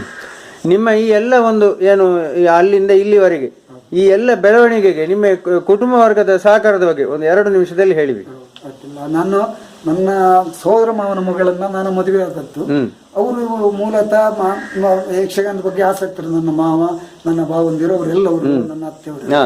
ಹಾಗೆ ನಾನು ಹಿರಿಯ ವಯಸ್ಸಿನಲ್ಲಿ ಅಂದರೆ ಉತ್ಸಾಹದಲ್ಲಿ ಯೌವನದಲ್ಲಿ ಕಾಣಲಿಕ್ಕೆ ಸ್ಫುರದ್ರೂಪಿಯಾಗಿದ್ದೆ. ಕಣ್ಣು ಸ್ವಲ್ಪ ಬೆಳ್ಳಗಾಗಿತ್ತು. ಏನೋ ಚಂದ ವೇಷ ಮಾಡ್ತಾರೆ ಅನ್ನೋ ಕಾರಣಕ್ಕೆ ಏನೋ ಅಡ್ಡಿಲ್ಲ ಅಂತ ಕೇಳಿದರೆ ಅವಳು ಒಪ್ಪಿದ್ಲು, ಮದುವೆ ಆಗಿ ಬಂತು. ನಾವು ನಮ್ಮ ಹಿರಿಯವರದೆಲ್ಲ ದರ್ಖಾಸ್ತು ಭೂಮಿ ಎಲ್ಲ ಇತ್ತು. ಹಿರಿಯವರು ನಮ್ಮ ತಂದೆ ತೀರ್ಕೊಂಡ್ರು. ಆ ನಂತರ ಅದರ ಅಧಿಕಾರ ತಾಯಿಯವರಿಗೆ ಹೋಯಿತು. ನಮಗದನ್ನೆಲ್ಲ ಅನುಭವಿಸ್ಲಿಕ್ಕೆ ಇರಲಿಲ್ಲ. ನಾನು ಕಲೆಯಲ್ಲಿ ಅವರೆಲ್ಲ ಎಣಿಸ್ಕೊಂಡು ಅಷ್ಟು ದೊಡ್ಡ ಮಟ್ಟಕ್ಕೆ ಹೋಗಲಿಲ್ಲ. ಇನ್ನು ಇತರ ವೇಷಗಳು ಮಾಡಿ ಬದುಕುವ ಸಾಧ್ಯತೆ ಇದ್ದಿತ್ತು. ಅದಕ್ಕೆ ಹೋಗದೆ ಇದ್ದುದರಿಂದ ಬಣ್ಣದ ವೇಷವನ್ನು ಅವಲಂಬಿಸಿದ್ದರಿಂದ ನಮ್ಮ ಸಂಸಾರದವರಿಗೆ ಬೇಕಾದ ನೆಮ್ಮದಿ ನನ್ನಿಂದ ಸಿಕ್ಕಿದೆ ಅಂತ ನಾನು ಹೇಳುವುದಿಲ್ಲ. ಯಾವುದೇ ಊಟ ತಿಂಡಿಯೋ ಆರ್ಥಿಕ ವಸ್ತ್ರ ಬಟ್ಟೆಯೋ ಇತ್ಯಾದಿ ಎಲ್ಲವುದಕ್ಕೂ ಅವರಿಗೆ ನನ್ನಿಂದ ವಂಚನೆ ಆಗಿರ್ಬೋದು. ನಾನು ಈ ವೇಷಕ್ಕೆ ಬಂದದ್ರಿಂದ, ಬಣ್ಣದ ವೇಷಕ್ಕೆ ಬಂದ್ರಿಂದ, ಬೇರೆ ಏನೋ ವೇಷ ಮಾಡಿಕೊಂಡು ಏನೋ ಮಾಡುವುದಾಗಿದ್ದರೆ, ಆತ್ಮಸಾಕ್ಷಿ ವಿರುದ್ಧವಾಗಿ ಬದುಕುವುದಾಗಿದ್ದರೆ ಆಗ್ತಿತ್ತೇನೋ. ಆದರೆ ನಮ್ಮ ಇರುವ ಆದಾಯವನ್ನು ಹೊಂದಿಕೊಂಡು ನಮ್ಮೊಟ್ಟಿಗೆ ಸಹಬಾಳ್ವೆ ನಡೆಸಿ ನಮ್ಮ ಮಕ್ಕಳ ಬೆಳವಣಿಗೆಗೋ, ಮಕ್ಕಳ ಶಿಕ್ಷಣದ ಬೆಳವಣಿಗೆಗೋ, ಆರೋಗ್ಯ ನೋಡಿಕೊಳ್ಳಿಕ್ಕೋ ನಾವು 6 ತಿಂಗಳು ಕಟ್ಲೆ ವಿದೇಶಕ್ಕೆಲ್ಲ ಹೋಗ್ತಿದ್ದೆ, 2-3 ತಿಂಗಳು ಬರೆದಿದ್ದಾಗಲೆಲ್ಲ ಎಲ್ಲ ಹೊಣೆಗಾರಿಕೆ ಹೊತ್ತು ನನ್ನ ಹೆಂಡತಿ ಇಲ್ಲಿ ನಿಭಾಯಿಸಿದ್ದಾಳೆ. ಹಾಗಾಗಿ ಸಹಕಾರಿಗಳಾಗಿದ್ದಾರೆ ಅವರು ಅರ್ಥೈಸಿಕೊಂಡು. ಅವರೆಲ್ಲ ಇರುವುದರಿಂದ ನಾವು 6 ತಿಂಗಳು ಹೊರಗೆ ದುಡಿಬಹುದು. ಮತ್ತು 6 ತಿಂಗಳು ನಮಗೆಲ್ಲ ಡೇರೆ ಮೇಳದವ್ರಿಗೆ ಮಳೆಗಾಲದ ಆಟ ಇರ್ಬೋದು, ಇಲ್ಲ ನಾವಿಲ್ಲಿ ಹೋಟ್ಲಿಗೆ ಹೋಗ್ಬೇಕು, ಎಲ್ಲಿ ಹೋಗಬೇಕು, ಈಗ ಮನೇಲಿ ಉಳಿಬೇಕಲ್ಲ, ಮನೆ ಅಂತ ಬೇಕಲ್ಲ. ನಾವು ಬರುವುದು ಈಗ 2-4 ದಿನ, ವಾರ, 15 ದಿನ, ತಿಂಗಳಿಗೆ ಬರುವಾಗ ಮನೆ ಬೇಕಲ್ಲ. ಅದನ್ನೆಲ್ಲ ಜಾಗರೂಕತೆಯಿಂದ ಅವರು ಅವಲಂಬಿಸಿಕೊಂಡು ನೋಡಿಕೊಂಡಿದ್ದು ನಮ್ಮ ಮನಸ್ಥಿತಿಯನ್ನು ಅರ್ಥೈಸಿಕೊಂಡು ಪೋಷಿಸಿಕೊಂಡು ಬಂದದ್ರಿಂದ ನಮಗೇನೋ ಕಲೆಯಲ್ಲಿ ನಾವೇನೋ ಸಾಧಿಸಿದ್ದೇವಂತಲ್ಲ, ಏನೋ ಒಂದು ರೀತಿಯಲ್ಲಿ ವೇಷ ಮಾಡಲಿಕ್ಕೆ ನಾವು ಕಲಿತದ್ದನ್ನು ರಂಗಸ್ಥಳದಲ್ಲಿ ತೋರಿಸ್ಲಿಕ್ಕಾಗಿದೆ. ಮತ್ತು ಕಲಾವಿದನಾಗಿ ನಾನು ಎಷ್ಟು ಸಾರ್ಥಕತೆಯನ್ನು ಹೊಂದಿದ್ದೇನೆ ಅಥವಾ ನನಗಿದು ಪ್ರಯೋಜನ ಕೊಟ್ಟಿದೆ ಅನ್ನೋದಕ್ಕೆ ನನಗೆ ಒಂದು ಹಗಲು ರಾತ್ರಿ ಹಾಗಾಗಿದೆ. ಒಂದು ನಾಣ್ಯದ 2 ಮುಖಗಳ ಹಾಗೆ. ಮರ ಕೆಲಸದಲ್ಲಿ ಕೆಲವೊಮ್ಮೆ ಯೋಚನೆ ಆದದ್ದಿದೆ. ಮರದ ಕೆಲಸವೋ ಚಿನ್ನದ ಕೆಲಸ ಇತ್ಯಾದಿಗಳಲ್ಲಿ ನಾನು ಹೋಗಿದ್ದಿದ್ರೆ ಏನೋ ಸಂಪಾದನೆ ಮಾಡಿಕೊಂಡು ನನ್ನ ಸಂಸಾರವನ್ನಾದರೂ ಅವರ ಖರ್ಚು ವೆಚ್ಚ ಯಾವ ಕಾಲಕ್ಕೆ ಯಾವ್ದು ಮಾಡಬೇಕು ಮಾಡಬಹುದಾಗಿತ್ತು ಏನೋ. ಯಕ್ಷಗಾನಕ್ಕೆ ನಾನು ಬಂದದ್ರಿಂದ ಅದರಿಂದ ವಂಚಿತರಾದ್ರೇನೋ ಅವರು, ನಾನು ಹಾಗೆ ಇನ್ನೊಬ್ಬರಿಗೆ ತಲೆ ತಗ್ಸಬೇಕಾದ ಪರಿಸ್ಥಿತಿ ಬಂತು ಅನ್ನೋ ಅನಿಸಿದ್ದಿದೆ. ಎಷ್ಟೋ ಕಡೆಯಲ್ಲಿ ಸನ್ಮಾನ, ದೇಶ ವಿದೇಶ, ವಿಮಾನ ಪ್ರಯಾಣ, ಬೇರೆ ಬೇರೆ ದೇವಾಲಯಗಳು, ಇನ್ನಿತರ ವಿದೇಶಕ್ಕೆ ಹೋದಾಗ ಅಲ್ಲಿಯ ವಸ್ತು ಸಂಗ್ರಹಾಲಯಗಳು, ಕ್ರಿಸ್ತ ದೇವಾಲಯಗಳು, ಬೇರೆ ಬೇರೆ ವಿಚಾರಗಳನ್ನೆಲ್ಲ ಕಂಡಾಗ ಬಹುಶಃ ನಾನು ಯಾವ ವಿಭಾಗದಲ್ಲಿದ್ರು ಸಂಪಾದನೆ ಮಾಡಿದ್ರು ಅಷ್ಟ ರಾಜಾತಿಥ್ಯ ಗೌರವ ಉಚಿತವಾಗಿ ನೋಡುವ ಅವಕಾಶ ಇರಲಿಲ್ಲ. ಕಲೆಯಲ್ಲಿದ್ದರಿಂದ ಇದನ್ನು ಕಾಣಲಿಕ್ಕೆ ಸಾಧ್ಯ ಆಯಿತು. ರಾಜಕೀಯ ವ್ಯಕ್ತಿಗಳು ಪ್ರತಿಷ್ಠಿತರೇ ಇರಲಿ, ಕಲಾ ವಿಭಾಗದ ವಿದ್ವಾಂಸರು ಇರಲಿ, ಎಷ್ಟೋ ಹಿರಿಯವರು, ನಮ್ಮ ಅಜ್ಜನ ಪ್ರಾಯದವರೆಲ್ಲ ಗೌರವದಿಂದ ಬಹುವಚನದಿಂದ ಮಾತಾಡ್ತಾರೆ. ಇದೆಲ್ಲ ಬಂದದ್ದಿದ್ರೆ ಬಹುಶಃ ನಮ್ಮ ಕಲೆಯಿಂದಾಗಿಯೇ ನನಗೆ ಬಂದಿರಬಹುದು. ನಮ್ಮ ಗುರುಗಳ ಆಶೀರ್ವಾದ, ಕಲಾಮಾತೆ ಆಶೀರ್ವಾದ, ವಿಘ್ನ ನಿವಾರಕ ಗಣಪತಿ ಆಶೀರ್ವಾದ ಅಂತ ಭಾವಿಸ್ತೇನೆ. ಜೊತೆಗೆ ನಮ್ಮ ಕಲಾ ಬದುಕಿಗೆ ನನ್ನ ಸಂಸಾರದವರು ಎಷ್ಟು ಮುಖ್ಯವೋ, ಕೆಲವು ವ್ಯಕ್ತಿಗಳೆಲ್ಲ ನನ್ನ ವಿದ್ಯೆ ಕಲಿಸಿದ ಗುರುಗಳು, ನಮ್ಮ ಊರಿನ ನಮ್ಮ ಧನಿಗಳು, ಎಲ್ಲ ಮೇಳಗಳಲ್ಲಿ ನಾನು ಎಲ್ಲಿ ತಿರುಗಾಟ ಮಾಡಿದ್ದೇನೋ ಆ ಮೇಳದ ಯಜಮಾನರೆಲ್ಲ ನಮ್ಮನ್ನು ಸೇರಿಸಿಕೊಂಡು ನಮ್ಮ ಅಲ್ಪ ವಿದ್ಯೆ ಇದ್ದರೂ ಉತ್ತಮ ಸಂಭಾವನೆ ನೀಡಿ ನಮಗೆ ಕಲಾ ಪ್ರದರ್ಶನಕ್ಕೆ ಅವಕಾಶ ಕೊಟ್ಟು ಪ್ರೋತ್ಸಾಹಿಸಿ ಬೆಳೆಸಿದ್ರಿಂದ ಮತ್ತು ಹಿಮ್ಮೇಳ ಮುಮ್ಮೇಳದ ಎಲ್ಲ ಕಲಾವಿದರು, ಸಹ ಕಲಾವಿದರು ನಮ್ಮನ್ನು ರಂಗಸ್ಥಳದಲ್ಲಿ ಕಾಣಿಸಿಕೊಳ್ಳುವುದಕ್ಕೆ ಅವಕಾಶ ಕೊಟ್ಟು ರೂಪಿಸಿದ್ರಿಂದ 4 ಜನ ನಮ್ಮನ್ನು ಗುರುತಿಸಿಕೊಳ್ಳುವಾಗಿದೆ. ಹಾಗಾಗಿ ಆ ಎಲ್ಲವರಿಗೂ ನಮ್ಮ ಎಲ್ಲ ಹಿಮ್ಮೇಳದವರು ಶ್ರೇಷ್ಠ ಕಲಾವಿದರು, ನಾನು ಹಿಂದೆಲ್ಲವ್ರನ್ನೂ ಹೇಳಿದ್ದೇನೆ. ನಾರಾಯಣ ಪೂರ್ವ ನರಸಿಂಹದಾಸರವರು, ನನ್ನ ಗುರುಗಳಾದ ನೀಲಾವರ ರಾಮಕೃಷ್ಣಯ್ಯನು ಅವರು, ಗುರು ವೀರಭದ್ರ ನಾಯ್ಕರವರು, ಕೋಟ ಮಹಾಬಲಕಾರಂತರು, ಹಿರಿಯಡ್ಕ ಗೋಪಾಲ್ ರಾಯ್ರವರು, ಮನೆಯಲ್ಲೂರು ಬರಿಯಪ್ಪಾಚಾರ್ಯರವರು, ಇನ್ನೂ ನಮ್ಮ ಗುರುಗಳಾದ ಹೆರಂಜಾಲ್ ವೆಂಕಟರಮಣ ಗಾಡಿಗರು, ಅವರು ಒಬ್ಬರು ಶ್ರೀವೇಷಧಾರಿಗಳು. ಆದರೂ ಎಲ್ಲವನ್ನೂ ನನಗೆ ಕಲಿಸಿ ಬಣ್ಣದ ವೇಷದಲ್ಲಿ ರೂಪಿಸಿ ನಾನು ಬಣ್ಣದ ವೇಷಧಾರಿ ಆದ ಮೇಲೆ ಬೇರೆ ಬಣ್ಣದವರ ಹತ್ರ ಮಾರ್ಗದರ್ಶನ ಪಡೆಯೋದಕ್ಕೆ ಹೋಗಿದ್ದು. ಇಷ್ಟೆಲ್ಲ ನನ್ನನ್ನು ರೂಪಿಸಿ ನಮ್ಮನ್ನು ಈ ವಿಭಾಗದಲ್ಲಿ ಗುರುತಿಸಿಕೆ ಮಾಡಿದರು. ಇನ್ನು ಮಾಧ್ಯಮ ಮಿತ್ರರು ಅನೇಕ ಮಂದಿಯ ಆಟ ನೋಡಿ ನನ್ನನ್ನು ವಿವಿಧ ಪತ್ರಿಕೆಗಳಲ್ಲೆಲ್ಲ ನನ್ನ ಬಗ್ಗೆ ಲೇಖನವನ್ನು ಬರೆದಿದ್ದಾರೆ. ಇನ್ನೂ ಇತ್ಯಾದಿ ಈಗ ಮಾಧ್ಯಮಗಳವರು, ಚಂದನ ವಾಹಿನಿಯವರು, ಬೇರೆ ಬೇರೆ ಉಡುಪಿಯ ಯು ಚಾನಲ್ ಅವರು, ಮಂಗಳೂರು U4 ಮೀಡಿಯಾದವರು ಅನೇಕ ಮಂದಿ ನಮ್ಮ ಸಂದರ್ಶನವನ್ನು ಪ್ರಕಟಿಸಿದರು. ವೇಷಭೂಷಣ ಸಹಿತವಾದದ್ದೂ ಇತ್ಯಾದಿಗಳನ್ನು ಕೆಲವು ವಿಮರ್ಶೆಗೆ ಅವಕಾಶ ಕೊಟ್ಟಿದ್ದಾರೆ. ಇವರೆಲ್ಲವರಿಗೂ ನಮ್ಮನ್ನು ಗುರುತಿಸಿ ಪ್ರೋತ್ಸಾಹಿಸಿದ ಅವರಿಗೂ ಅಲ್ಲದೆ ಅನೇಕ ಮಂದಿ ಮೇಳದ ಸಹ ಕಲಾವಿದರಲ್ಲದೆ ಕೆಲಸಗಾರರು ಸಹ ನಾವು ಎಲ್ಲಿ ಮನೆಗೆ ನಿದ್ದೆ ಬಿಟ್ಟು ಹೋಗಿ ಮಲ್ಕೊಂಡಾಗಲೂ ಸಕಾಲದಲ್ಲಿ ನಮ್ಮನ್ನು ಎಚ್ಚರಿಸಿ ನಮ್ಮ ವೇಷಭೂಷೆಗಳನ್ನು ಪ್ರಸಾದನ ವ್ಯವಸ್ಥೆಯನ್ನು ರೂಪುಗೊಳಿಸಿ ರಂಗಕ್ಕೆ ಕಳಿಸಿಕೊಟ್ಟಿದ್ದಾರೆ. ನಮ್ಮನ್ನು ಯಾವತ್ತೂ ಮನಸ್ಸನ್ನು ವಹಿಸಲಿಲ್ಲ. ಅವರೆಲ್ಲವರಿಗೂ ನಮ್ಮ ತುಂಬರದ ಕೃತಜ್ಞತೆಯನ್ನು ಸಲ್ಲಿಸಬೇಕು. ಊರ ಪರ ಊರ ಎಷ್ಟೋ ಮಂದಿ ಇಷ್ಟ ಮಿತ್ರರು, ಪ್ರೋತ್ಸಾಹಿಸಿದವರು, ಬೇರೆ ಬೇರೆ ರೀತಿಯಲ್ಲಿ ಪ್ರೋತ್ಸಾಹ ಕೊಟ್ಟವರಿದ್ದಾರೆ. ನಾನು ಆರ್ಥಿಕ ಸ್ಥಿತಿ ಸುಧಾರಣೆ ಮಾಡಿಕೊಳ್ಬೇಕೆನ್ನೋ ಒಂದೆರಡು ಯಕ್ಷಗಾನ ಪ್ರದರ್ಶನ ಇಟ್ಟುಕೊಂಡೆ. ಆಗ ಬೇರೆ ಬೇರೆ ವಿಧದಿಂದ ನನಗೆ ನೆರವಾದ ಎಲ್ಲ ಮಹನೀಯರಿಗೂ ನಾನು ಕೃತಜ್ಞತೆಯನ್ನು ಈ ಸಂದರ್ಭದಲ್ಲಿ ಸಲ್ಲಿಸಲಿಕ್ಕೆ ಇಷ್ಟಪಡ್ತೇನೆ. ಇಷ್ಟು ಹೊತ್ತು ಅಂದರೆ ನಿನ್ನೆಯಿಂದ ಇವತ್ತಿನವರೆಗೆ ಒಂದು ಬಹುಶಃ ಎಷ್ಟು ಒಂದು 3-3.5-4 ಗಂಟೆ ಆಯಿತು. ಅಂದರೆ ಬಹಳಷ್ಟು ವಿಚಾರಗಳನ್ನು ಬಹಳ ನಿರರ್ಗಳವಾಗಿ ಮತ್ತು ಬಹಳ ಸ್ಪಷ್ಟವಾಗಿ, ಬಹಳ ನೇರವಾಗಿ, ಯಾವುದೇ ಒಂದು ಮುಜುಗರ ಇಲ್ಲದೆ ಬಹಳ ಚೆನ್ನಾಗಿ ತಿಳಿಸಿಕೊಟ್ಟಿದ್ದೀರಿ. ನಿಮಗೆ ಯಕ್ಷಗಾನ ಕಲಾಭಿಮಾನಿಗಳು ಎಲ್ಲರ ಪರವಾಗಿ ಅನಂತ ಅನಂತ ಕೃತಜ್ಞತೆಗಳು ಸರ್. ನನ್ನದು ನಮಸ್ತೆ. ಕೃತಜ್ಞತೆ. ನಮಸ್ತೆ. ಆರಾಧ್ಯ ದೇವ ಗಣಪತಿಯನ್ನು, ಗುರುಗಳನ್ನೆಲ್ಲರನ್ನು, ಮೇಳದಲ್ಲಿ ಆಶ್ರಯ ಕೊಟ್ಟ ಯಜಮಾನರನ್ನ ಅವ್ರು ನನ್ನ ಸಮ್ಮುಖದಲ್ಲಿ ಇಲ್ಲಿದ್ರು ನೆನಪಿಸಿಕೊಳ್ತಾ ಇದ್ದೇನೆ.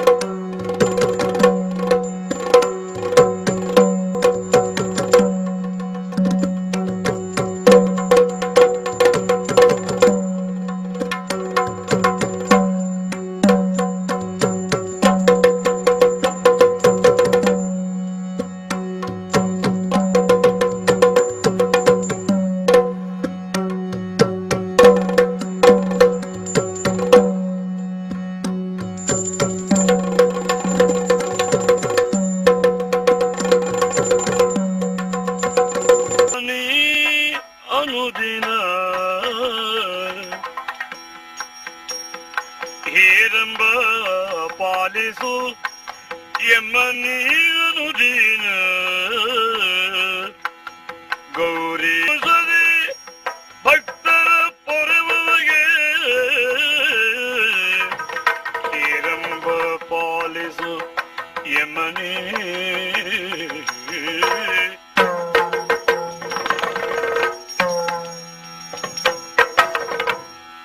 ಹರಿಭಯದಿ ಕಳಕಂಸ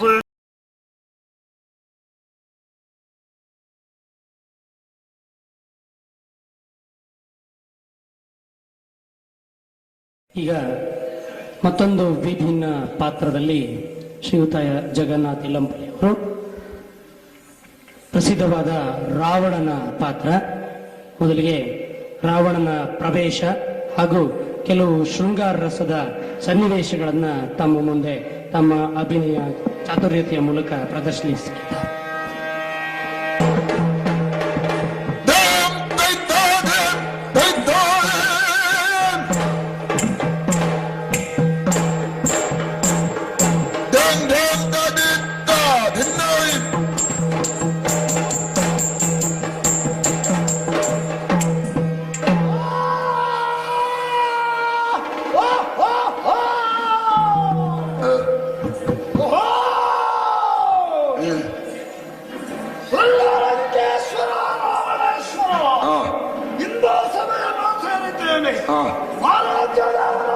ಪರಮೇಶ್ವರನ್ನು ಪೂಜಿಸಿ ಪ್ರಸಾದ ಸ್ವೀಕರಿಸಿ ನಮ್ಮವರೊಂದಿಗೆ ಸಭೆ ಸೇರಿದವ ಶೂರ್ಪನಖಿಯ ಮಾನಭಂಗ ರಾಮಲಕ್ಷ್ಮಣರಿಂದ ಆದಂತ ವಿಚಾರ ತಿಳಿಯಿತು ನಮಗೆ. ಆದರೆ ಕಾರಣ ಏನು? ಆ ಪಂಚವಟಿ ಪ್ರದೇಶದಲ್ಲಿ ಸೀತೆ ಎನ್ನುವಂತ ರೂಪಸಿಯೊಬ್ಬಳಿದ್ದಾಳೆನ್ನುವುದಾಗಿ ಆ ತಂಗಿ ಶೂರ್ಪನಖಿ ಹೇಳಿದ್ದಾಳೆ. ಕರದೂಷಣರ ಮರಣಕ್ಕೂ ಆ ಸೀತೆಯ ಕಾರಣವಂತೆ. ಸೀತೆ ಬಗ್ಗೆ ಅವಳು ಹೇಳಿದ ಮಾತನ್ನ ಕೇಳಿದಾಗ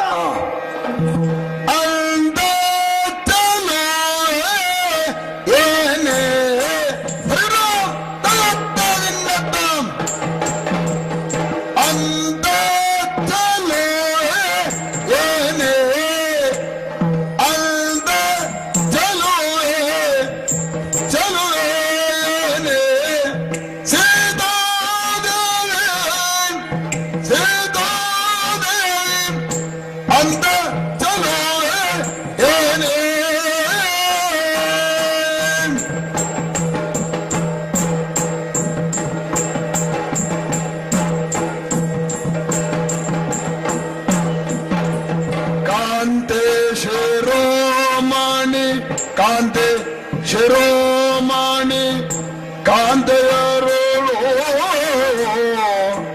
ಕಾಂತೆ ಶಿರೋಮಣಿ ಕಾಂತೆಯರೋಳು ಮಣ್ಣದರಿಗಿಂತ ಸೌಭಾಗ್ಯನೆ ಮಣ್ಣದರಿಗಿಂತ ಸೌಭಾಗ್ಯನೆ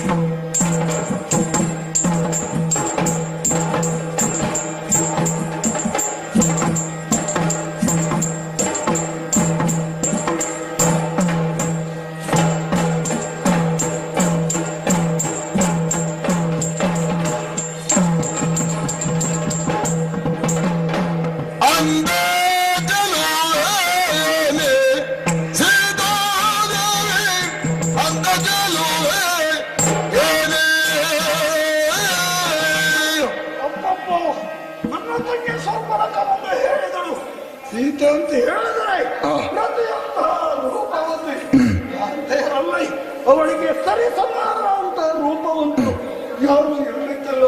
ಬ್ರಹ್ಮಾದಿ ನಾರಿಯರನ್ನ ಮೀರಿಸುವ ರೂಪ, ಮನ್ಮಥನ ಪತ್ನಿ ರತಿಯನ್ನ ಮೀರಿಸುವ ರೂಪ ಅಂತ ಹೇಳಿದಳು. ಅಷ್ಟು ಚಂದ ಇದ್ದಾಳಂತೆ ನನ್ನ ಪತ್ನಿ ಮಂಡಾದರಿ ಅತ್ಯಂತ ರೂಪವತಿ. ಅವಳಿದ್ದಾಳೆ, ಅವಳು ಸೊಬಗಿದ್ದಾಳೆ, ಚಂದ ಇದ್ದಾಳಂತಂದ ಮೇಲೆ ಆಹಾ ಈಗ ಬಿಡುವುದೇ ತರಬೇಕು ತರುಣಿ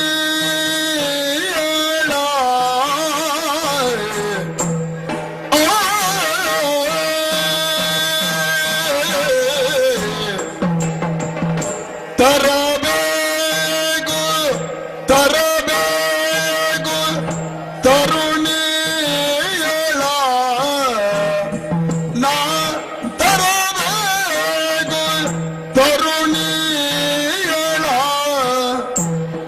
ಕಾಮನ ಮಂಗೈ ಅರಗೇಣಿ ಎಂದಿಯ ಕಾಮನ ಮಂಗೈ ಅರಗೇಣಿ ಅರಗೇಣಿ ಎಂದೇ ಇಯಳ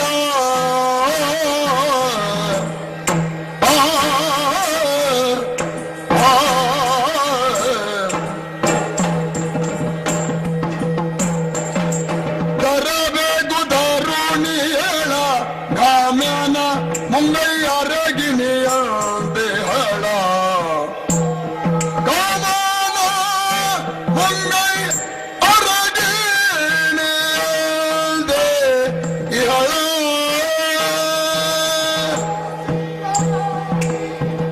ಪದನಲ ಸಿಂಗಾಣಿ ಕೊಟ್ಟಿನ ನಿರ ಮಲ್ಲಿಗೆ ಪರಿಮಳಿಸುವ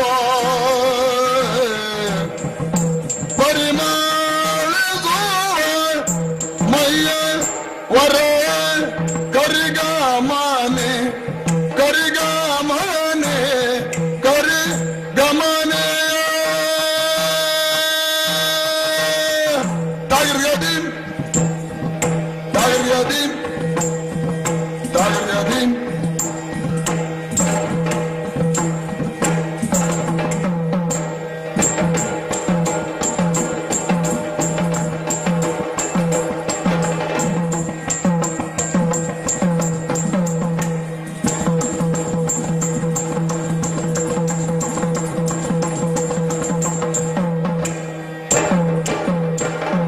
ಕಾಮನ ಮಂಗೈ ಅರಗಾಡೆ ಇಹಳ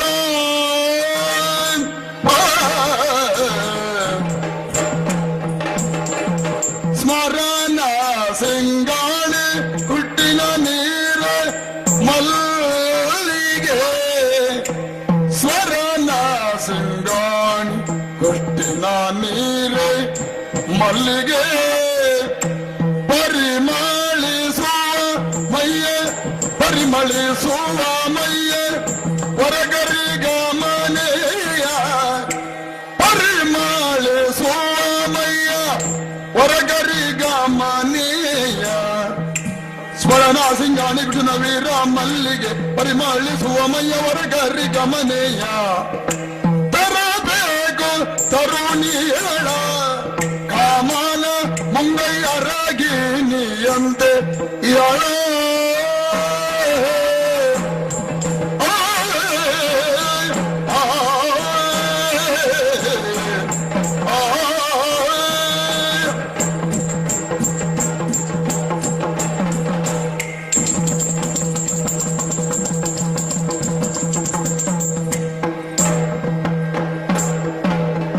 ತರಬೇಕು ತರಬೇಕು ತರುಣಿಯಳ ಕಾಮನ ಮುಂಗೈ ಅರಗಿಣಿಯಂತೆ ಇಹಳ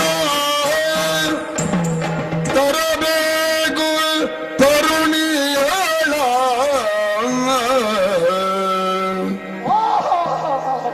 ಸೀತೆಯ ಬಗ್ಗೆ ನಿಮ್ಮ ತಂಗೇಶ್ವರನಿಗೆ ವರ್ಣಿಸಿದ ಆ ಮಾತುಗಳನ್ನ ಕೇಳಿದಾಗ ಮತ್ತೆ ಮತ್ತೆ ಕೇಳಬೇಕೆನ್ನುವಂತಹ ಕುತೂಹಲ ಜೊತೆಗೆ ಆ ಸೀತೆ ಕುರಿತು ಹೇಳುತ್ತಾ ಇದ್ದಾಳೆ. ಮನ್ಮಥನ ತೋಟಕ್ಕೆಲ್ಲಿರುವಂತಹ ಆ ರತಿಯಂತಹ ರೂಪವತಿ ಅಂತ, ಮಲ್ಲಿಗೆ ಹೂವಿನ ಪರಿಮಳಿಸುವ ಮೈಗಂಧವುಳ್ಳವಳು ಅಂತ, ಮದ ಕರೆ ಮತ್ತಾಳೆಯ ನಡಿಗೆ ಉಳ್ಳವಳು ಸೀತೆ ಎನ್ನುವುದಾಗಿ ಪರಿಮಳಿಸುವಂತಹ ಮೈಯುಳ್ಳ ಸೌಂದರ್ಯದಿಂದ ಕೂಡಿದಂತಹ ಆ ಸೀತೆಯನ್ನ ತರಲೇಬೇಕು.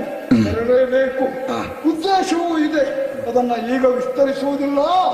ಸಮಯ ಸಾಧಿಸಿ ಸೀತೆಯನ್ನು ತರುವ ಪ್ರಯತ್ನ ಮಾಡುತ್ತೇನೆ, ನೋಡೋಣ.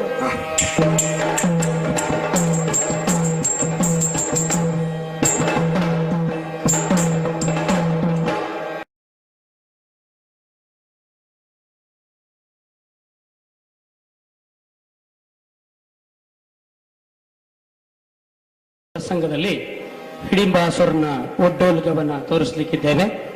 ತದನಂತರದಲ್ಲಿ ಆತನ ಮೃಗಬೇಟೆ ಮತ್ತೆ ಆತನ ವೀರರಸಕ್ಕೆ ಸಂಬಂಧಪಟ್ಟಂತಹ ಕೆಲವು ಪ್ರಸಂಗಗಳನ್ನ, ತುಣುಕುಗಳನ್ನ ನಿಮ್ಮ ಮುಂದೆ ಈಗ ಪ್ರದರ್ಶಿಸಲಿಕ್ಕಿದ್ದೇವೆ.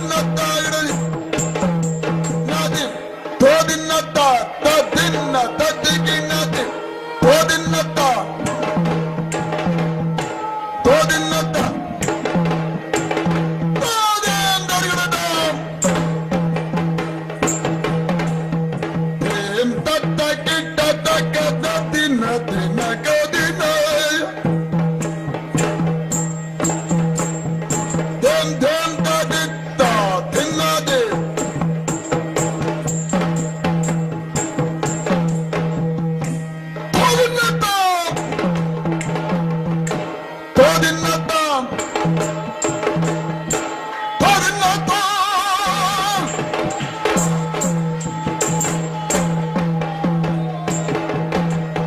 ದದಿನ್ನ ದಿನ ಕದಿನ ದದಿನ್ನ ದಿನ ಕದಿನ ದದಿನ್ನ ದಿನ ಕದಿನ ದೇ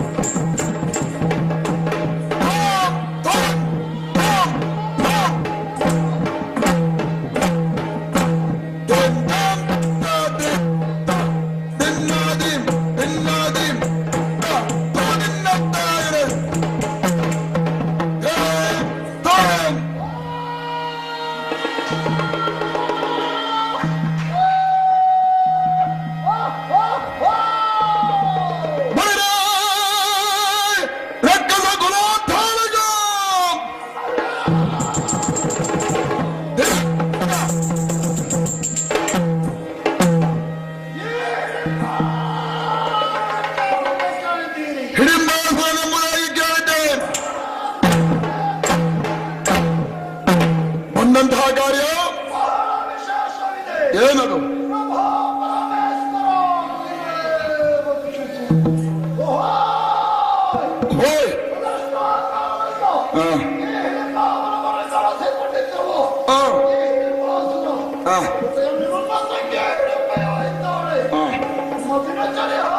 ಹೇಗೆ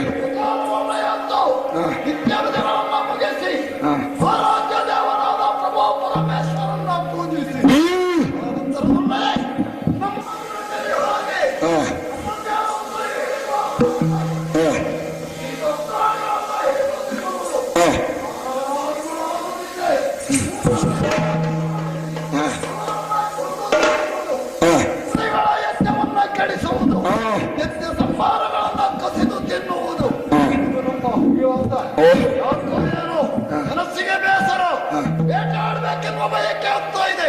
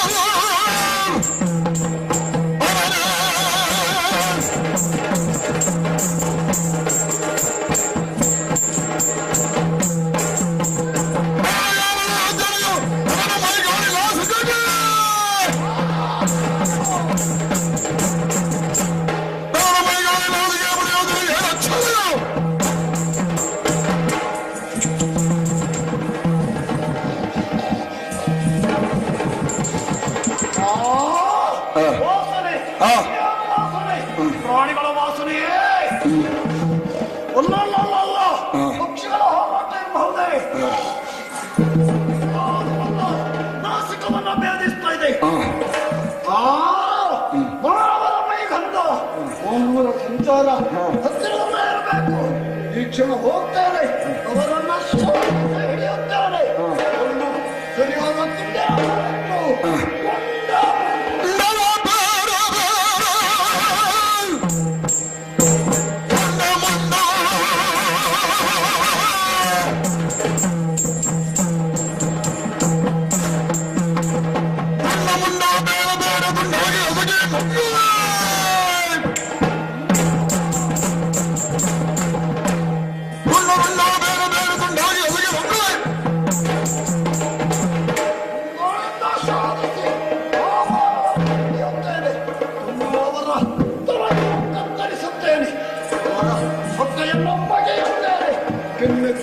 ದೊಡ್ಡ ಕುಡಿಯುತ್ತೇನೆ.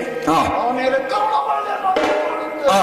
ಮತ್ತೆ ಚರ್ಮವನ್ನ ಸುರಿಯುತ್ತೇನೆ.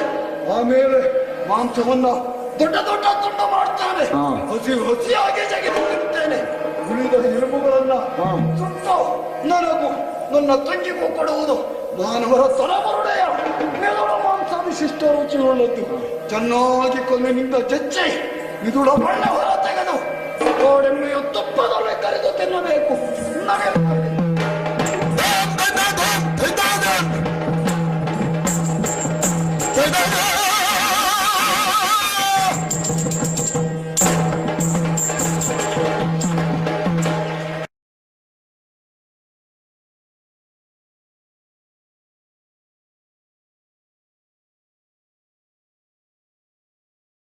ಸುಂದರ ರಾವಣ ಪ್ರಸಂಗದ ಸುಂದರ ರಾವಣನನ್ನು ನೀವು ನೋಡಿದ್ರಿ. ಅವನ ಪಾತ್ರ ಹಾಗೆ ಆತನ ದೂತ ಪ್ರವೇಶ ಮಾಡಿ ಆತನಿಗೆ ವಿಷಯವನ್ನ ತಿಳಿಸುವಂತಹ ಒಂದು ಸನ್ನಿವೇಶ ಈಗ ನೋಡಿ. ಹಾಸ್ಯದೊಂದಿಗೆ ಘಟೋದ್ಘೋಷನ ಪಾತ್ರ.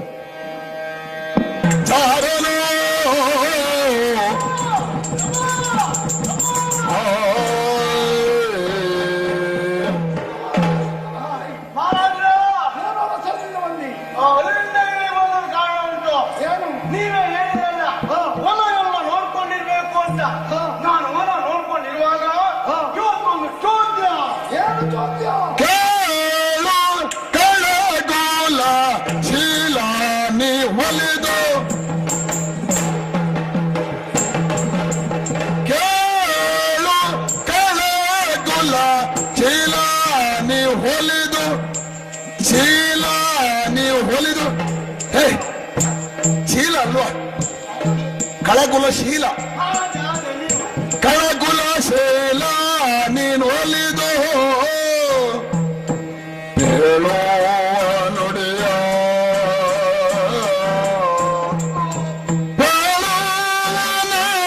ಹೊಸ ಲೀಲೆಯ ಲಾಲಿಸು. ಹೊಸ ಲೀಲೆ, ಹೊಸ ಲೀಲೆ, ಕೃಷ್ಣ ಲೀಲೆಯ ಹೊಸ ಲೀಲೆಯ ಲಾಲಿಸೋ.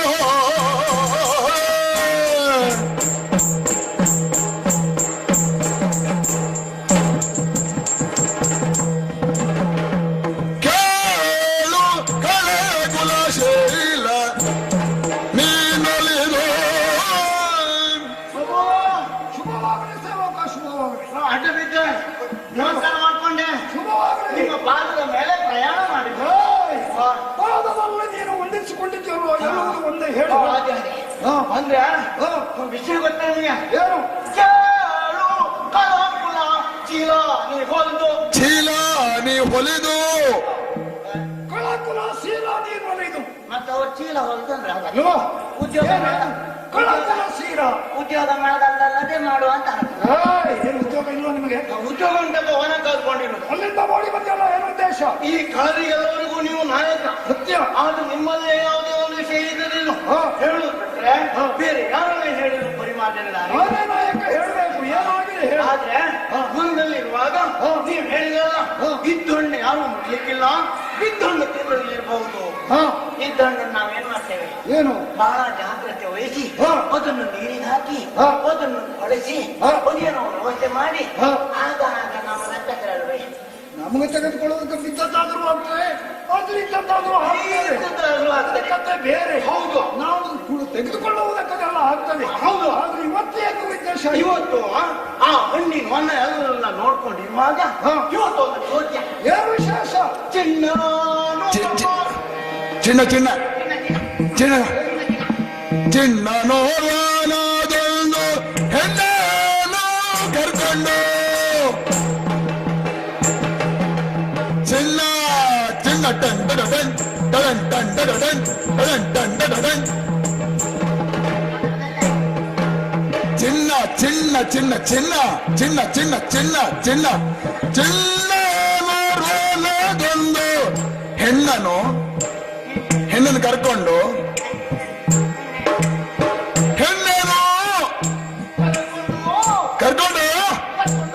ಹೆಣ್ಣನ್ನು ಕರ್ಕೊಂಡು ಬಣ್ಣದಿ ರಥ ಏರ್ದು, ಬಣ್ಣದಿ ರಥ ಏರ್ದು ತೆಳ್ಳದಿ ಬಂದಿಹ ಗರ್ವ ತೋಳಿಗ ಬಂದಿಹ ಗರ್ವದ ಗರ್ವದ ಈಗ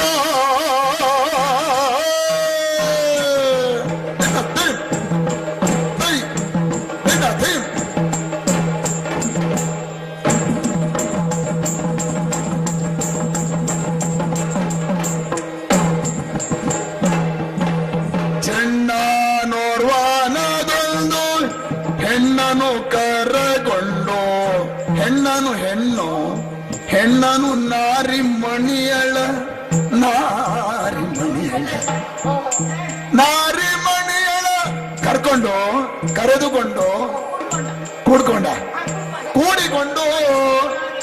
ಬಂದಿಹ ಗರ್ವದೋಳ್ ಬಂದಿಹ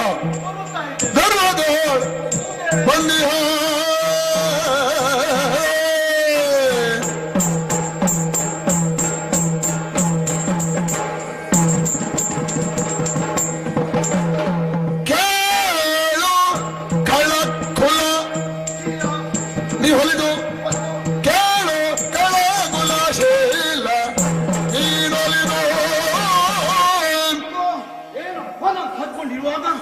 ಇವತ್ತೊಂದು ಆಶ್ಚರ್ಯ ಸಂಗತಿ ನೋಡಿ. ಏನು ಆಶ್ಚರ್ಯ? ಹೀಗೆ ವನದಲ್ಲಿ ಸ್ವಲ್ಪ ಆಯಾಸ ದೂರ ಮಾಡಿಕೊಳ್ಳುವ ತಿರುಗಿ ಸಾಕಾಯ್ತು ಅಂತ ಅವತ್ತು ಮಾಡಿ ಒಂದು ಮರದ ಅಡಿಯಲ್ಲಿ ಕೂತ್ಕೊಂಡಿರುವಾಗ ಚಿನ್ನ ಹೊಸಳೆ ತರಳ ಹುಡುಕ ಒಬ್ಬ ನಿಧಾನ ಬಂದ. ನಿಧಾನ ಬರುವಾಗ ಒಬ್ಬನೇ ಅಂತ ತಿಳ್ಕೊಂಡೆ. ಮತ್ತೆ ನಾಯಿ ಮಾಡಿ ಏನು ಬೇಟೆಗೆ ಬಂದಲ್ಲ? ಅದ್ಯಾರ್ದಾರು ಖಾಲಿ ಕಚ್ಚಿ ಅವರಿಗೂ ಚಿಡಿತಾರೆ. ಮತ್ತೆ ಅದಲ್ಲ ನಾರಿಮಣಿ ನಾರಿಮಣಿಯಾಳ ಅವರಿಗೆ ನಾನು ವಿಷಯ ಹೇಳಿದ್ ಗೊತ್ತಾಗ್ಲಿಲ್ಲ. ಹೌದಾ? ನೀವು ಮುಟ್ಟಿದೆ ತಡ ಒಂದ್ ಕೇಳಿ ಹೇಳಿಲ್ಲ. ಏನು ನಾರಿಮಣಿ? ನಾರಿಮಣಿ ಇಬ್ಬರಿದ್ದಾರೆ. ಇಬ್ರು ಕೂಡ್ಕೊಂಡು ಬಂದ್ರು. ನಾರಿಮಣಿಯನ್ನು ಕೂಡಿಕೊಂಡು ಅವಳು ಇವ ಸೇರಿ ಇಬ್ರು ಬಂದ್ರು. ಬಂದವರೇ ನಡ್ಕೊಂಡೇ ಬರ್ತಾರೆ ಅಂತ ಲೆಕ್ಕ ಹಾಕಿದ್ರು. ಮತ್ತೆ ನಡ್ಕೊಂಡು ಬಂದದಲ್ಲ, ಮತ್ತೆ ಹೋಗಿ ಬಣ್ಣದ ರಥ ಏರಿ ಮೇಲೆ ಬಂದು. ಆಟ ಆಡುವುದಕ್ಕೆ ಬಂದದ್ದ ಅಲ್ಲ, ಹುಡುಗ ಸಣ್ಣನ ಹುಡುಗಿ ಮಾತ್ರ ಪ್ರಯತ್ನ ಮಾಡ್ತಾಳೆ. ಹುಡುಗ ಸಣ್ಣವನಂತ ಹೇಳ್ತಾ ಇದ್ದೀಯಲ್ಲ? ಹೌದು, ಆಡುವುದಕ್ಕೆ ಆಗಿದ್ದಾನೆ. ಅಯ್ಯ, ಹುಡುಗ ಸಣ್ಣವಾಗಿಕೊಂಡ್ರು ನಾವು ಬೆಳೆಸಿದ ಹುಡುಗ ಇಲ್ಲ. ಮತ್ತೆ ರೂಪಿನೊಳಗೆ ಮಾದ ಓಬಾಮ ವಿಕ್ರಮಜೆ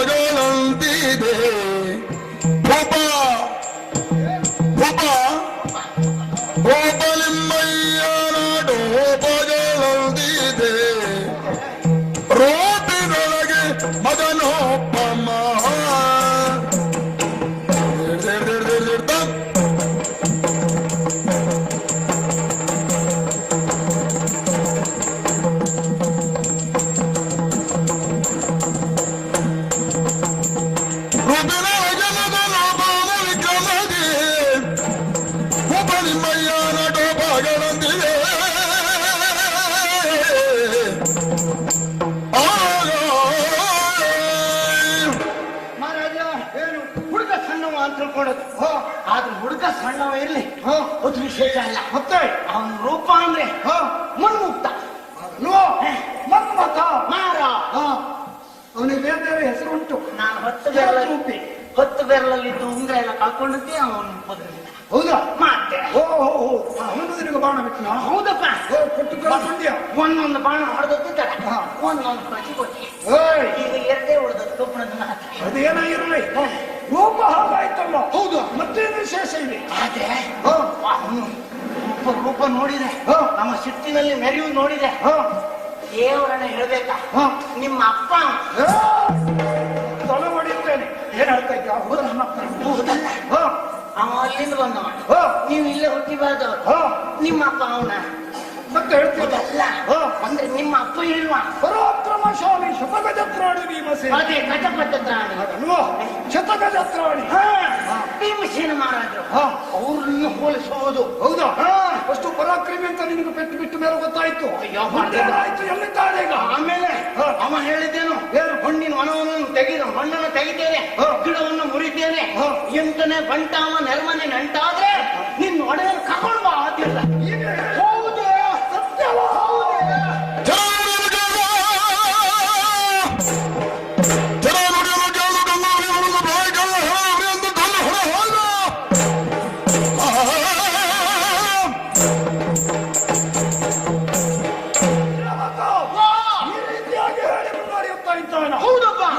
ಏನಂತ ನೋಡ್ಬೇಕು, ತೋರಿಸೋಣ.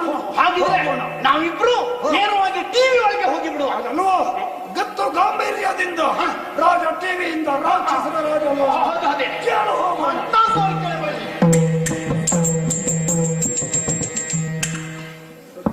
ವಿಜ್ಞಾಪನೆ. ಬಣ್ಣದ ವೇಷದಲ್ಲಿ 3 ಪಾತ್ರಗಳನ್ನು ಮಾಡಿದ್ದೇನೆ. ನಮ್ಮಲ್ಲಿ ಯಕ್ಷಗಾನದಲ್ಲಿ ನಾವು ಮಾಡುವಾಗ ಒಂದು ವೇಷಕ್ಕೆ ಒಂದೇ ಮುಖವರ್ಣಿತ್ತು. ಇದರಲ್ಲಿ ಅಡ್ಡನಾಮ ಅಂತ ಇದೆ. ಇದು ರಾವಣ ಶಿವಭಕ್ತನಾದ್ರಿಂದ ಅಡ್ಡ ಹಾಕುವಂಥದ್ದು. ಇನ್ನು ಬೇಟೆಯಾಡುವ ಹೆಣ ತಿನ್ನುವ ರಾಕ್ಷಸರಿಗೆಲ್ಲ ಚೇಳು ಸುಳಿಯೆಲ್ಲ ಕ್ರೂರಿಯಾದಂಥದ್ದು ಬಳಸುವಂಥದ್ದಿದೆ. ಇನ್ನು ಇವರಿಗೂ ಹಾಗೆ ಬೇರೆ ಬೇರೆ ವಿಧವಾದಂತಹ ಘಟೋದ್ವೇಜನಗಳು ಏಕ ಸುಳಿಯು ಇನ್ನಿತರ ಸುಳಿಗಳಿವೆ. ಆದರೆ ಇಲ್ಲಿ ಇದು ಇಲ್ಲದ ಕಾರಣ ಸಮಯದ ಅವಕಾಶ ಇಲ್ಲದರಿಂದ ಒಂದೇ ವೇಷದ ಮುಖವರ್ಣಿಕೆಯಲ್ಲಿ 3 ವೇಷವನ್ನು ಮಾಡಿದ್ದೇನೆ, ಕ್ಷಮಿಸಬೇಕು.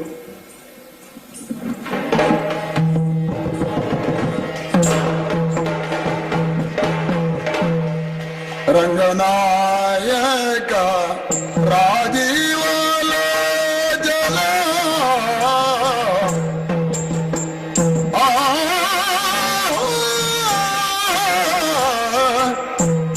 ರಂಗನಾಯಕ ರಾಜೀವಲೋಚನ ರಮಣನೆ ಬೆಳಗಾಯಿ ಏಳನು ರಮಣನೆ ಬೆಳಗಾಯಿ ಏಳನು ಅಂಗನೇಲ ಗುಮಿತ ಪದಿಯ ನೆಪ್ಪಿಸಿದಳು ಅಂಗನೆಲ ಗುಮಿತ ಪದಿಯ ನೆಪ್ಪಿಸಿದಳು ಶೃಂಗಾರದ ನಿದ್ದೆ ಸಾಕೆನ್ನುತ್ತ ಆದಿದೇವ ಸಕಲಾಗಮ ಪೂಜಿತ ಯಾದವ ಕುಲ ಮೋಹನ ರೂಪ ವೇದೋದಾರಕ ತಿರುಪತಿ ವೆಂಕಟ ವೇದನಾದ ಪ್ರಿಯ ನಮೋ ನಮೋ ನಾರಾಯಣ ದೇವ ನಮೋ ನಮೋ ಭವನಾರ್ಗ ಸನ್ನುತ ನಮೋ ನಮೋ